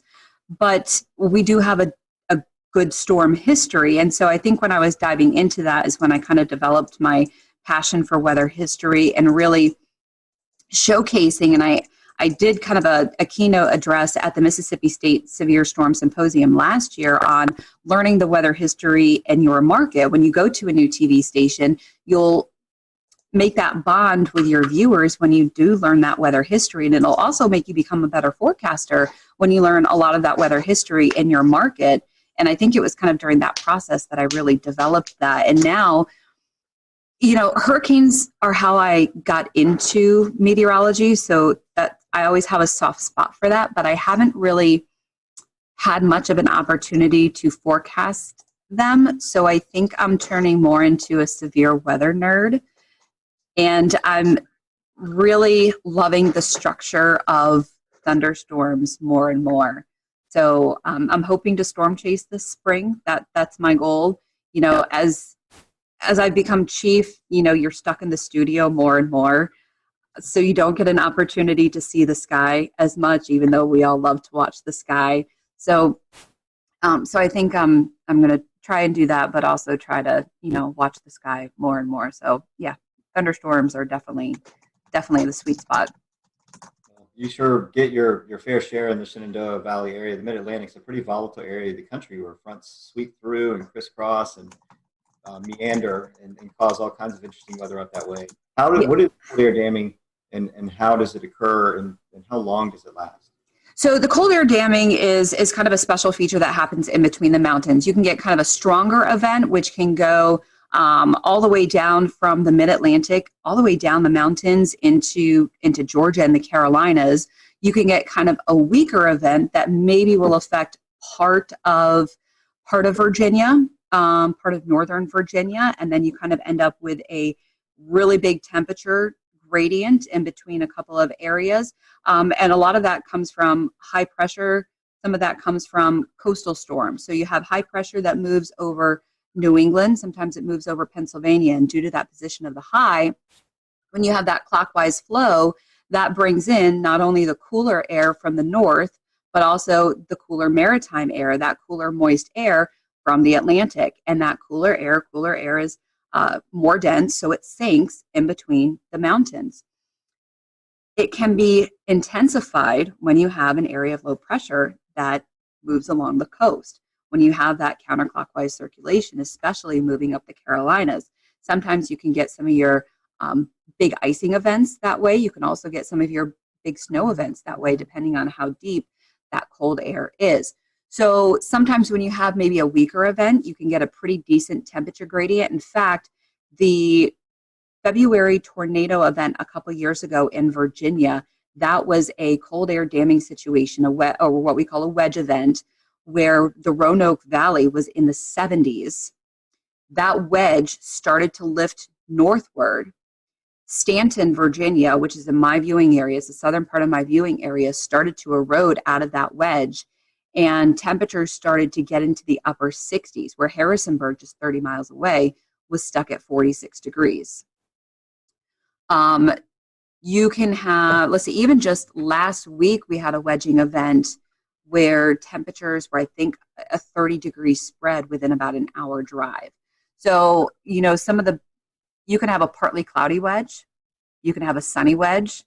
Most times you have low clouds, stratiform clouds, a lot of drizzle.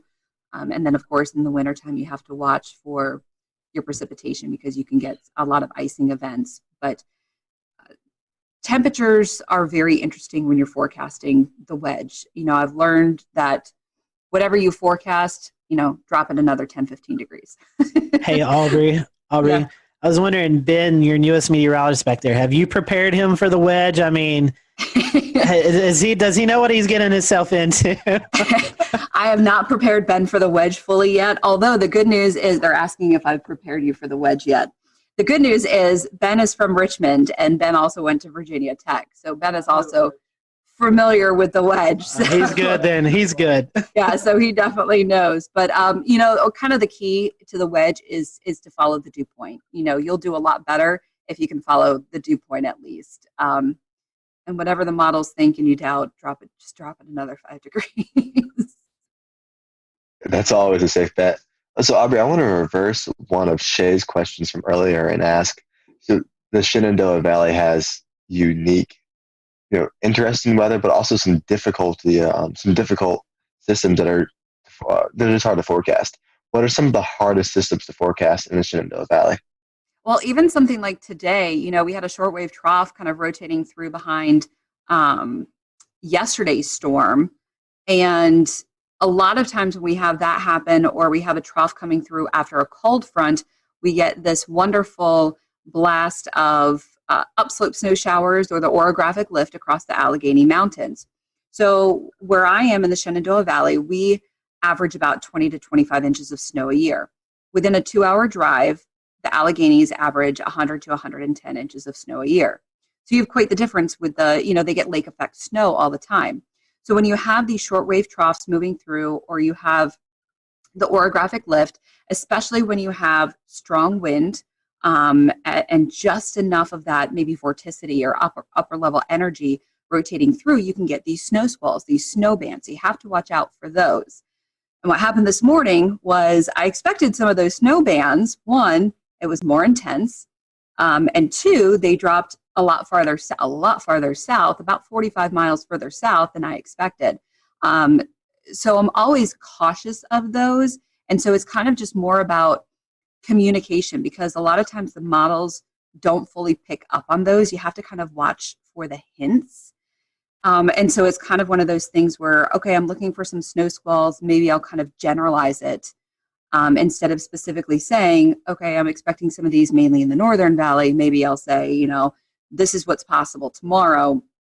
This is what snow squalls are capable of. And, you know, if you get in a snow squall, it can drop a dusting to an inch in some areas. But if you don't get one, you're going to have sunshine. So I think the snow squalls are definitely a little bit challenging. The other thing is precipitation, because a lot of surface fronts don't give us anything. You know, if there's not that upper level oomph, if we don't get, shortwave energy, if we don't get a jet streak, if we don't get any sort of vorticity or any sort of upper level support, the front just fizzles and we just don't get any precipitation. So because of downsloping can really kill a lot of our precipitation. So that's always challenging unless you have a derecho coming through like in 2012. So that's always a challenge, is precipitation. The one great thing here is that we're usually we are not as humid as east of the Blue Ridge. The Blue Ridge Mountains are not that tall, but what they do is they block a lot of that Atlantic moisture. So we don't get as severe storms. If you ever watch the radar in the summertime, we'll get some storms, but watch them light up like a Christmas tree as they move east of the Blue Ridge. If you watch the heat advisories come out in the summertime, 99% of the time, they're all east of the Blue Ridge because of that humidity. You know, we get a dew point of 66. That is a bad day here. So that's always kind of interesting. Well, that's interesting because I'm from Asheville originally, so a lot of the things that you're mentioning right now are exactly what we deal with. The downsloping, making Asheville the driest place in North Carolina, as well as we call it our northwest flow snow showers and the snow squalls. So that's interesting how it connects to Virginia weather and North Carolina weather. They're so similar characteristics. Aubrey, we were talking earlier about you being on the panelist of Weather Brains. How did you get incorporated with James Spann and the crew down there? So what's really funny is apparently one of my viewers is a listener of Weather Brains, and several years ago he wrote in, somehow heard my story and said, hey, this girl has an interesting story of how she got into weather. You guys might want to talk to her. So Bill emailed me, and I was so intimidated. I was like, oh my God, I don't have anything to offer. You guys are amazing. Like, what? I don't have anything. So he had to kind of convince me to go on. And so I went on, and James was a little bit impressed of how I actually, I guess, spoke. And I guess a few weeks after that, Kevin had a little bit of a tizzy and kind of quit the show temporarily, which he's done in the past. Imagine that. The accelerant.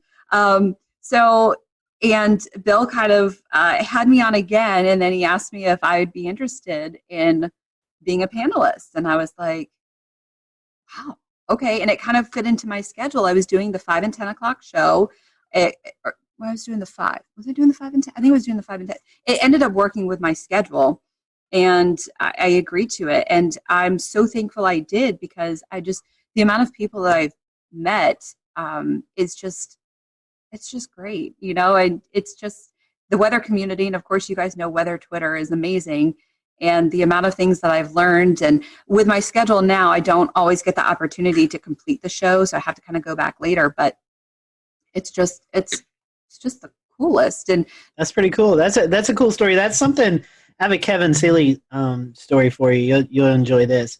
This was back in the Google Hangout days. Google Hangout has since went away, but we always copy and paste in an email, send it to our guests, say, hey, here's the link to join in.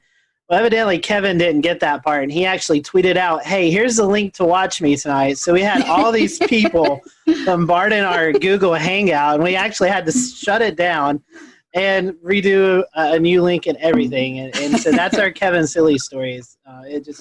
We were talking, and all of a sudden these people just started popping in. We're like, who's that? And it was hilarious. But I think we can all echo it's pretty cool doing a weather podcast, and you get to meet so many people in the weather industry that you follow on Twitter, and you may have a brief conversation on Twitter, but you actually get to sit down and have a conversation with them. And we get to geek out over these people too, and normal people don't get it. And it's just the weather enterprise is just so amazing, and you're geeking out over these rock stars, and we get to geek out too. So yeah, you mentioned earlier that you get to meet a lot of people, and even here in the Carolina Weather Group, everyone has their own sort of opinions about, hey, my favorite guests.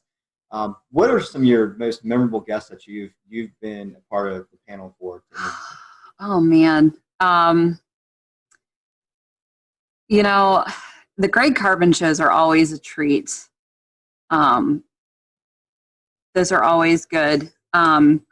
Mike Bettis came on and talked to us about his chase situation that happened in was that 2013? Yeah, I think it was either 13 or 14. Yeah. Yeah. When they rolled over. Yeah, it was El Reno. And that was a pretty powerful show. That was, hearing his story. That was always a powerful one. Let's see. You don't have to go into details. You don't say anything. Were you on show 404? Yes. That was interesting. That was an interesting. And you know what? I don't know that I even spoke during that show. But I do have the shirt from Helicity Weather that's plus minus F3. And I think I'm the only one that actually has that, because I just think it's hilarious. We internally we'll just joke around. We'll just show at 404, and we automatically know. That's just that was an interesting show for sure. We have a couple more minutes with Aubrey. I know she has to get ready for the news tonight. Talking about weather brains and shows and guests you had. A lot of us have mentors in the weather world. Do you have any weather mentors? I would assume maybe James Spann might be one. I mean, any others that my biggest mentor is Mark Reynolds. I would not be where I am without him. Not only did he kind of blow my mind, he answered my email. I mean, I was just asking to come in and view a studio to see if this was even a field that I might even want to pursue. And he brought me in as someone who is curious, told me after only meeting me for 20 minutes, told me he thought I had the voice for this and I could do this, and talked me into the Mississippi State program. I mean, that's the kind of person he is, and then fought to get me an internship and worked with me, and then still let me come in the studio when I needed to practice on the green wall, on the chroma key. I would not be where I am without Mark Reynolds, and I still keep in touch with him. And he's given me advice over the years, and I absolutely would not be where I am without him. I wish I had a lot of other weather mentors. I've had to do a lot of learning on my own, which is not ideal. But someone who's determined, who really wants to succeed at this industry, sometimes you do what you have to do. So, but I would not be where I am without Mark Reynolds from WJHL, and he's amazing. And I know a lot of. We'll return to Best of the Carolina Weather Group in a moment. Now your Carolina weather forecast. Here are today's forecast high temperatures for North Carolina.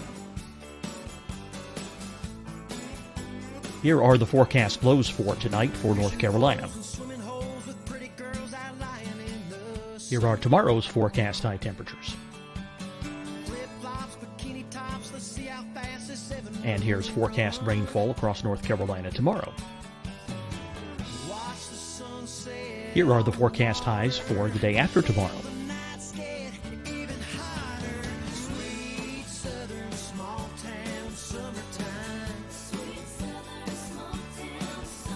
And here's the forecast rainfall across North Carolina for the day after tomorrow.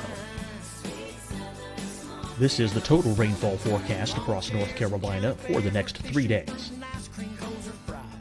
Here's the severe thunderstorm outlook for today from the Storm Prediction Center.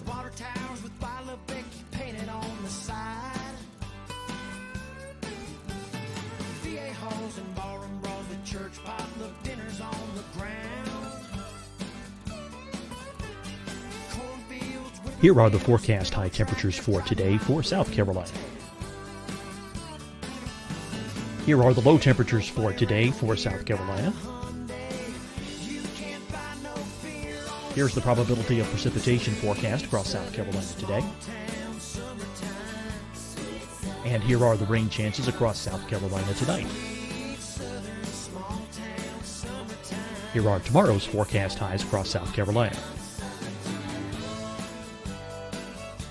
Here are the forecast low temperatures for tomorrow for South Carolina. And here is the probability of precipitation across South Carolina tomorrow. Here's the precipitation chances across South Carolina tomorrow night. Here are the forecast highs for the day after tomorrow in South Carolina. Here are the forecast low temperatures across South Carolina for the day after tomorrow.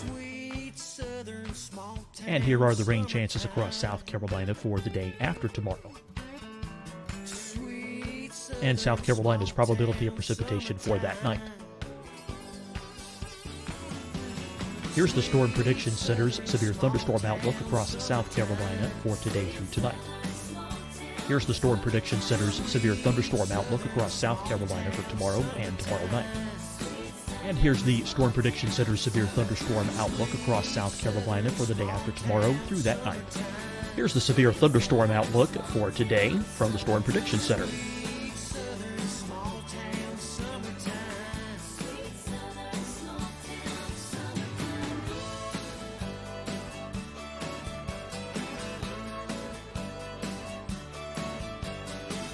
Now, here's a live look at weather radar across the southeast. Fight the spread and take a stand against coronavirus. Wear a mask in public. Stay at least 6 feet apart from others. And get tested. Join us and fight the spread. Visit scdhec.gov/COVID-19. Getting tested for COVID-19 helps you to take the steps needed to protect yourself, your loved ones, and your community. Find the testing location at scdhec.gov/COVID-19 testing. Deciding when to wear a mask isn't about who you know or how well you know them. Just ask yourself, will I be with anyone I don't live with? If the answer is yes, get behind the mask. Help slow the spread of COVID-19. Get behind the mask. Learn more at covid19.ncdhhs.gov. Hi, everyone. I'm Dr. Mandy Cohen, Secretary of the North Carolina Department of Health and Human Services. And when you follow the 3 W's, you protect your family and your neighbors from COVID-19. When you leave your home, practice your W's. Wear a cloth face covering, wait 6 feet apart, wash your hands often. Wear, wait, wash. We're in this together. Stay strong, North Carolina. You'll see your Carolina weather forecast at 25 and 55 past. And now back to the best of the Carolina Weather Group on the all-new Carolina Weather Net.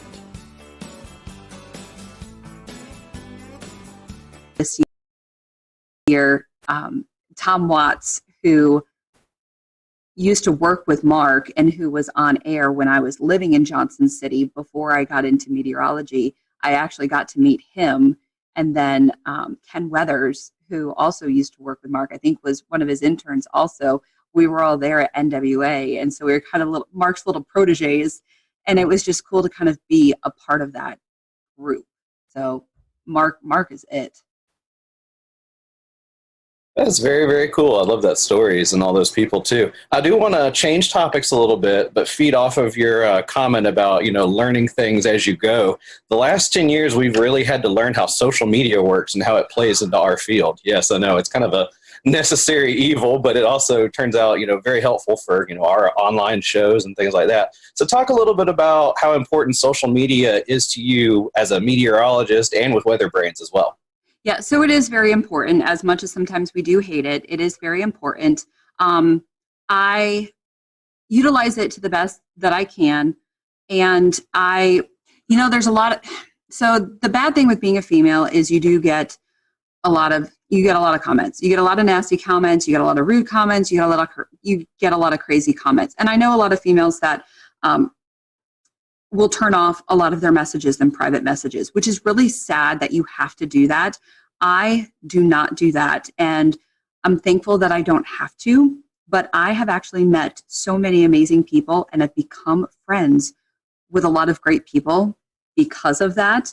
And I've become friends with some great viewers because of private messaging and things like that. And I'm very thankful for that. So it's really sad that some other female counterparts don't have that opportunity. Maybe just because I'm in a smaller market, I kind of have a little bit of that opportunity, and I've maybe been a little trusting with some people, but I have been lucky enough to make some of those really great relationships with people. So building those relationships with your viewers are obviously very, very important, especially with, when you're getting that information with storm reports, snow reports, rainfall reports, storm chasers, those photos, or just relying on, even just everyday photos when it's quiet outside, just to sometimes fill your time, relying on a photographer. So those are always great, relying on information and having that communication back and forth. But social media, it's the future. It's where we are. But you can do a lot with social media. You can get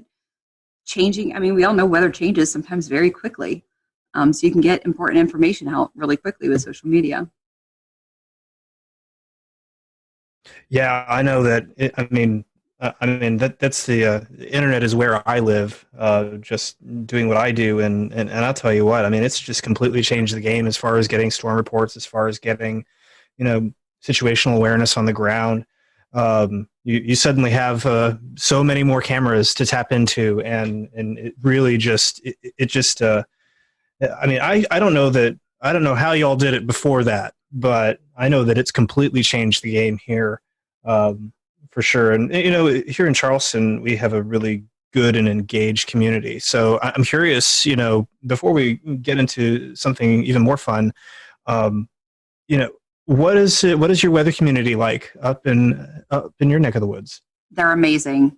I would not be here still on TV where I am without this community. And I constantly say that this community is why I stay here. This is why not only I stay here, but why I've brought my family here, because this community is still amazing.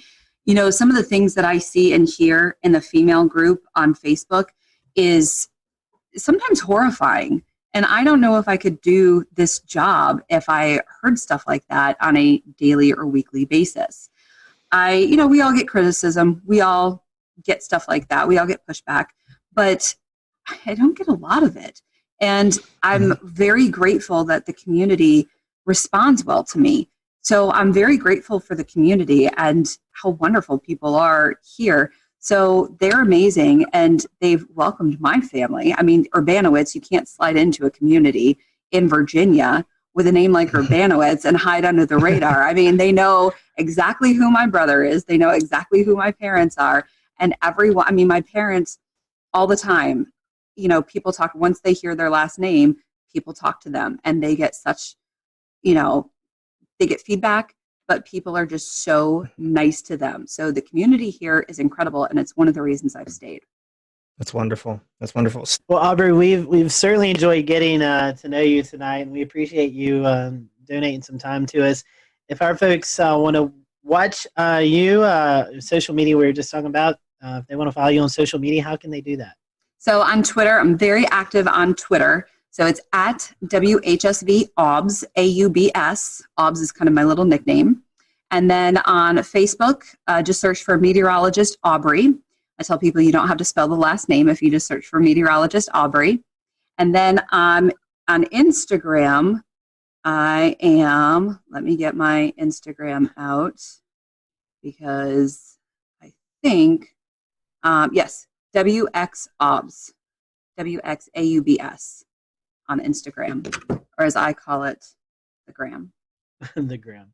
Yeah, Evan runs our gram. That's his title. So yeah, I should be better at it. It's a lot of pictures of my dog. Well, Aubrey, thank you so much, and we hope that, I know you guys haven't had a lot of winter either, so we hope you get some winter up your way sometimes in the coming weeks. But we appreciate you spending some time with us, and tell everybody at the Weather Brains, that we said hello, and we look forward to hopefully working with you guys during the National Weather Podcast Month later on this year. Of course. Thanks for having me on, guys. Appreciate it. Always good to see you. Thanks, Aubrey. And thank you guys for watching the Carolina Weather Group. As always, you can follow us at Carolina WX on Twitter or Carolina Weather Group on Facebook. If you have any suggestions or guests that you'd like for us, just reach out to us. We'd love to see those suggestions and work our best to get those guests or topics on the show. Until next week, we hope you have a great week, and we'll see you later here on the Carolina Weather Group.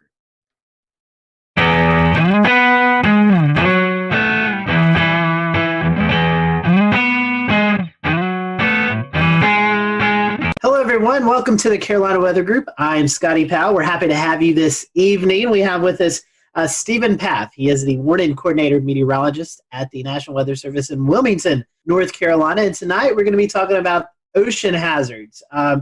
The Coastal Weather Service offices issue several advisories and hazards and programs like that other weather offices don't. So when you find yourself on vacation or visiting the beach or something like that, you may hear something that's not familiar with you. So tonight, we're going to kind of dive into that and kind of go through all of these unique and different advisories and program and hazard programs that we see along the coast. And Stephen, working in the Wilmington office, is the perfect person to go to that. He does a lot of outreach events. So happy to have Stephen on with us tonight. As always, if you are watching and you have any questions, feel free to drop them in the comment section. We'll be monitoring those throughout the show.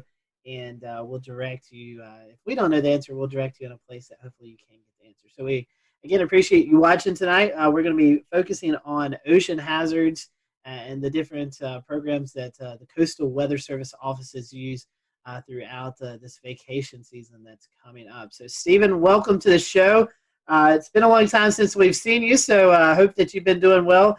First question I want to ask to you before we kind of get into the meat of the interview tonight is, when I say warning coordinating meteorologist, for those who may not be familiar with the Weather Service terms, what is exactly your job there at the National Weather Service in Wilmington? Yeah, great question to start off with. We love these long titles, but good evening, and I appreciate the opportunity to talk with the group, and some of these hazards that we're going to be talking about, mean a lot to me, and you never know with the information that we share who we can impact with our lives. We might be able to save someone's life based on the information we share tonight. So thanks, but thanks for having me. But warning coordination meteorologist, I am like the public liaison.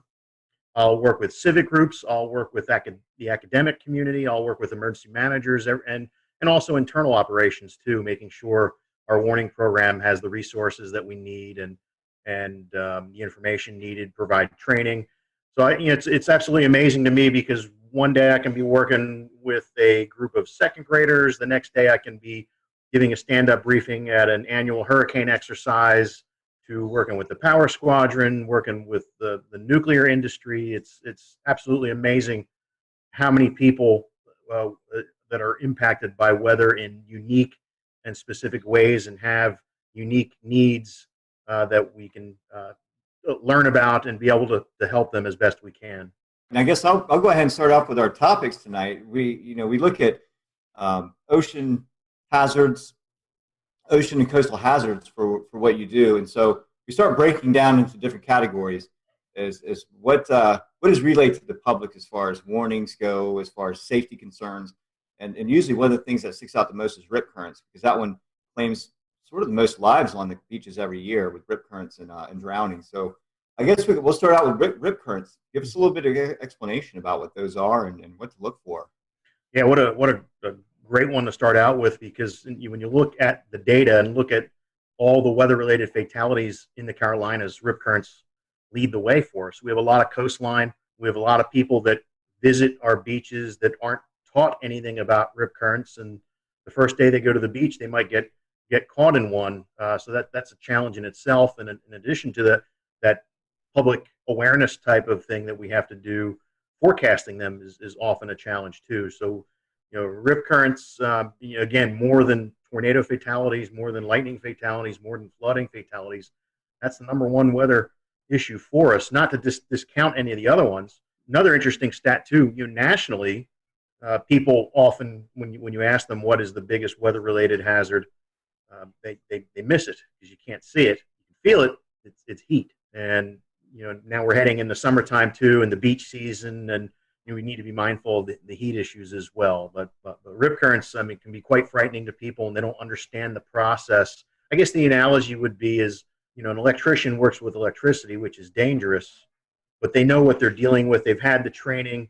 They know what to do and what pitfalls to look out for. Someone coming to the beach, like a lifeguard, knows where to find the rips, knows how to use the rips and how to keep people away from them. But the average person has no clue. And some of the statistics that we have are quite frightening.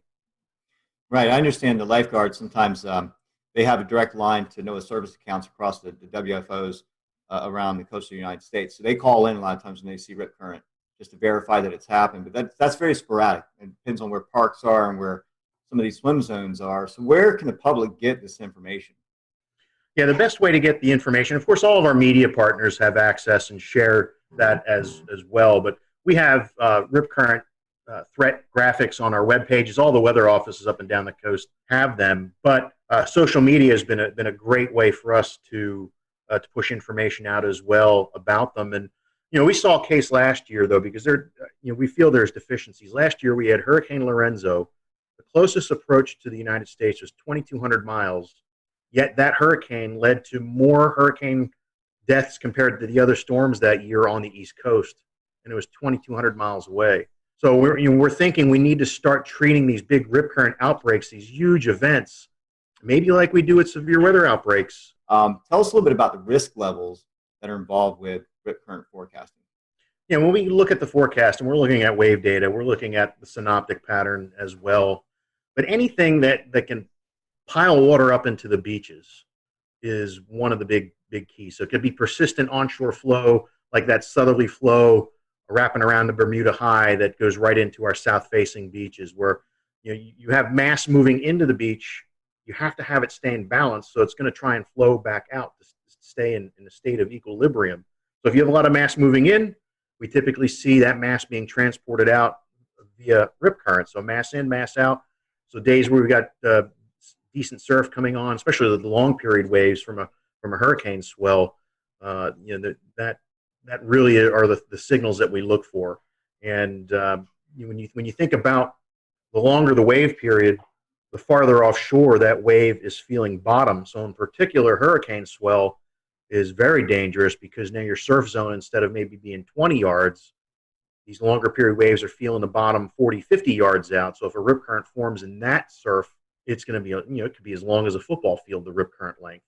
So there's a lot of things that we have to consider when we deal with these events. What about the stats? What do the stats tell us on, like, say, demographically? Where might these occur more around and again, the United States?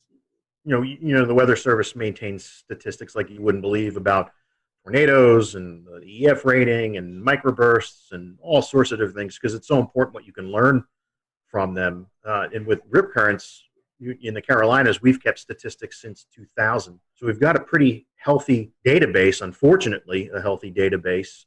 And we've had, since that time, 143 people drowned from rip currents in the Carolinas. And when we start breaking the data down a little bit more, what's really interesting is that 25% of the drownings are people that are bystander trying to be the good Samaritan. They see someone in trouble with a rip current, have no training whatsoever, go rushing in, and they end up drowning in that. So, a lot of times, a classic call to action information that we've given has been about the person in the rip current, and we need to do a better job of messaging that risk to someone who's on the beach watching someone in a rip current. The other interesting statistics that we see are the demographics that are hardest hit are males between 31 and 50 years old. And, I'm in that demographic now, and mentally I might think I'm a little more physically capable than I am, but the reality is that I'm not. And 31 to 50-year-old males have kids, some have grandkids, so there's a better chance they're going to be at the beach with a kid who gets into trouble and has to go and make a rescue too. If females, it's a little bit younger. It's 31 to 40 is the biggest group there. And if I break down the males, it's really 41 to 50, but that big group there. But males are 5 times more likely to drown based on our statistics. And when you look at where people are coming from, about 84% of the drownings are people from inland areas. That's exactly right. A lot of folks come here, they have no idea that there's several factors in play. In fact, another topic to bring up is longshore currents. We know that we have tidal swings here in the Carolinas up to 6 feet for South Carolina, even 8 feet down into Jekyll Island, Georgia. So that's about the highest tidal swing on the southeast coast. But it makes for some pretty nasty currents along the beaches, along with waves and the potential for the riptides. We talk about currents, right, and how strong these currents are. Yeah. And how does that factor into what your forecast goes? That's a great point too, because every year it seems, especially when there's more of a lunar influence, the higher high tides, lower low tides, a lot of our inlets, you can walk across them during low tide during these more of these lunar astronomical ranges. So you got people walk across to an island and they're having a great time, not paying attention. The tide's coming in, it's going to come in quick in that type of situation, and then they can't swim back, or even if they can swim, they get caught up in that tidal current and become a victim that way. I've been at the Wilmington office 20 years, and I'd say there's been at least 20 of them easily 20 of them where it's a function of the tidal current in inlets where water is being forced through narrow areas and catching people off guard. Couple more topics for me, and I'll pass it on to Dan. And we talk about some of the other factors on beaches, like sneaker waves or even meteor tsunamis from release of energy from storms that would cause some tidal event, right? So start with sneaker waves. That's usually like more northwestern United States specific to the Oregon or Puget Sound area. We do get them. We have records of them, and even video of some sneaker waves. I think when Hurricane Irene, with the off Daytona Beach with the pier getting swamped. The phasing of different wave energy or the spectral distribution of waves, and when they have constructive interference, if you can get a couple of them where they phase up just right, you might get an anomalously higher wave, the 1 in 1,000 wave, based on wave distribution versus what your average wave that's out there. And if the timing of these sneaker waves is just right, you might, if it happens on 4th of July versus December, the impacts are, it doesn't matter. It's like the F5 tornado going through open field versus an F0 going through a city. You have different results, even though it's the same impact but different magnitude. But we've had fatalities from sneaker waves. In Myrtle, I think it was Myrtle Beach several years ago. Guy caught off guard. Wave knocked him down and actually gave him a spinal injury as he was hit by that. It was just very powerful, sudden wave. But yes, I mean they're mainly West Coast. I mean, you think about the West Coast, just the distribution of waves is phenomenal compared to what we see in the Atlantic Ocean. There's so many different wave swell systems that are out there, and you have a better chance for having that interference come into play. And you hear stories people fishing out like on a ledge on the West Coast on a rocky shoreline, and you look over at them again a little bit later, and they're swept away and they're never found again. So it certainly is more of an issue there. The meteor tsunamis, we've had record of them, especially mid-Atlantic. Northward, you hear of some.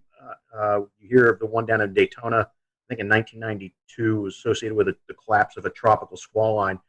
But I guess the best analogy I can say with the meteor tsunamis is if you're ever in the pool and you have a raft, you have it out in front of you, and you're pushing up and down on that raft, and how long does it take before you start feeling wave energy throughout the pool? It's no different. These meteor tsunamis, it can be significant atmospheric changes or large scale area macro burst type of thing, and all that air pushing right down on top of that wave, and then as it releases and you start getting a longer period wave. Usually they result in not much in the way of wave run up or inundation. Usually get rough currents. There was I think at Barnegat Inlet, New Jersey, a few years ago, when the big derecho moved off the coast from like Midwest to the Jersey Shore in Delmarva, there was someone snorkeling in Barnegat Inlet, and on the backside of that derecho that went through, there was a meteor tsunami that caused everything to become real turbid and very rough currents. So that's I don't usually lose sleep over the meteor tsunamis. I lose sleep over the submarine landslide tsunamis that could be lurking right on. I mean, there's a history of them off our coast. But either way, that type of wave is the predictability is we have a long ways to go before we can do that. It's hard enough getting the significant waves right 5 days out, let alone try and forecast a meteor tsunami. Can you tell us a little bit about gale warnings and kind of what goes into those and how those are used? And we have weather systems that result in 34 knots to 47 knots of sustained winds, nor'easter or winter storm, maybe a strong gradient between two systems, non-tropical. Then that would be the warning that we issue for that. There's no sea requirement with that. Like small craft advisory is at least 6 foot seas in the Carolinas is the minimum threshold for seas. So that could be a swell that's from a distant storm that generates those waves. But more than likely, we're issuing a small craft advisory because we're seeing winds around 25 to 34 knots. And that's about the level it really starts making navigation dangerous. A 6 foot swell wave in the open ocean versus a 6 foot 4 second wave, a locally generated wind wave, big difference. You can have boats roll over with the higher frequency waves. They're very steep. We call them steep waves. Now that 6 foot swell coming in could be a hazard, especially as it starts shoaling. So around inlet entrances, so picture a boater trying to get out the inlet or come back in through the inlet. If you have those big swells coming in, they're feeling bottom, especially with a falling tide. Now you've got waves going counter to the current, they can be extremely steep, almost look like cliffs before they spill or plunge over. So we do have these deep water hazards as they migrate to the coast, can create certain issues for us. That's really interesting. And so our small craft advisories, are they changing to warnings? Can you tell us a little bit about the changings that are happening to that? Yeah, there might be some.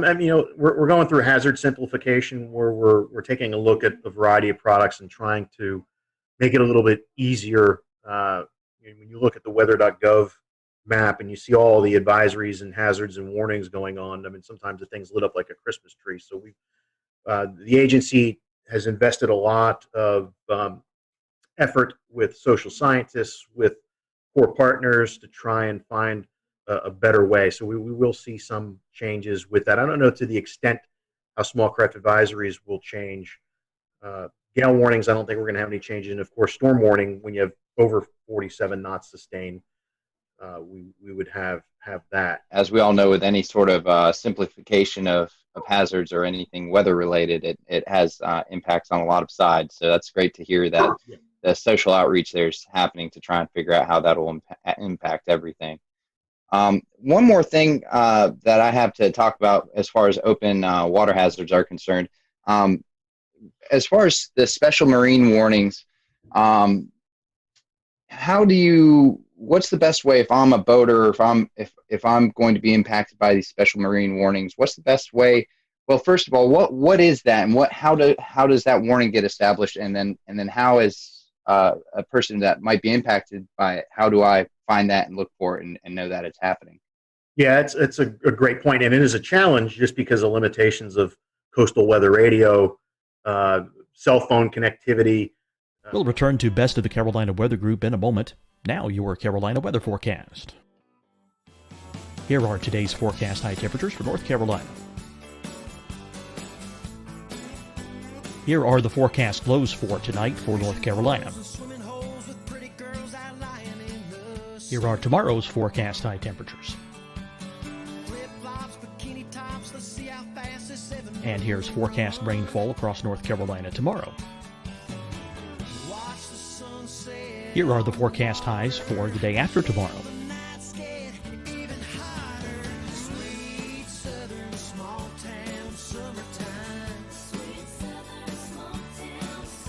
And here's the forecast rainfall across North Carolina for the day after tomorrow. This is the total rainfall forecast across North Carolina for the next 3 days. Here's the severe thunderstorm outlook for today from the Storm Prediction Center.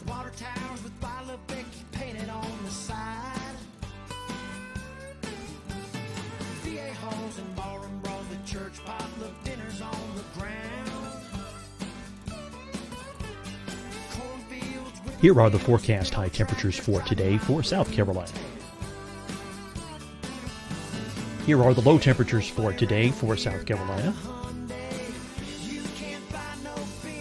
Here's the probability of precipitation forecast across South Carolina today. And here are the rain chances across South Carolina tonight. Here are tomorrow's forecast highs across South Carolina. Here are the forecast low temperatures for tomorrow for South Carolina. And here is the probability of precipitation across South Carolina tomorrow. Here's the precipitation chances across South Carolina tomorrow night.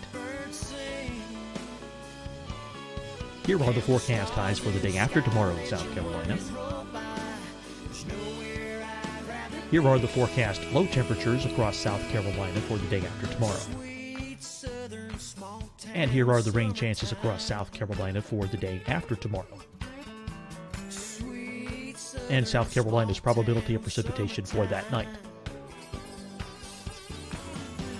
Here's the Storm Prediction Center's severe thunderstorm outlook across South Carolina for today through tonight. Here's the Storm Prediction Center's severe thunderstorm outlook across South Carolina for tomorrow and tomorrow night. And here's the Storm Prediction Center's severe thunderstorm outlook across South Carolina for the day after tomorrow through that night. Here's the severe thunderstorm outlook for today from the Storm Prediction Center.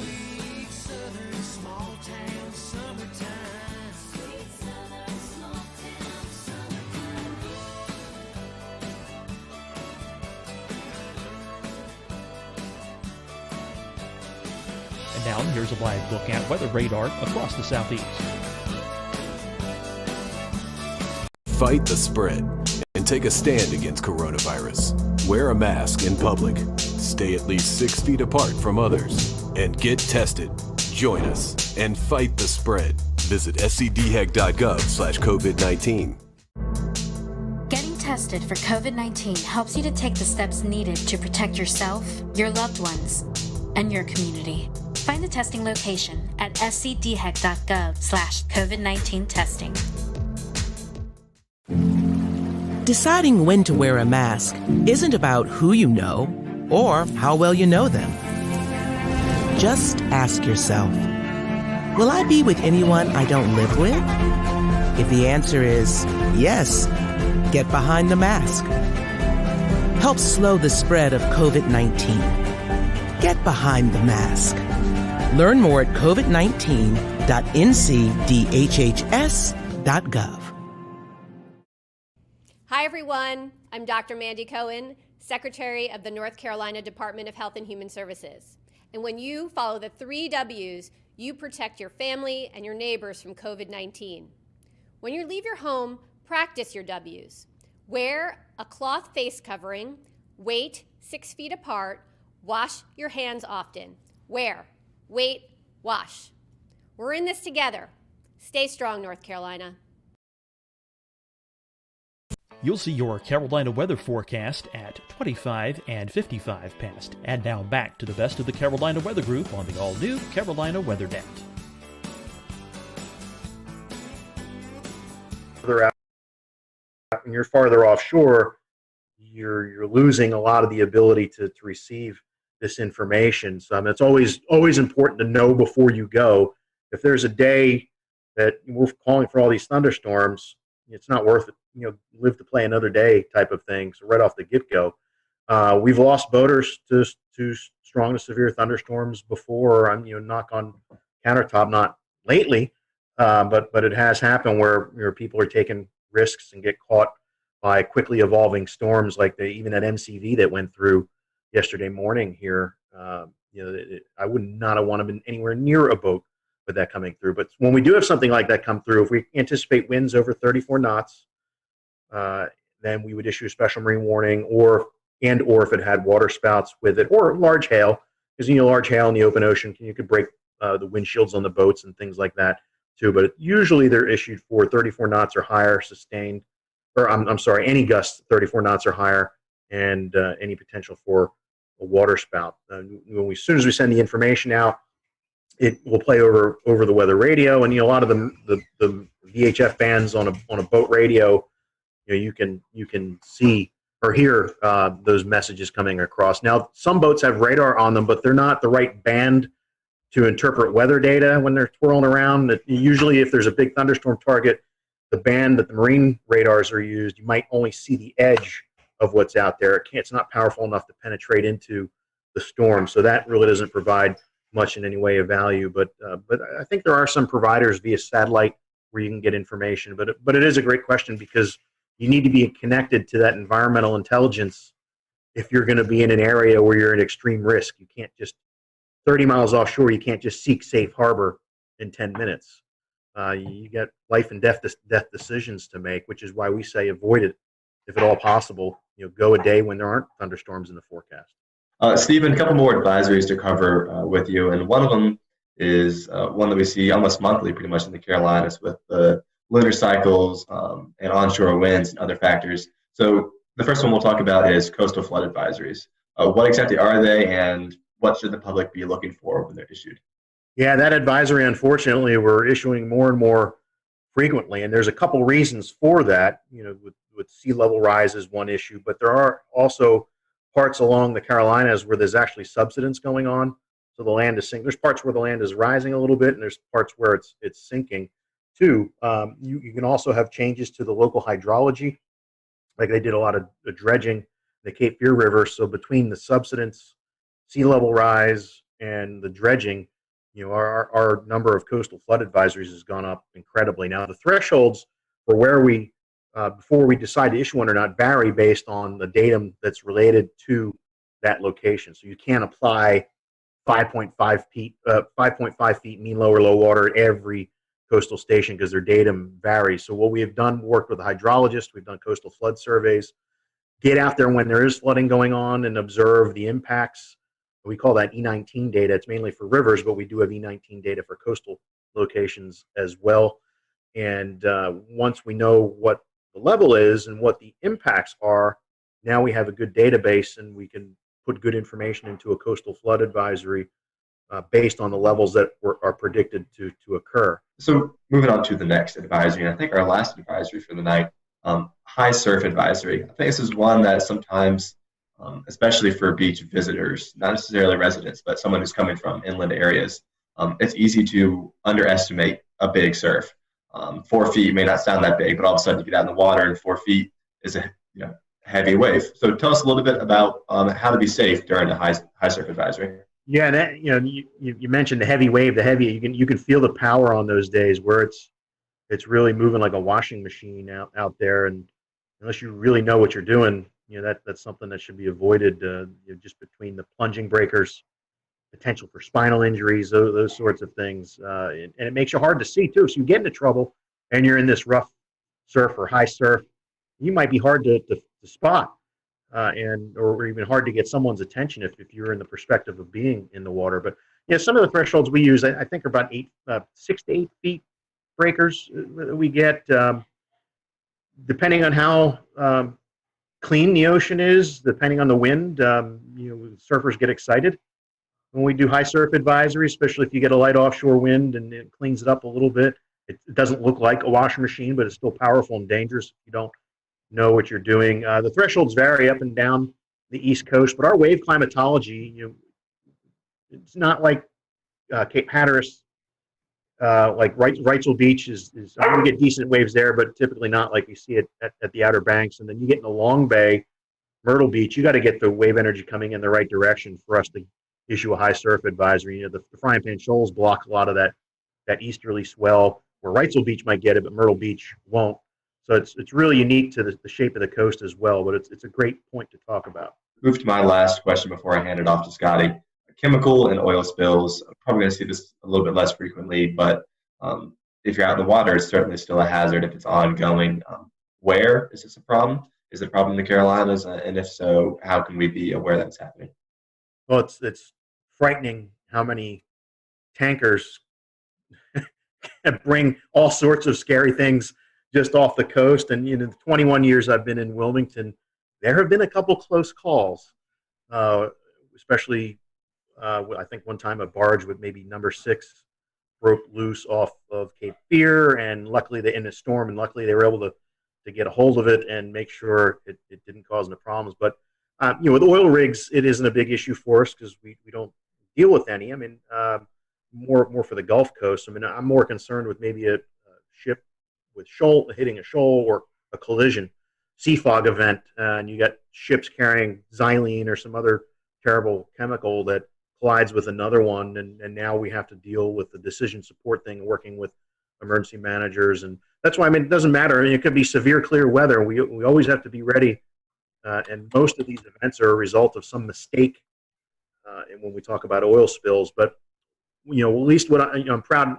Part of NOAA is the National Ocean Service, and they have scientific service coordinators that have responsibility for each part of the coast. So it's important for us to have a good relationship with the coordinators in our area, which we do. So we've exercised with the Coast Guard, going through their incident command training, doing their oil spill exercises, and working with the scientific services coordinator, because it's all about knowing who the players are, not just showing up going, okay, what do I do? How can I help you? These are hazards that have come about from out in the water. What about any of the hazards that have originated from within inland? I think one of the biggest examples we've all seen is after, I believe it was Hurricane Matthew and maybe Florence as well, seeing a lot of stuff being carried out from the rivers and satellite imagery showing it making its way into the water. Was there any sort of response to that as far as keeping people off the beaches for a period of time, or any sort of hazards associated with that might happen again the next time we get a big hurricane? It's a great point too. There's the debris hazards too for boaters. There's the biological type of hazards too. There's a lot of things washing down pollutants that, I think the rule of thumb is, you really don't want to be messing with the water after a hurricane or a huge flood event.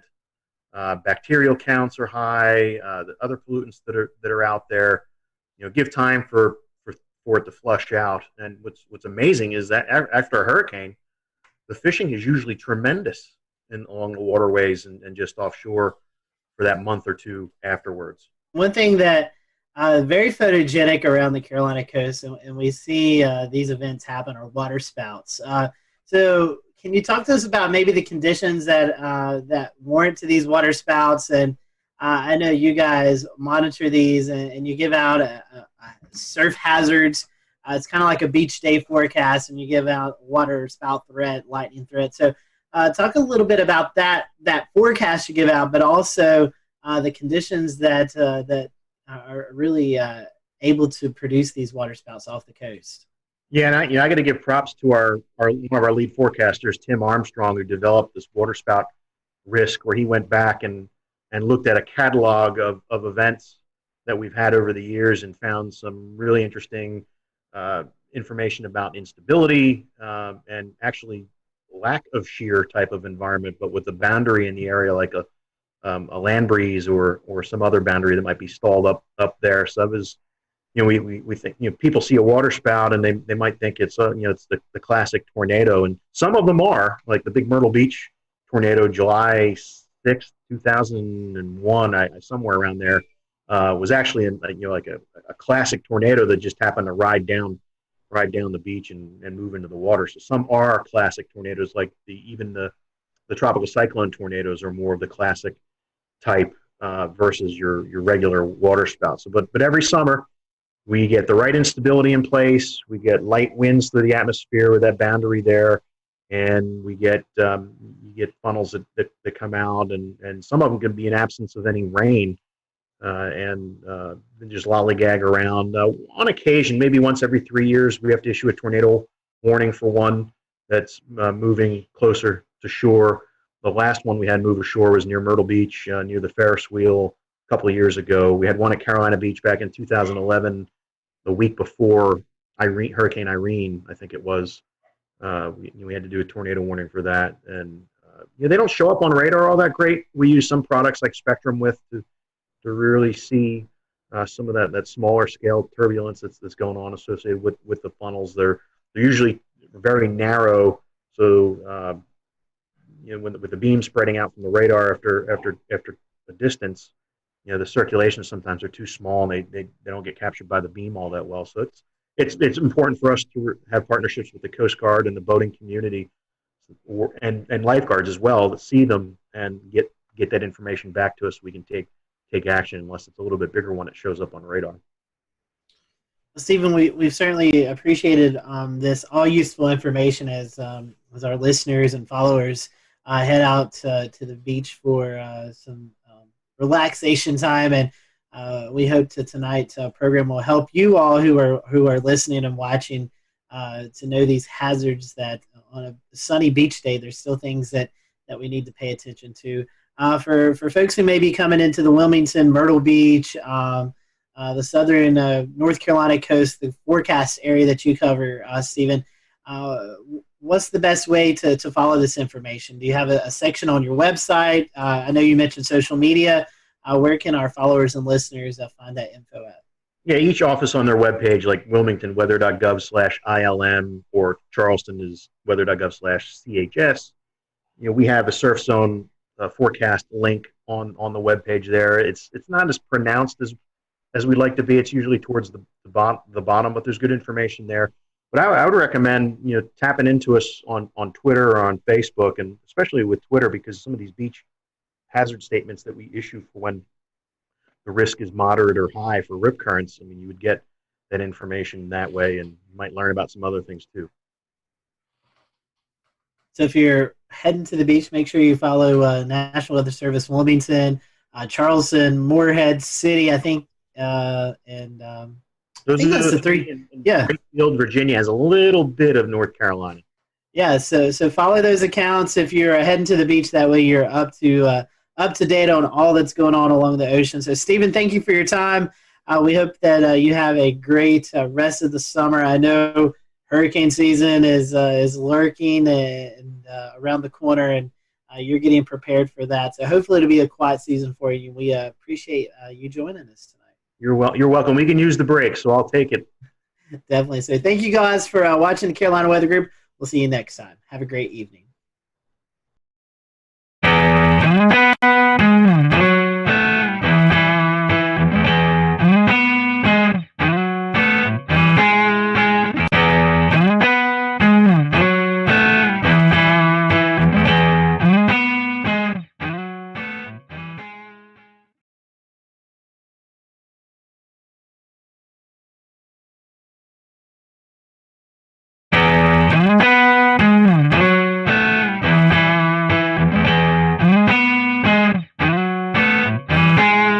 Good evening, everyone. Welcome to the Carolina Weather Group. We're happy to have you tonight, and we have a special treat for you. Chief Meteorologist Bill Walsh from WCSC in Charleston, South Carolina, Emmy Award-winning Chief Meteorologist, who's also an author, a Lieutenant Colonel in the U.S. Air Force Reserve, and much more. We're looking forward to having Bill with us tonight, and Bill just celebrated his 34th year in broadcast meteorology, and we're just going to look back over those moments for this next little bit. So we're happy to have you. And towards the end of the show, we'll let Bill give out some of his social media information. So if you're not following Bill on Twitter or Facebook, definitely want to give him a follow, especially if you're in the Charleston area, if you plan to visit. So Bill, welcome to the show. I know we've had you on before, normally talking about hurricanes or landfalling tropical systems, but we wanted to get you on tonight just when the weather's calm and well, when we're recording this, the weather's calm, and we'll put that out there. But we just want to kind of get to know you. So our first time question for a lot of our first time guests is how did you get hooked into this crazy career that we all love to do here in the weather world? Great to be here, by the way. It's so cool to be with everybody. And I definitely watch love the podcast. It's funny. It's just kind of an accident, actually, believe it or not. I was really into aviation, into flying airplanes. And I got my pilot's license when I was 16 years old. So I actually got my license to fly before I got my license to drive. So I had to get a ride to the airport to take my check ride. But anyway, I was really thinking about going the aviation route for a while. And my sister's boyfriend at the time was working in radio. And I really was fascinated by broadcasting. And he was about 3 years older than me, 3 or 4 years older. And she ended up marrying the guy. But, this was back in high school. And then he wanted to be a broadcaster, and he went into television. And I would hang around the radio stations with him when I was in high school. And I was like, this is cool. I like this. I like the broadcast is cool, but I really am fascinated by flying and weather, and really aviation weather was really what I was interested in, and thunderstorms and snow. Of course, I grew up in the snow belt, with the blizzard of '78 was the biggest thing that hit us when I was a kid. And I was like, by the way, I just dated myself there, but that's okay. So this big giant blizzard comes along. We have 52 inches of snow. I'm fascinated by the weather. I'm saying, I got to get into this. I got to figure it out. So I ended up, believe it or not, I ended up taking a bus. I lived in Rhode Island, and I took a bus downtown Providence. I probably was a sophomore in high school, maybe something, and I snuck up to the TV station, which was Channel 10 WJAR. And the station was way up on top of the outlet. It was kind of like a Macy's type store, right? So it was on the top floor. And back those days, there's no security. It's just like the door opens in the elevator. I walk out. There was one woman there. And she said hello, and I just looked like I knew what I was doing. So I walked right into the studio, and there was, the guy I watched growing up on TV, John Giorgi. I'm like, oh, there's John Giorgi. Look at that green wall. Wow. Well, what is that thing? Wow, a satellite picture. Holy mackerel. One satellite picture. It was, oh, look at those are the maps that they put the little stickies on. How about that? It was really fascinating. So, at that point I was hooked. So I ended up, knowing that I really like television, I really like weather. I wanted to put the two together. That's kind of how I ended up falling into this stuff. So you've definitely covered some big events in Charleston. Talk a little bit. We'll go into some specifics here later on, but talk about your time in Charleston and what that's meant for you. I know you've been a figure in the community. So what's it been like forecasting in Charleston? Oh, it's been fantastic. I mean, Charleston is such a great place. As I said, I was in Rhode Island, and I was looking for a full-time gig. I wanted to I had a great gig. I did, by the way, my dog is here. if you're wondering what, that's Ruby. And, so what happened was, I was looking for I wanted a, Monday through Friday gig or something like that. I looked very, very young, as I continue to this day, except for the hair, see? But anyway, so I decided that I'd start looking. I wanted to go somewhere warmer. I really like tropical weather. I love hurricanes. So, and we, at that time, even in the 80s, there weren't that many big hurricane events. So I ended up, throwing my tape out there, and I got a call by the station here in Charleston, WCID, and they said, hey, we're interested in you coming down, maybe being our chief meteorologist. Once their meteorologist was leaving, she was going to have a baby, and she was going to, just leave the business. So I came down here. They offered me the job, and when I flew down for the interview, I actually, they took me out to Wild Dunes for lunch, and I saw a dolphin and I saw a palm tree. And I was saying, wow, those are the two. I mean, I really was kind of like in Florida, but I'm like, this is like Florida without the traffic, So I'm thinking, let's go down there. So I got a chance to come down here to work at Channel 4, and I did that was in '86. And then, of course, in 1989, Hurricane Hugo comes along. Well, the worst strike on the U.S. in years and decades. That came up and really slammed right into us perpendicular-wise, right up the coast, right into the coast. And we had 6 feet of water in the building. We were blown off the air. I mean, I was out of my house for 3 months. I had to live with my soon-to-be in-laws for 3 or 4 months. That was worse than the hurricane. But anyway, that was, she could probably hear me. But anyway, it was, he recycled paper towels, her father. She can hear me, I can't. All right, so anyway, so that was an event that was just, that was a career-making event because, here I was, young guy, doing my first my second weather job. Technically third because I did part-time on cable way back. But anyway, so, it was a big deal. And Rob Fowler, my pal Rob, Rob, and he comes on the show. And he and I both worked that storm from different perspectives, different stations. But we were down here within about maybe a year of each other. I think I came in '86, he came in '87. But, the two of us really that was our biggest, our biggest weather event that all of a sudden here we are in our 20s doing that big storm. And they hadn't had one here in years. And it was a devastating storm. So, and then in 1993, Channel 5, was kind of like the big gun in town. And they were their main weatherman was Charlie Hall. He was like an institution. He was an amazing man. He signed the station on. I mean, he was literally the guy who was the first guy on the television station to sign it on. And they called me up and said, hey, are you interested in coming over to work with Charlie? And I'm like, you want me to work with Charlie Hall? I mean, you want me to, and they did. And they said, we'd love for you to work together and build a weather department. And, they had Charlie and they had Mike, but they had one computer, and it was just an old Liveline 3, I think it was. And they wanted to build a storm center. They wanted to build a weather brand. So that was when I went over to Channel 5. So anyway, that's kind of how I ended up in Charleston. I'd like to reminisce about Hugo a little bit, since it was one of the big storms of my youth. I grew up in Rock Hill, and it was still a big deal up in York County. So I was wondering if Hugo was actually the biggest event for you during your career, even though it was in the early part of your career, and maybe you could tell us a little bit about the lead up and the aftermath of Hugo. I think it was actually. And by the way, Rock Hill, you guys got whacked by that storm. Yes, we did. Yeah, that was still it blew all those glass windows out of the buildings up there in Charlotte. Rock Hill was rocked by that storm. I mean, it wasn't extra tropical until it got to New York State. So, I think in my weather career, as far as like biggest storms that I've, forecast and lived through, that's got to be at the top of the list, I think. I mean, we've had a lot of, close calls since. We have a lot of, I call them the drive-bys. They come up the coast and then head up toward, the North Carolina, coast and the Outer Banks. So we've had a lot of those types of storms. But Hugo certainly was the largest that really impacted us here, especially as a Cat 4, 135-mile-an-hour storm. We had a 22-foot storm surge in McClellanville, and they had people being put up in the rafters at that Lincoln High School because it wasn't really, they didn't think the water could ever get that deep in a high school like that. It was a precedent-setting one for me, but also for the station, all three stations, it really was, and for Charleston itself. The city remembers it every year, 31 years ago now, hard to believe. But there was, I think that and a couple of the snow events, actually, if you think about it. A couple of years ago, we had a snow event where we had, and I know some of you guys are going to laugh at me, we had 6 or 7 inches of snow. And, that's a big deal for Charleston. It is a big deal for Charleston.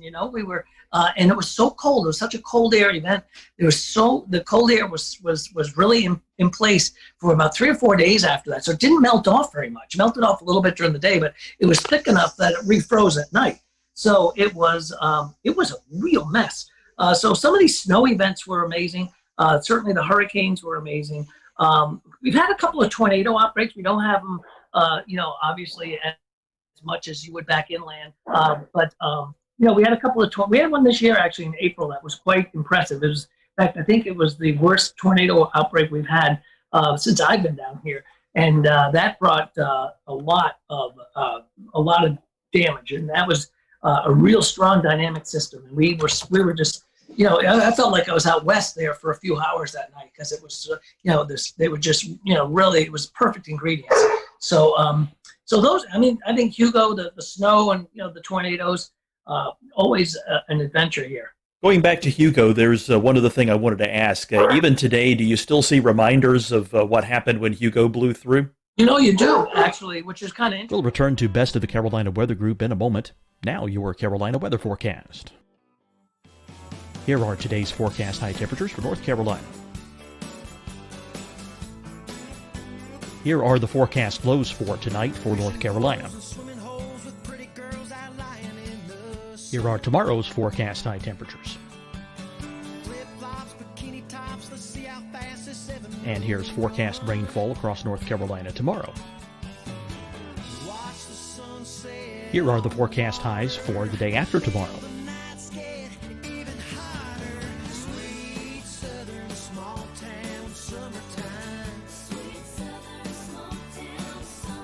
And here's the forecast rainfall across North Carolina for the day after tomorrow. This is the total rainfall forecast across North Carolina for the next 3 days. Here's the severe thunderstorm outlook for today from the Storm Prediction Center.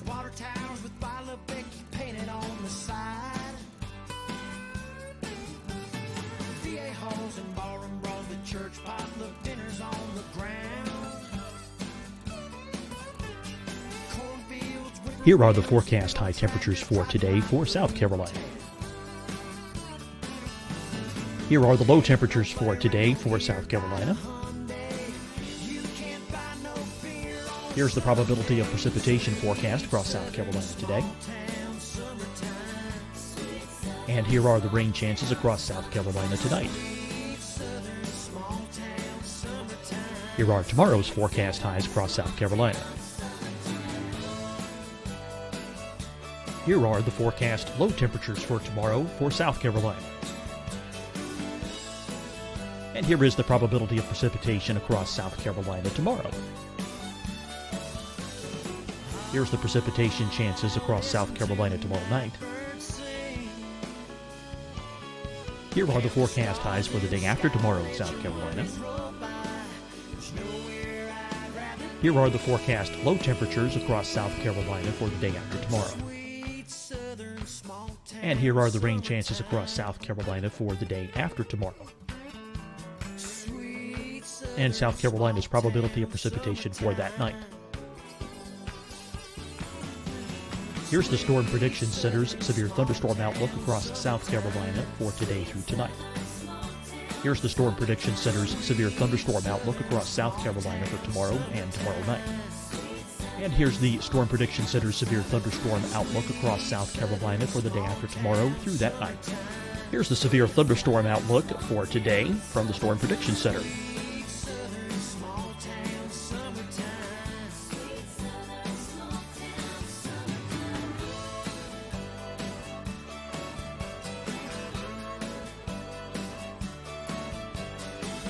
And now here's a live look at weather radar across the southeast. Fight the spread and take a stand against coronavirus. Wear a mask in public. Stay at least 6 feet apart from others. And get tested. Join us and fight the spread. Visit scdhec.gov/COVID-19. Getting tested for COVID-19 helps you to take the steps needed to protect yourself, your loved ones, and your community. Find the testing location at scdhec.gov/COVID-19 testing. Deciding when to wear a mask isn't about who you know or how well you know them. Just ask yourself, will I be with anyone I don't live with? If the answer is yes, get behind the mask. Help slow the spread of COVID-19. Get behind the mask. Learn more at covid19.ncdhhs.gov. Hi, everyone. I'm Dr. Mandy Cohen, Secretary of the North Carolina Department of Health and Human Services. And when you follow the 3 W's, you protect your family and your neighbors from COVID-19. When you leave your home, practice your W's. Wear a cloth face covering, wait 6 feet apart, wash your hands often. Wear, wait, wash. We're in this together. Stay strong, North Carolina. You'll see your Carolina weather forecast at 25 and 55 past. And now back to the best of the Carolina Weather Group on the all-new Carolina Weather Net.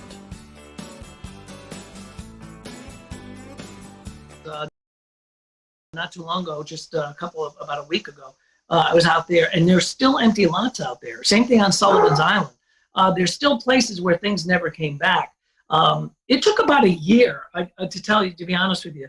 You know, when you think about Florida and Michael and Mexico Beach and places like that, we see these storms and we see the impact. Like we had Laura and we had everybody covering it. We had the storm chasers out there. I was watching Jim Cantore at 3 o'clock in the morning. And then then the media, everybody goes away. But living through Hugo, I mean, we had to live with that for forever, and certainly a year after that. It was a year until things got sort of back to normal. We didn't have power for 2 weeks, but it'd be interesting to go back. I think that'd be kind of an interesting documentary or something. You just go back to some of these places and say, okay, how are you doing a year later? How are you doing 2 years later? In particular, places like the Bahamas, right after Dorian. I mean, nobody really talks about it, but obviously, those islands, there was an incredible disaster. And it'd be interesting to go back to Freeport and back to Abaco and take a look at some of those places, because see how they're doing now. So I think to answer your question, there are things still around that you can tell that were pre-Hugo or post-Hugo, but we filled in quite a bit in 31 years. I would echo your thoughts exactly, because even now, if you go and walk around, you look at some of these oak trees and pine trees, you can still see where most of these trees, they were blown over, they were popped in half, so to speak. So you can still see where the nottage is and where new limbs have grown over the years, but you can see where the disformation is in a lot of the trees still, even after all these years. So yeah. Yeah, you really can. And there's a lot of people that live here that were here then, and they remember it. They remember surviving and getting through it and things like that, and rebuilding their house, or getting back to what was a house. So, it's one of those things that it's burned into your memory forever.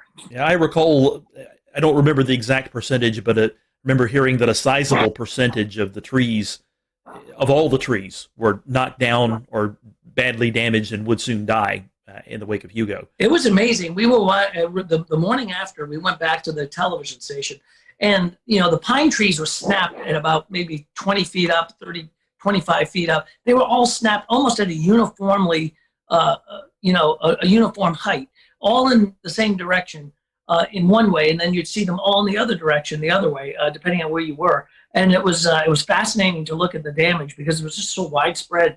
But a lot of those trees were, the Francis Marion Forest was completely devastated. And it's been a long time, and it's still being, rebuilt. A lot of those newer trees, or some of those trees that have come back, it takes a while, obviously. Bill, how was communicating the threats from Hugo, specifically the storm surge? We've made a lot of progress in the past 5 to 10 years of trying to explain what storm surge is and the areas it impacts. What was it like explaining the water that could come with a storm like that back in the late 80s? So that was interesting because, that was before slosh models, and that was before, we had the LFM. And so, we didn't have a lot of the great, tools we have today. And at the time, remember, the Hurricane Center only went out 3 days. They didn't go out 5 days. And we didn't have, the Euro. We didn't have all of these great products that push us out, so many days in advance. So it was really kind of using that technology, what we had. But, letting people know about the storm surge was because it was kind of alien to these folks. They knew, remember, they haven't had a hurricane strike since at least, I think it was David maybe that came by in it was a 79. Anyway, they hadn't had a major hurricane strike really since Hazel and Gracie way back in the 50s. They had some storms that came on up, but it was the first real major strike that could bring a major storm surge. So communicating that was interesting, and it was you had to kind of explain to people what it was, and a lot of people didn't think that they could see 20 feet of water. And I mean, there's a lot of people are saying, oh, they're overdoing it, and stuff like that. So getting that message out there was rather interesting. So Bill, I want to ask you a little bit about kind of bring your military background and career into your meteorology broadcasting career, and specifically when hurricanes like Hugo or other kind of big events like that have occurred. Is there part of your military background that helps you communicate that or be present and structured in the way you assist with letting people know the threats? Yeah, it does, Dan. I mean, what it does is it gives you, in the military, everything's about readiness, right? So when I was, when you're working on a staff or you're working as, whatever your job is in the military, everything is, especially in the reserve side of things, it's all about readiness. Are you trained up? Are you proficient in the software? Are you proficient in the forecasting? Is your staff ready for this? Is master control ready for this? Do they know how to put the crawls on? Do we know how to evacuate if we have to evacuate? There's, in military, there's a lot of readiness. We had to, you have to do a lot of training. And I think that kind of background also kind of floats over to what we were doing. And I still to this day have, readiness checklist for like tornadoes or tornado warning or severe weather, making sure our master control has, all of the things they need to make sure that they're ready to put us on TV at 2 o'clock in the morning if they have to. So, a lot of that comes from the military background. Excuse me. That's Ruby. So a lot of things come from the military background that go into television that help me pretty much get through these storms. But I think it's a good background. And military is a whole different world. When I was doing military on the weekend, I'd go away, or even during the week, I'd be like, it's like literally changing hats. It's a whole different world of the way things are done. TV has been a show business. We got the science side of it, but there's show business, and it's a whole different world where military, it's totally different. So if you're briefing a commander, for example, on an upcoming storm, or you're doing a battle group command type of, if you're doing a forecast for a battle group, you're talking about, different types of weather, but, those people, it's a different audience. So, yeah. So you use that training, I think, to help you be ready. Readiness is the most important thing. Well, that readiness was obviously very important in 1989 with Hugo, and it still is, though we've talked about before on this show. In the unfortunate event that South Carolina and the South Carolina coast and Charleston area were to ever face another storm like Hurricane Hugo, how prepared are we nowadays in the Charleston metro for a major landfalling hurricane? I think we're pretty well prepared. We're prepared, and we're at a point where we know what to do. We know how to get the messaging out there. We're prepared better than ever when it comes to communication between social media, the television, the OTT over-the-top stuff, all all of the different platforms that we can broadcast to. So getting that word out is going to be even better. As far as evacuation and stuff like that, that is drilled pretty much every year. We have hurricane drills with the state and with the Highway Patrol and the National Guard and stuff like that. So I think South Carolina is pretty well prepared. There are some caveats. We flood on a good thunderstorm on a high tide down there. So, depending on, the timing of the storm, also the trajectory of the storm versus the coast, how much flooding that we could have. But, to get people to move, we had a big evacuation during Florence, and, that was a major, it was a Cat 1, actually. It was a major disruption. But it wasn't even a major hurricane as it came down the coast, but it was a rainmaker moving at 2 or 3 miles an hour, just flooding North Carolina and northeast South Carolina. But yet governor, had evacuation all the way down through, Beaufort County down into near the South Carolina-Georgia border. That, put a lot of people out saying, well, why am I evacuating? That storm's up near Myrtle Beach, and it's really flooding like Conway and not us. So, and a lot of that, we have to try to explain to people and say, we don't make the evacuation call. We tell you what's going to happen, weather-wise, what to expect. So in that reference, I think we can be ready. But there are always going to be, and I will guarantee you guys, there will be people that stay on the beach, and they did, and they have stayed through storms like Hugo or like Michael or like Laura and stuff, and they may or may not even survive, but they did. I remember during when we had a couple of storms in Florida, down along the Keys, people staying, I'm staying through it, and then they come back to them like, afterwards, like, I'll never stay again, never, I'm out, I'm gone. Talking about some of these climate change issues that we've had, certainly the sea levels are coming up, and what has your perspective been on how we've had to handle sunny day flooding since you started here going into now? That's funny that you say that, because when we do have these 6.7, 6.8 tides on a beautiful sunny day, and you try to tell people we have a coastal flood advisory until 11 o'clock tonight, and they're like, it's not even raining. What are you talking about? And then all of a sudden, the pictures start showing up on Twitter of people's driveways being flooded and stuff like that, the drainage in the city. So sometimes it's hard to explain to people that, and it's people want simple answers sometimes, and sometimes it's hard to give a simple answer. And and there's not a lot of simple answers when it comes to weather. It can be complex, but even tides. When you talk about tides and talk about drainage, and you talk about some of the extreme low tides. Why boats are sitting up on when you have these blowout tides, boats are sitting up on the on sand, and they're like, did you say that was going to happen? Well, yeah, we did, but don't, so it's, it's just a matter of really schooling people. And sometimes it takes people by surprise a lot of times. It's difficult to communicate that sometimes too in the low country, because you have a bunch of visitors. Like I remember when I was there for the NWA meeting in 2013, there was a king tide going on at the time, and you could go down East Bay Street, and there was an area that was flooded. And sometimes I think getting the word out to people who aren't local to the area and know this kind of thing can happen every now and then makes things even more challenging. Yeah, that was a great meeting, by the way, Frank. We had a blast. That was a wonderful NWA meeting, and we'd love to have another NWA. We had an AMS meeting here too before that, and it's a great city for that. There's our shameless plug right there. We'd love to see everybody come back, but when we ever have conventions again. But yeah, I mean, it is, and it's hard to explain that to people. That they say, hey, look, this is this is not a rain event. This is not this. We're not seeing a major storm along the coast. Why are we getting flooding? And it's a beautiful blue sky day. So a lot of it's education, and the TV folks will tell you all the time that they give us 2.5 minutes to do the weather and say, oh, by the way, could you explain how this stuff works?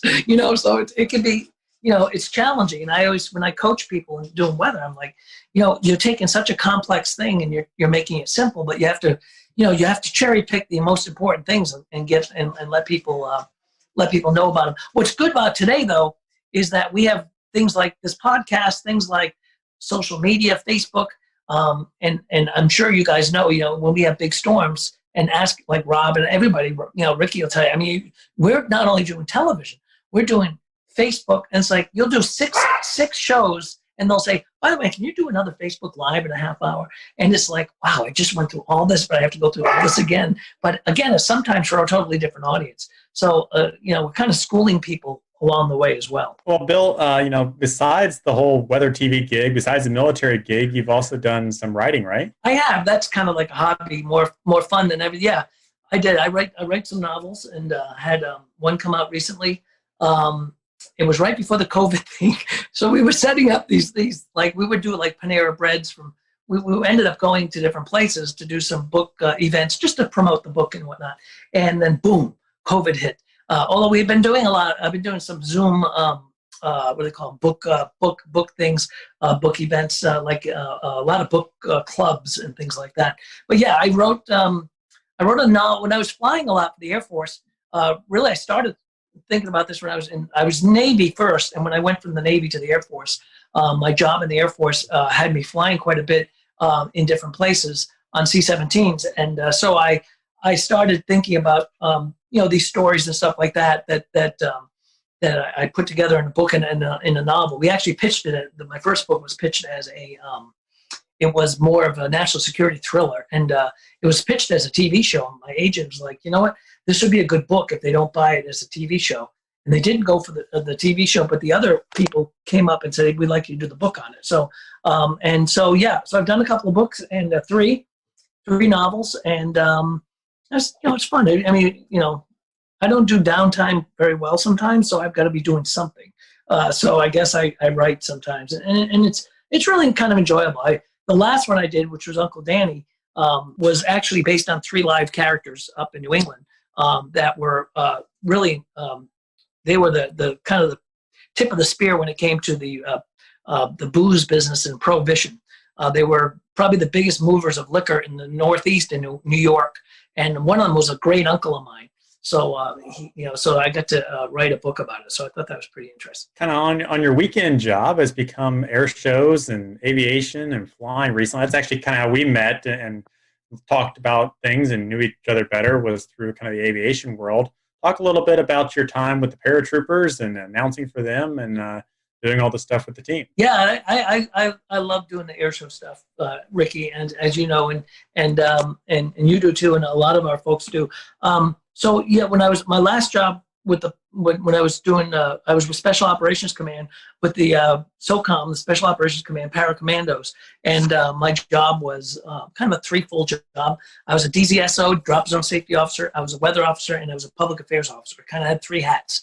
So as part of that, I ended up doing a lot of they know I was in television, so I did a lot of the narrations of the jumps, either into stadiums, into air shows. We did a lot of football games and things like that.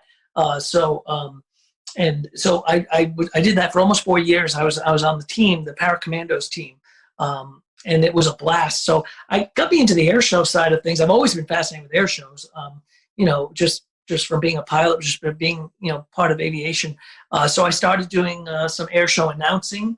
And again, there's some big announcers on the air show circuit. They're fabulous and great friends of mine. And I just kind of fill in when there's a show available.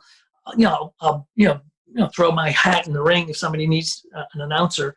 And I really like announcing air shows. It's fun. It's a lot of work, actually. It's a lot. I mean, it's a long day. You're usually up in the sun and stuff like that. But it really gets you into the aviation side of things, and it's fun. So I really like doing air shows.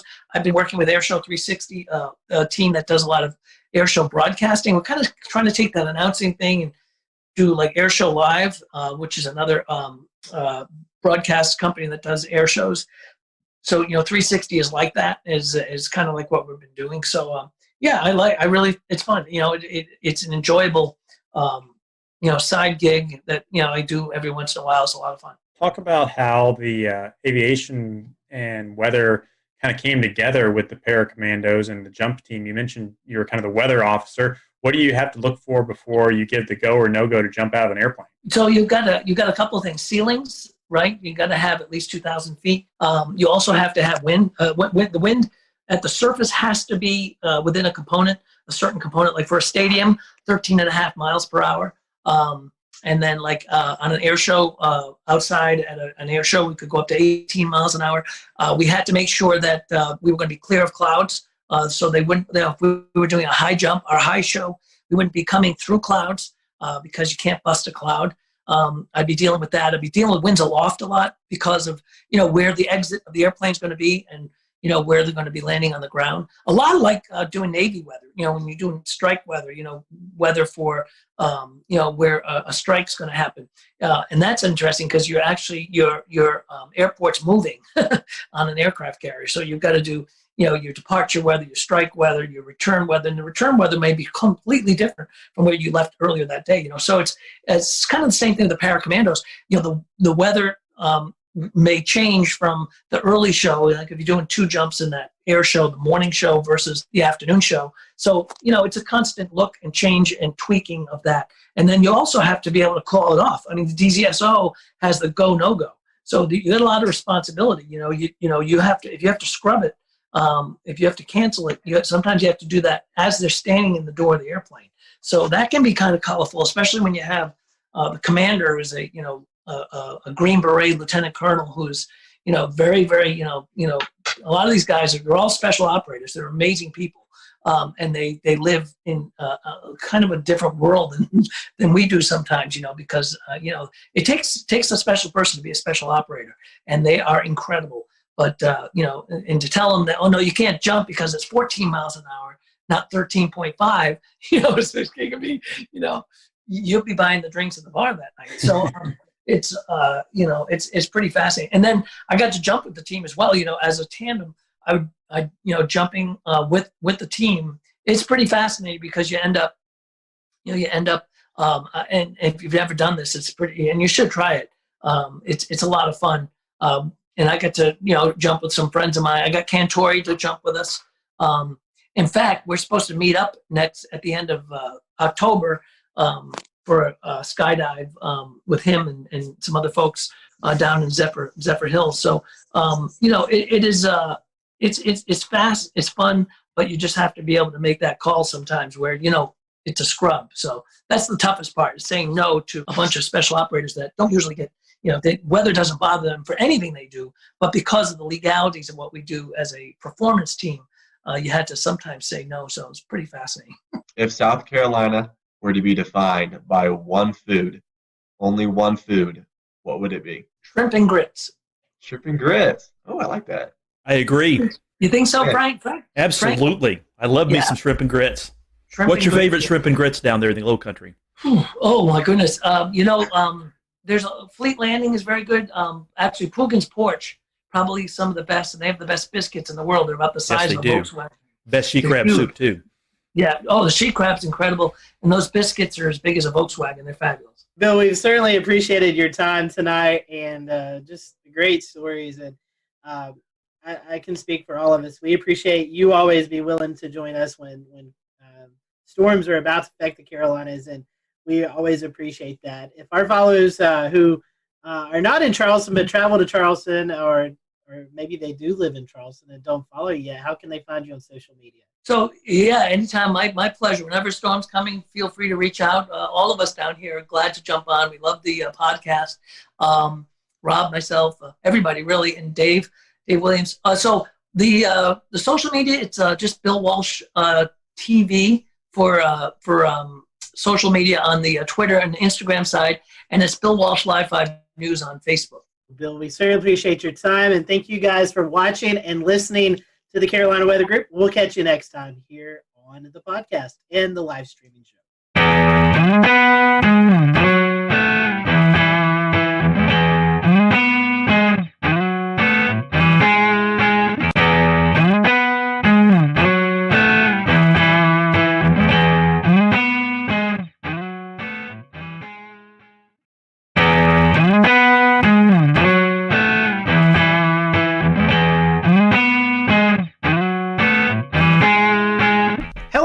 Welcome to the Carolina Weather Group. We're happy to have you this evening. Tonight we have a very special guest with us. Former FEMA Administrator Craig Fugate is joining us. And Craig, we welcome you to the show. We're happy to have you this evening. Appreciate you wanted to spend some time with us to talk all things weather. You've experienced a lot from your journey in Florida to all the way up into Washington, D.C., being the FEMA administrator. So we look forward to hearing your conversations tonight. For those who are watching, feel free to follow along with us on social media. Tell us what you think about the show. Let us know if you have any comments. So, Craig, welcome to the show. Our first question to our guests who've never been on is, what is your weather journey? Do you have a weather story? But I'm just going to ask you, what is your journey? I know you started off in Florida where a lot of weather affects you, but did you have a little bit of a weather bug growing up, or was it all in emergency management? No, I can remember as a kid, you used to get the hurricane tracking maps at the grocery store, and there would be storms out there, and you'd turn on the NOAA weather radio and wait for the tropical forecast to come through, and you'd listen and get the coordinates and chart the map where the storm was, well before the internet and a lot of other tools that we just take for granted. With that, a young age, living in Florida, always keeping your eyes on the tropics, tell us about your journey through emergency management. I know we were talking a little bit off air. You started in a county and then kind of worked your way up. So tell us a little bit about that journey. Well, my first experience with a hurricane, I was actually a paramedic here in my home county, Alachua County, Gainesville, Florida, where the University of Florida's at, when Hurricane Elena come buzzing through the Gulf of Mexico, and I was on duty for that shift. And we dealt with a storm that couldn't make up its mind and set off the coast for several days before it left. But I started out in 1987, moving from fire rescue to emergency management. Did that. Gainesville, sitting in the north part of the state, we get everything from severe thunderstorms is when we tend to see our most damaging storms. And so we would get every couple of springs tornadoes moving through, straight line winds, stuff like that. Went to the state of Florida, dealt with a lot of weather-related events, but most notably the 04 hurricane seasons. And then I went to FEMA. And we'll return to Best of the Carolina Weather Group in a moment. Now your Carolina weather forecast. Here are today's forecast high temperatures for North Carolina. Here are the forecast lows for tonight for North Carolina. Here are tomorrow's forecast high temperatures. And here's forecast rainfall across North Carolina tomorrow. Here are the forecast highs for the day after tomorrow.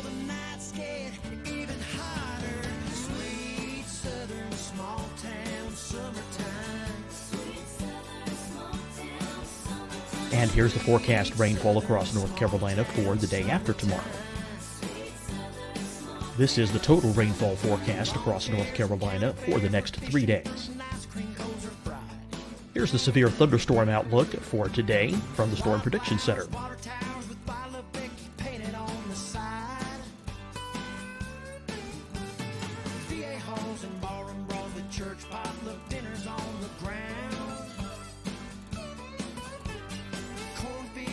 Here are the forecast high temperatures for today for South Carolina.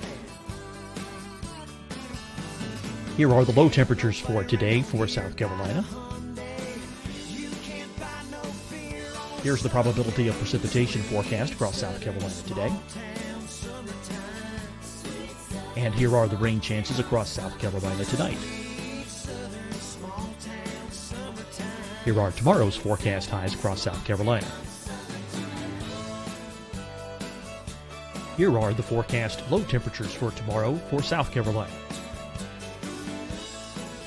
And here is the probability of precipitation across South Carolina tomorrow. Here's the precipitation chances across South Carolina tomorrow night.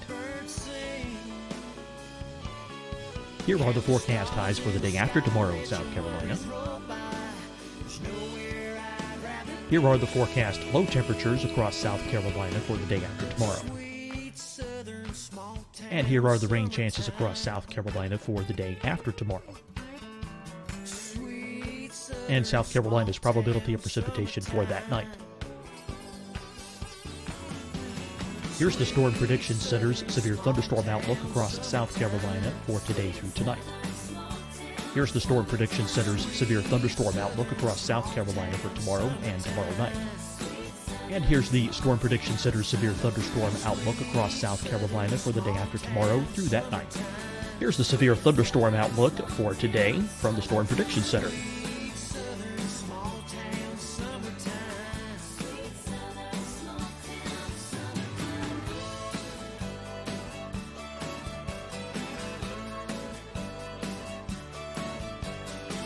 And now here's a live look at weather radar across the southeast. Fight the spread and take a stand against coronavirus. Wear a mask in public. Stay at least 6 feet apart from others. And get tested. Join us and fight the spread. Visit scdhec.gov/COVID-19. Getting tested for COVID-19 helps you to take the steps needed to protect yourself, your loved ones, and your community. Find the testing location at scdhec.gov/COVID-19 testing. Deciding when to wear a mask isn't about who you know or how well you know them. Just ask yourself, will I be with anyone I don't live with? If the answer is yes, get behind the mask. Help slow the spread of COVID-19. Get behind the mask. Learn more at covid19.ncdhhs.gov. Hi, everyone. I'm Dr. Mandy Cohen, Secretary of the North Carolina Department of Health and Human Services. And when you follow the 3 W's, you protect your family and your neighbors from COVID-19. When you leave your home, practice your W's. Wear a cloth face covering, wait 6 feet apart, wash your hands often. Wear, wait, wash. We're in this together. Stay strong, North Carolina. You'll see your Carolina weather forecast at 25 and 55 past. And now back to the best of the Carolina Weather Group on the all-new Carolina Weather Net. Related disasters, a lot of flooding, tornadoes, Tuscaloosa, Joplin, hurricanes, most notably was Superstorm Sandy. So pretty much throughout my career, in emergency management, probably more than anything else, has been weather-related hazards. Tell us a little bit about emergency management and FEMA and how they work together to mitigate after serious storms and other types of disasters. Well, the first thing I think people need to understand that the reason we have emergency management in the first place is the org chart of government's not built for disasters. And that's true at the local, state, and federal level. So what's happened in the late 70s was the National Government Association began to realize that every one of these big events was almost reinventing wheels. It was never clear who the federal agencies were, what the roles were. It constantly changed. And that really drove the formation of FEMA under a reorganization order that President Carter issued. But the relationship is the way states are set up is they're the primary response to all disasters. Depending upon how that state's organized, generally our first line is local governments, mutual aid, state mutual aid with the federal government in case of FEMA, supporting governors. So every time I hear somebody saying, well, FEMA ought to be in charge, I remind folks our government's actually a federal government where states have the primary role in domestic emergencies with the federal government supporting them. And I like to point out that if FEMA was in charge of everything, it would have been hard to imagine an agency that could have responded to all the disasters that we saw during my term there without the leadership role of the governors, because FEMA just couldn't have handled all that. It really is this idea that all disasters are local. It doesn't mean we're abandoning everybody, but there are key roles and responsibilities. But like I like to tell people, when the disaster hits, we all work as one team. And so, Craig, how hands-on were you with some of these departments, like the Storm Prediction Center, the National Hurricane Center? Well, I'll give you an example. Both at the state of Florida and at FEMA, our practice was when we had storm threats, we would have the National Hurricane Center, Storm Prediction Center. Sometimes, once we saw the rainfall forecast, Weather Prediction Center, relevant river forecast, and the affected National Weather Service offices all on those briefings. And I think, one of the things that I found when I got to FEMA was they were only talking to the Hurricane Center. And I'm like, you guys do realize there are other hazards, that there are forecast centers that deal with that. And the Weather Service in general, I think, really appreciated the fact that they finally had somebody that understood that the Hurricane Center isn't the only products that are being issued during these storm threats, and that, if we were seeing a significant flood risk from heavy rainfall, having the Weather Prediction Center now talking about that and amplifying that message. What do you envision a response might look like to a hurricane in the age of coronavirus? If you listen to what Mike said, and you go back several years ago and listen to him talking about hurricanes, he said the same thing. We've always recommended that people evacuate their friends and families, hotels and motels, and shelters as a last resort. So I think I'm less concerned about that messaging as the messaging we've been hearing, that people have been told to stay home, socially isolate, the risk of COVID, and not understand that if you're in an evacuation zone, you still need to evacuate. I think it gives more emphasis to the fact that we've always said friends and families are a much better option than shelters, that you don't have to go hundreds of miles. You just need to get inland, away from the storm surge areas. And the other message, which is kind of a tricky one, is particularly in Florida, we've seen a lot of evacuations that aren't in evacuation zones. Essentially, people are trying to run away from the storm itself versus the storm surge. And Florida is trying to do some messaging around that, of know your zone, know your home. That if you're not in an evacuation zone and your home's relatively in good shape, built to current codes, to consider staying home and putting up your shelters and riding the storm out. Again, reducing the number of people evacuate. But the biggest thing I'm telling people about this hurricane season is, if you're in an evacuation zone, your plan is to evacuate, COVID or no COVID. And about the only real additions you need to make is add masks, hand sanitizer, disinfectants, and wipes to your go kits. If you could find the disinfecting wipes. If anybody finds them, let me know. I will trade you toilet paper. I've got that, plenty of it. What is your idea of what the plan is going to be for the rollout from emergency management perspective on shelters? Well, the Red Cross and FEMA and the national organizations, volunteer organizations acting in disasters, have a website. It's the National Mass Care Strategy website, where they've been updating information on mass feeding, congregate and non-congregate care shelter. Well, I'm an emergency manager. Congregate, non-congregate, what does that mean? Congregate care is your traditional mass care shelters, where they're looking at how to screen, maintain social distancing, and minimize the spread of COVID in those shelters.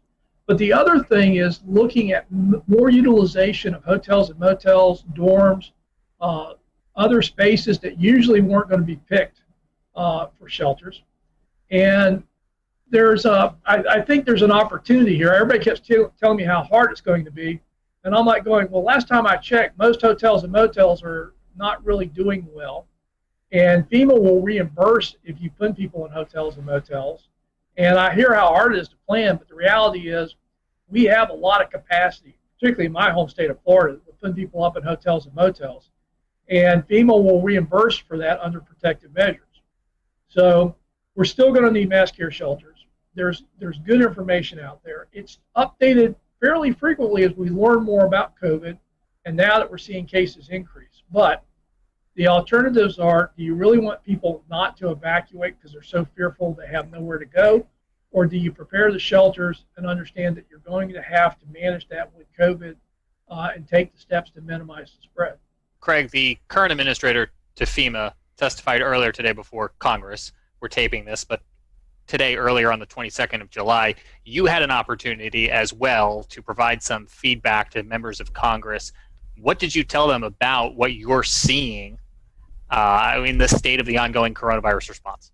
Well, I think, again, my emphasis was on evacuations. We need to be clear about that and not mix messages with talking about how dangerous and confusing and everything else it's going to be, and really focusing on when you're in the storm surge area.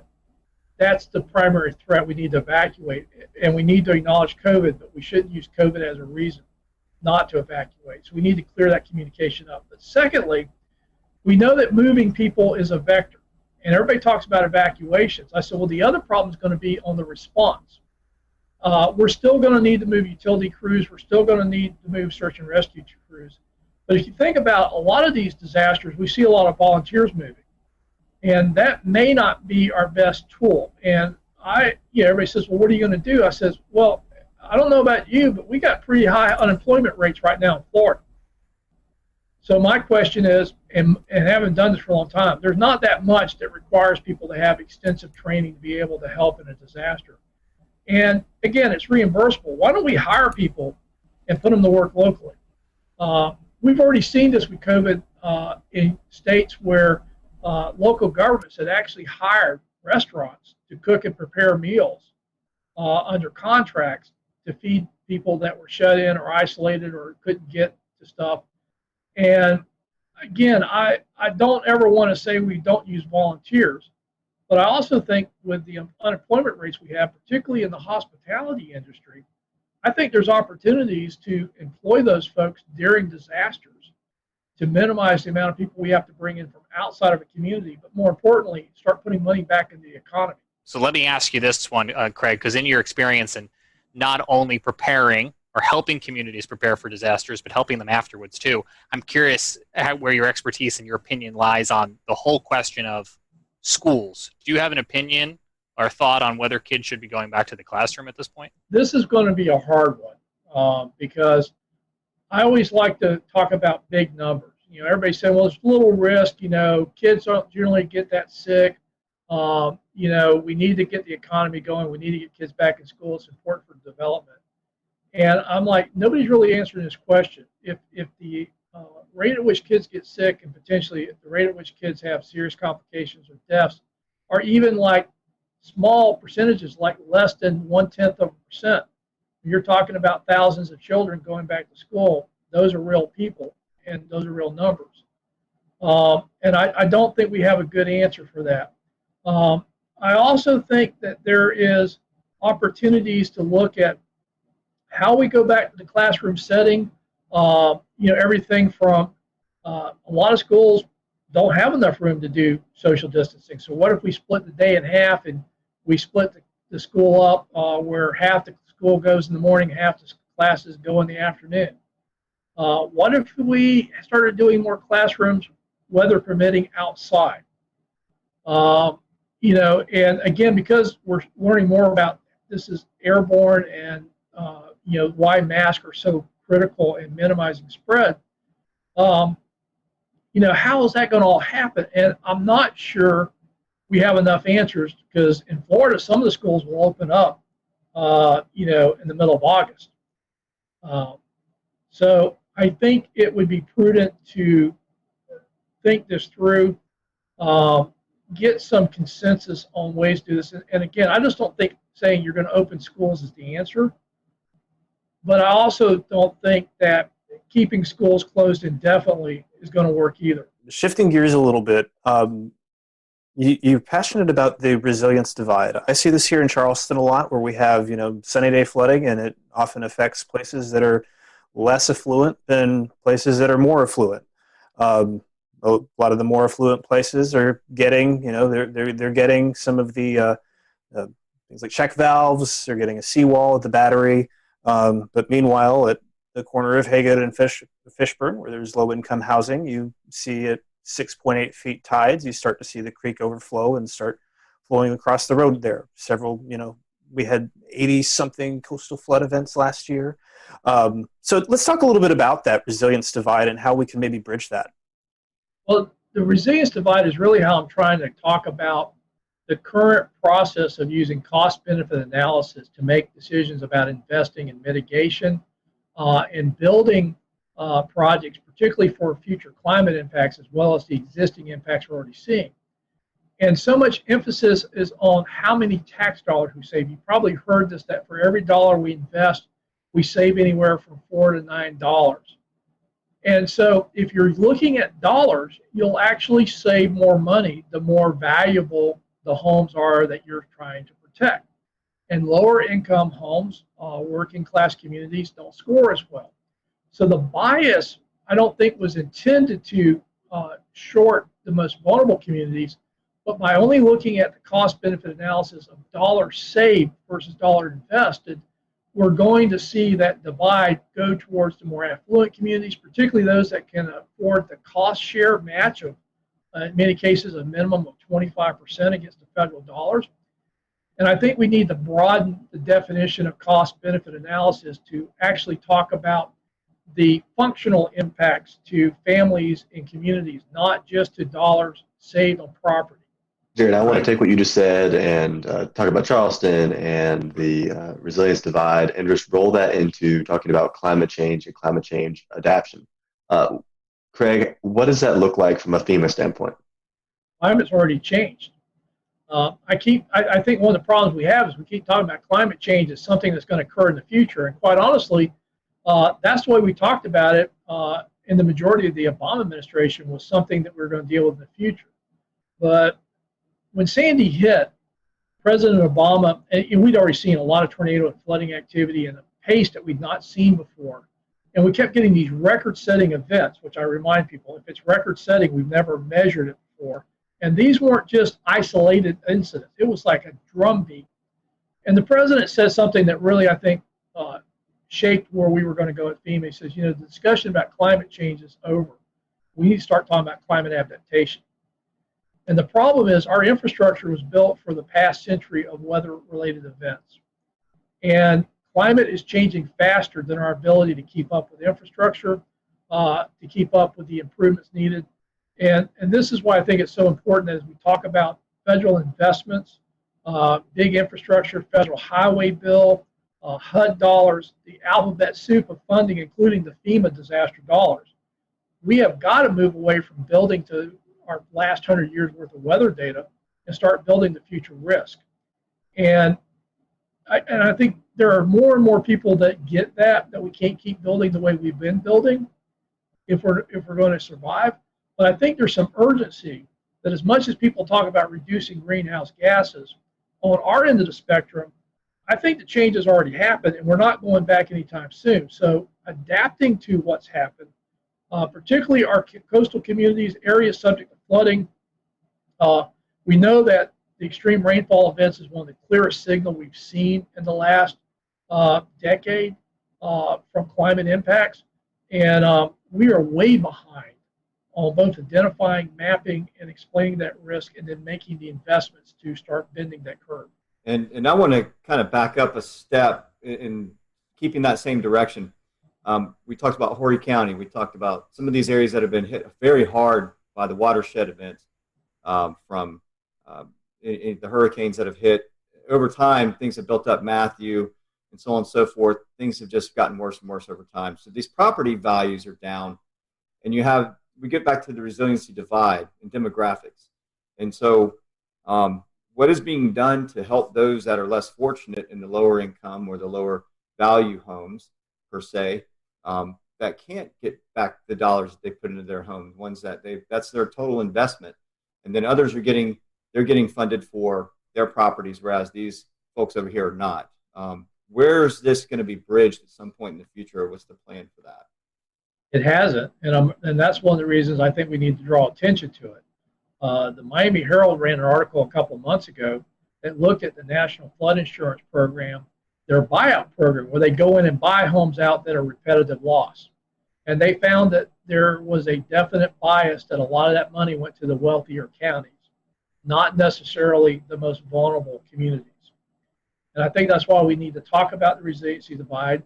We need to get Congress to get behind this and really look at funding an adequate buyout program and focusing on the vulnerable populations, not just the property values or the cost savings that we may see in more affluent properties. How in tune is Washington to how weather affects people? We live here in the Carolinas, the Charlotte metropolitan area, Winston-Salem, Greensboro. Over 2 million people live in that general area, and there's no adequate radar coverage to detect tornadoes, flash flooding. We hear these stories of folks who are continuing to have homes flooded, and they're not really getting the attention we need. Is this something that the Washington culture, the senators, the House of Representatives they kind of push the weather and what it does off to the side. I know everything should be focused on, but do you think sometimes weather and their issues kind of get pushed to the side a little bit? A little bit. The only time they get serious about weather is when there's a catastrophic failure in their district. I mean, think about it. The Weather Service couldn't even get a supercomputer to run better models until after Hurricane Sandy or Superstorm Sandy showed how inadequate their computational powers were.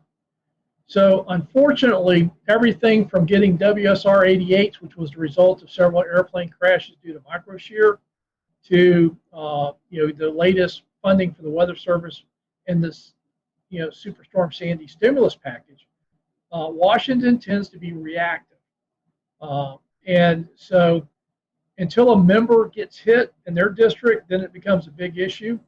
But overall, most people treat the weather, and again, it was always amazing to me, members of Congress that thought you could defund the Weather Service because you had other private meteorologists issuing forecasts, and the Weather Service shouldn't be competing with them.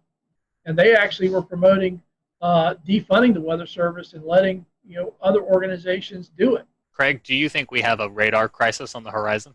I think if we're serious about being able to rapidly detect fast-moving tornadoes, particularly now the warning systems have caught up with the forecasting. Just having better resolution on forecast, but we can't tell people more precisely, I don't think would have been a good match. But if you think about it now, we're moving away from county-wide warnings to polygons. We now have, with the weather, the wireless emergency alerts, the better ability to geocode cell phones, and now moving past the original 120 characters to start including links in that, we can actually now issue across cell phones more detailed warnings from the Weather Service than their current technology can really do, and they've been migrating that way. So now they can do polygon warnings, yet they're still basing it upon radar technology that will miss part of that. There's still gaps in that coverage, and everybody forgets, unless you're in severe storm mode, those things are scanning. Everything you're seeing is delayed. It's not what's actually happening. So, we've seen this before where the tornadoes will actually drop, hit, and pop back up before the radar completes its circle and it gets the updated forecast information. So by the time you see a hook echo, it's already done its business and dropped back in the sky. Well, Craig, I want to transition us away from this last topic, and as we're kind of running short on time here, talk about something that is near and dear to all of our hearts here at the Carolina Weather Group, the Waffle House Index. That's something that we've talked about before. We had the PR director, Pat Warner, from Waffle House on last year in 2019 to discuss what exactly it is from the Waffle House perspective, but I'd like to hear about it from the FEMA perspective and how the Waffle House Index works its way all the way up to the president. Well, FEMA will tell you that the Waffle House Index really isn't their index, and that was just me trying to be folksy. But it actually started in Hurricane Charlie. I'd been out on several disasters, and the thing I could just it was just accepted was if there was anything open, it was going to be a Waffle House. But in Charlie, we had gone down to Charlotte County, and I ended up staying down there for about 2 weeks. So we'd get up around 4:30, 5 o'clock in the morning, try to find something to eat, and we'd spend the rest of the day working. And, we're doing 18-hour days, so if you didn't get breakfast, you may not eat. The first morning we get up, we were down near Fort Myers. We had to get on the interstate and head south because there was nothing open where we were at. And the first thing we get to is Waffle House. We go in and sit down, and this lady comes out with a mimeograph menu. You're so used to the big plastic menus. I already knew what I was going to order. But she says, the only thing we have is on this. And that was like, well, okay. And so we ordered, but, we got coffee, we got our eggs, we got a good breakfast. But it wasn't everything you would normally expect there. Next morning, we get up, and the actual interchange we're at, now Waffle House was now open. Went in there, same deal, mimeograph menu. So the folks I was with, Ben Nelson, who was our state meteorologist in 2004, he's now with the Jacksonville Weather Service office as the forecaster there. And at that time, Major Tad Warfel, now Colonel Warfel of the Florida National Guard, with me. And they basically, we were color coding the counties after Charlie, red, yellow, and green, using a stoplight to show indicators, EOC activation, search and rescue, schools, stuff like that. And they put into the slide deck the Waffle House Index. And that's where it came from. Green was open with a full menu, yellow was open with a limited menu, and red was closed. And I guess it would have stopped there, except we had changed how we operated in Florida. We weren't waiting for the counties to do assessments to say they needed help after these hurricanes. Because I kept asking, well, why don't we just respond like it's bad? We'll get there faster, and if they don't need us, we'll go home quicker. Well, the question was, if you're responding out on the panhandle, like with Hurricane Ivan, and you're driving out I-10, and literally we were going right as soon as the hurricane force winds passed, I told guys, we're going to be safe, but we ain't going to stay dry. We're not waiting for blue skies. So we were going right as the storm was moving out. And the question was, where do you stop? And that was kind of how the Waffle House Index got used. If you got there and the Waffle House was open, it ain't bad. Keep going. If you get there and the Waffle House is open, but they got a mimeograph menu, well, we're dealing with power outages. We probably got a lot of mass care issues. But for the search and rescue teams, don't stop. Keep going. And if you get there and the Waffle House is closed, that's going to be pretty bad. Go to work. And it just kind of became shorthand. In Florida, it seemed like all these hurricanes going across the interstate, the Waffle House was a pretty good indicator of what was happening. And the other thing, because we never really talked to the Waffle House, about them getting open and all the stuff they do to stay open. It was just our shorthand for where do we stop and go to work when we're driving in the areas, because you'll start seeing damages 100 miles out with a hurricane, but that's not where the impacts are worse. And so it just became a shorthand for us of where do you go to work in a hurricane. So I got to ask, Craig, what's your go-to meal at Waffle House? I mean, New York strip steaks. I like the steak and eggs, scrambled eggs, hash browns, scattered and smothered, black coffee. And if you're on the limited menu, what do you go with? Scrambled eggs, omelets, whatever they got. I'm not picky if they got a limited menu. But generally they'd have eggs and bacon, stuff like that. The funniest thing was when I was in Joplin. We got out there. I was actually on the West Coast, had to fly back into Joplin, got there late at night. We did a whole bunch of interviews the next day. I've been running on about 3 hours sleep in about 48 hours. It's now about 6 p.m. We're heading back to our hotel for the first time. And there's a Starbucks, and all these cars are parked around the Starbucks. I'm like, hey, guys, just pull in. I need a coffee. And we pull into the Starbucks. We'll return to Best of the Carolina Weather Group in a moment. Now your Carolina weather forecast. Here are today's forecast high temperatures for North Carolina. Here are the forecast lows for tonight for North Carolina. Here are tomorrow's forecast high temperatures. And here's forecast rainfall across North Carolina tomorrow. Here are the forecast highs for the day after tomorrow.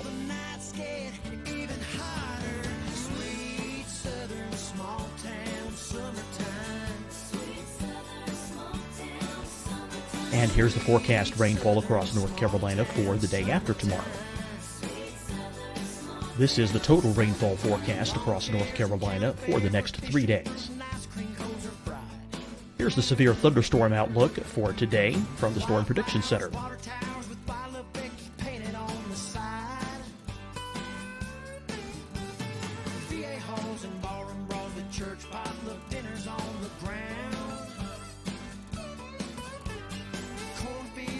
Here are the forecast high temperatures for today for South Carolina. Here are the low temperatures for today for South Carolina. Here's the probability of precipitation forecast across South Carolina today. And here are the rain chances across South Carolina tonight. Here are tomorrow's forecast highs across South Carolina. Here are the forecast low temperatures for tomorrow for South Carolina. And here is the probability of precipitation across South Carolina tomorrow. Here's the precipitation chances across South Carolina tomorrow night. Here are the forecast highs for the day after tomorrow in South Carolina. Here are the forecast low temperatures across South Carolina for the day after tomorrow. And here are the rain chances across South Carolina for the day after tomorrow. And South Carolina's probability of precipitation for that night. Here's the Storm Prediction Center's severe thunderstorm outlook across South Carolina for today through tonight. Here's the Storm Prediction Center's severe thunderstorm outlook across South Carolina for tomorrow and tomorrow night. And here's the Storm Prediction Center's severe thunderstorm outlook across South Carolina for the day after tomorrow through that night. Here's the severe thunderstorm outlook for today from the Storm Prediction Center.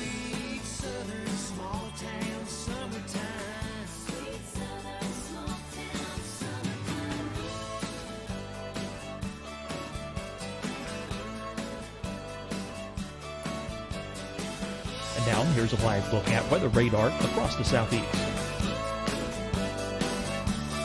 Fight the spread and take a stand against coronavirus. Wear a mask in public. Stay at least 6 feet apart from others. And get tested. Join us and fight the spread. Visit scdhec.gov/COVID-19. Getting tested for COVID-19 helps you to take the steps needed to protect yourself, your loved ones, and your community. Find the testing location at scdhec.gov/COVID-19 testing. Deciding when to wear a mask isn't about who you know or how well you know them. Just ask yourself, will I be with anyone I don't live with? If the answer is yes, get behind the mask. Help slow the spread of COVID-19. Get behind the mask. Learn more at covid19.ncdhhs.gov. Hi, everyone. I'm Dr. Mandy Cohen, Secretary of the North Carolina Department of Health and Human Services. And when you follow the 3 W's, you protect your family and your neighbors from COVID-19. When you leave your home, practice your W's. Wear a cloth face covering, wait 6 feet apart, wash your hands often. Wear, wait, wash. We're in this together. Stay strong, North Carolina. You'll see your Carolina weather forecast at 25 and 55 past. And now back to the best of the Carolina Weather Group on the all-new Carolina Weather Net. Oh, the cars were there. Then we realized they didn't turn their Wi-Fi off. So folks in Joplin they were just trying to get connections were circled around there. So we went back to our hotel. There's a Waffle House right there. I'm like, we're going in there. I know they got coffee. And sure enough, you go into the Waffle House, they got coffee because they're pouring bottled water into the coffee makers. Because all of Joplin was under boiled water orders. But Starbucks was closed, Wi-Fi was on. Waffle House, they're just pouring bottled water in those coffee makers making coffee. So I got my coffee. So switching gears, Craig, I wanted to ask you, are there any memorable moments that stick out in your mind while you worked at FEMA? For example, the 2011 tornado outbreak in Alabama or Superstorm Sandy, anything like that? Yeah, it was the Tuscaloosa tornado outbreaks was pretty impressive. And again, we came into Birmingham, picked up a Black Hawk, and I was flying up to the northern part of the state. And I don't think people realize how bad the northern tier of the Alabama counties got hammered. TVA had major transmission lines ripped out. We went to one town. They were basically lost everything. They had brought a command post from the southern counties. They used to go the other way during hurricanes. They'd all go south. But that thing, everybody from the south was going north. And they literally had 911 in this mobile command post, and they were dispatching. And everything, all their equipment was lined up on the side of the road because the station was just gone. And I remember, the president was coming in. He gets on, how bad it is. I'm trying to describe it, but it really was. It was hard to describe. He got there, he saw it, and that kind of came to shorthand. So Joplin happens, and I'm on the ground in Joplin. I get the same call. He's going to come in a couple of days. He was always very respectful that he didn't want to get there when it would interfere with the response because he knew what happens when he comes in as far as security and stuff like that. But he didn't want to wait too late. So it was always, the governor, working with local officials, and essentially, my recommendation. So he's calling me about Joplin, and he's going, how is it? And I says, it's worse than Tuscaloosa. And he's like, worse? And I have to say, Joplin, as far as total devastation, is the first time I've seen total devastation. when you were down where that hospital was, I mean, think about a tornado that's powerful enough to rotate a steel frame building and actually turn it. Literally the area a mile wide, close to 10 miles long, varying in width. Anything in there was totally destroyed. Anything outside of it pretty quickly got to the point where you didn't even know a tornado hit. And I just remember that, describing it to him, and he's going, "How bad is it?" I said, "It's worse than Tuscaloosa," and he was just taken aback because the impacts in Tuscaloosa were pretty dramatic. And I'm like, "Yeah, it's worse here in Joplin." Well, Craig, one last question, kind of a fun question. You kind of, a little bit discussed it just a few seconds ago. You and President Obama, Vice President Cheney, you're sitting around. Did y'all ever talk about weather?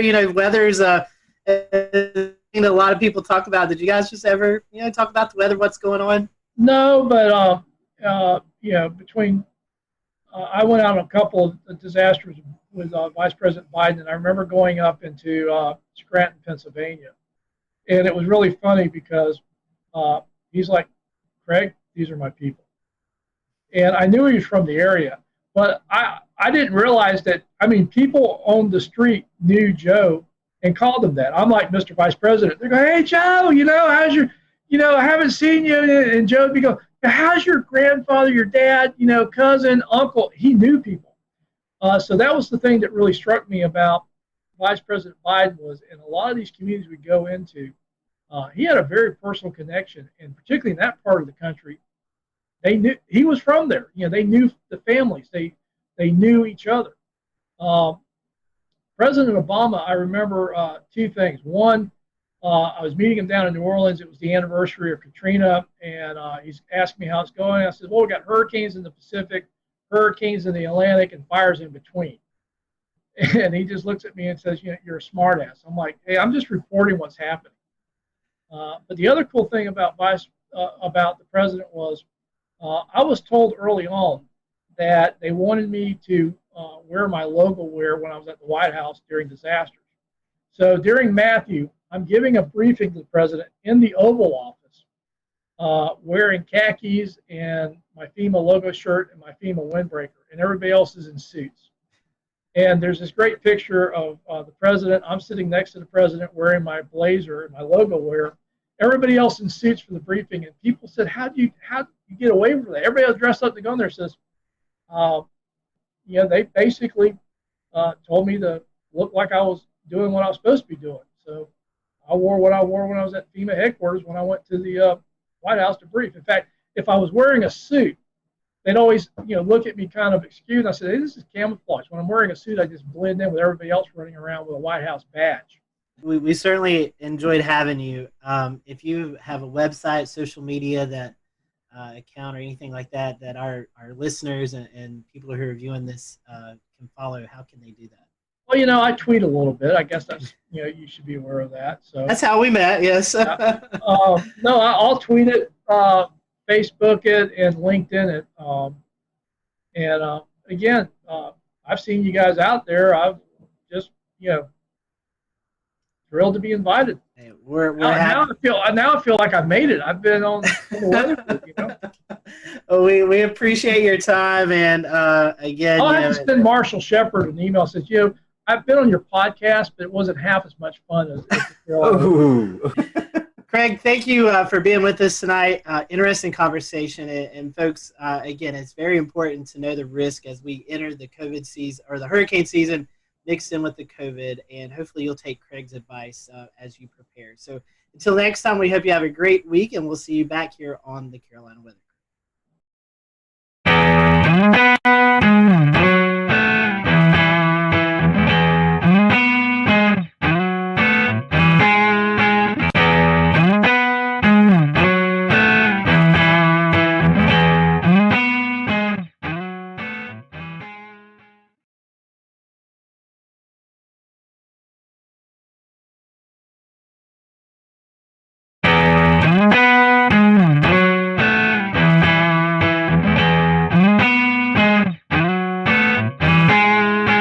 Hello, everyone. Welcome to the Carolina Weather Group. We're happy to have you this evening. Welcome to another episode, and tonight's going to be a fun episode. I'm going to go ahead and apologize I hope I don't talk too much because we're combining weather and sports, and when we do that, it really makes me happy.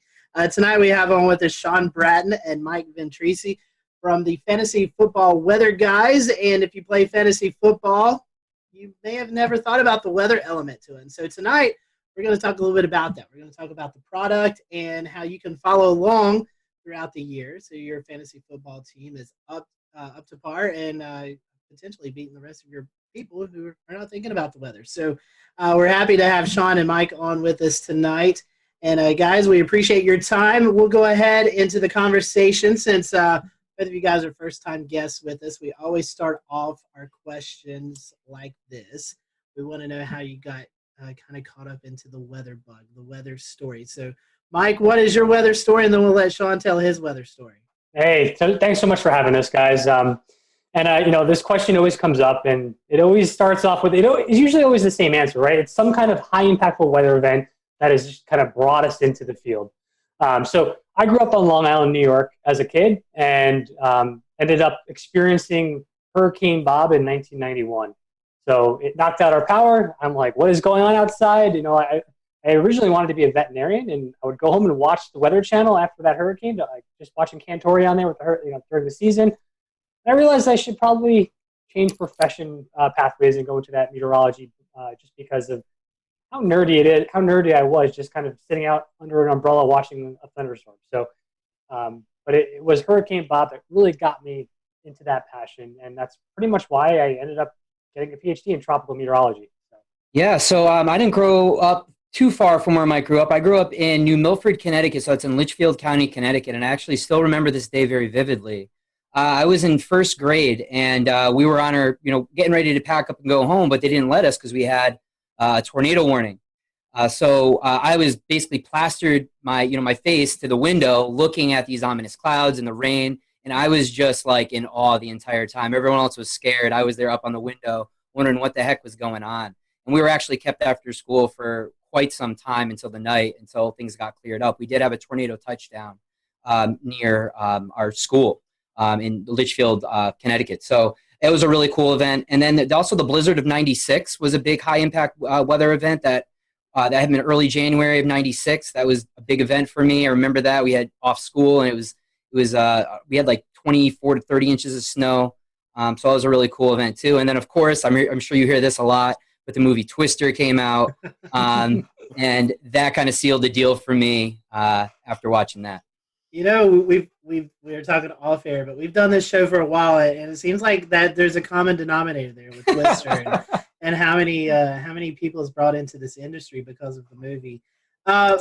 Like us, we all have our other weather day jobs, and we kind of do Carolina Weather Group, for fun, and that's what you guys do with the Fantasy Football Weather Guys.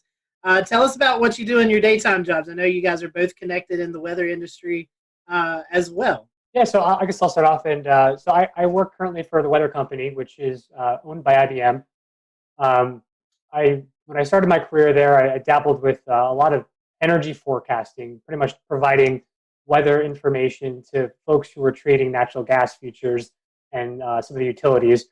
But since IBM has stepped into the picture here, they've been transitioned into more of a I guess you could say an analyst. My title is a meteorological engineer, essentially, where my main goal in the company now is to make sure that our forecast offerings are the number one most skillful product out there. So it's been a lot more of data engineering, software engineering, and playing with Twitter on the side, pretty much. It's kind of how it's evolved. For me, I'm actually I teach AP Physics at a school called Lane Tech here in Chicago. So I teach honors in AP Physics, and then I also teach at the College of DuPage. I teach some weather and climate courses there. This is very cool. And so, Sean, that's something weather. It seems like a lot of people are interested in, but you're actually teaching these kids. We'll get into fantasy football, but I find this really unique. Yeah. What is it like teaching kids weather? I mean, as something I know we all get to go out and do school talks, but you're actually maybe talking to high schoolers, college kids. What's the field like right now? I mean, is there a lot of interest in weather? Yeah, so I have taught at the high school level and the college level. And in both of those cases, people are just kind of taking it as a gen ed, right, to take that credit. But one of the things that I found is the application of the content really goes a long way. So if you're going to sit there and just read off some slides, they're going to go to sleep. But really getting them involved with the weather, looking at current events, looking at maps. I had students typically do their own map discussions, run their own map discussions once we get into forecast mapping and all of that stuff. And they really seem to enjoy that. And there are a lot of students that have become avidly interested in weather as a result. I have a few people really interested in climate, some more in synoptics and mesoscale meteorology. That's been really cool. We also do kind of like these little trips. The National Weather Service locally here will do balloon launches. And they'll kind of go and kind of experience that, which is a really cool experience for them. But it's really cool. I mean, really just it's a really cool science to bring to life because you experience it every day. And students really enjoy that aspect of actually being able to experience the weather, make your own forecasts, and kind of making it come to life. That's very true. Well, let's talk about fantasy football, weather. I told you guys before I play fantasy football, but never really put the concept together until I came across your product. So tell us how did you guys become about? I mean, how did this website blog? I know you guys do a podcast now. How did you guys come about putting the product together? Yeah, Sean and I have been talking about fantasy football and the weather component for a number of years. We've kind of gone back and forth and just saying, hey, did you see that snow game? You know, like Roethlisberger threw 4 interceptions. He was projected to be the number 1 quarterback of the week. What just happened there? It's been, just kind of this informal thing for a while. Yeah. And it's kind of evolved throughout the year, a couple of years now. We've been essentially, in a nutshell, Sean and I are probably the most competitive people you'd ever meet. And we need to be, essentially we're competitive with everyone else, but also really competitive with each other. So we want to try to find any edge that we can when essentially trying to optimize our lineups on a given week. And I think this is kind of how it spawned out, Sean. What would you say?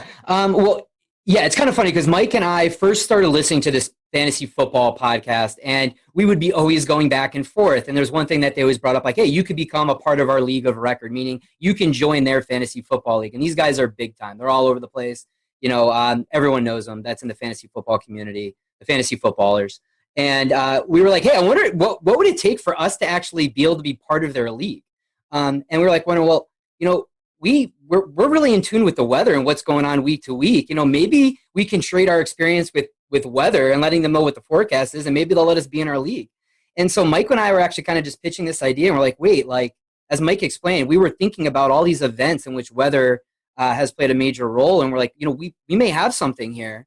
And so last August, essentially, we were like, hey, let's do this. So Mike threw together a website. He's like, all right, we're going to meet at this time every week, do a forecast, and make projections for players. We had a data set we were able to work with at the time, and then we brought on our friend Colin, who's kind of our producer and behind the scenes guy, and our host, exactly. And he's been kind of doing stuff on the side, and it just kind of gained momentum during big weather impact games. We would get people on Twitter and asking us for advice and what was going on, and it's kind of built. And now we're at a point where we brought on Nick Schiraldi, who also has a PhD in meteorology, and he's working, on our quantitative statistical analysis package and user interface on our website to really kind of nail down those numbers, and as Mike mentioned, to kind of give you the edge. So, it's just a really cool thing that we kind of were like, hey, let's just try it out, see what happens, and it's kind of gained some momentum over the last year or two. I just want to say one quick thing. All the fantasy football weather guys we just mentioned, we're all University at Albany alumni guys. So that's our deep root connection. Well, I'm going to go ahead and share your website. Let's take a look at what you guys have created here. And I mean, this is pretty impressive because it looks like you guys have developed your own modeling within for the continental United States, or what we call CONUS.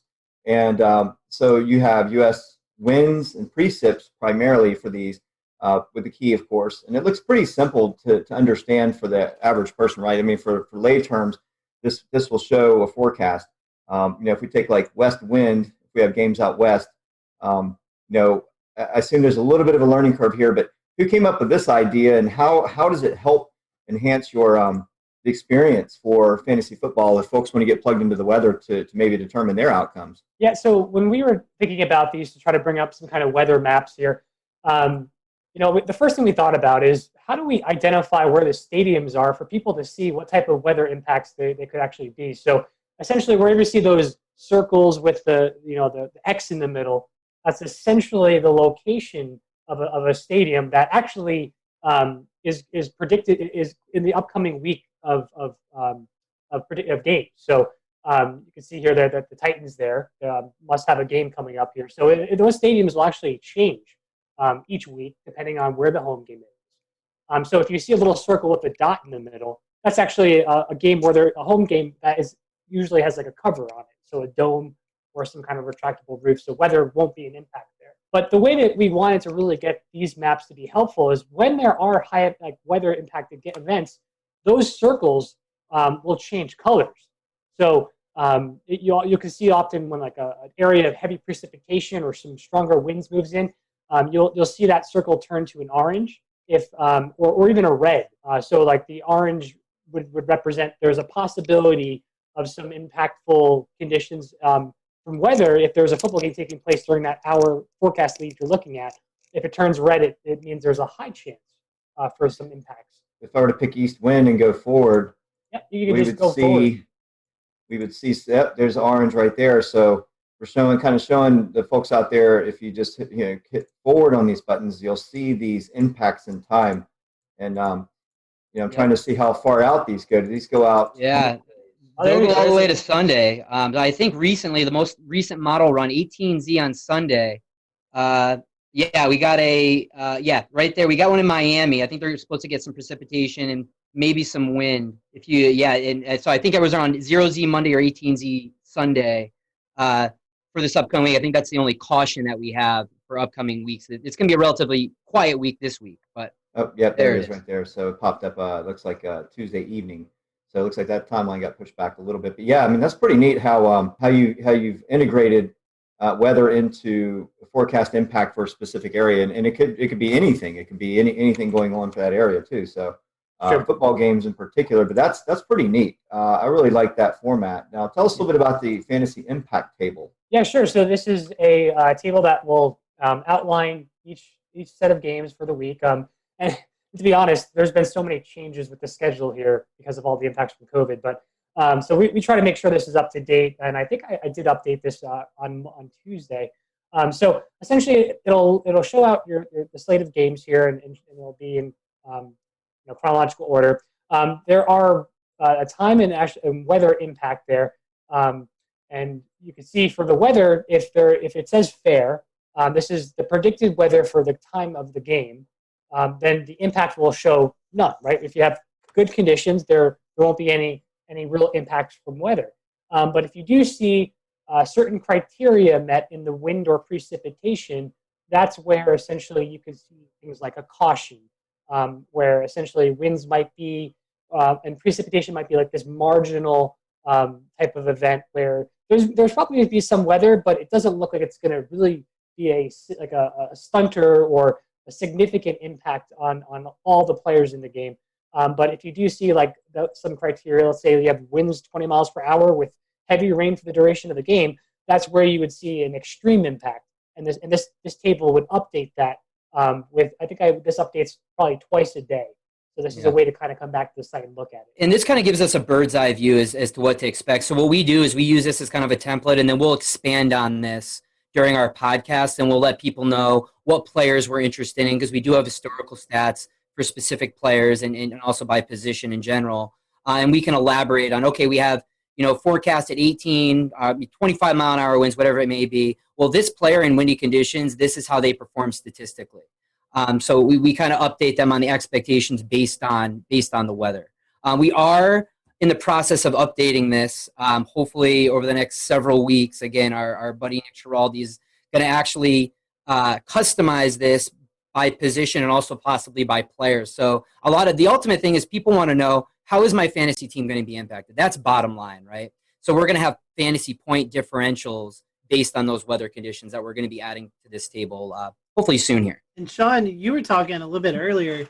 You guys actually are doing a lot of analytics and numbers, and you're talking about specific players who may see the effects. You know, you're talking about Roethlisberger throwing 4 INTs in a snowstorm, or it could be Denver. It's an extremely windy day, so Drew Lock, the wind may affect his performance. So how do you guys talk to us a little bit about that? How you're breaking down how it's affecting individual players?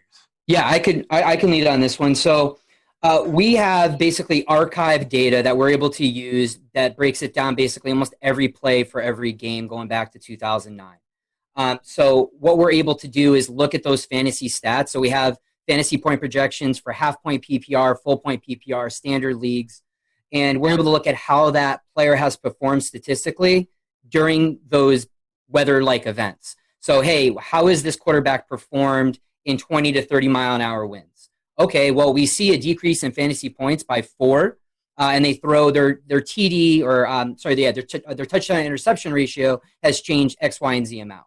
And then we also kind of have another stats package that we'll use based on weather conditions as well. So what we try to do is say, all right, our forecast is this for the weather.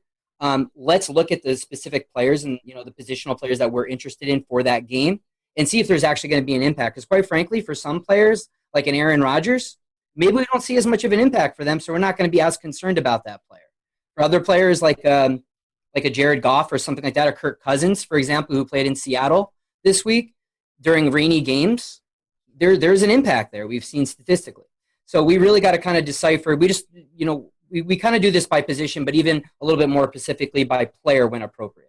That's really awesome. You guys have been doing this. Obviously, you started the website last year when we're recording this, it's October 14th. So we're about week 5, I think, into the season, maybe week 6. I can't remember with COVID and all that stuff going on.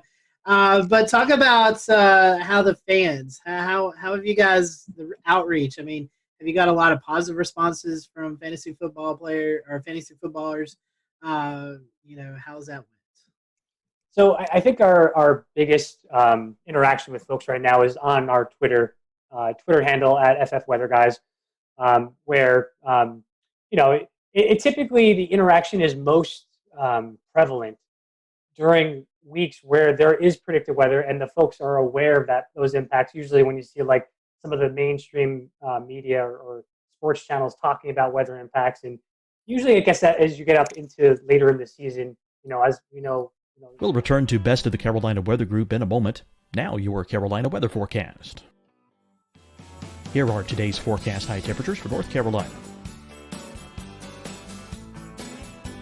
Here are the forecast lows for tonight for North Carolina. Here are tomorrow's forecast high temperatures. And here's forecast rainfall across North Carolina tomorrow. Here are the forecast highs for the day after tomorrow.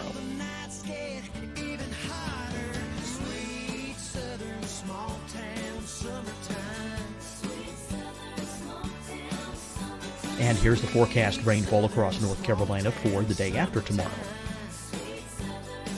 This is the total rainfall forecast across North Carolina for the next 3 days. Here's the severe thunderstorm outlook for today from the Storm Prediction Center.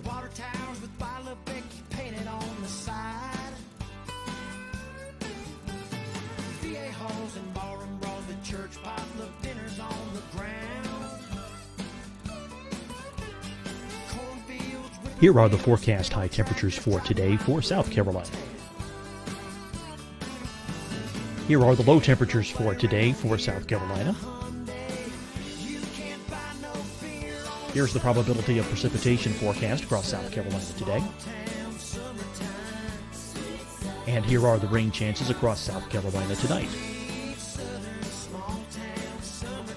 Here are tomorrow's forecast highs across South Carolina. Here are the forecast low temperatures for tomorrow for South Carolina. And here is the probability of precipitation across South Carolina tomorrow.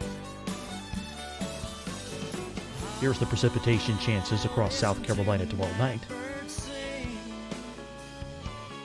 Here are the forecast highs for the day after tomorrow in South Carolina. Here are the forecast low temperatures across South Carolina for the day after tomorrow. And here are the rain chances across South Carolina for the day after tomorrow. And South Carolina's probability of precipitation for that night.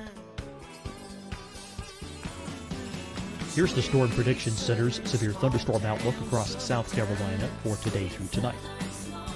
Here's the Storm Prediction Center's severe thunderstorm outlook across South Carolina for tomorrow and tomorrow night. And here's the Storm Prediction Center's severe thunderstorm outlook across South Carolina for the day after tomorrow through that night. Here's the severe thunderstorm outlook for today from the Storm Prediction Center.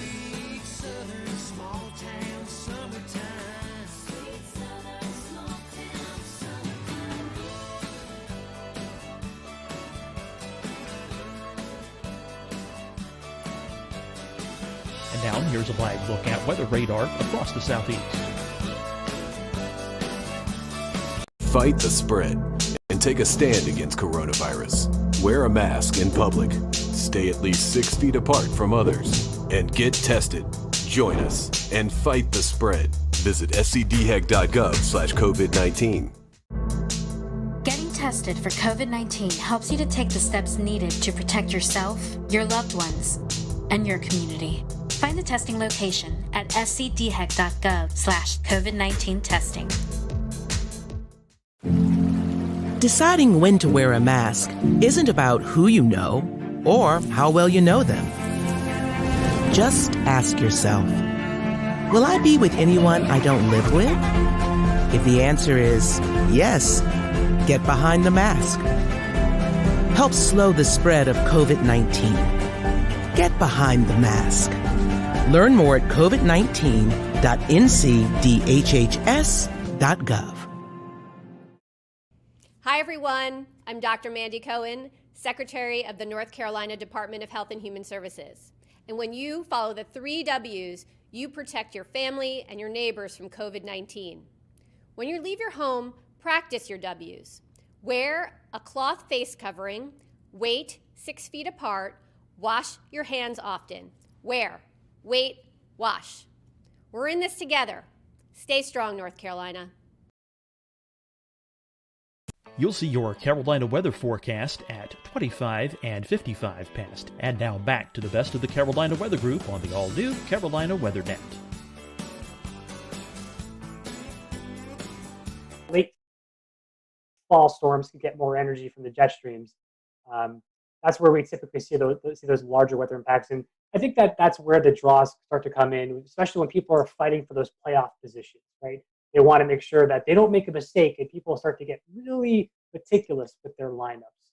And we're speaking more specifically on like these redraft leagues, essentially where you have like a draft at the beginning of the season, and you have your team throughout the year. So that's where we've seen the most interaction with regards to our fan base. Yeah, and during those weeks, I mean, we'll broadcast on our Twitter feed like, hey guys, this is what we're forecasting. Here's other impacts, and people will reach out to us. They're like, hey, I'm deciding between playing this player and that player. What do you think? And we'll say, hey, based on what we've seen in these weather conditions, this player has a discrepancy of this. You know, we would side with this guy. And so we've seen this for a variety of weather events. Most people think of the big rain or snowstorms. This also applies for high impact wind events as well. We had 1 week last year that we had 4 big wind events, whereas 25, 35 mile an hour winds, we saw considerable impacts. Yeah. One of those games was the Kansas City Chiefs, and people who were starting Tyreek Hill and Patrick Mahomes, they were really intent on getting some of those deep bombs that just never happened. They didn't get any passes over 20 yards. Yeah, you literally see these coaches' plans. They change their game plans essentially based off of some of these weather conditions. Yeah, when it's bad enough. And even more recently, like Mike and I used this information. We were expecting rain for the Washington game, for the Washington football team. And so we actually steered away from Terry McLaurin, and he only had 3 catches for 26 yards, I believe, on Sunday. So, which I mean, it wasn't wet for the entire game, but enough where it played an impact. So, yeah. You mentioned mainstream media. You don't have to drop any names, but have you found maybe a few of those folks sliding into the DM saying, "Hey, what's the weather going to be like?" Everybody's always asking for fantasy football advice. Who should I start? Who should I sit? Have you ever had any any messages from folks maybe on the TV that's asked for your opinion? So I don't think we've had any essentially any folks reach out for start-sit decisions regarding that, but we have some interaction with some of the folks from Fantasy Pros and the Fantasy Footballers, and I think there was a couple of folks from Yahoo. It's Yahoo that are all involved in the industry that will kind of interact time to time with us on Twitter. I think last year, one of the guys from the Fantasy Footballers, Jason Moore. Jason Moore, yep. Yeah, he reached out, and it was literally a question about weather, and he's just like, is there any weather experts out there that would understand and know what the actual forecast is here? Because it was during that time of year where it was really high impactful for the people watching for this particular game, and he did reach out to just put a general question. A lot of our fans CC'd him or tweeted at him with our handle, so we can kind of go in there and provide some information. Hey guys, we touched on this a little bit with talking about individual position players and the impacts on them. I was wondering a little bit about the kicking and punting game. I mean, that seems to be an area of the game that could really be influenced by wind in particular, but also precipitation as well. What sense do you guys make of how important weather is on that aspect of the football game? Yeah, that absolutely is. And a lot of this comes down, another message that we speak to is it really matters based on the stadium as well, how the winds are swirling around that stadium, how they're funneled in, and also the field type as well. Is this an AstroTurf? Is this a grass field? So those are all things that play in to how well a kicker can perform in weather conditions. We're in the works right now of gathering kicker data.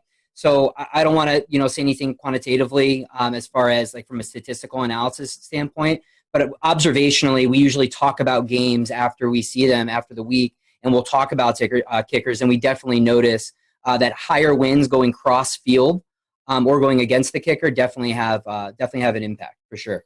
So guys, on any given Sunday, we can have a very diverse slate of weather across the U.S. Are there any particular locations across, anywhere that you guys forecast for that you find particularly challenging or frequently come up as a caution flag? The most challenging weather for us is convection. It's a really anything in the Florida area, typically in the southeastern United States. This is something that we struggle with early season, late summer into early fall when convection's still blooming. And the high res models will pick up on this stuff. And, we're out 72 hours out. We're like, all right, it's looking like it's going to happen. And we literally have to update people like hourly on Sunday to be like, all right, guys, this is the recent model run. This is what we're expecting. Because, those are mesoscale features that are incredibly hard to predict for a 3 to 4 hour window of time during a ball game. But at the same time, those could be incredibly impactful because you got heavy rains and a lot of wind typically associated with those as well. So I would say those are the ones that we struggle with the most when there's any type of convection. Yeah, those are the events that typically trip our algorithms in our fantasy impact table and some of our maps. If you look at those circles and when we change different colors, you'll see certain model runs show the impacts, and then all of a sudden they take them away because the models are having a hard time resolving the convective features. And sometimes they can sneak under the radar. I remember there was a game last year in Jacksonville where we had this strong northeasterly flow off the ocean that was just bringing these shallow convective cells across the stadium. It was just like the popcorn variety, and it was just causing. You would hear we didn't talk about it much in the podcast that week because the models didn't see it, and then all of a sudden they'd be raining on and off during the game, and Sean was sending us messages. Do you see this rain? It's going. It's the announcers are talking about it. We missed this. I'm like, oh my god, the joys of forecasting Florida weather. I can only imagine your models. Is it like a blended run? Is it like a high resolution, like her 3 kilometer going into the NAM 3 and 12, then to the GFS out to the 7-day? Do you layer it in that manner? That way you get the higher resolution or the RAP in the first couple of days. So this is something that we're still working on, and right now, as we were kind of spinning up things here, we've been relying mainly on GFS data at first, but we are shifting over to leverage the national weather blend of models from the National Weather Service. So we are going to be shifting over to that because obviously those are the guys that are paying attention more to each location as and try to be as skillful as possible, and then we can take that information and convert it into the impact, or how that impacts the specific players. So it takes some of the burden off of us in the forecasting world, and allows us to focus on that impact piece. And then we can also elaborate on that. I mean, because we may use that from the National Weather Service, but obviously we have access to the different high resolution models. And again, that's something that we typically expand on during our podcast. And there may be some games that don't even come up as a caution on our table necessarily because they may not meet a certain threshold. But for us, just observationally, we know these are things that we need to monitor. So we'll mention them during our podcast or on Twitter. You're talking about Southeast convection. I would also imagine maybe lake effect snow. Buffalo, Chicago, Cleveland, Green Bay, all locations that could see that, where one side of town could get 6 feet and the other side could get like 2 inches, Getting back to your social media outreach and your fans, the football fans in general, and how you integrate, how you kind of mesh with everything. How do your fans respond to your products, right? Because it looks like you do everything kind of for free. You're sort of providing that kind of service. And do you find that a lot of fans are really into what you do and share it out, and you get a lot of good response and positive feedback out of it? Or how does all that work? How do you get your how do you know how you're doing overall? Yeah, no, we always appreciate the feedback. We'll have some people that'll reach out like, oh, I really wish I knew this, or I really wish you approached it this way or offered this kind of information. And again, that's kind of how we're working in developing our webpage and our user interface. So most people have been really constructive and just really helpful and really nice, which is not always the case in the weather world, as we know. Mm-hmm. But yeah, no, it's been a really good experience. We used to even do a photo contest where people would, obviously not the case now, at least for most stadiums, but if you were at a game where there was weather, take a picture for us and, we'll put it on our website or show it during our podcast. And people seem to appreciate that as well. Yeah, on our website, we do have something called a mailbag where some folks can come in and write us a question, and we can essentially take that feedback and discuss it and respond back. So that's something that's also an option on the website. Yeah, I think it's this right here. So you can put your message in and submit. And then there was also what you talked about, which is weekly weather blog, then the photo contest. So it's like, you give folks an incentive to sort of be more of a part of the website, which I think is great because you're allowing them to interact with you in your domain, which is awesome. So well, talking about the product, we'll start to wrap up here. How can we find you? What's the social media platform of choice? I don't know if you guys do Facebook. I know you do Twitter, but tell us about social media. I know you guys do podcasts, blogs. I even think you might be dabbling into doing some live game updates. Am I correct with that? Yes. Yeah. So we've been moving onto the Twitch platform. So if you twitch.tv/FF Weather Guys, that's essentially we have our show usually on Thursday or Fridays. We try to do it around 8 p.m. And then when there are high impact weather events on a Sunday, we'll get up on Twitch again and have a Sunday show usually around 11 a.m. That's one source where we've been kind of more interactive with folks. Well, guys, thank you for your time. We appreciate it. Thank you guys for watching the Carolina Weather Group. Make sure if you're a fantasy football player, go check out these guys. Fantasy Football Weather Guys. Google them. You can find the Twitter account, website, all of that good info. And make sure that you tune into the blog and the podcast, as well as the live broadcast there on Twitch on Sunday morning. So until then, we hope you have a great week, and we'll see you next time here on the Carolina Weather.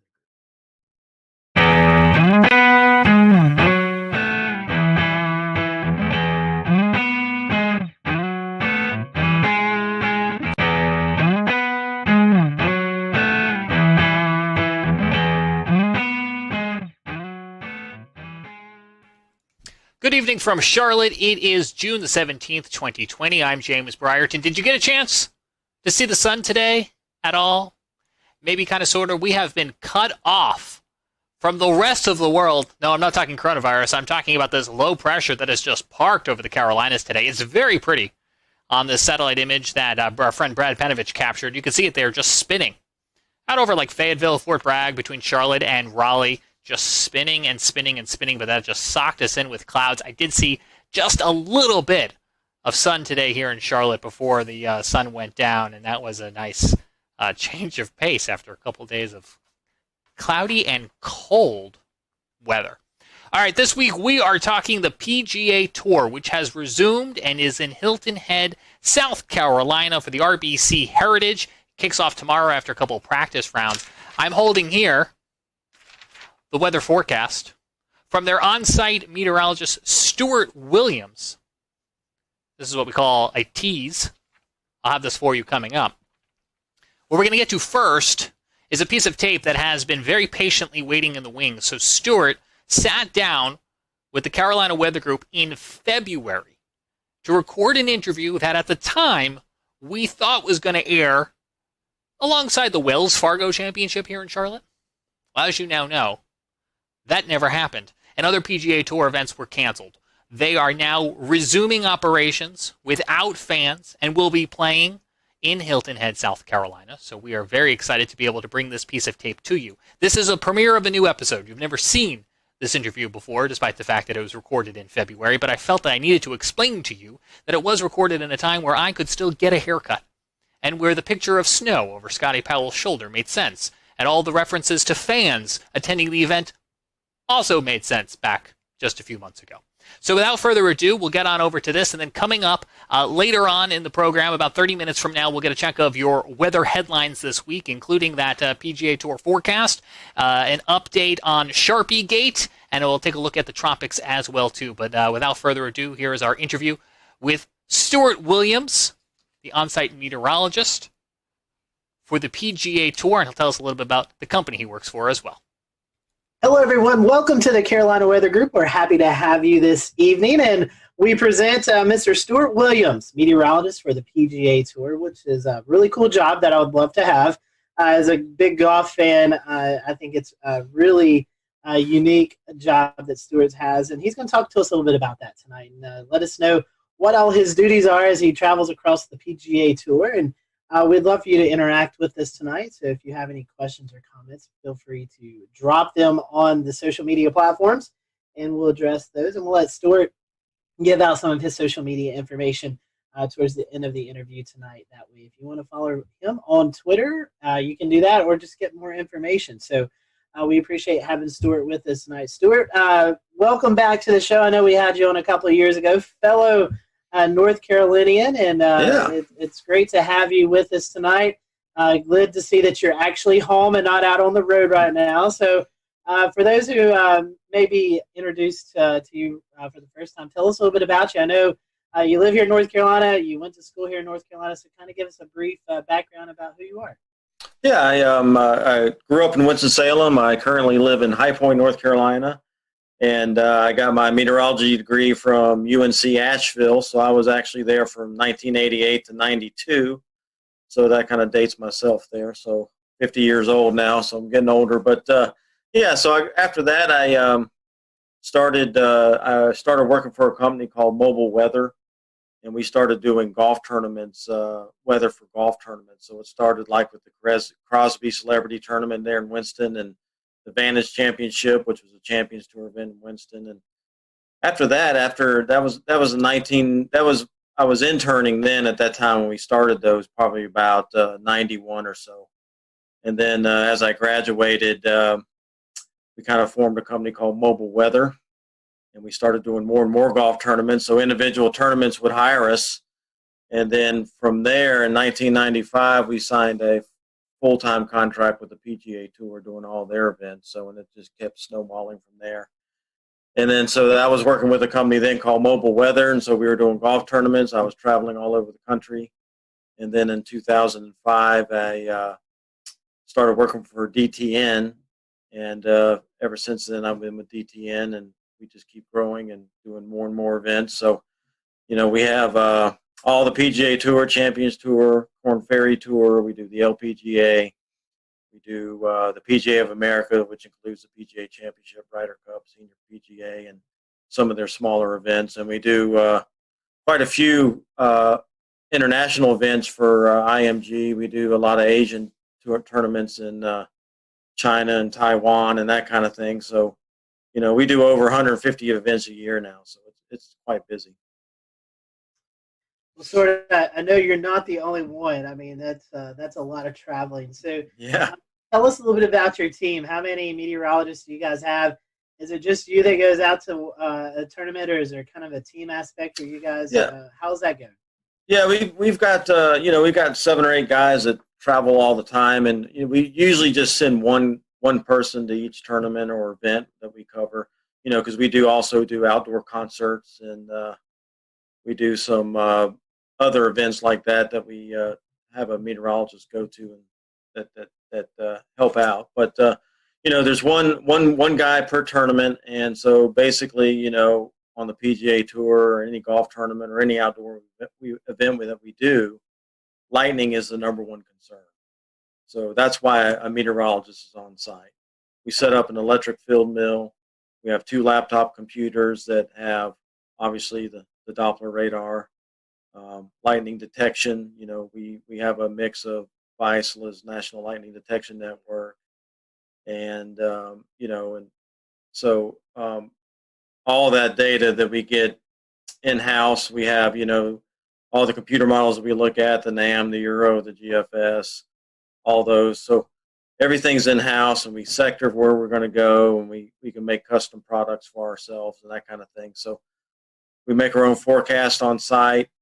So using all that technology, as an official comes in wondering what the weather is, if we do see a threat, we see a storm developing, the officials can come in, we can show them exactly on the screen what is happening, and based on what we're showing them and what our opinions are of what's going to happen, then the officials can make very good decisions of, okay, when do we need to stop?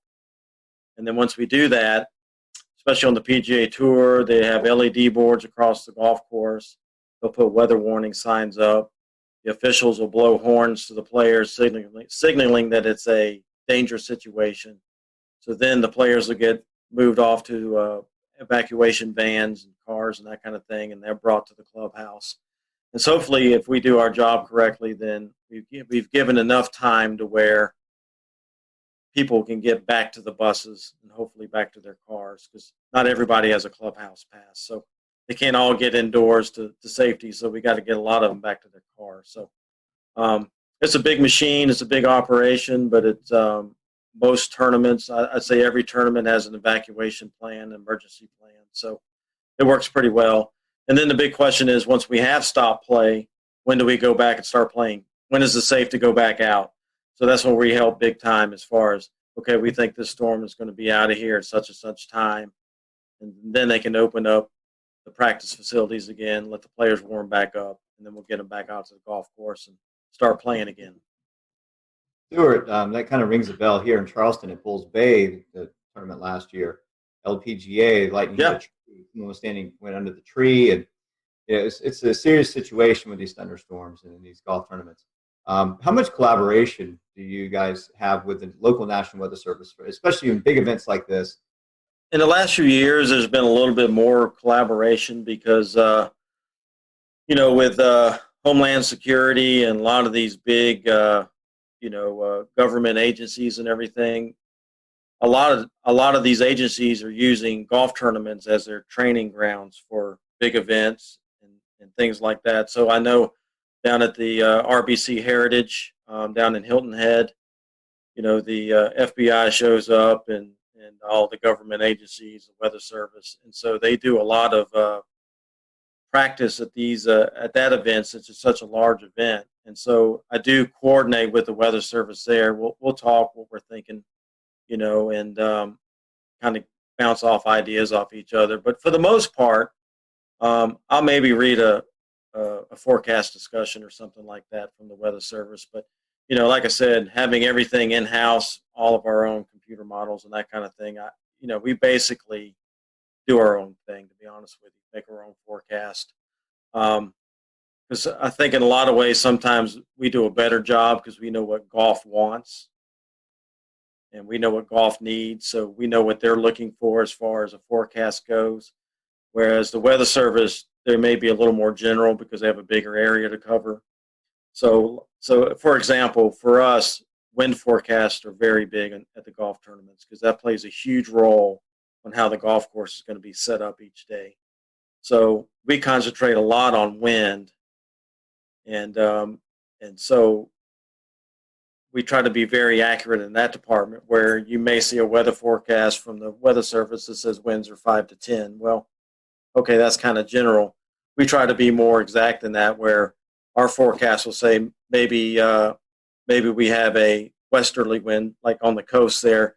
Maybe you have a drainage wind in the morning off the land, and then we'll get the sea breeze at 1 o'clock, and it's going to shift out of the south or southeast or whatever, and it's going to be 10 to 15 at that point. A lot of times the Weather Service really doesn't break it down like that. So, we try to be more specific of what's going to happen at the golf course, so they can plan how they're going to set the golf course up. So that's some of the things that I think we do a better job at than TV or Weather Service being more general. Stuart, let's play. Let's hope we're not forecasting too far in the future. We have a Wells Fargo Championship coming up in Charlotte, the Wyndham Championship in Greensboro. Let's say that you're there forecasting and you see it could be a potential stormy day. That there's going to be thunderstorms moving into the air. What is it? Kind of give us what you do the morning of. Kind of give us a play-by-play of what that setup looks like if you see, it's going to be a stormy afternoon or something in these tournaments. Well, let's say the first tee time is 7 a.m., okay? That's usually when most tournaments start, 7 in the morning. And I'm usually there probably about 5:30 in the morning, because I'm looking at weather data, looking at the latest stuff, making my forecasts and getting that out and distributed, uploaded to the player page, that kind of thing. And so we also have radios that we communicate to the officials with. So every morning I'll go into the rules office and tell the guys as they head out to set the golf course up what I think the winds are going to be that day, and then what time I think the best chances of us getting a thunderstorm.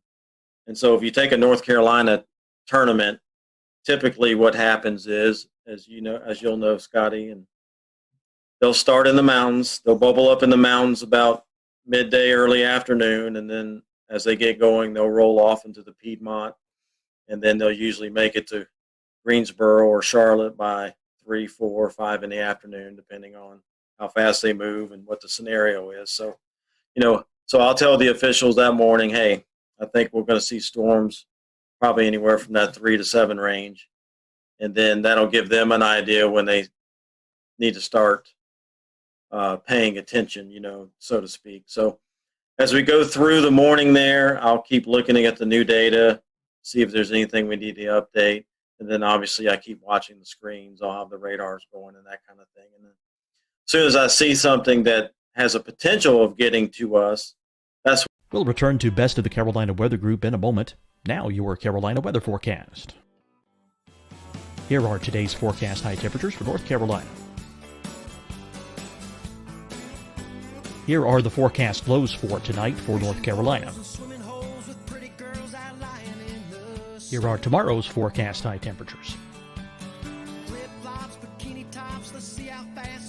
And here's forecast rainfall across North Carolina tomorrow. Here are the forecast highs for the day after tomorrow.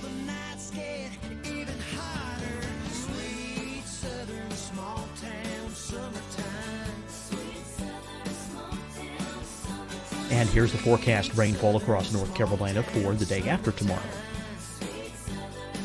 This is the total rainfall forecast across North Carolina for the next 3 days. Here's the severe thunderstorm outlook for today from the Storm Prediction Center.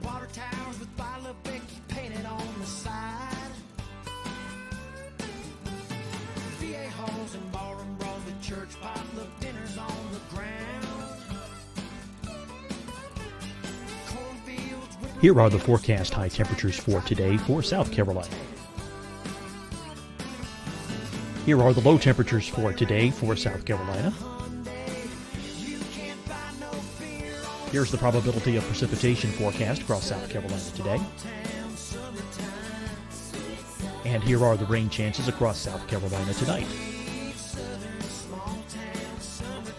Here are tomorrow's forecast highs across South Carolina. Here are the forecast low temperatures for tomorrow for South Carolina. And here is the probability of precipitation across South Carolina tomorrow. Here's the precipitation chances across South Carolina tomorrow night. Here are the forecast highs for the day after tomorrow in South Carolina. Here are the forecast low temperatures across South Carolina for the day after tomorrow. And here are the rain chances across South Carolina for the day after tomorrow. And South Carolina's probability of precipitation for that night. Here's the Storm Prediction Center's severe thunderstorm outlook across South Carolina for today through tonight. Here's the Storm Prediction Center's severe thunderstorm outlook across South Carolina for tomorrow and tomorrow night. And here's the Storm Prediction Center's severe thunderstorm outlook across South Carolina for the day after tomorrow through that night. Here's the severe thunderstorm outlook for today from the Storm Prediction Center.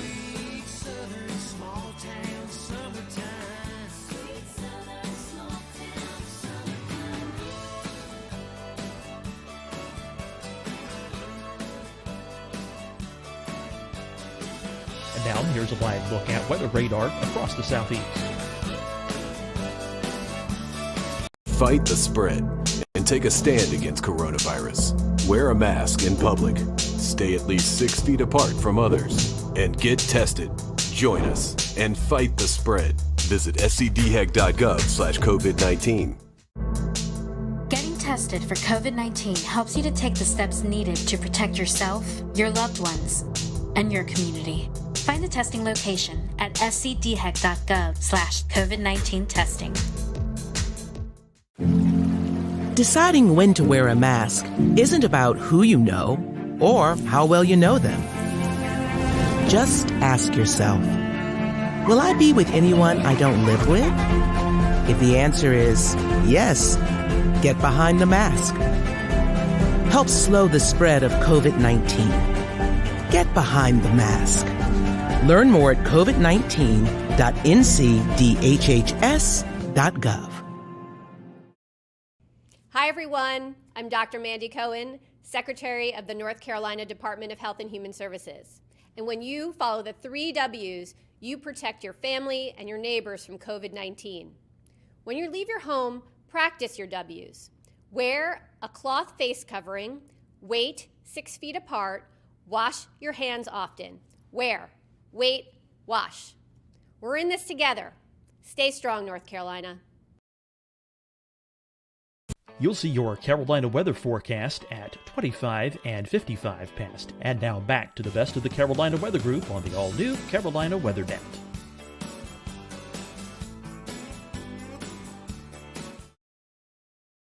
I'm seeing some thunderstorms over, let's say, Yadkinville, and they're going to be moving across Winston and the Greensboro here in the next hour, hour and a half. So that'll give them the heads up that, hey, I'm starting to see some stuff that could impact us here in the next hour or two. And so that's when we'll start putting on the LED boards. There's a weather policy that runs and things that say, hey, inclement weather is possible, please pay attention, that kind of thing. And then as the storm keeps moving closer, then I keep updating the officials. And then when I think is within, less than an hour, usually the head rules official, which would be Mark Russell or Slugger White, who are in charge of the competition, basically, they'll come into my office. I show them exactly what's happening. And then we try to give at least 30 minutes notice before the storm's going to hit the golf course, so that we can blow the horns and give enough time for people to start trickling out and get the players in. And then obviously, as the storm gets closer, hopefully we've gotten everybody off the golf course, and then the storm will hit. And then, like I said, then we have the conversations. When you think it's going to be out of here? When is it safe to resume? And so they'll already start making the plans on when that gets out of there, when we're going to let them to go back out and warm up on the range and then get them back out on the golf course. So, it's kind of a lengthy process, but as with weather, you guys, we have thunderstorms that can pop up right on top of you. So that's why we also have an electric field mill that we set up on site that measures the electrical charge. And so if we're seeing something develop real close to us, hasn't produced lightning yet, and we're wondering, is it going to, that electric field mill gives us the heads up that, hey, charges are building. And also looking on the radar, you look at the cloud tops, you kind of know what those cloud tops keep growing, and you know what the freezing level is. And when it gets a certain height above that freezing level, that's when you start seeing the lightning. So using all those things together, using all those things together, we can get a good idea that, hey, this cell will probably going to produce lightning. So that electric field mill is crucial in that aspect. So it may give us 10 or 15 minutes that we wouldn't have had if you waited for the first lightning bolt to come out. So, we may only have 10 or 15 minutes to get them off, but that's still better than having no warning and all of a sudden there's a lightning bolt. So, yeah, technology plays a huge role in what we do. That's pretty fascinating. I didn't realize that much went into it. That's pretty sophisticated and really good coverage on your part. Stuart, once y'all blow the horns, it's kind of going back a few minutes, but once y'all blow the horn to warn there's a tornado or tornado warning storm or even a severe thunderstorm on its way, the players, they're coming off the course, but for bystanders that are sitting alongside the course or even in the stands, is there a safe place for them to go? Unless you have a clubhouse pass, and generally no. So, if you're having a severe weather event, obviously you don't want to keep them in the tents and the skyboxes because those are temporary structures and big lightning rods as well, just, with the poles and everything. So, we try to get people to go back to their cars, go back to the buses, get back to their cars. But, it doesn't always happen that way. There's always stragglers. There's people that try to hide and wait it out. And because, as soon as we start back play, then they can run out and get a good spot on 18 or whatever. And they're in a good spot to get a good position to watch golf again. But, it happens. We put weather warning signs up. We do the best we can to PGA Tour and all these events, try to do the best they can to get people to leave. But, there's always a few stragglers that always try to stand under a tree. And, it's not recommended, but it definitely it happens. No, I was just going to say that I'm sure that's a problem at a lot of these outdoor sporting events, whether it be air shows, I would imagine, have a big problem with that, or even like you mentioned earlier, concerts. I think it was just last year we saw some video went viral of a concert tent just taking off, and downdraft, outflow wind of a tornado, thunderstorm. There's my brain. So yeah, that seems like a real problem. Yeah, it is, and there's a lot of outdoor festivals and concerts and stuff that don't have a meteorologist, and the people in charge really don't know weather. So I think that's when you have more of the mistakes made or decision making, not poor decision making, when those things happen. So, fortunately for us and my company I work for, DTN, we do a lot of consultation.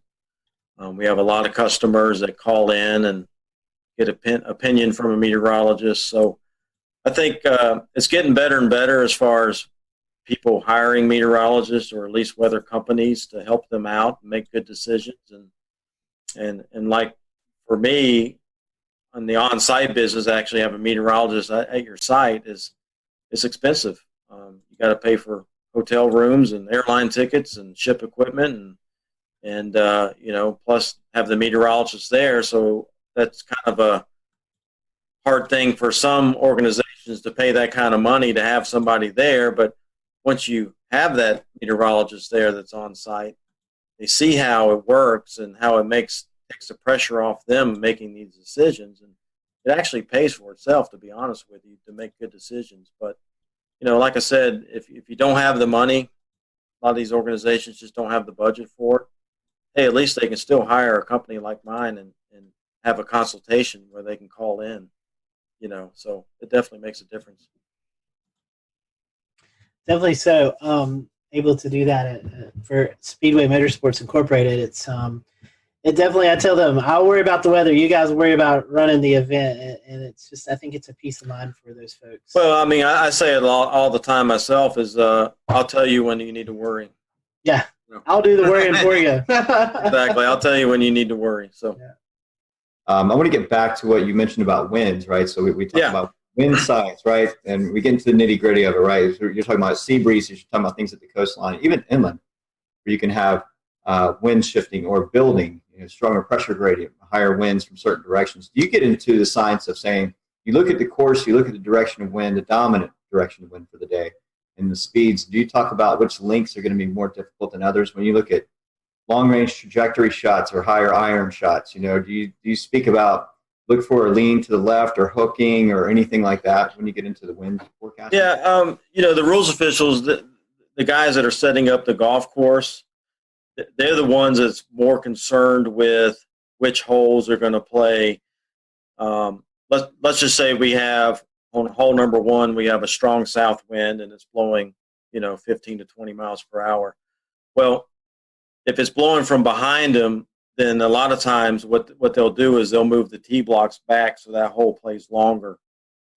And then on the next hole, maybe it's going the opposite direction. Now it's in the player's face when they tee off.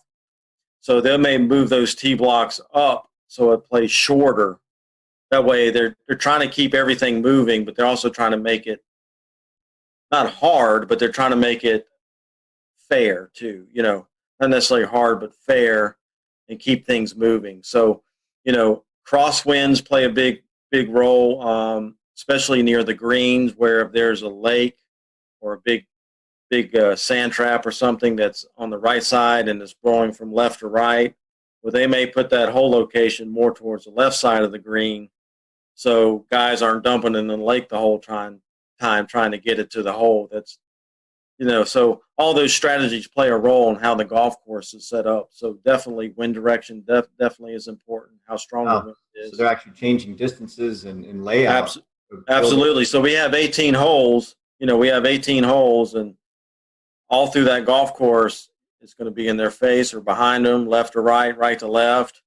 So all those things play a role in how the golf course is set up. So definitely wind definitely is a major impact on golf tournaments. So. Very interesting. Very neat. Scotty, go ahead. Yeah, Stuart, in some circumstances, I know we saw the Masters had some severe weather roll through back in 2019. When we see these big severe weather events, you guys, I'm sure, coordinate with the course, with the tour, with the TV networks, and kind of make the best plans. Is that right? Yeah, try to do what's right. You don't want to get anybody hurt. And if there's a high risk for severe weather, i.e. tornadoes or even, just strong straight line wind and storms, we may go early, 2 tees early on the weekend or a day on the weekend to avoid some of that severe weather that we think is going to happen in the afternoon. So, the tour is aware of that, and they'll try to make accommodations to maybe avoid some of that to keep people safe and get the round in. Because the tour has a policy that we'll play on Monday to complete 72 holes. 72 holes is a must. They want to get every round in.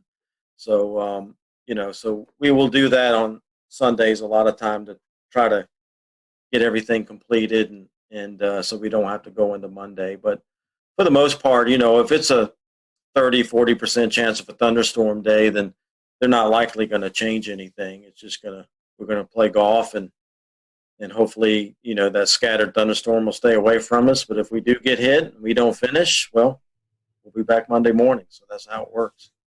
I know another element that is tricky for you guys, especially on the West Coast swing early in the season, is fog.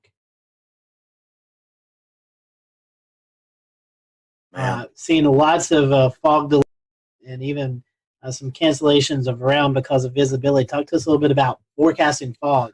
Yeah, it's tough, man. That marine layer out there, and what most people don't realize in California, the Pacific Ocean out there gets the Aleutian Current, which is very cold. It's cold water, and so fog forms on it quite a bit. So when we get out there, a lot of the things that we look for is the offshore flow, and we love it when there's offshore flow because it pushes that marine layer way out in the ocean, and skies stay clear at the golf course. Well, the thing that I've learned forecasting the weather out there, as soon as that pressure gradient starts going neutral, that's usually when the marine layer fog will move in. And so I've seen it. We had it this year at Torrey Pines at the Farmers Insurance Open. One day the fog rolled in early in the morning, and it stuck around till about 9:30 in the morning. So we had to delay for a couple hours, and then the sun finally ate through it and broke it apart, and it pushed offshore. So, it's a tough thing because with fog, you just don't know how long it's going to stick around. How thick it's going to be. We get the marine layer out there too. Sometimes it lifts and it's just a cloud deck, and you're fine. It's just a cloudy day. But at Torrey Pines, we do have some elevation. I think we're up at 400 or 500 feet there, and so if it lifts up to 500 feet, we're in the cloud and we get socked in, and then obviously you go other places along the coast there that's not elevated, and it's fine. So it's definitely tough, but something we deal with, and we just try to help the best we can with that. So I know we're getting late on the interview. Fun question here: any favorite PGA Tour stops, and any of the PGA Tour players really weather savvy that we might not know about? Well, I mean, favorite weather stops. I mean, as far as any tournaments go, Hilton Head's a big favorite of mine. Any Hawaii tournament's great. Pebble Beach is awesome if the weather's good. Same thing with Torrey Pines in California. So yeah, we go to some great places. I mean, this past year I went to Japan and South Korea. I went to Shanghai, China, and this year, later in the year, I'm going to Australia. So yeah, I mean, we go to some great places, and it's a lot of fun. So yeah, it's good. I was going to say, you have to go to these areas and actually learn the weather in these areas. You probably would have to understand it before you even go. Yeah, believe it or not, I mean, everywhere I go, I start paying attention to where I'm going a month or two ahead of time. So I know when I get there what's been happening. So you kind of got a feel for what's been going on. So, I've already been keeping tabs for the next couple of weeks when I go to Tucson and California again. And, and then obviously long term, you kind of looking, I've got Florida lurking in March. I'm going down to Florida. So you definitely keep up with what's going on and what's been happening. So kind of what to expect going into it. So it's definitely harder in Japan and Korea and some of these places where, maybe the radar data is not as timely, or you don't have all the good data you have here in the U.S. You still have some data, but maybe not quite as good as some of the things you're used to using. So, and, forecasting wind and things like that gets a little more difficult, some of these spots. So, but still, us being there is still better than, for the tour and some of these tournaments, having us there is still better than not having us there, where they would just be guessing. So, we do the best we can, and they know it's not the U.S. and it's not quite as good, but it's still, we still send our electric field mill over there, and we still have that and the detection network and that kind of thing. So, oh, wow, I bet that's interesting, transporting that equipment across seas to foreign country. Yeah, the tour sends a lot of containers and things, so it goes on with a lot of the scoreboards and that kind of stuff. So it helps. One more question from me is as far as golf and the weather. Talk about course saturation. We're talking about frost in the morning, dew on the grass, dew points, humidity, right? How does it factor in your forecast for when the starting time is? Does that sometimes get pumped up because of the ground's just wet and needs time to dry out, or? Well, obviously, if it's totally saturated, there's the rules of golf dictate what we can do as far as playing golf on a saturated golf course. So if there's still some standing water or some real wet areas, the tour a lot of time will institute a policy of lift, clean in place, where they can get relief maybe from some of those spots to a drier area that's not any closer to the hole, but they get some relief. And then they can pick up mud on their ball, so they can pick the ball up and wipe the mud off and place it back down and then hit it. So that helps us out quite a bit. But if we still have water running down the fairways or there's puddles on the greens and you can't put the ball through a puddle, so then obviously we can't play in those conditions. But, golf courses are made to drain. So, typically once the standing water is gone, then they institute that policy of maybe lift, clean, in place. That way we can still play and not be stopped under the rules of golf. So as far as frost goes, we do try to do frost forecasts. It does come into play a lot of times when we're in the desert of Arizona in February and March, because it can get really cold there in the mornings and then warm up pretty quickly for the mid to late mornings. So we try to help them out with frost forecasts. Obviously, you got to just wait for it to melt before you can get on there, because you don't want to kill the grass stepping on it. So usually frost delays are not that long. They're usually 30 minutes to an hour, and then we can get out there and play. As far as late in the year, a lot of places where we go is Florida and the Southeast and that kind of thing. So typically we don't deal with frost too much in the fall, but definitely early in the year. Well, Stuart, thank you so much for joining us. We certainly appreciate it, and glad that we could catch you while you're here at home. And we wish you the best of luck as you travel out to all these cool destinations, and hopefully you'll have some good weather. If folks want to follow along, do you have a social media account or something you'd like to promote?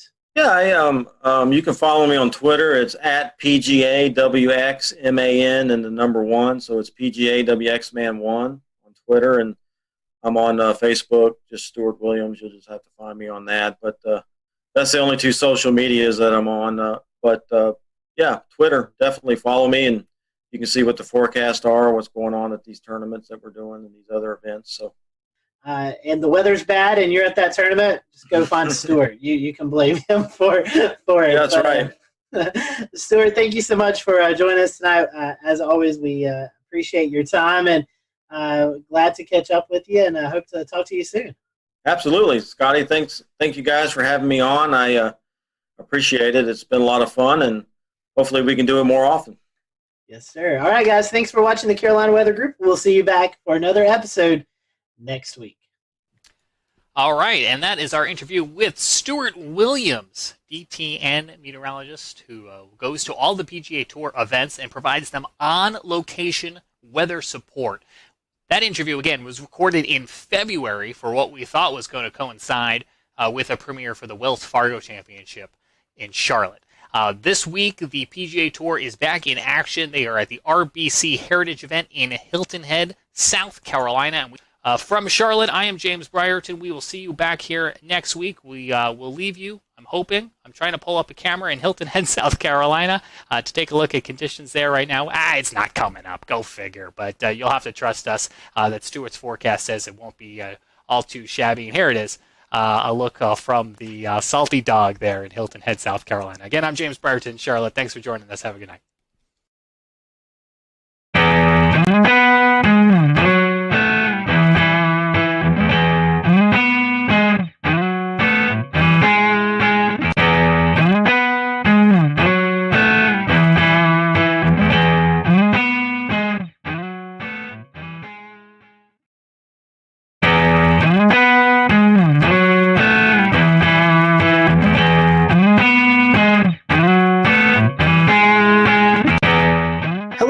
Welcome to the Carolina Weather Group. We're happy to have you this evening. Tonight, we have on meteorologist Jim Gandy. If you've been a follower of our show, you've probably seen Jim appear on the show a few times during these bigger weather events with hurricanes and winter storms. So Jim is joining us tonight from Columbia, South Carolina, and we're happy to have him. He was at WLTX there in Columbia, but has since retired. He retired, in fact, last year. Actually, Jim, I think we're coming up on the 1-year mark. Is that correct? Just passed it. It was June 1st of last year. Yeah, so we've just passed that. So I know retirement life, we were talking a little bit before we started recording here, has been good to you. So we'll talk a little bit more about that afterwards. But 45 years in the business, you're known as South Carolina's weatherman. Tell us how it started. How did your love for weather transition you into being a meteorologist on TV? nothing happened the way it was supposed to. My introduction to weather, ironically, was something that just scared me to death. I was probably maybe 4 years old. My dad was going to take me across the street to our house, and all of a sudden, the sky right before me just lit up with lightning. And it scared the living daylights out of me, as you can imagine. And from that time on, I was scared to death of lightning. Now, this was in Memphis. Then he got transferred to Jacksonville, Florida. And if you know anything about the weather in Florida, thunderstorms are pretty frequent. And so I got really interested in weather living in Florida, still scared to death of lightning. Really didn't control my fear until I went to college. I got my degree at Florida State. It was during that time that I kind of conquered my fear of lightning. Not that I don't have a healthy respect for it, I do. And then I went to Florida State, trained as a research meteorologist, and got out, graduated at absolutely the wrong time. It was 1974. We went straight into a recession. The government froze all hiring. The private sector wasn't what it was today. And so I was forced to kind of look around. My first job as a meteorologist actually was at the Institute of Storm Research in Houston, Texas. But then their contracts dried up. Again, I'm without a job. So I went back to Memphis, and I actually went back to graduate school. And that first semester in graduate school, one of the TV stations in Memphis called me and asked me if I wanted to come down and audition. I had never been to a TV station, didn't know anything about television other than what I saw on TV. I went down there, did the audition. Whatever they saw, they liked, they hired me, and the rest is history. Starting out in Memphis, I think your next move was to Oklahoma City. Oklahoma City. I was in Memphis for 2 years. We were in the midst of a union fight there. The station was being unionized, and I hadn't had a pay raise in 2 years. So I decided, okay, maybe it's time to look elsewhere. And I applied to a number of TV stations in Florida, since my background was in tropical meteorology. And one day I get a tape back from Florida, and I think it was the tape I sent to Orlando. I get the tape back. Obviously, it was rejected. One of the directors in the control room said, well, yeah, they've got an opening in Oklahoma City. Why don't you try for that? Well, I just got this tape back. I threw it in the mail and didn't think too much of it. But then we'll return to Best of the Carolina Weather Group in a moment. Now your Carolina weather forecast. Here are today's forecast high temperatures for North Carolina. Here are the forecast lows for tonight for North Carolina. Here are tomorrow's forecast high temperatures. And here's forecast rainfall across North Carolina tomorrow. Here are the forecast highs for the day after tomorrow.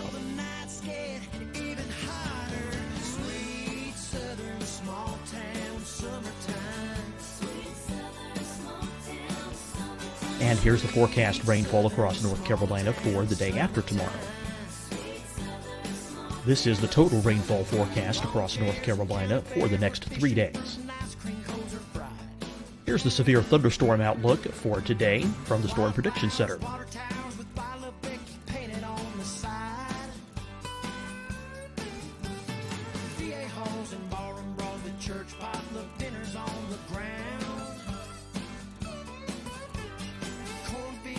Here are the forecast high temperatures for today for South Carolina. Here are the low temperatures for today for South Carolina. Here's the probability of precipitation forecast across South Carolina today. And here are the rain chances across South Carolina tonight. Here are tomorrow's forecast highs across South Carolina. Here are the forecast low temperatures for tomorrow for South Carolina.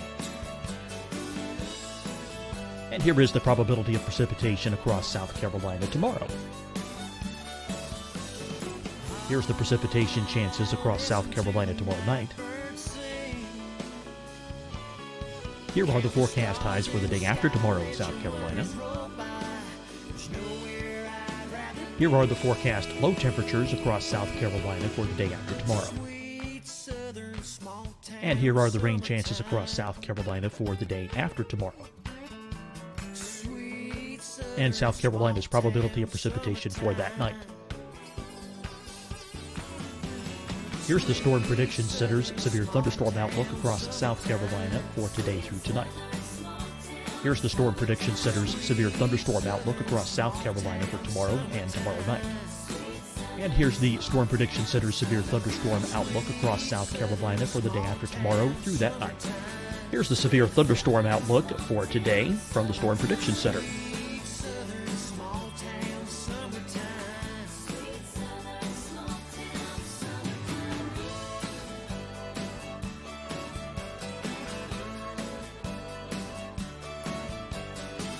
And now here's a live look at weather radar across the southeast. Fight the spread and take a stand against coronavirus. Wear a mask in public. Stay at least 6 feet apart from others. And get tested. Join us and fight the spread. Visit SCD